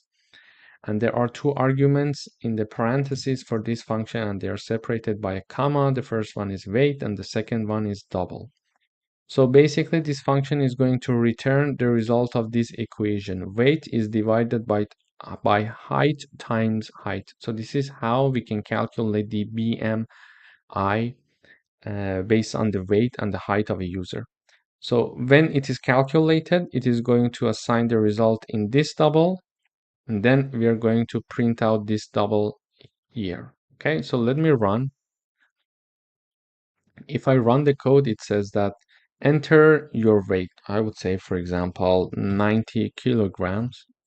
Enter your height. For example, I could say 1.82. It says that, okay, your BMI is 27.1706. We could write another one. For example, I could say enter your weight. I would say 100.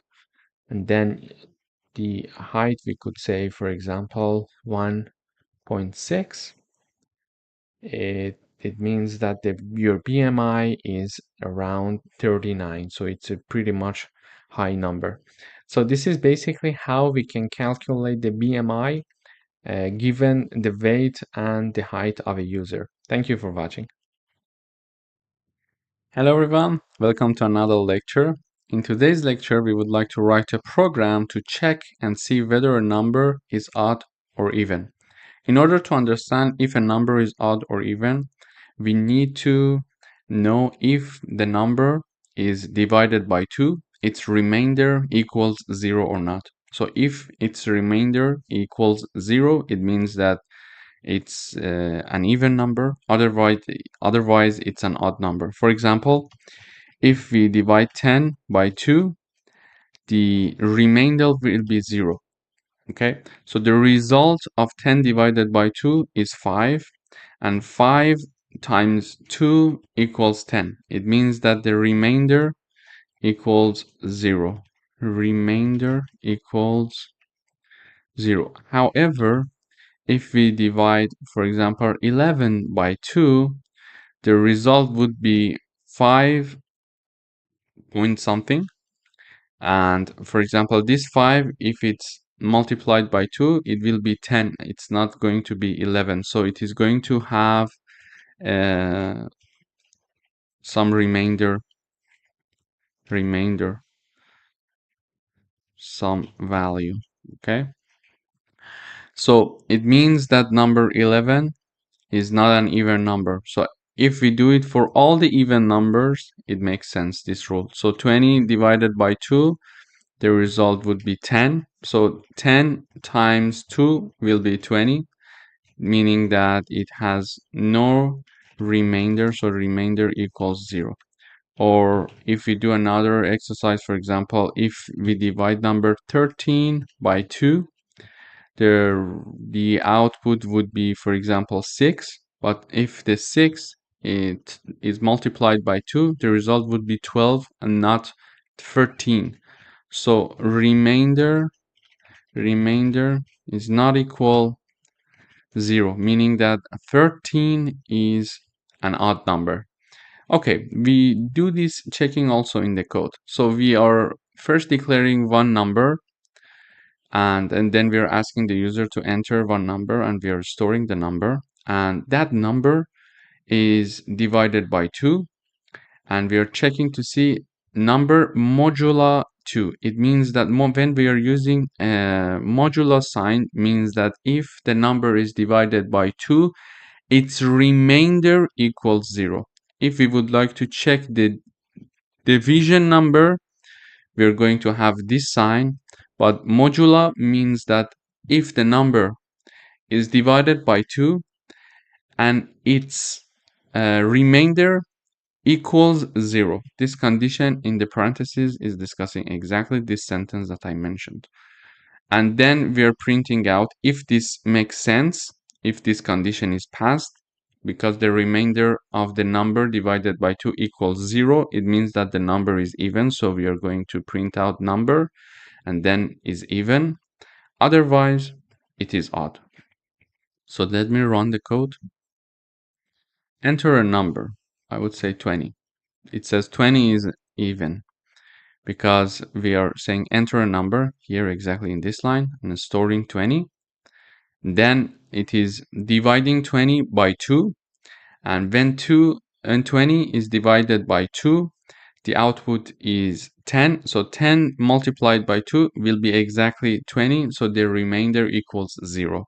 Basically, this is why when the remainder equals 0, it enters this parenthesis condition is passed, and it enters this part, and it is going to mention that 20 is even. So if I enter 13, it says 13 is odd. Why? Because when 13 is divided by 2, its remainder does not equal 0. So it does not pass this condition in the parentheses, and it will enter this part. So it says 13 is an odd number. And also, just for your information, let me print out some part here. So let me just comment this part.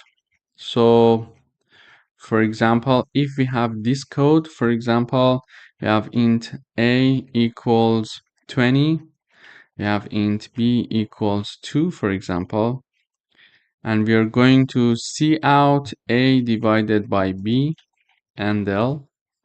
So when I run this code, you will see the output is 10. So a divided by b, 20 divided by 2, the output is 10. Okay, but when I have the modulo sign and I run, it says 0. So a divided by b, its remainder is 0. When you're using the modulo sign, it is going to show you the remainder of the division.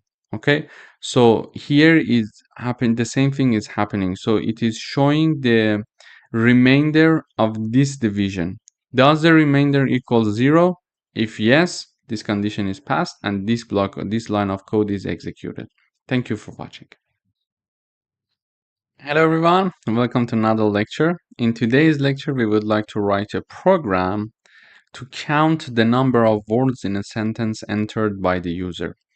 In order to do that, we ask the user to enter a sentence, and then we are iterating over the sentence components, and then we are printing out the number of words. So let me run the code first, and then we dive into the details. So when I run the code, I would say this is Reza Shaheen, and I enter. It says number of words 4. So 1, 2, 3, 4. So when I run again, this is C++ practice I would say project lecture. So when I enter, it says 5. So 1, 2, 3, 4, 5. But how does it work? Firstly, we are initializing one string, and then we are initializing one integer called word count equal to 1. Then we are asking the user to enter a sentence. However, we are reading the sentence using this line of code. Previously, we learned that we can read, for example, we can see out, enter your, for example, number, and then we had see in to, for example, store the data int a, okay? Previously, we were using this keyword to store anything. But using getLine means that when we have more than one word, we must use getLine because cin cannot understand more than one word. For example, if I have string a, enter your sentence. So let me just comment this part. I'm going to say enter your sentence, and I'm going to read the sentence and store the sentence using only cin. So when I see out a and l, you will see that the result is not what we would like to have. So let me run. So enter your sentence. I would say this is Reza, and it is only returning the first part. So using cin is not very good for a sentence because it is going to understand the first part, and when you have a space, it simply stops and it does not go further. So this is why in our code here, we are using the getLine keyword to store a sentence. In order to have a sentence being stored, we need to have the getLine syntax, and then within the parentheses we have two arguments separated by a comma. The first part is always the cin, and the second part is the string, for example, that we would like to store whatever the user enters in.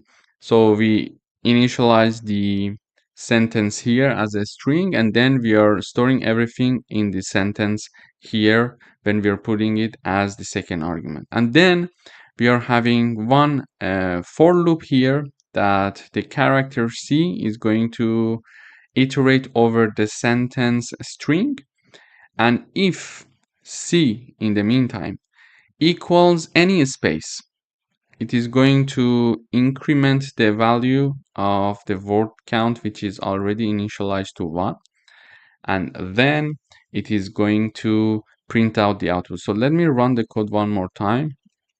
I would say this is Reza Shaheen. It says number of words 4. So 1, 2, 3, 4. It is correct. So why we are starting from 1? Because any sentence would have at least one word. So we start from 1.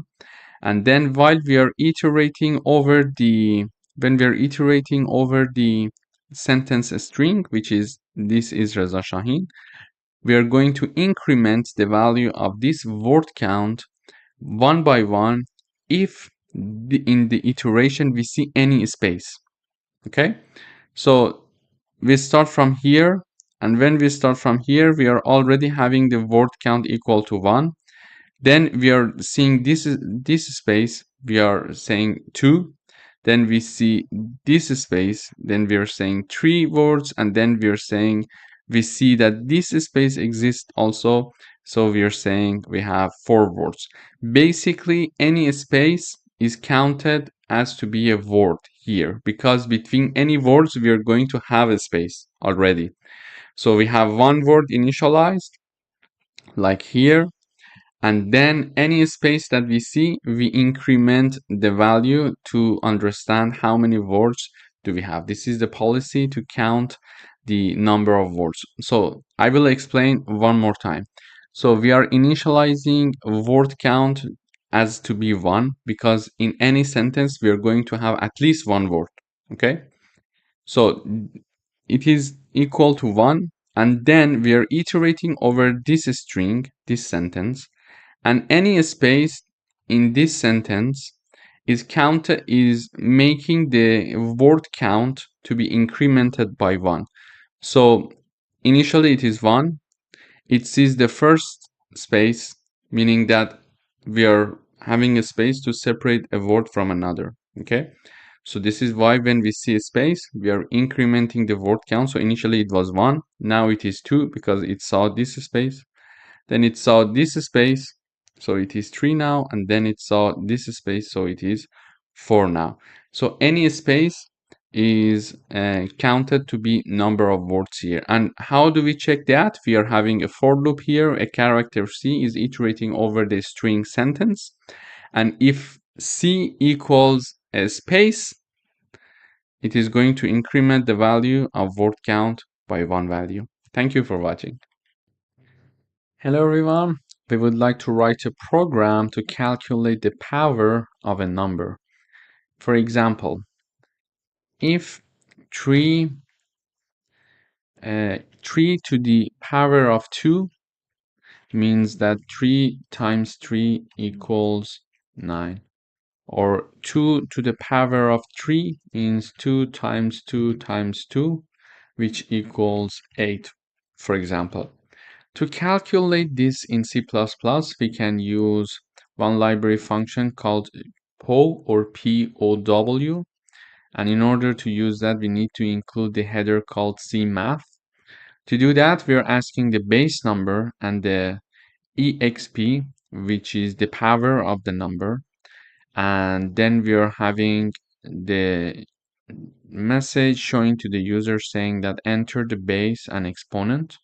So the base and exponent is mentioned, and then we're simply printing out the result using this part. So in this function POW, or we have POW, we can have two arguments. The first argument is the base argument, and the second argument is the exponent argument. For example, when we would like to calculate 3 to the power of 2, which is 9, we need to have something like this: POW 3 and 2. Okay, when we are going to have, for example, 5 to the power of, for example, 6, we can have POW 5 and 6. Okay, so the left side is the base number, and the right side is the exponent. Okay, and basically it is going to do all the calculation for us. It is an already predefined function in C++, so it made our life much easier. So let me run the code. So when I run the code, it says enter base and exponent. I would say the base is 5, the exponent is, for example, 2. It is going to give us 25, which is the result of 5 times 5.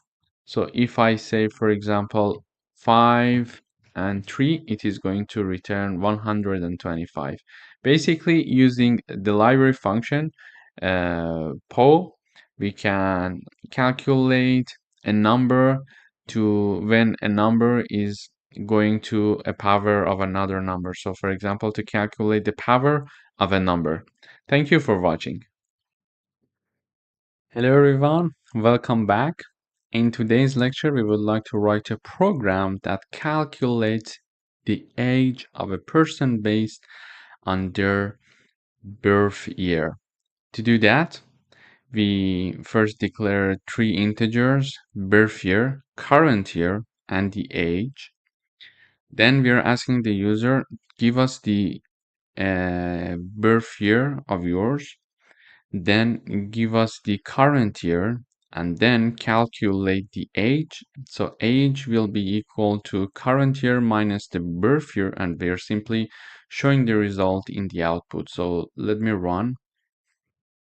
So it says enter your birth year, I would say 1992. Enter the current year, we are in 2024. For example, it says your age is 32. Let me just have one C out and del here. So It will be nicer. So enter your birth year 1992, current year 2024. So your age is 32. So when I added this NDL, this part went to the next line, so it is easier to read the output for us, the last line of the output. So your age is 32. Basically, using this code, we can calculate the year of the current age based on the birth year and the current year. Thank you. Hello everyone, welcome to another lecture. We would like to write a program to convert an amount between currencies using a fixed exchange rate. To do that, first I run the code. So it says enter amount in US dollar, I would say 200. And it says amount in euro is 170. So in order to have this part in the next line, I'm going to add one cout endl. So cout endl. Okay, so when I say, for example, 200 USD, it says the amount in euro is 170. To do that, we declare two doubles, that is the amount and the converted amount, and we are having one fixed exchange rate, which is just an assumption here. It may not be the correct number here. It is just an assumption. You can check the current rate, basically in Google. So here I assume it is 0.85. Then we are asking the user to enter amount in US dollar. The user is going to enter it and we are going to store it. Then we are going to calculate the converted amount. So the converted amount is the amount multiplied by the exchange rate. So 200, for example, if I enter 200, 200 is going to be multiplied with 0.85. So the converted amount in euro, the equivalent in euro, is going to be stored here. And we are simply outing the amount in euro is whatever. So if I, for example, say 500 USD, it says it is 425 euros, the converted amount. So this is how basically we can use C++ to convert one currency to another. Thank you for watching. Hello everyone, welcome back. In today's lecture, we would like to write a program to swap two numbers using call by reference. In order to do that, we are going to declare two variables called x and y, and then we are going to ask a user to enter two numbers, and the numbers that the user is entering is stored in x and y. Then in order to perform the swapping operations, we are calling a function called swap, and we are passing as arguments x and y. So here the name of the function is swap. It's a void type, so it's not going to return anything, and it has two arguments. The first one and the second one. Here they are separated by a comma, and you see that both of them are of type integers, and we are having the call by reference. How do we know that? Because we are having the and sign. When we are having the and sign in the arguments of a function, it means that this function is going to have access to the reference of these two variables, meaning that it can directly find the address in which these two variables are stored in memory, so it can directly make some changes into the values of these two variables. So we call the swap function and passing x and y, and we would like to simply swap them. In order to swap them, let me first run the code. Then we are going to dive into the details. So enter two numbers. I would say 10 and 20. It says x is 10 and y is 20. Let me just enter one endl here. Cout endl. And let me just have this part here, enter x, so it is separated. It would be easier for you to understand. Then cin x, cout, enter enter y and del, then cin y. So when I separate them, it's easier for you to follow what I'm teaching. So here we're saying enter x, I would say 10, enter y, I would say 20. And after swapping, it says x equals 20, y equals 10. So initially x was 10 and y was 20. Now x is 10 and x is 20 and y is 10. Okay, so we swap the values. To do that, let me just assume that x equals, let me just assume here, x equals 10, y equals 20 in the input. We know that in the input, as the input, the user is going to choose that. So therefore, initially, a equals 10 and b equals 20. Why? Because x is passed as the first argument, and the first argument here is a, therefore a equals 10, which is the value of x. Then y is passed as the second argument, and the second argument is b, so b equals the same value as y. So initially we have a equals 10, b equals 20.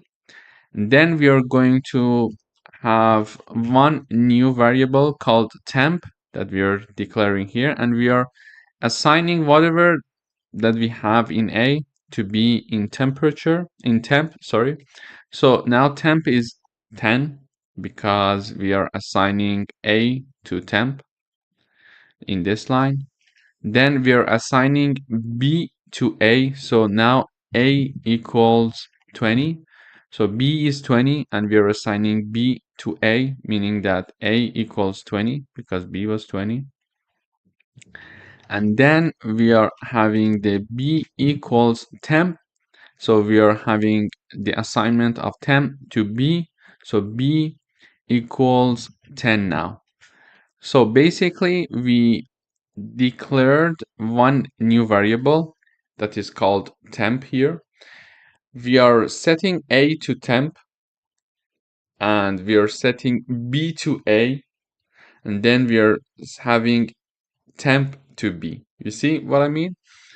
Here we are setting 10 to temp, which is a. Then we are having b to a, which is 20 is set to a.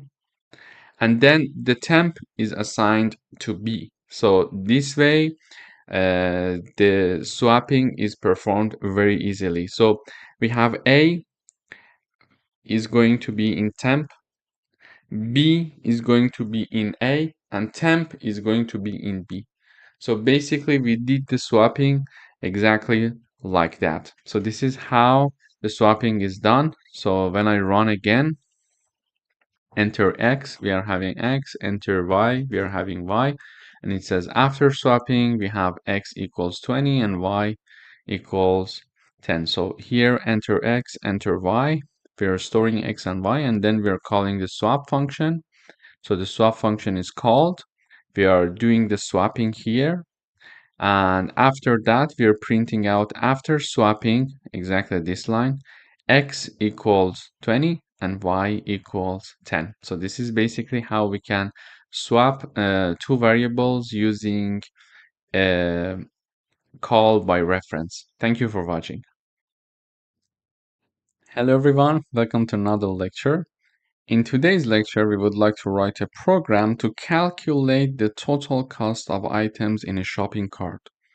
To do that, first I run the code and then we're analyzing the details. So enter number of items. So I would like to say I bought 2 items. So the price for the first item was $10. The price for the second item was $12. And the program is going to return the total cost. So the total cost is 22. So basically we are asking the user how many items did you buy? then enter each price of each product one by one, and then it will give us the total cost of our shopping cart. To do that, we have one integer called items, the number of items that we are willing to tell the program that we bought. Then we are having the price double and total double. So the total double is set to be 0 initially. Then we are asking the user enter the number of items that you mentioned that you bought. Then we are having a for loop starting from 1 and until I is equal to item. So the item is the number of items that the user bought. So in case that you bought 2 items, it is going to iterate in this loop 2 times. If you buy 3 items, it is going to iterate 3 times. Why? Because it is going to ask you the price. So when I enter 2 items, it is going to ask the price of item 1 and item 2. So, but if I mention that I bought 3 items, it is going to ask the item 1, item 2, and item 3. Okay? So basically, here this loop is for the case when you're having different items and it is going to ask you different price of each product. So if you buy 5 items, if you mention that you bought 5 items, it is going to show you this message, enter price item 5 times. Okay? So it is going to have a for loop. For example, if you bought 2 items starting from 1 and ends with 2, so it is going to enter price of item, for example, when I equals 1 and then I equals 2. So the item 1 and item 2. So in the first round, when I equals 1, it is saying enter price of item 1. Then you tell the price and total equals total plus price. Then it is asking you enter the price of item 1 in this line. You're going to enter the price, so it is going to store it in the price double. Then this price double is added to the total. So this line of code is equivalent of this line of code. So the new total is the already total plus price. So already total was 0 and price was whatever that we entered here. So in case I mentioned that the price was 10, we're going to have 0 plus 10. So the total equals 10 now. And then when I equals 2, because I had 2 items, enter price of item 2. Then total equals total plus price. So total was already 10 plus the new price of product 2, for example, it is 12. So we are going to have the new total equal to 22. So using this code, we can simply calculate the total amount that we paid for buying like 2 items. For 3 items, it depends on the case and the instance, but this is how it works. Thank you for watching. Hello everyone, welcome to another lecture. We would like to write a program to create a mini quiz game with multiple choice questions. To do that, I would first run the code, then we dive into the details. So the question is, what is 2 plus 2? Option 1, 3, option 2, 4, and option 3, 5. So option 2 is my choice, so I would say 2. Then question 2, what is 3 multiplied by 3? Option 1, 6, option 2, 9, option 3, 12. So I'm going to choose option 2. My choice is option 2. And it says your score is 2 out of 2. So basically, we would like to design this mini quiz that is going to ask certain questions with multiple choices. And then we are going to give the answer and it is going to calculate the score for us. To do that, we initialize 2 integer called answer and a score. And a score is set to be 0. Then we are showing this to the user. Question 1, what is 2 plus 2? And then we are having \n, which helps the compiler to go, which force the compilers to go to next line. Then we are having option 1, 3, then \n, which is going to next line. Then option 2 is 4, \n, next line. Option 3 is 5, and \n, next line. So when I mention next line is like this, when we are having option 1, which is 3, which is this part, and then \n means that the compiler is here now. When we are having \n, it goes to next line and starts writing from this line. So it is having the option 2, which is 4, and then after 4 we are having \n, which forces the user to go to option 3 to be printed in the next line. Okay, so then we are having this, and the user is going to answer. So the answer is stored using cin in the answer variable. And then we are saying if, because we know that the option 2 is the correct answer, if answer equals 2, meaning that if the user entered 2, we're going to increase the score by 1 value. So we're going to increment score. To do that, we simply do it score plus plus. Then we're having the question 2, what is 3 multiplied by 3? Option 1, 6, option 2, 9, option 3, 12. We're going to store the answer again, and if the user is going to choose option 2, which is the correct answer, we are going to increment the value of the score, which was initially set to 0. And finally, we are going to show the score. Your score is, and then score out of 2. So we are having the /2, meaning that we were having 2 questions, for example. So let me run again. So what is 2 plus 2? I would say option 1, which is not the correct answer. Then what is 3 times 3? I would say option 2. So it is going to say your score is 1 out of 2. So this /2 that you see there is exactly this /2 that you see here.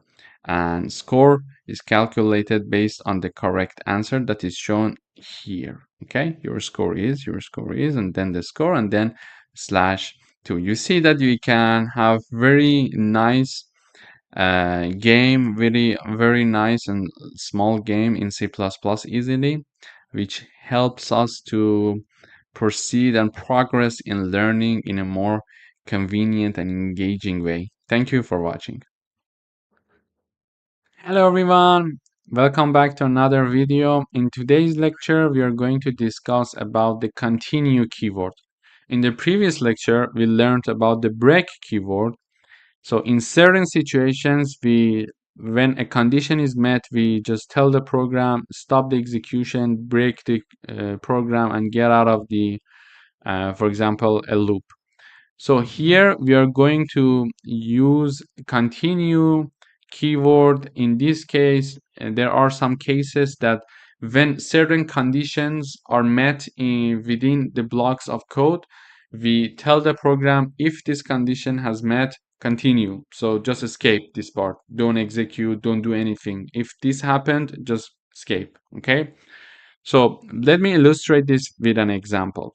We would like to print all the odd numbers between 1 and 10. To do that, we simply write a for loop that starts from 1, and as long as I is lower than or equal 10, and I is going to increase 1 by 1. Then when we have this condition, because we would like to, when we have this for loop, when we would like to have the odd numbers printed only, we define a condition.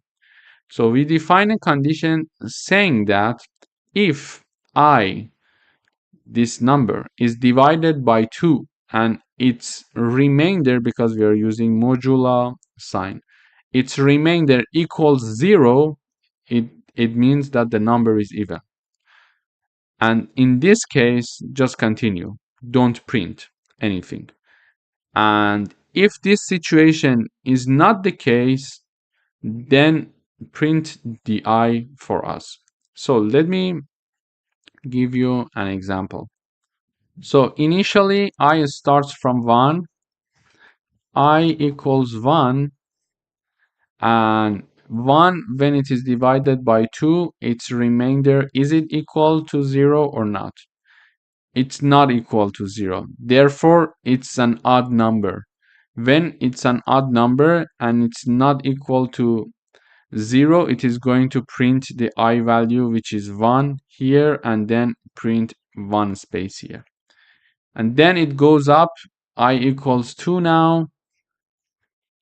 And when I equals 2, it says, okay, 2 divided by 2, its remainder equals 0 or not? Yes, in this case, it is true. Then continue. Just escape this part. Don't do anything. It will go up again. So it will increase the value of I by another one value. So I is now 3. 3 divided by 2, its remainder, is it equal to 0 or not? It is not equal to 0. Then this condition is not passed. So this part is escaped, and it's going to print the I here, which is number 3, and then 1 space. Next one, I equals 4, because this loop is going to continue until I equals 10. So I equals 4 enters the loop. 4 divided by 2, its remainder, is it equal to 0? Yes, it's going to enter this condition then it's going to continue, just escape, like nothing happened. Go back up again and increase the value of I by another one value, and then in the next run, I equals 5. Okay, so let me run the code. Okay, great. So we are printing odd numbers between 1 and 10. It is printing odd numbers between 1 and 10. Then there is a for loop here, and then it is having this condition: if there are even numbers, don't print them, just escape. So just continue like nothing happened. However, when the numbers are odd, because if numbers remainder, when the numbers are divided by 2, their remainder does not equal 0, it means that they are odd numbers. In this case, just print them. So all the odd numbers between 1 and 10 are printed here. So this is basically how we are going to use continue keyword. It's a very useful keyword, and it's a very easy example of how we can use them. There are different ways to execute this program and implement this program. For example, we could write simply, instead of writing this condition here, that to detect the even numbers, we could say if the number is divided by 2 and its remainder is not equal to 0, then here just simply print I. Okay, we could also have that cout I, oops, sorry, cout I and L. Okay, we could do that. This we could also do.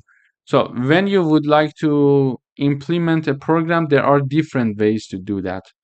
It's up to you how to do your coding, but usually we try to code in a way that is efficient, and that we program in a way that we increase the program readability. So if the code is passed to the next developer, they can also easily understand what you were doing during your code. So there are different ways to do one task. Here we could simply use continue keyword and do what we wanted to do. Thank you for watching. Try to practice this coding exercise. We're going to use continue and break keywords later on this course. Thank you. Hello everyone. Welcome to this lecture. In today's lecture, we are going to talk about a reserved keyword for C++ that is called break. So basically, when we would like to exit the loop, in certain conditions, we're going to use this keyword. Or when a certain condition is met by the program, we just want to tell the program, if this condition is met, okay, stop the execution and just exit the program.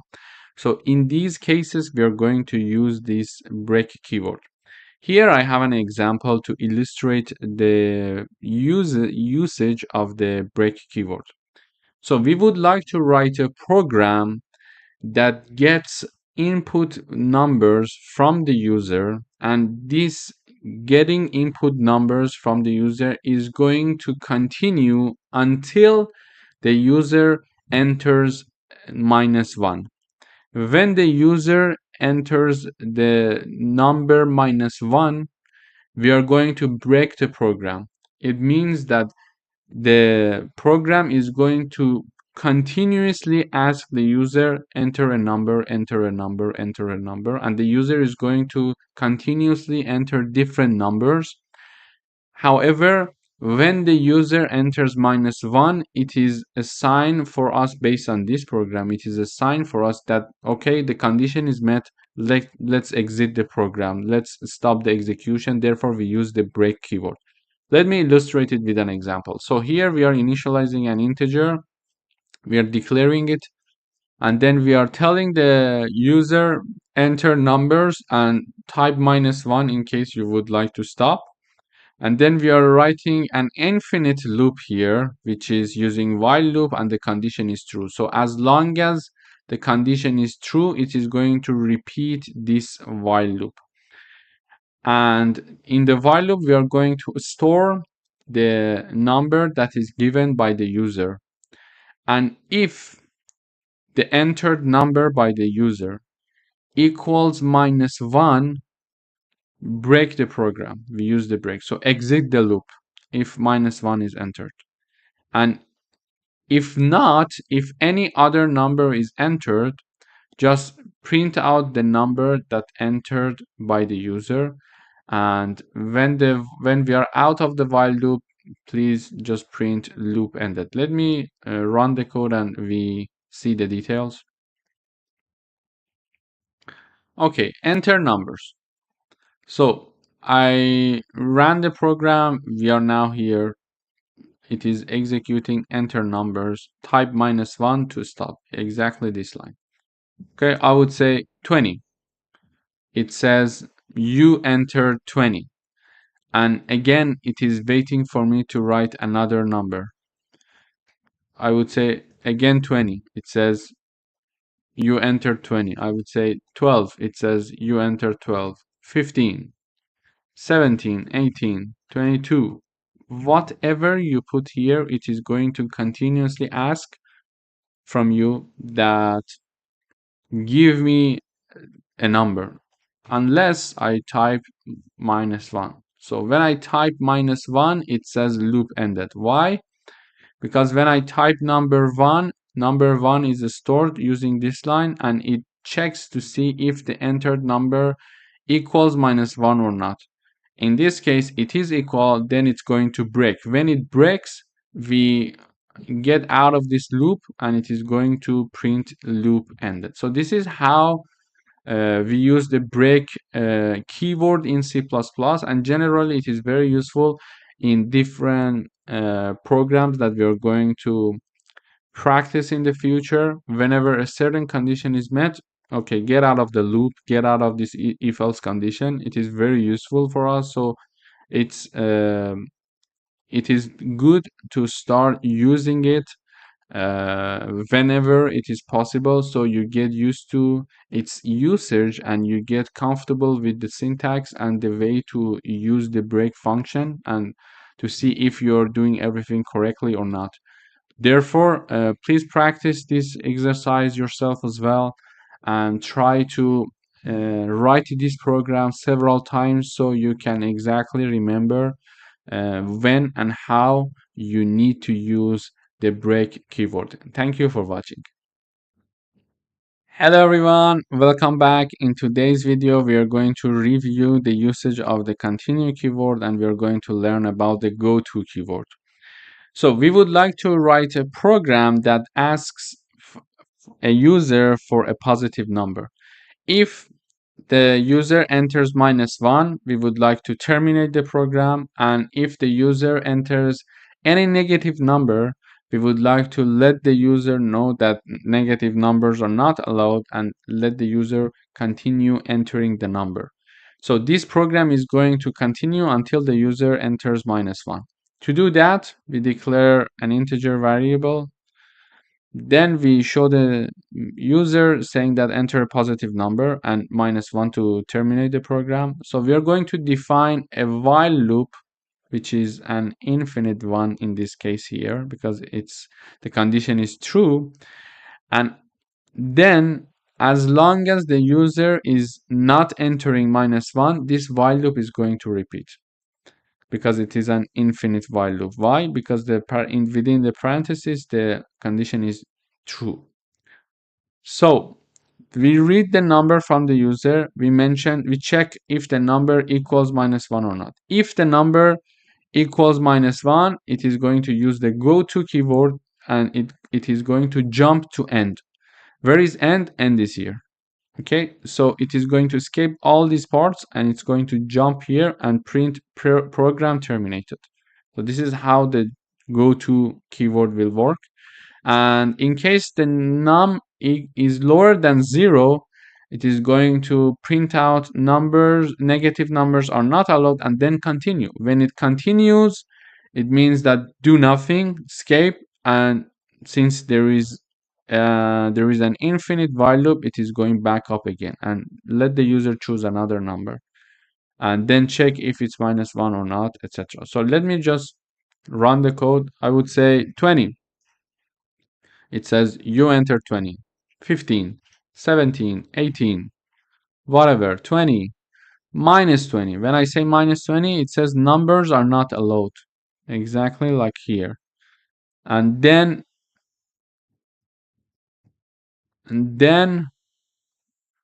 I am allowed to write another number like 21. Okay, this is going to continue until the end of the word unless I enter -1. When I enter -1, program terminated. So when I enter -1, it is going to jump to the end and then write it here. We could also use the break function here. We could simply mention if this happened, break the program.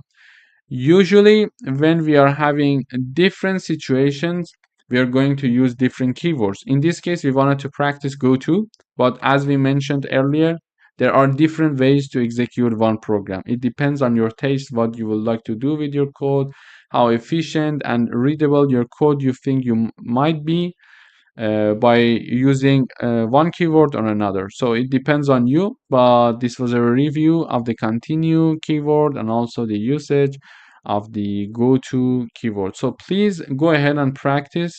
And while you are doing different coding practices throughout this course, think about the places that you may be able to use break keyword, continue keyword, or go-to keyword. They are very useful.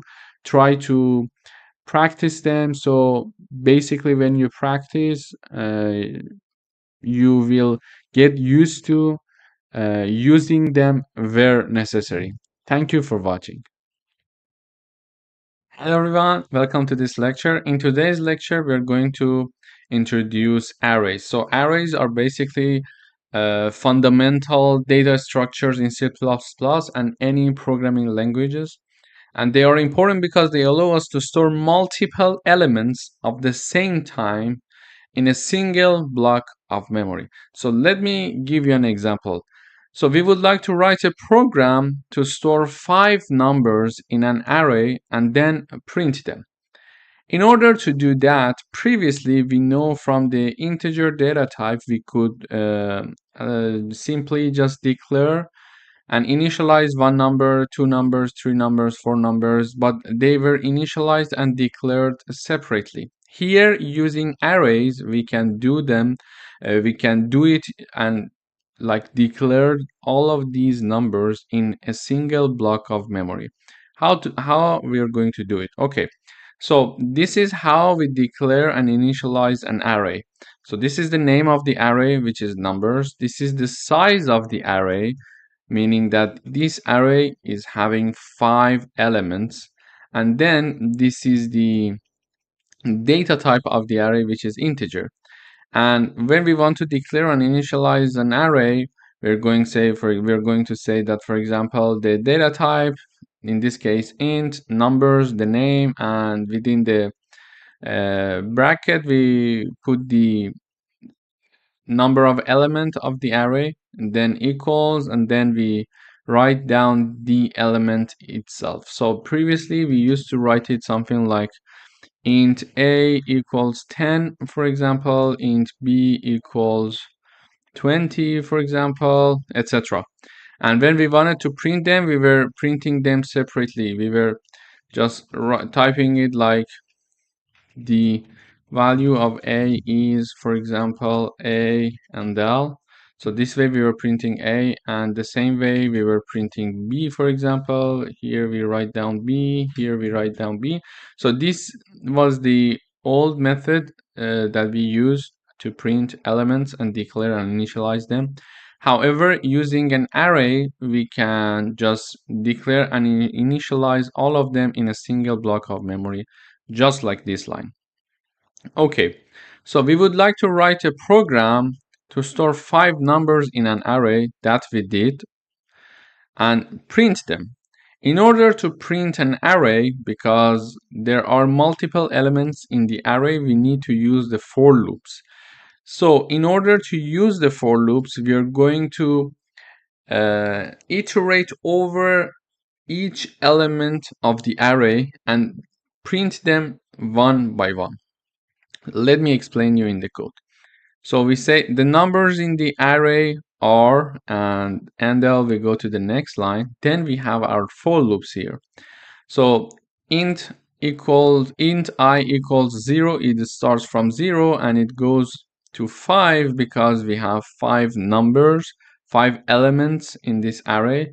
And then we increment the value of I one by one. Then we see out numbers, which is the name of the array. Within the bracket we mentioned the I because it's going to print the first time. Let me just type it down here. In the first iteration, I equals 0, and it enters the loop. Then we have the numbers 0, so it will be printing the first element of the array number. When it is printed, it goes back up and I is incremented by 1 value.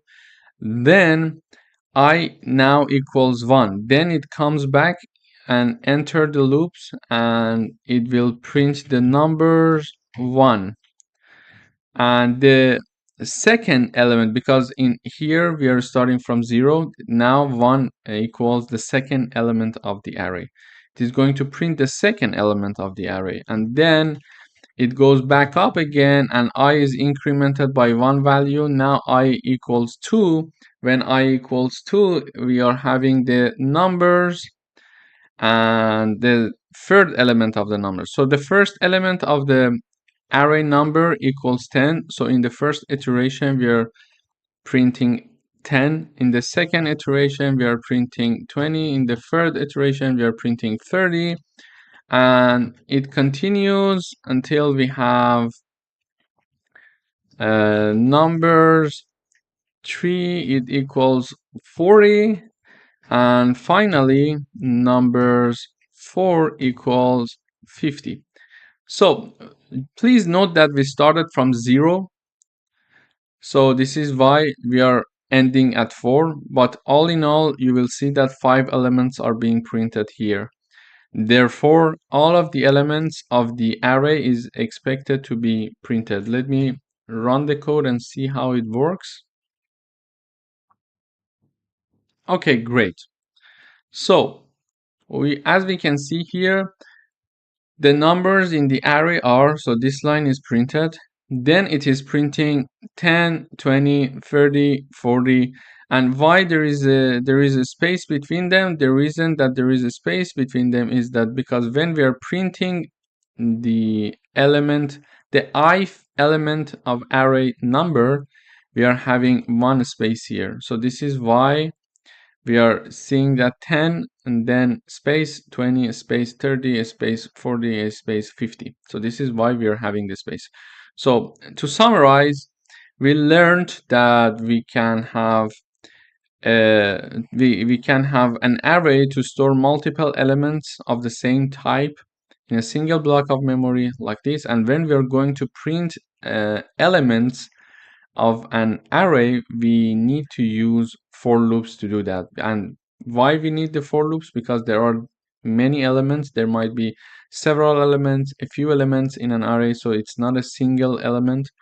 There are a few elements that if we want to have an efficient code, we can just iterate over each one of the elements and then print them instead of just manually printing them one by one. Thank you for watching. In next videos, we're going to do some coding exercises regarding the arrays.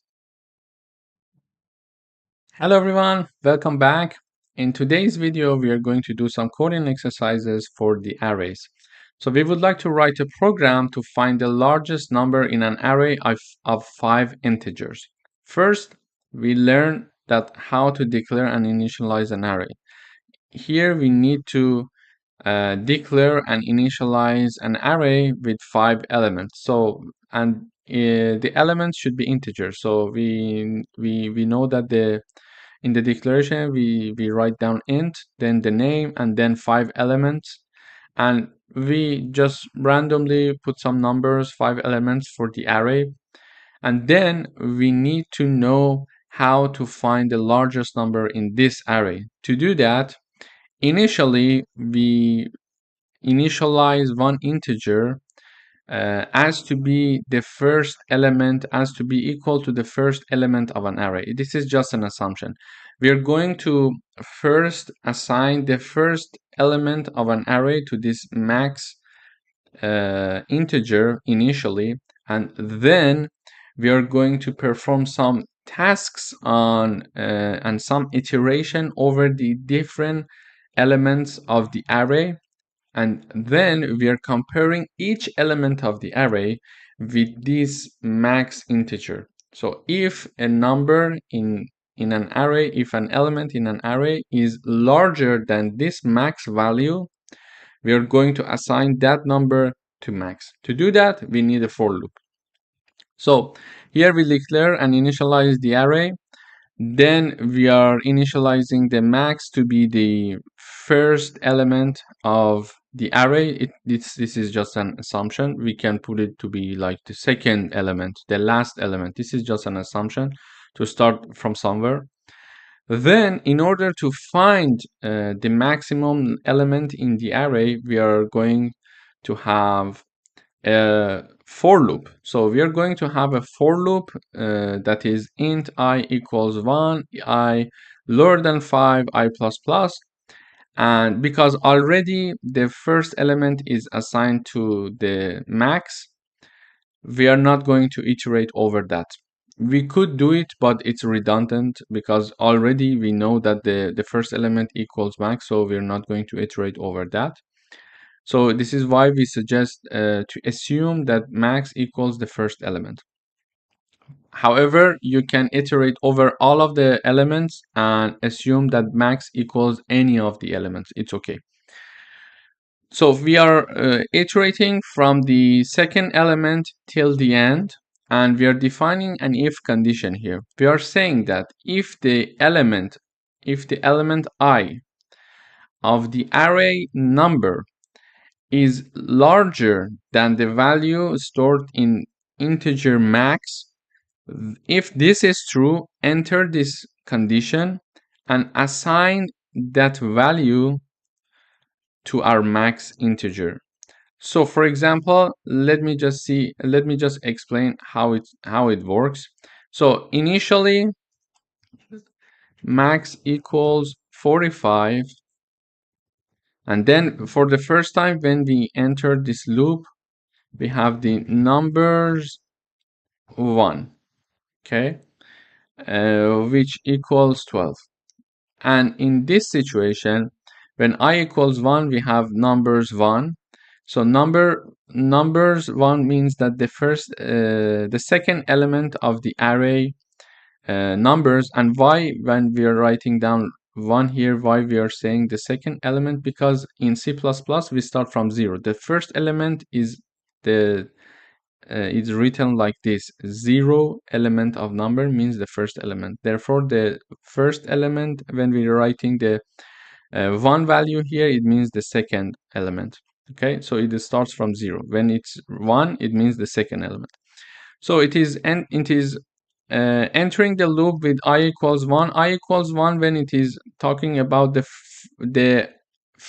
1 element, the second element of the array number it equals 12. So it is saying that 12 is 12 larger than max? No. So it's not going to enter the loop because max is already 45, so it's not going to enter this if condition. Then I value is incremented by 1 and I equals 2. When I equals 2, let me just write it down in the next line.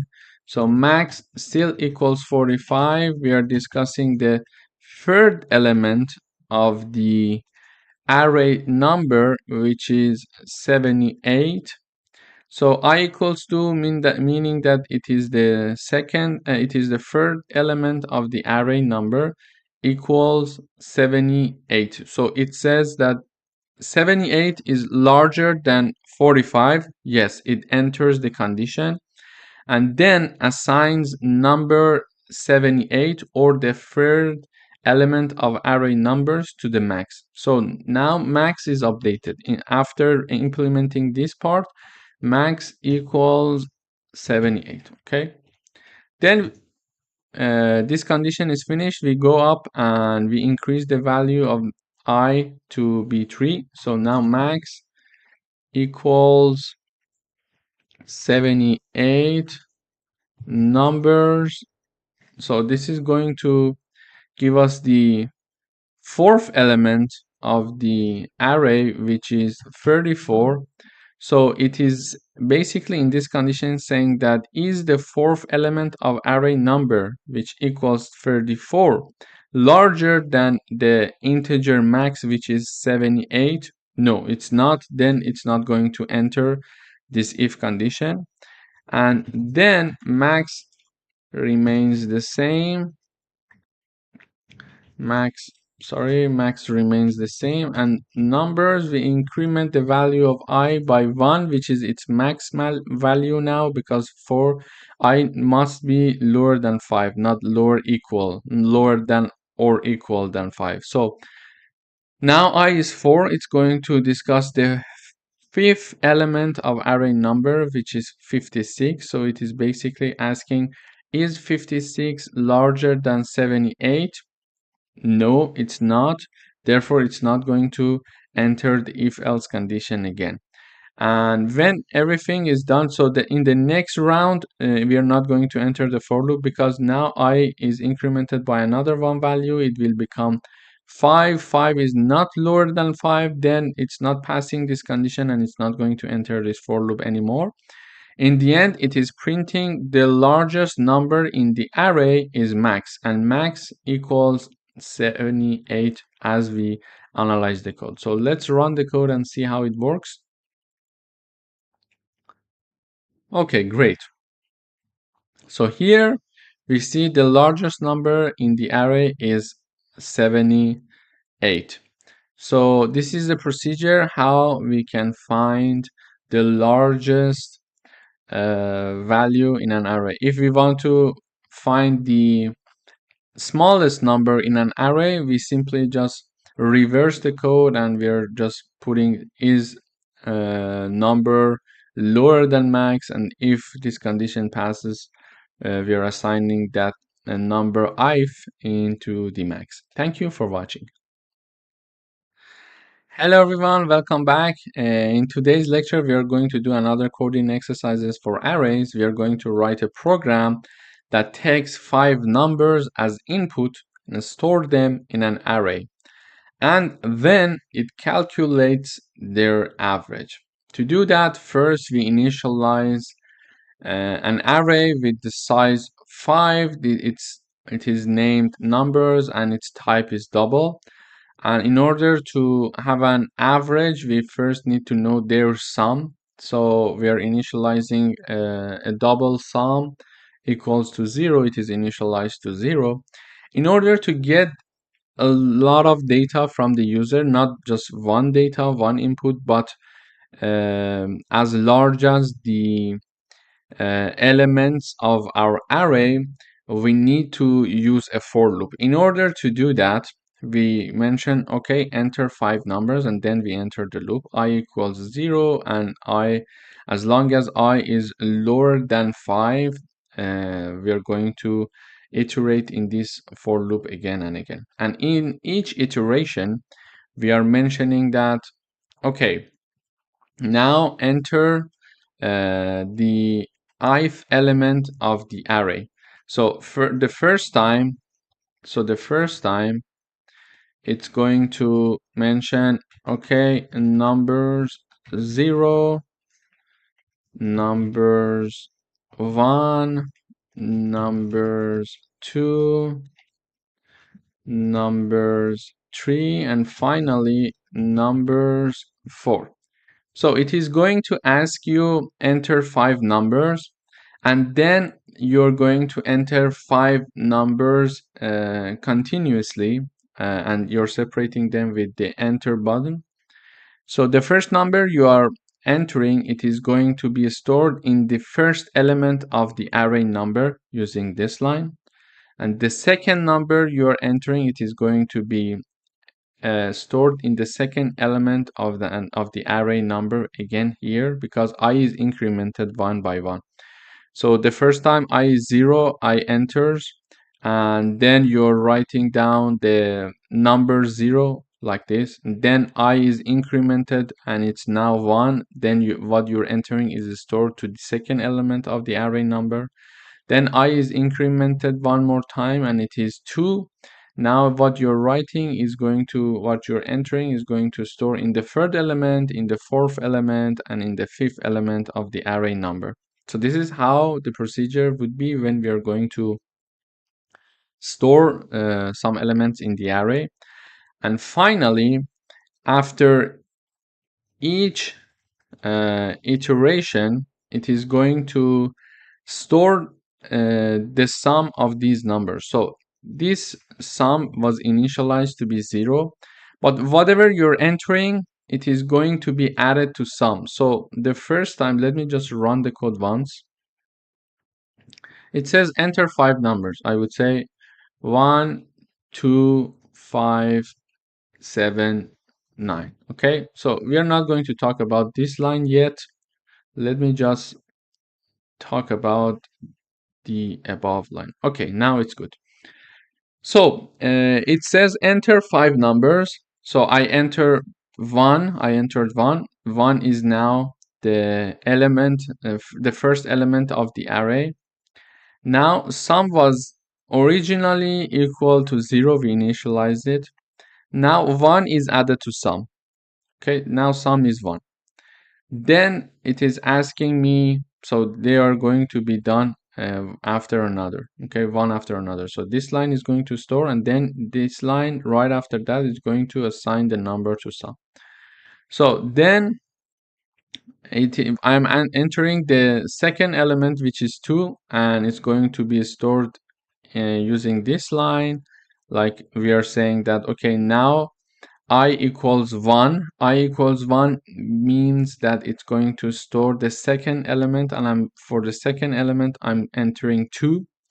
So for the second element I'm entering 2, and sum was already 1, and now 2 is added to that one, so the sum equals 3 now.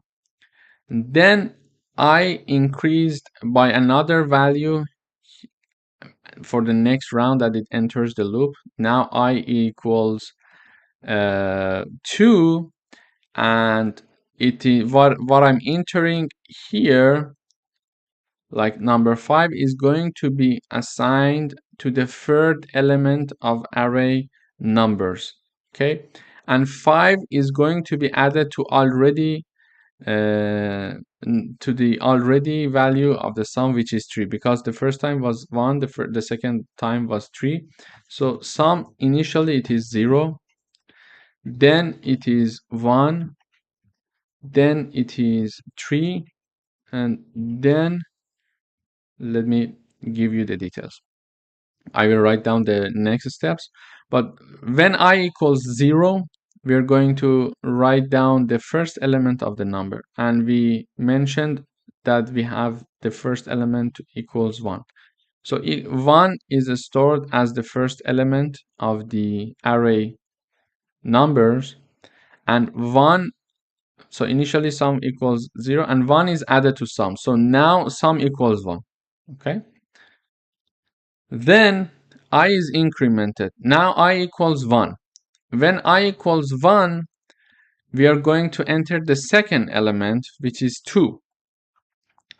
So we enter 2, the second element of the array is stored, and then 2 is added to this 1, because sum equals sum plus numbers I here.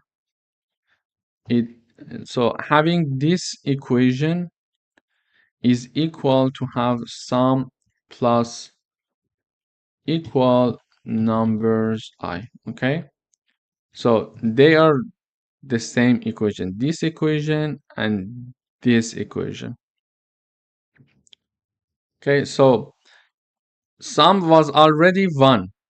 Sum was already 1, and we added the number 2 here. So sum in the next round, sum equals 3. Okay, then I equals 2, because in the next iteration I equals 2. When I equals 2, I entered number 5, which will be the third element of the array. So the third element of the array is stored as to be numbers 2. Okay, then sum was already 3. Now I'm adding sum equals 3 plus 5. So then sum becomes 8. So the next value of the sum will be 8. And then we are increasing the value of the I another time and another time until the end. So we are entering all elements, and each element is being accumulated in the sum one by one when they are added. And when everything is finished here, we are just printing the value of the average. How? We are initializing a double called average, and the sum is divided by the number of the elements of the array. In this case, it is 5. And then we are printing out the output. So based on our input here, like 1, 2, 5, 7, 9, let me just print also the value of sum here. Cout the value of sum equals, then we are printing sum here and del. So 1, 2, 5, 7, 9. Okay, let me just 1, 2, 5, 7, oops, 9. Okay, so here we are seeing that the total value of sum is 24 and the average is 4.8. And if you would like to see the increment value of sum in each iteration, I can simply print it here. So we can see how sum is incremented. 1, 2, 5, 7, 9. 1, 2, 5, 7, 9. Okay, so now we are printing the incremental value. So initially sum was 0, then I added 1, so sum became 1, exactly as we wrote here. Sum became 1. Then we added 2 as the second element, so the sum became 3. Then we added 5, so the sum became 8, exactly like we calculated here. So basically we are saying sum was 0 first, we added 1 value, it became 1. We added another 2 value, it became 3. We added another 5 value, it became 8. Another 7 value, it became 15. And another 9 value, it became 24. And then this number is divided by 5, the total number of elements in the array, and the average is calculated this way. So this exercise was very easy and straightforward. However, in order for you to get used to how arrays work and how we enter, we can read the elements of an array as the input values, and then how to work with them, how to print them, how to calculate the sum and average. It would be nice for you to do some coding exercises and start implementing these coding exercises that I have solved so far, so you can first master the basics of an array before we move to further exercises. Thank you for watching. Everyone, welcome to another lesson. In today's video, we are going to learn how to integrate arrays in and functions. So we know that in order to reduce the amount of repeated information in the code, we need to write functions. So simply in the int main function, we call another function or many other functions that do certain things for us instead of just repeating those operations in the main body of the code. To do that, we use functions. So for example, if we would like to know the sum of a few numbers, we can define a function that does the sum of two numbers, for example, for us. And every time we call the function, it is going to give us the sum of those two numbers. So this would help us to write down the operations to do the summation only once. However, we can call it several times instead of writing the summation operations several times in the main code. So this is why we actually need to write the functions. For example, here is a void function that we have here. And simply we are just calling the function and everything done, everything else is taken care of. So in this section, we are going to pass an array as an argument to a function, and the function is going to do some operations with this. So what is the operation? We are asked to write a program that prints all the elements of an array using a function. So the statement itself says that, okay, print all the elements using a function. So don't do it in the int main function, but define a separate function. In order for you to review the basics of functions, there are three things that we need to take care of when we are looking at a function. So the first one is the name. Behind the name, it's the type of the function. So it's a void function. It can be int function, float function, double function. But when it's a void function, it is not going to return anything. If it's a function of any other kind, for example, here we have an int, we're going to return some value. If it's a float or whatever, there is a return value to be passed. But for a void function, we have no output. It's just going to do certain tasks for us, or maybe print something for us, and that's it. So first thing is the name, then the type of the function, and in the parentheses, we have the arguments of the function that are separated with a comma. So we would like to write a function that takes one array and it's going to print the array. To do that, we declare and initialize the array like this. We learned it before. So we are saying that the name of the array is numbers and the type of the array is int. However, the size of the array is not indicated, but it's okay. I could tell 5, it's okay. But even if I don't tell it that the size of the array is 5, it can determine it itself because there are 5 elements in this array. So it's up to you. You can write it down, or it's okay if you want to escape it. Then we need to know the size of the array. So there is a predefined expression in C++ that gives us the size of the array, or of one element, one integer, etc. And it's the size of. So using this, we calculate the size of this array. How to do it? This is a formula. So we initialize one integer called size, and we divide the size of the array by the size of the first element. Why do we do that? So by doing this, for example, we are having an array of 5 elements. And when we are calculating the size of the full array, and each element is going to, for example, take 4 bytes of the memory.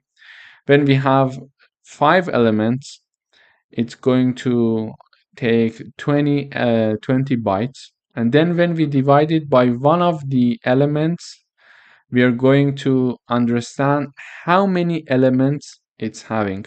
For example, assume that each element is consuming 4 bytes of memory.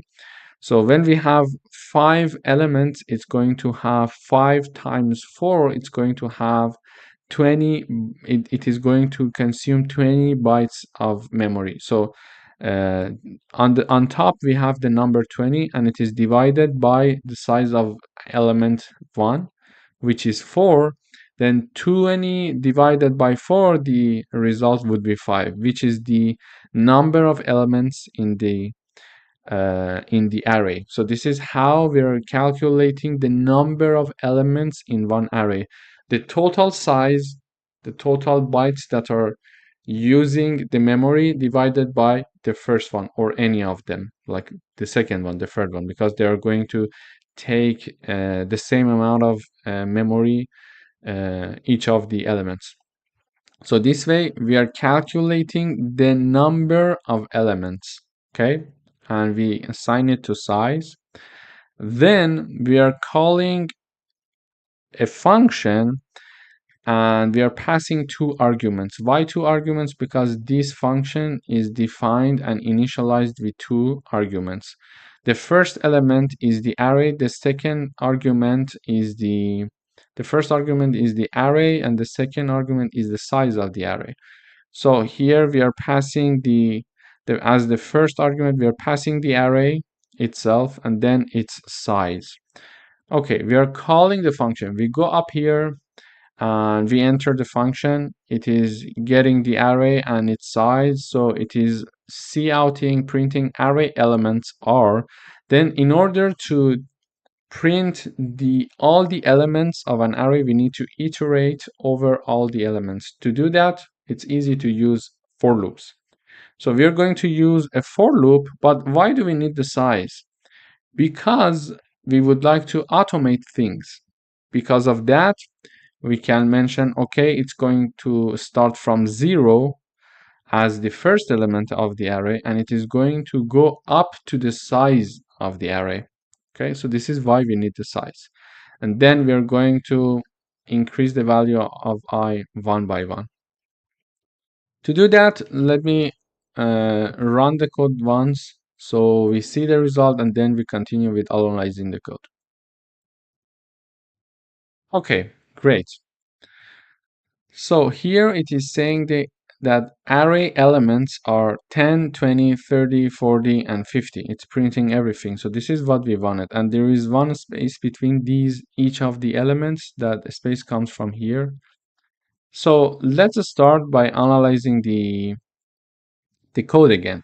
So the first time that we entered the array, we entered the for loops, sorry, I equals 0. When I equals 0, it is going to print the first element of the array using this line, ARR, ith element of the array. In this case, because I equals 0 and C++ starts from 0 basically, and we are here starting from 0, therefore it is going to print the first element of the array. And the first element of the array is 10. Okay. Then it's going to go up again. We increase the value of I by 1. So I is now equal to 1. And then we are going to print the second element of the array, which is 20. And then again, it goes up again and increase the value of I by 1 value.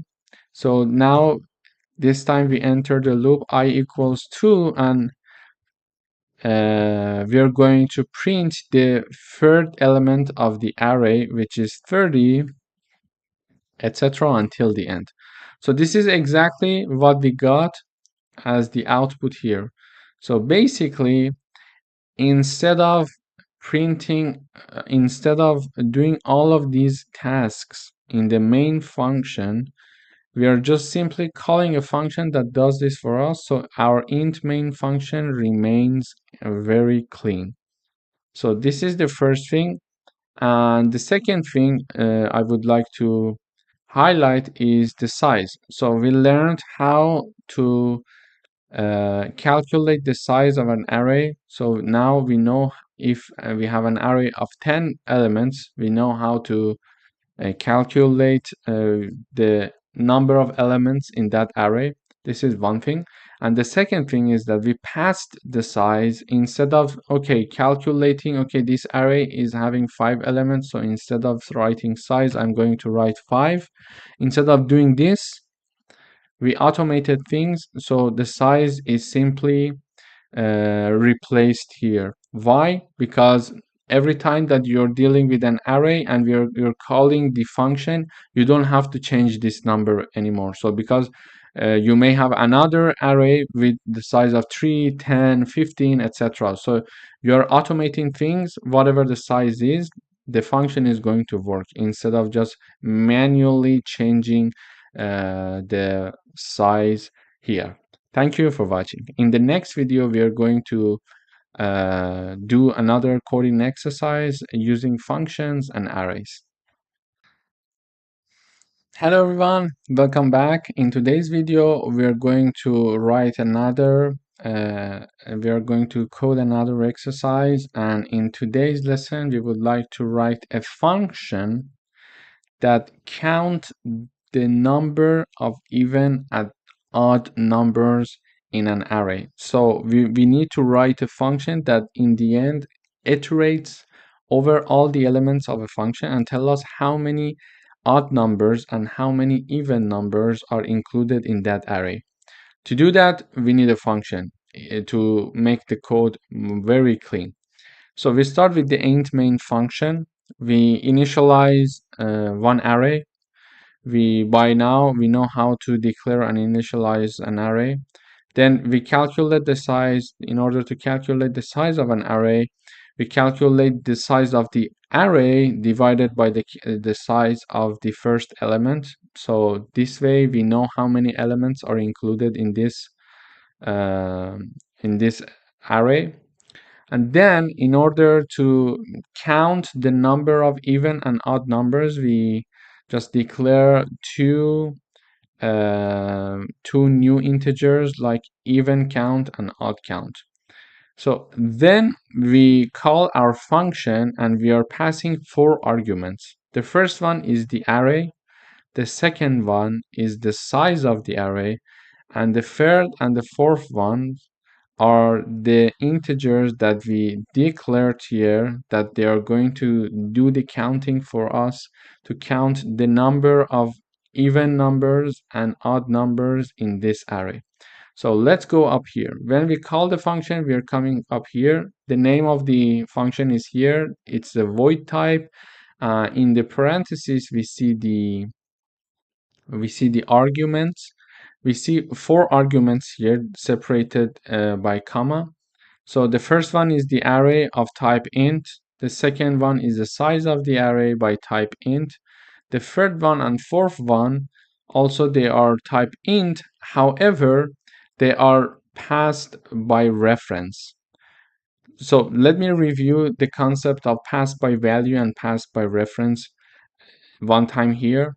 So you see these two values are passed by value because there is no and sign behind them, before them. It's a passed by value. So basically in passed by value, we are making a copy of the original numbers or arrays, and we send the copy of them to the function and let the function to work with the copy. So any modification that is made to the array or the size integer is going to be locally implemented here, and it's not going to have any impact in the array and the size in the main function, because this function is working with a copy of the original value because it's a call by value. Okay. However, when we are doing the call by reference and the sign is having this and behind before the name of the integers, we are calling by reference, and calling by reference means that we are giving the address where these two values are stored in the memory, and it is going and directly working with the original values. Therefore, it is making modifications to these values. So any changes that are done here is going to impact on these two. So this is the basic concept of call by reference and call by value, and why we are passing these two why we are passing these two arguments using call by reference, because this function is actually going to count the number of even and odd numbers for us. Therefore, it's important to know the output value in this main function as well. This is why we need a call by reference. But for the first two values, we don't need any output from this function for these two arguments. Therefore, we are just calling by value. Okay, now that we know the difference between call by reference and call by value, we are initializing these two past numbers to 0 because they were only declared and they were not initialized. We are initializing them here. In order to iterate over all the elements of an array, we need to use for loops. So we start from 0 and we go up to the size. This we know from before, and we are increasing the value of I one by one. So we are going through all the elements one by one. And then in order to see if a number is odd or even, we need to define if-else conditions. To do that, we say if the ith element of array is divided by 2 and its remainder, using modulo sign here, and its remainder equals 0, it means the number is even. Therefore, increase the value of even count by 1 because we found one even number. And if this condition is not going to pass, go to the else, because if the number is not even, it is for sure an odd number, and increase the odd. Okay, let me make some further analysis of the code here so it would be easier to follow. So we are starting to we start to go through all the elements of the array here. And the first one is 10. So I equals 0, we enter the loop. Here I equals 0, we enter the loop. And it is investigating to see if the first element, the ith element of the array, which is the first one in this case, because I equals 0, if this number is divided by 2, its remainder equals 0 or not. The first element of the array is 10. So 10 divided by 2, the remainder will be 0. Yes? So the remainder equals 0. Therefore, it's an even number. So we say even count equals 1 now. Then, when this condition is passed, we are going up again, and now I equals 1. Therefore, we are investigating the second element of the array. So we are saying that basically we are entering with I equals 1. We are basically discussing array in the bracket 1, which is the second element of the array, which is 15. And we are basically saying that if 15 is divided by 2, its remainder equals to 0 or not in this line. Okay? We are saying that 15 divided by 2, the remainder equals 0? No. When the answer is no, it's not going to enter to this part. It's going to escape because it's not passing the condition. Therefore, it is going to enter the else part, and it is increasing the value of odd count equals 1 now. And now that it's done, we go up again, we increase the value of I one more time because it is going to iterate until I is lower than the size of the array. And the size of the array is 1, 2, 3, 4, 5, 6, 7. So I is going to take from 0 to 6. So I equals 2, and then we are discussing the third element of the array. So the third element is 20. We are basically in this condition discussing if 20 is divided by 2, the remainder will be equal to 0. Yes? Yes, this is true, because 20, if it's divided by 2, the output will be 10 and the remainder is 0. Therefore, we are going to increase the value of the even count another time. So this time it is equal to, because previously it was 1, and then we are increasing another time in this line, so it equals to. Okay, now I equals 3. We are basically discussing the fourth element of the array. So the fourth element is 25. I equals 3, it enters, it says that ARR in the bracket number 3, which is the fourth element of the array. If it's divided by 2, its remainder equals to 0 or not. So here basically 25, if it's divided by 2, the remainder is not going to be equal to 0. Therefore, it's not going to enter this condition, and it's going to enter else. And when it enters else, it's going to increase the odd count integer by another 1 value. So odd count, previously we had it here, it was equal to 1.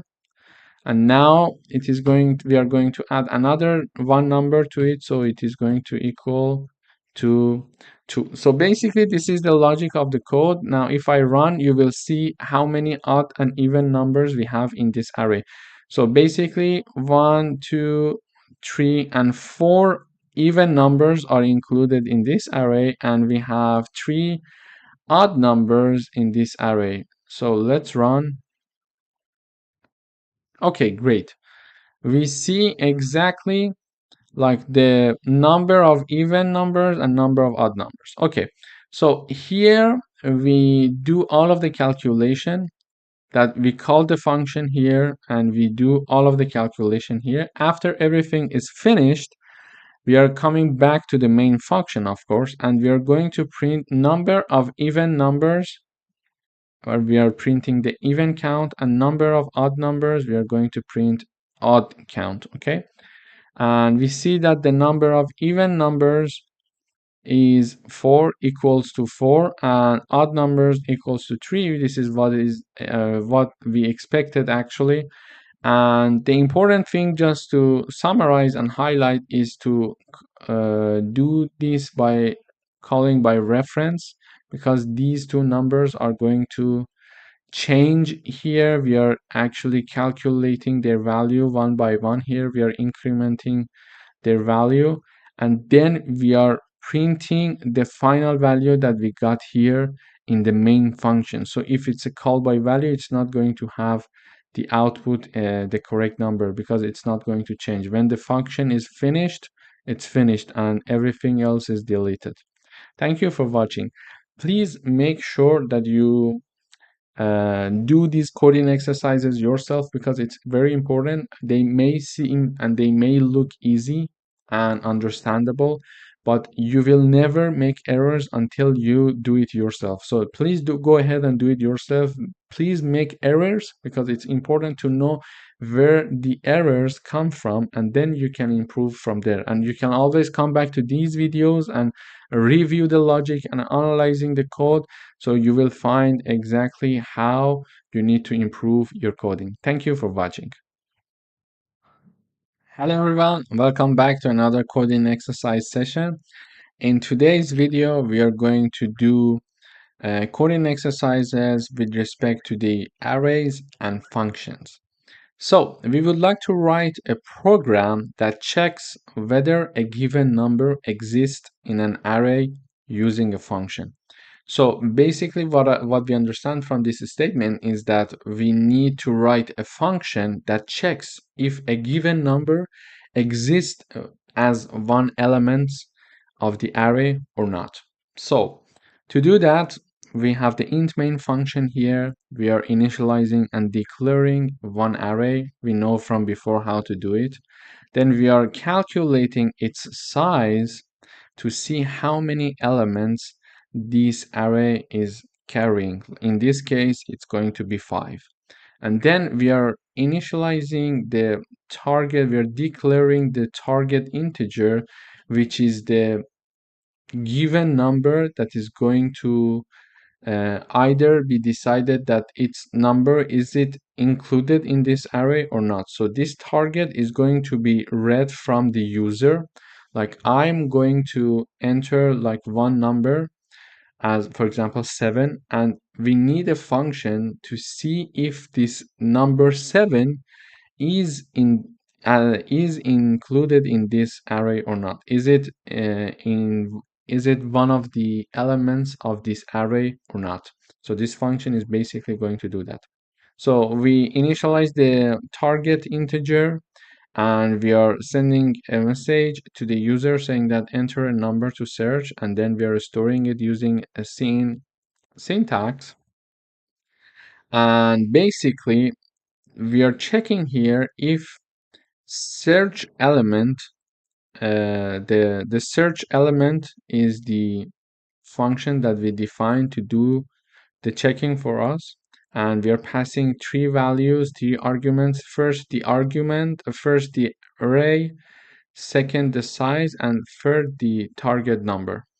So we are simply here, we are saying that if something is true here, just print that we found that number, that target number in the array. Otherwise, print that it's not in the array. From this if condition, we understand that this function is having is of a Boolean type. Why? Because we are saying that if this statement is returning true, go ahead and print the target number and mention that it is found in the array.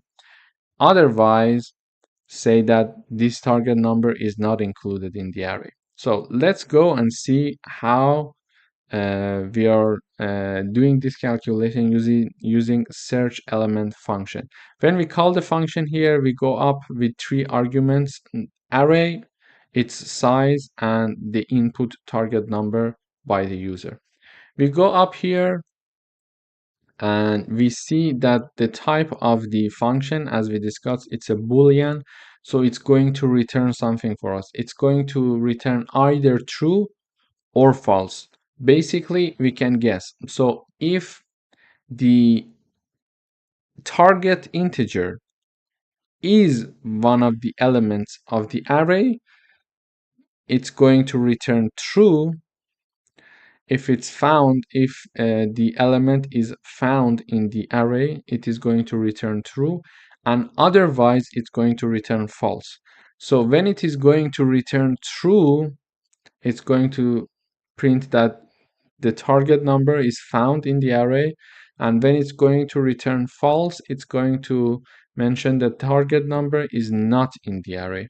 So basically this function, this is the name, this is the type, which is Boolean, and these are the arguments of the function that are separated using commas. So the first one is the array, the second one is the size of the array, and the third one is the target number. And all of them are passed by value because we are not going to make any modification to them.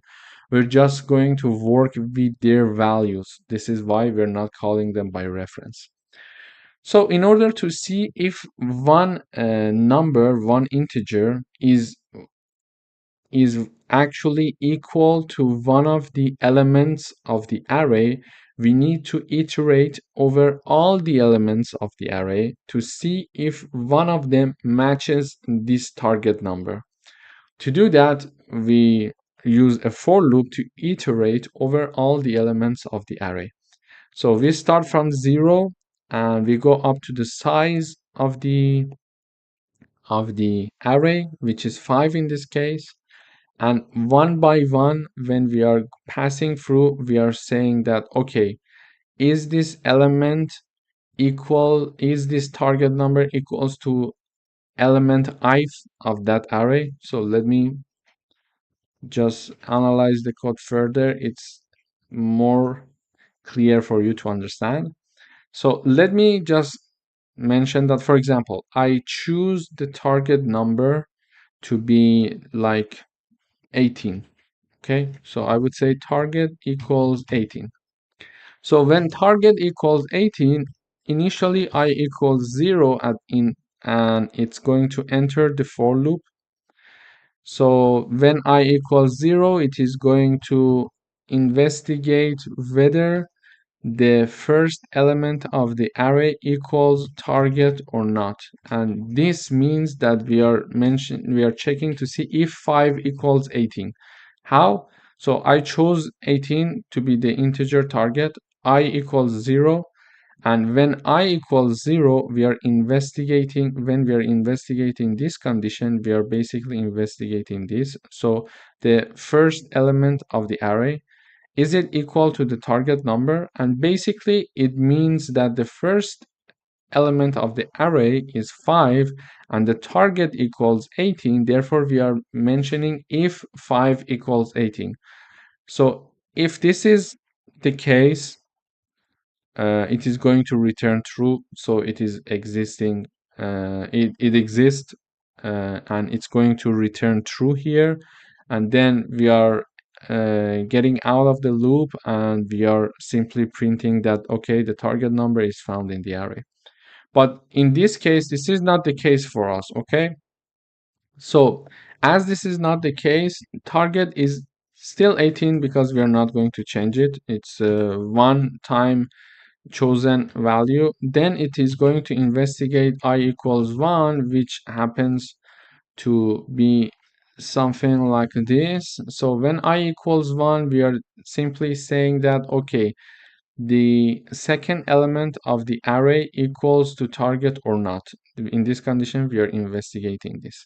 And since the second element of the array is 10, we are basically investigating if 10 equals 18 or not. This is not true, okay? So when it is not true, again, it is going up and increasing the value of I by another and of I by another one value. So now I equals 2, which means that we are going to investigate the third element of the array. So when we are investigating the third element of the array, we are basically mentioning, is 15 equal 18?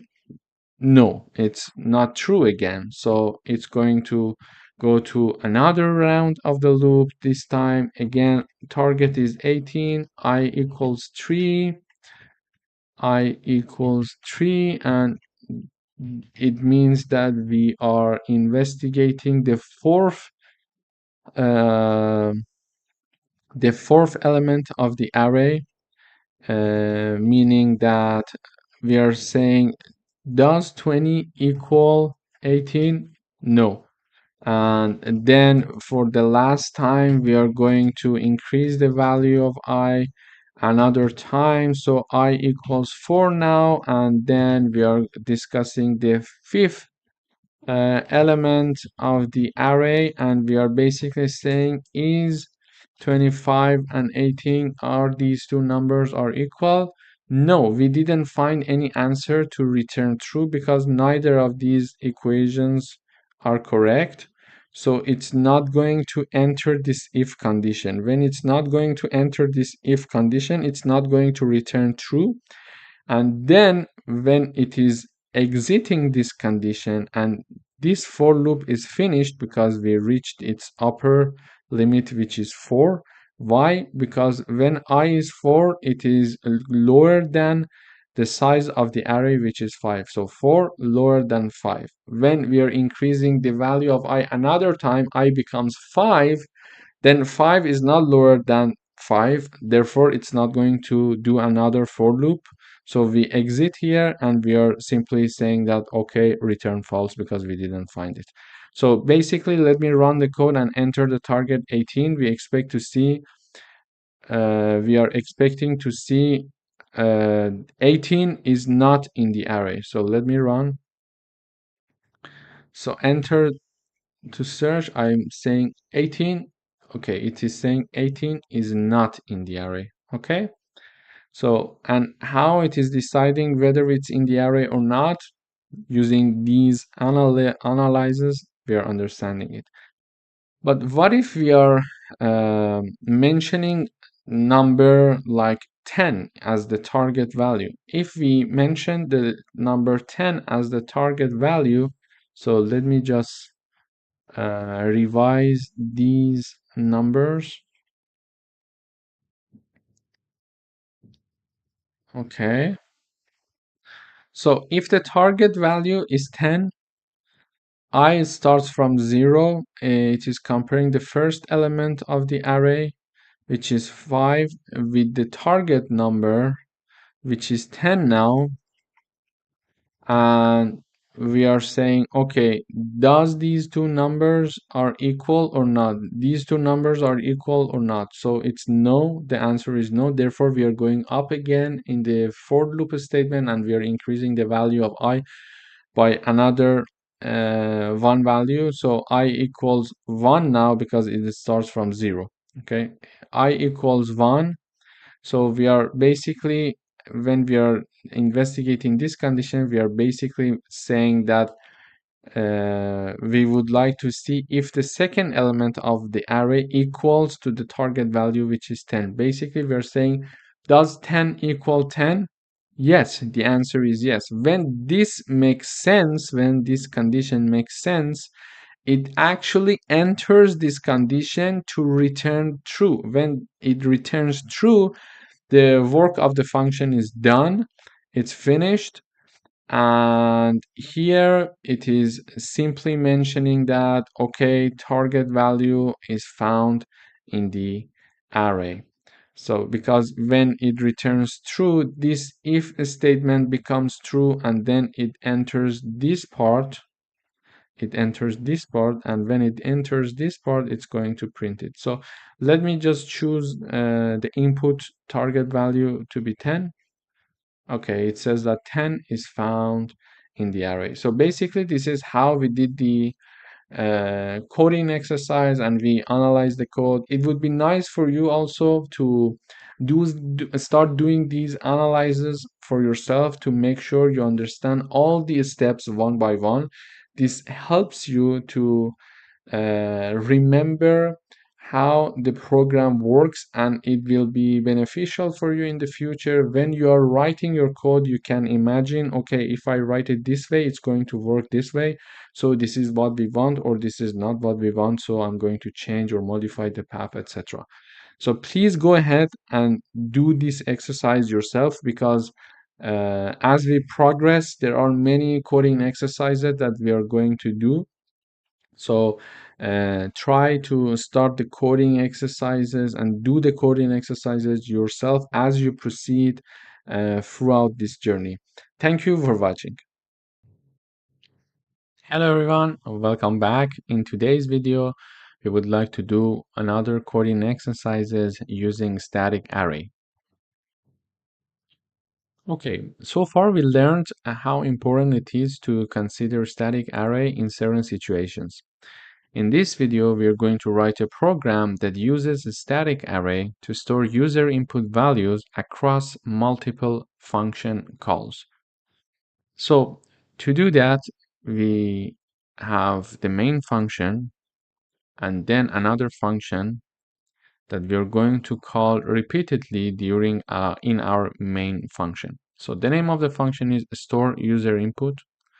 It's of the void type, and its argument is an integer called value. So in order to call it for the first time, we call the function with the value 5. Here we are initializing and declaring a static array with the size of 3, and all of the elements are 0. And then we are initializing and declaring an index to be static and integers set to be 0 initially. So this is index is used to track where to store the next input. So in the first call, index equals 0. So when we are encountering this if condition, we say, okay, 0 lower than 3. If this is the case, set the value, which is the argument of this function, which is 5 in the first run, in the first call of the function. Set the value 5 as the first index of the user input array. After doing that, then increase the index by 1. So in the initial run, it's like this equals to 5. It means that set the value 5 to be the first element of the user input array, and then the final index will become 1. Initial index equals to 0. Why initial index equals to 0? Because we initialize it. And why the final index equals to 1? Because after we set the 5 to be the first element of the user input array in this line, we are having plus plus sign here. So when we are having the plus plus sign, it's going to increase the value of index by 1. So the final index after this line will be equal to 1. Then we are simply printing the value. Value is number 5 because this is the argument of the function, which is defined here, and then it is being simply printed here. So whatever the number is being assigned to the first element of the array is being printed here. So we know what has been passed and what has been inserted to the array, just for the sake of checking. Okay. Then we have this else part as well.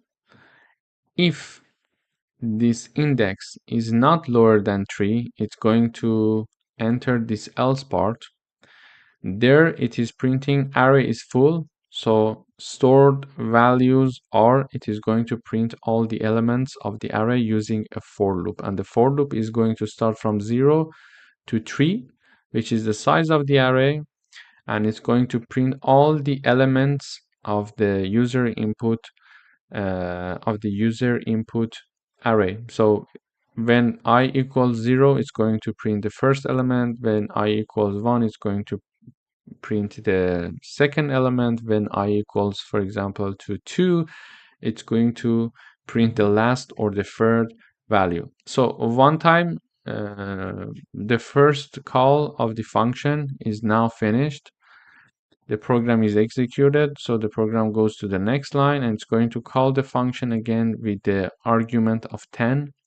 So now value equals 10, but because we are using a static array and index, now the program remembers that we already called the function one time, and it remembers that we did some modification to the first element of this array and also to this index number.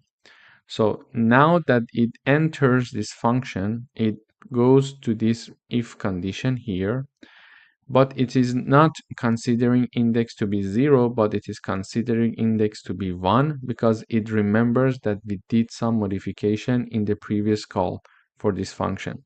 So this is why actually the static variables are useful. So initial index in this case equals 1, and basically it is saying user inputs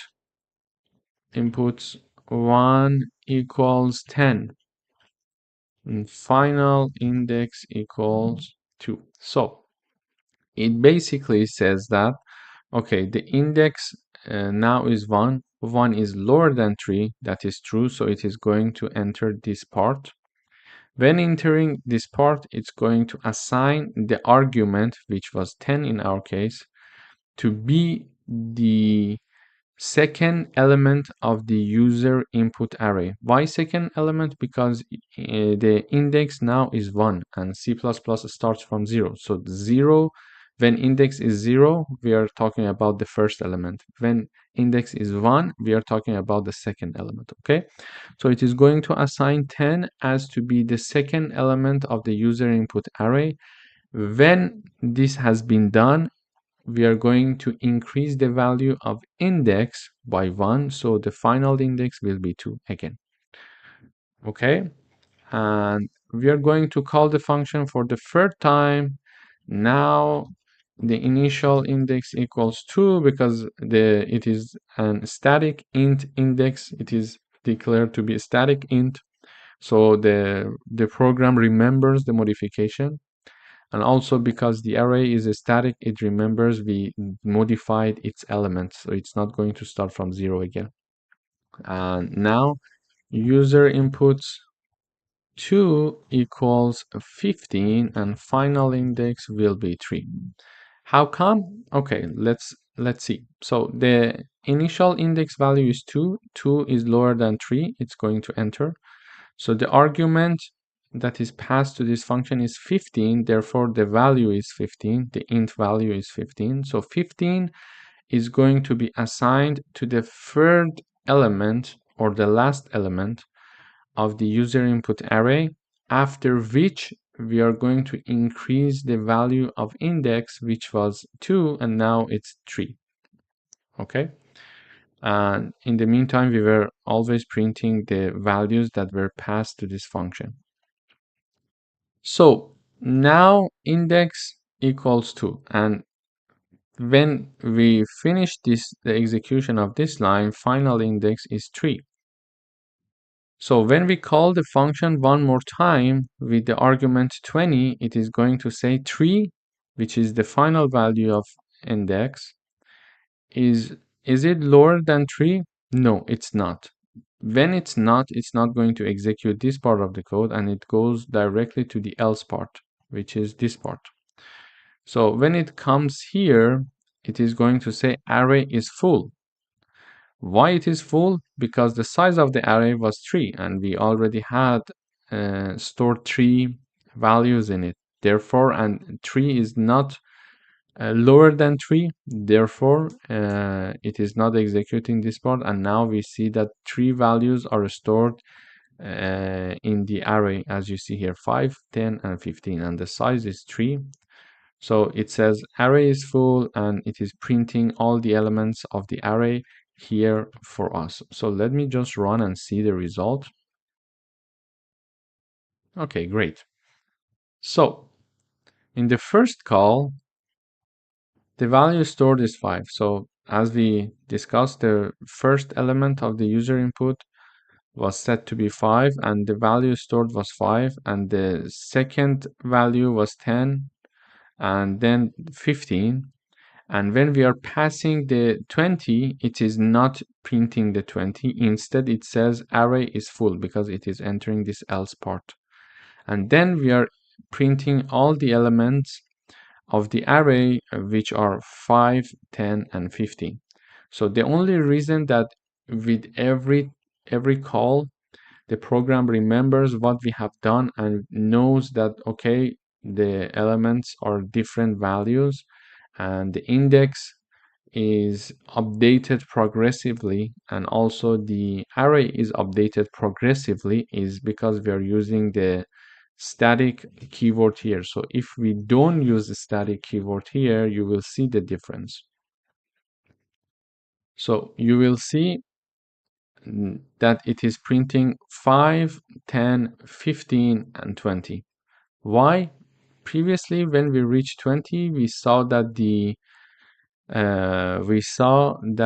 it was mentioning that the array is full, but it is not saying that. Why? Because index is 0 when the first call is done.